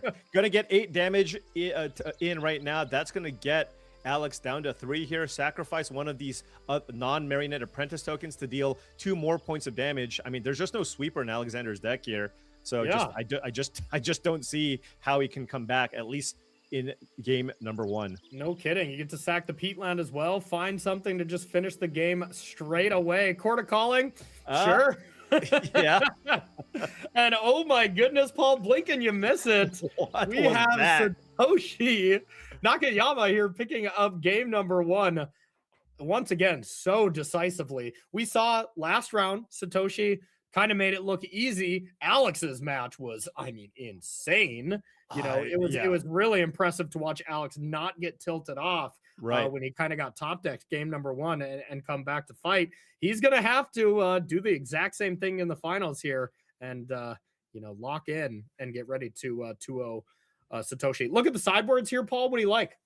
Yeah, so let's focus on Alex's side of the battlefield because he's going to need, of course, a lot of help after sideboard. But 4 copies of Clarion Conqueror in the sideboard, along with 2 copies of Containment Priest and Rest in Peace. The Conqueror is able to shut down all the mana creatures and, of course, the activated abilities of Yawgmoth. So that's going to be very, very nice. That's going to be something Satoshi needs to answer. 2 copies of Containment Priest, also stopping any of the Young Wolf Recursion, Court of Calling shenanigans, along with Rest in Peace. So those are very, very impactful sideboard cards here out of Alex Cons. Now, on the other side for Satoshi, well, he's completely ready for these types of effects. As you can see, 2 copies of Abrupt Decay coming in as additional ways to kill Clarion Conqueror. There's a Crawl Harpooner and a Pylon. So 4 removal effects that you can bring in to kill also that Clarion Conqueror. We have the Spider, an extra disruptive spell in Thoughtseize, and Chittering Illuminator, just to have as an extra grindy card here. And then just shaving some mana dorks.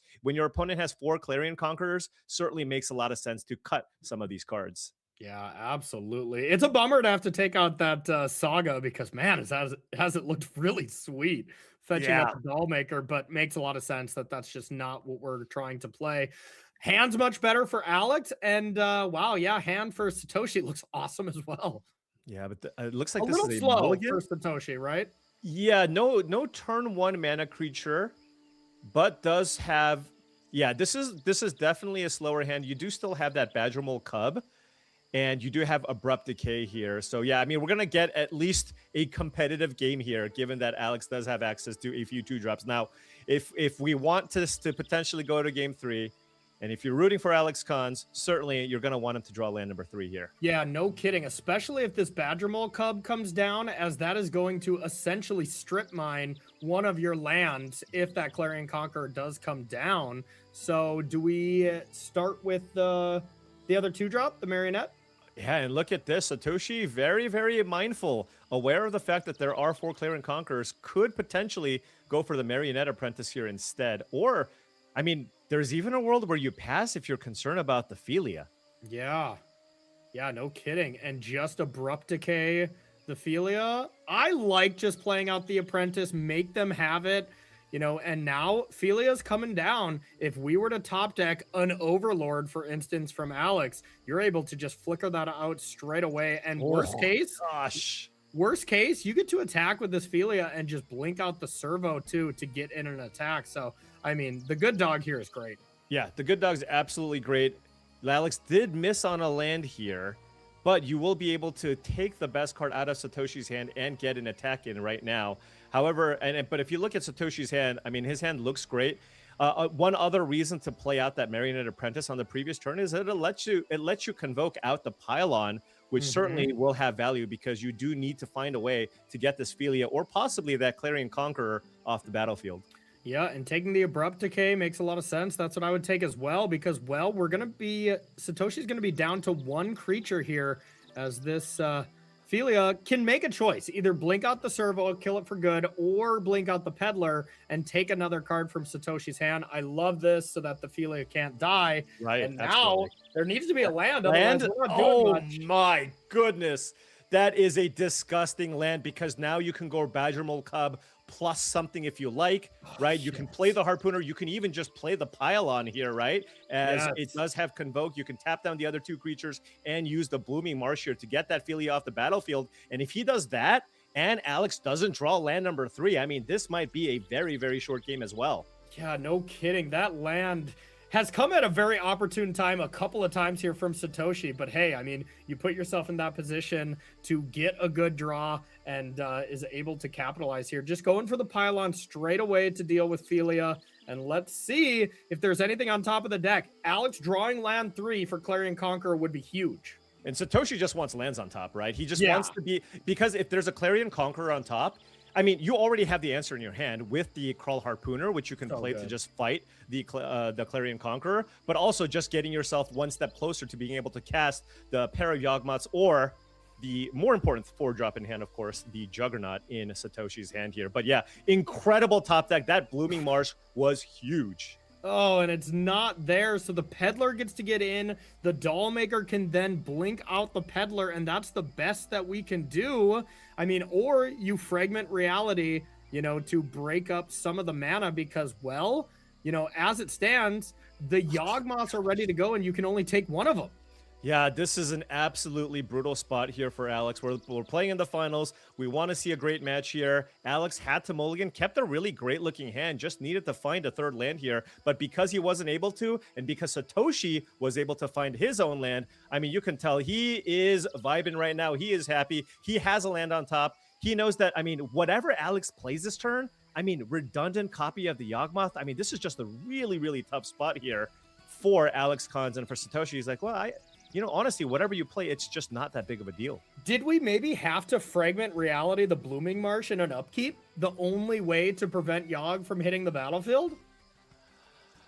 I mean, it's certainly possible it's here. Not good, but you know, like nothing. Yeah, certainly nothing is great here. But yeah, Yawgmoth is now on the battlefield here. Big draw here. Yeah. That is land number 3 for Alex. You do have Porcine Portent if you want to use that to kill the Yawgmoth. And of course, you can also just cast the Clarion Conqueror. And, you know, because he was able to dedicate a Dollmaker, the Juggernaut Peddler, he did get that Crawl Harpooner off the battlefield. Yeah, and I feel like you kind of have to just go for the Clarion Conqueror, and then we're going to see how much Satoshi wants to start sacking creatures to get some card advantage. The Blooming Marsh is basically free. Sacrifice that one. You know, Unlock put a negative counter. Yeah, and put a counter on the dedicated Dollmaker. You can pretty easily get rid of the Apprentice as well. Draw 2 cards. And or the Cub. Yeah, or the Cub. But no, doesn't want to do that at all. Oh, do you see what's on top of Satoshi Nakamoto's deck? Nakayama's do deck? now. That was a Court of Calling. That's why he's like, I don't need to sack anything. I'm going to Court of Calling and find an answer, presumably, for this Clarion Conqueror. And there's the spider.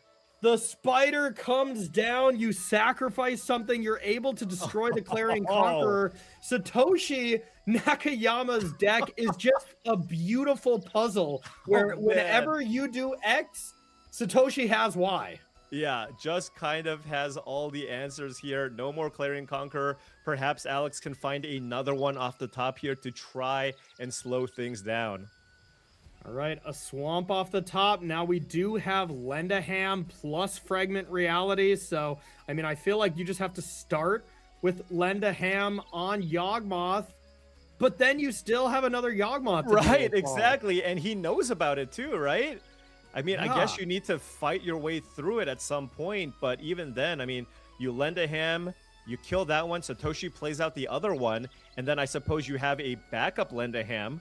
Right, you can play both of them to get rid of the Yawgmoths, and maybe there's a window here where Alex can try to come back if Satoshi bricks on the next couple of turns. And, you know, once we get to that point, Paul, we overlook the one aspect of this game. The Juggernauts look good, too, at this board. If Alex has to use all the resources to just not die to Yawgmoth, these 5/3s are going to hit hard. And, man, it would be very fitting if...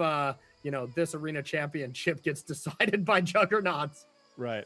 I mean, wait a second. Wait just a second. So we don't have any Young Wolves here, so we can't actually go infinite, but we can deal a good amount of damage, perhaps clear the board, and also draw a bunch of cards. Marionette Apprentice, great pickup here. So now in response, Alex can kill the Yawgmoth and absolutely has to before the Marionette Apprentice resolves. And now we'll see how deep does Satoshi go with Yawgmoth, because, hey, you are still giving away resources here. You don't want to be just getting rid of your whole team.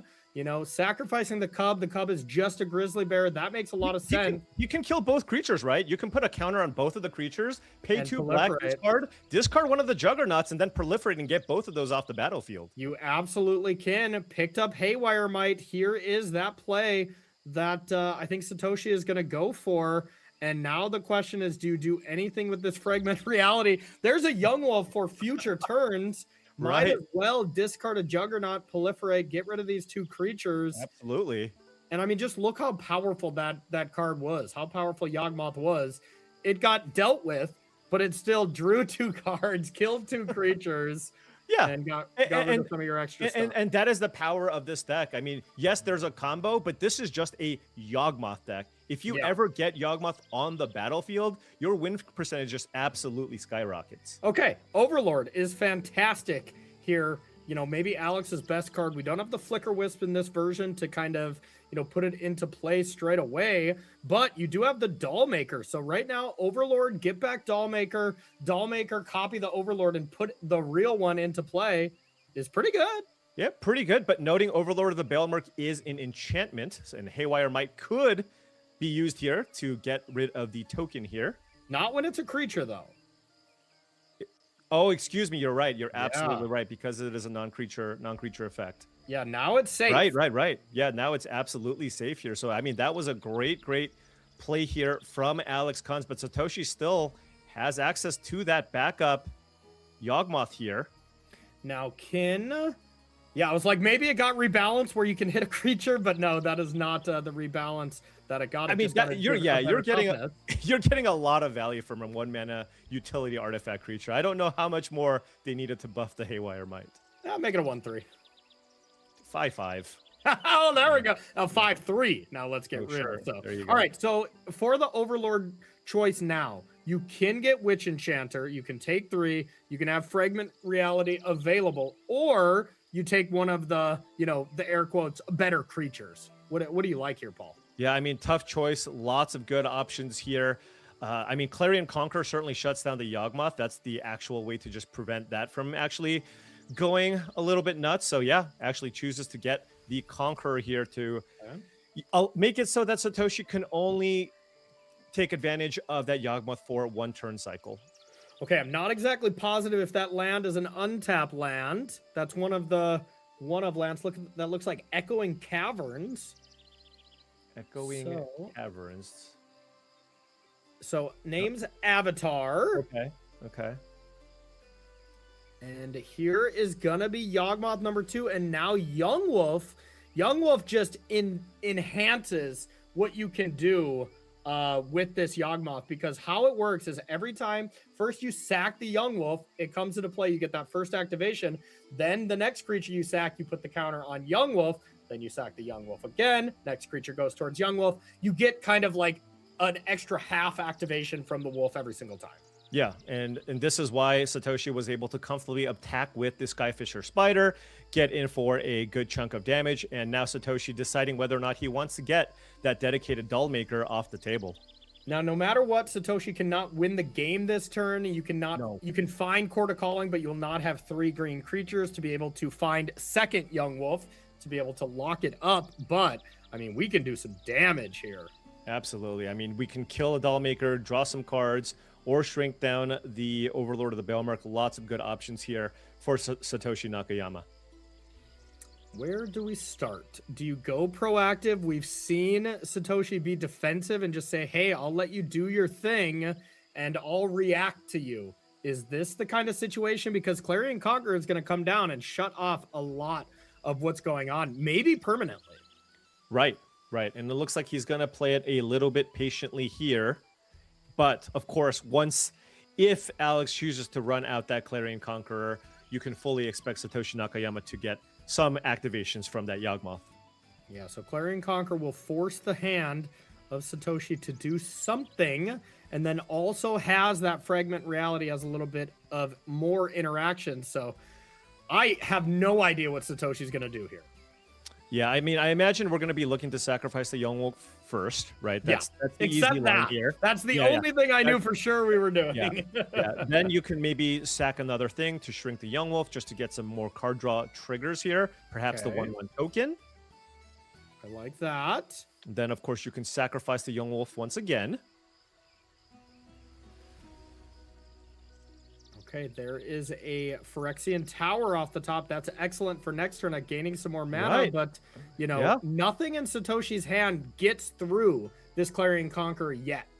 Right, and if the Clarion Conqueror does resolve, Alex can also use Fragment Reality on the Young Wolf, right? And it's not like Satoshi can sacrifice the Young Wolf afterwards, and then that would get a blocker out of the way. Now, despite that, though, the Overlord of the Baelmerk, if Satoshi just chooses to double block with the Yawgmoth and the Marionette Apprentice, then that wouldn't be a great spot either.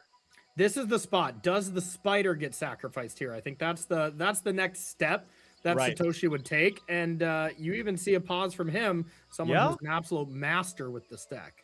Yeah, I mean, it certainly makes sense. You have a lot of action in hand.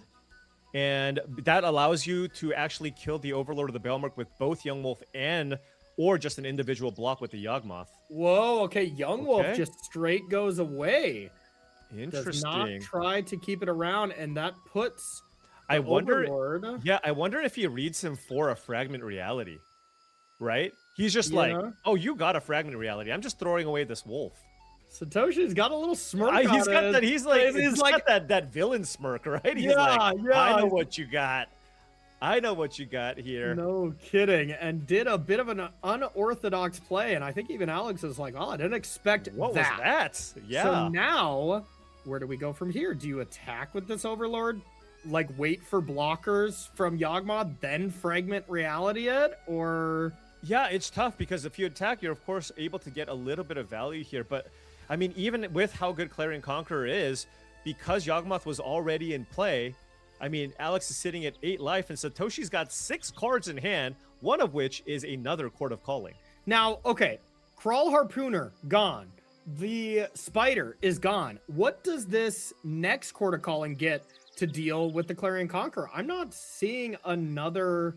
Yeah, there's answer, no are other you? creature that can get that. If you wanted to kill the Overlord, however, you could get a Reclamation Sage if you boarded it in. Yes.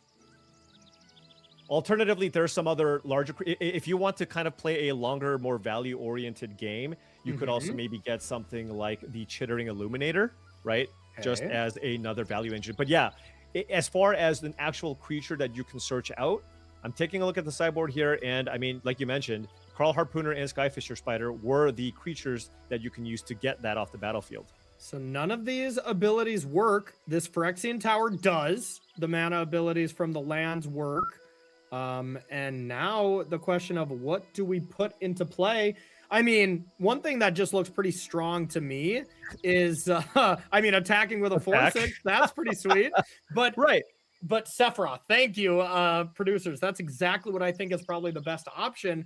Is you can go either end step Sephiroth and get the draining going, sacrifice Haywire Might, which can also Right. gain you some life. That's what I would be looking to do. I mean, Satoshi. yeah, just take a look at just Satoshi Nakayama's body language. I mean, he just looks so comfortable and confident here. He's drawn so many cards. He's got a huge board advantage, a huge mana advantage. And with that Court of Calling, I mean, it still seems like it's going to be difficult for Alex to find enough, especially given the fact that he's only on 4 mana. He's really limited by how many spells he can play, forced to kind of chump block here with Dedicated Dollmaker. Now it's on Satoshi. I got this Court of Calling. Do I want to just go for the Sephiroth now? Yeah, no kidding. The Emperor, the card that is the play on this version of Yawgmoth, is the final boss in Final Fantasy II. So the final boss here is also Satoshi in Arena Championship 12. And Alex feels like really up There against it. Sephiroth has been so extremely impressive all of day 2 in the hands of Satoshi Nakayama. And now Fragment Reality on the Sephiroth. In response, you can sacrifice some things, but no, Right. decides not to. Gets a Young Wolf out of the deal, and here's the Sephiroth trigger. Gets to sack the Young Wolf and bring it back. And finds a birthing ritual there to be able to actually cast in your second main phase. And why not, right? Birthing ritual here, sacrifice Haywire Might, let's say, if you find a good 2-drop. Absolutely. What a find. And Satoshi gonna take a look at 7 cards. Let's see what we got. But no matter what, I mean, 9 damage is a lot. Clarion Conqueror, there's no blocker. You know, the Overlord is able to attack this next turn, but I do not see a way to increase this amount of damage. And how is, oh my goodness, Paul. And the Marionette Apprentice here. This is absolutely brutal. This is just far too much for the Orzhov Blink Tech to handle. Alex Cons has made an incredible run, had one of the most epic semifinals matches, but here it might be the end of the road for him. Yeah, no kidding. And if you can pick any match, you know, you want to win that top 4 to get to the World Championship. So no matter what, you got to be pumped about that. But what on earth can we do here? You can Impending an Overlord, and then you can Dollmaker it, and you can get another Overlord into play. But then what? Each of Yeah. these creatures that's attacking is minimum 2 damage towards Alex because it's double trigger. The thing is, Satoshi can just attack with everything next turn, and it's Yeah. almost going to be close to over by itself. You also have the ability to sacrifice a creature on demand with that tower in play. That's another 2 damage coming in. So yeah, I mean, just however you slice this is just going to be a tough spot. And look at this. Can't even kill the Yawgmoth. It has to kill the Marionette Apprentice just to take less damage from the multiple drain effects that we're going to see next turn if Satoshi decides to turn all of his creatures sideways. Creatures all being turned sideways. The 2 blocks you can do, you can block the 3/3, you can block the 2/2, the 2/4, excuse me, and then that is gonna be 5 damage coming in with a Court of Calling and the Phyrexian Tower where you can sacrifice a creature. We see the smile on Satoshi Nakayama's face. He knows this one's over. You can play around one more removal spell when it comes to, you know, a Fragment Reality. That's not going to be enough from Alex. You can also just get another Marionette Apprentice here too, right? Yes. You can just Court of Calling for 2, get another Marionette Apprentice, trades happen, creatures tie, and Alex is just going to take way too much damage along with that Phyrexian Tower that can get another 2 points of damage through. Yeah, exactly. So it's 2 damage on top of what we're seeing here. The Young Wolf is going to die. That's going to be 2 triggers. Plus the Yawgmoth connecting, that's 4. Haywire Might makes 5. Servo makes 6. Sacrificing a creature to Phyrexian Tower makes it 8. That's overkill here, Paul. Wow. What an impressive showing here from Satoshi Nakayama. And here is the Fabricate to find one more. That's good the good game. game. Satoshi Nakayama is your Arena Championship 12 champion in absolutely amazing fashion. The fist pump in the air, leaning back in relief here as that is a victory. Satoshi is the champion. And Paul, that was incredible.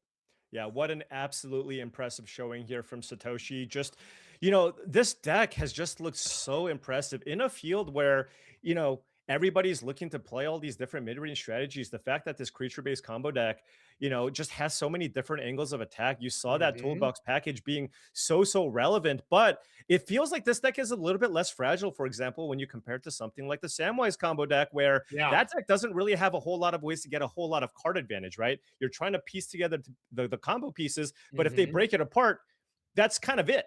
Whereas with this deck, you play a couple of things. If they just play cards that kind of stop you from comboing, you're like, whatever, here's a Yawgmoth, deal with it. And well, nobody was able to do so. And Satoshi Nakayama is your champion. I mean, again, very impressive showing. Absolute master of that Yawgmoth deck. Yeah, that was so incredible. And I think something both of these finalists, their deck shares, is the fact that they both beat up on that Azorius High Noon deck. And, you know, the other Orzhov Blink decks up against the High Noon decks, it looks okay. I would say favored for the High Noon decks. Not this version that Alex brought. It looked really good. And Satoshi's deck, of course, looked good against High Noon. Just 2 easy 2-0s in the top 4 and the finals. Kind of made these last couple rounds look easy, Paul. Yeah. And I'm just really interested to see kind of how the metagame will kind of evolve over time. It's not like this Yawgmoth combo deck is unbeatable. There are certainly a lot of ways to beat it. I think it's probably a little bit slower against other combo decks. However, those other combo decks just got absolutely blasted by the Azorius High Noon decks. So this was kind of the last combo deck left standing, which is actually resilient against the High Noon decks and even some of these Orzhov Blink decks. So in a field where there's a lot of this mid-range stuff going on, I mean, this deck seemed really well positioned. Yeah, Satoshi only lost 2 matches, and it was against 2 Phoenix decks. And, you know, like, I can see that. You get that early removal, and you're able to kind of just do the Phoenix thing. So maybe that's the one true bad matchup. But, you know, did get revenge in the quarterfinals against Ivan, which was one of his losses. So, I don't know. I think the deck looks great. No bad matchups. I'm calling it right now, Paul. There you go. I mean, especially, yeah, that's the thing. Not only did he kind of display mastery of the deck deck seemed pretty well positioned in kind of these the matches for today, and also he found some nice lands, right? Some well-timed lands. We had some instances where both players were like, well, they kind of need to draw a third land, right? And Alex wasn't able to do so, and Satoshi was able to do so, and I think that went a long way for Satoshi to lock up that second game. And on top of all of this, I mean, I don't know how much Yawgmoth you've played either in Modern or Historic here. The deck is so very tough to play. It's really tough, especially with this many toolbox options that we see from Satoshi. You can tell he knew exactly what was going on, but that is no easy feat. If someone's picking this deck up on the ladder, Paul, you know, it's not going to go that way, I imagine. Yeah, you got to get your reps in with the deck. It's such a complicated deck to play. What to target with the Yawgmoth, what to get with Court of Calling, how to sideboard. This is a deck that requires a lot of time and testing. But of course, that's what you need to be able to win one of events like this, or, you know, make qualifications to the Pro Tour and make qualifications for the World Championship. Yeah, well said, buddy. Well said. Sounds like we got an interview with our Arena Championship 12 winner with Ailey Loney. Let's listen in. Satoshi, congratulations. You are the winner of Arena Championship 12. How are you feeling? 感無量です。 I have no words. It's certainly been a long day. I know it's very late / early in the morning for you, but you've won $15,000. You're into Worlds. You have the title of champion. What does winning all of that mean to you? いや、もうちょっと一気にいろいろと予定が降ってきたのと嬉しいのと、ちょっとどれから処理しようかなという感じではあるんですけど、まあ、ワールドはさっきのラウンドで一応確定はしてたんで、今まあ、どちらかというとタイトル取ったっていうことに焦点を合わせて話すと、自分が今回4回目のアリーナチャンピオンシップの参加で、最初の時にチームメイトの日本人が優勝してるんですね。で、その時に称号をもらってて、いや、あれいいなと思ってて、ずっと欲しかったんで、本当にそれが手に入って嬉しいです。It's so much going on. I suddenly have bazillion plans and I don't know where to start. And it's kind of all over. And well, the world was already, you know, planned and from before, but to kind of focus on this championship winning, this is actually my 4th time at Arena Championship. And the first time that I was part of it, there was the Japanese player on my team actually won that. And I was so jealous of the title that he gets on Arena. And I'm just super excited about that. Oh, that's awesome. Satoshi, I think the first thing you should do before making any plans is go get some sleep and then go out and celebrate and tell all your friends, because a job well done. It's been wonderful to watch you play. Congratulations once again. ありがとうございます。楽しかったです。See you at the World Championship. Huge congratulations to Satoshi there on an absolutely incredible victory here at Arena Championship 12. Welcome into the news desk with Paul and Corey, who just watched that finals. It was so awesome, especially game number 1, which I thought was pretty wild. Watching it seemed to be over in about exactly 3 minutes. So that was very cool indeed. So congrats once again to our winner, Satoshi Nakayama, punching his ticket to the World Championship, as indeed does our other finalist. So congrats to them both. We're also going to see them both at the Pro Tour in Amsterdam coming up here in July, which is going to be very exciting indeed. $15,000 and the title, and of course the glory that comes along with winning an Arena Championship. Sometimes the 4th time is the charm, as Satoshi shows us. If Paul is here and if Corey is here, I want to know from you just your reaction watching that game number 1, because it was over in a flash, Paul. Yeah, I mean, it was just incredible. I mean, this is what these creature-based combo decks are capable of. If you ever start with a mana creature on turn 1, follow that up with Badger Mole Cub. I mean, we've seen a lot of this card. We know how strong that card is, and if it's not dealt with, it can just completely snowball the game. And we saw it in game 2. I mean, Satoshi basically had that locked up by turn 3 or 4 of that match. Absolutely insane. And then, of course, game 2, just a way crazier game. A lot of back and forth. I mean, shout out to Alex for actually putting up a somewhat reasonable fight there, even though it looked hopeless pretty early. But I mean, just Satoshi, you just saw the power of that Yawgmoth deck grinding you out. You have the Yawgmoths drawing a bunch of cards, Quarter Calling, getting whatever you need. I mean, this deck, I mean, I just had a blast just watching him kind of figure out what he needed to do in those games. Yeah, it turns out he's just certainly a master of this deck, qualified for this tournament playing this deck, so it seems that he knows it inside and out. I'm going to ask you for a takeaway from the weekend, the first time we're playing Historic on the big stages here in about 2 years. What is your number one takeaway watching it here for the first time in about 2 years, Corey? My number one takeaway is the people that really put in the work to find a really cool teched out list got rewarded. You know, the people that just played the High Noon deck, even though it was great for the tournament and stuff like that, people were gunning for them. They were able to target them. But people like Alex and Satoshi that really had these great lists that were not only innovative for their archetype, they took advantage of the deck that they were going to expect the most, the Azorius High Noon decks, and well, they got to profit from it, as we'll be seeing them in Atlanta. And I just got to say, Maria, Historic is amazing. It is absolutely awesome. My only complaint is we needed a little bit more boggles. Yeah, I agree, Corey. I'm there with you. But, you know, we had one hero this weekend, finishing 24th, by the way. So not too shabby out of 109 players. Paul, what's your big takeaway from the weekend? Yeah, I just love the absolute incredible diversity that exists in this format. Pick your poison, right? Whatever you like to do, you can make it work. There's all kinds of strategies for all kinds of players. There's great control decks, there's great mid-range decks, there's multiple creature combo decks, there's completely degenerate decks, and there's even boggles decks for one of you. That's the complete degenerate decks. That's the degenerate decks, right? Right. Yeah, you already covered that, Paul. So yeah, it's just it has really been a delight to be able to kind of see all these decks in action. You know, sometimes we cover events where, you know, there's like 4 decks that are mostly represented, and you know, we still make the most of it, and we get to kind of see how people play a couple of sideboard tech cards for those matchups. But you know what's more fun? Just seeing 10 or 12 different decks go at it against each other. So that's kind of my big takeaway for this event. I cannot wait to see where Historic goes from here.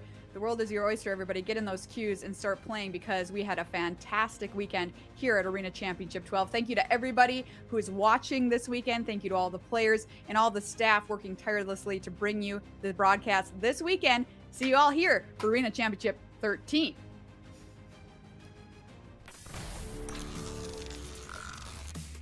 Snap, crackle, and pop. Ivan is heading on in to the top 8 thanks to the one of Crackling Drake here in the sideboard. There's the Brazen Borrower to put that back into hand. And Jukin Lu is going to point the High Noon upstairs. And the best card in the matchup also finishes the matchup off. He's just brute forcing it by being awesome and qualifying for all of these events. Using Philia to target the Throne Guard, and being at 3, there's really no other answers left here for Nico. Find one more. That's good the good game. Satoshi Nakayama is your Arena Championship 12 champion. The fist pump in the air. Satoshi, congratulations! You are our champion of Arena Championship 12. How are you feeling? Yeah, おめでとうございます。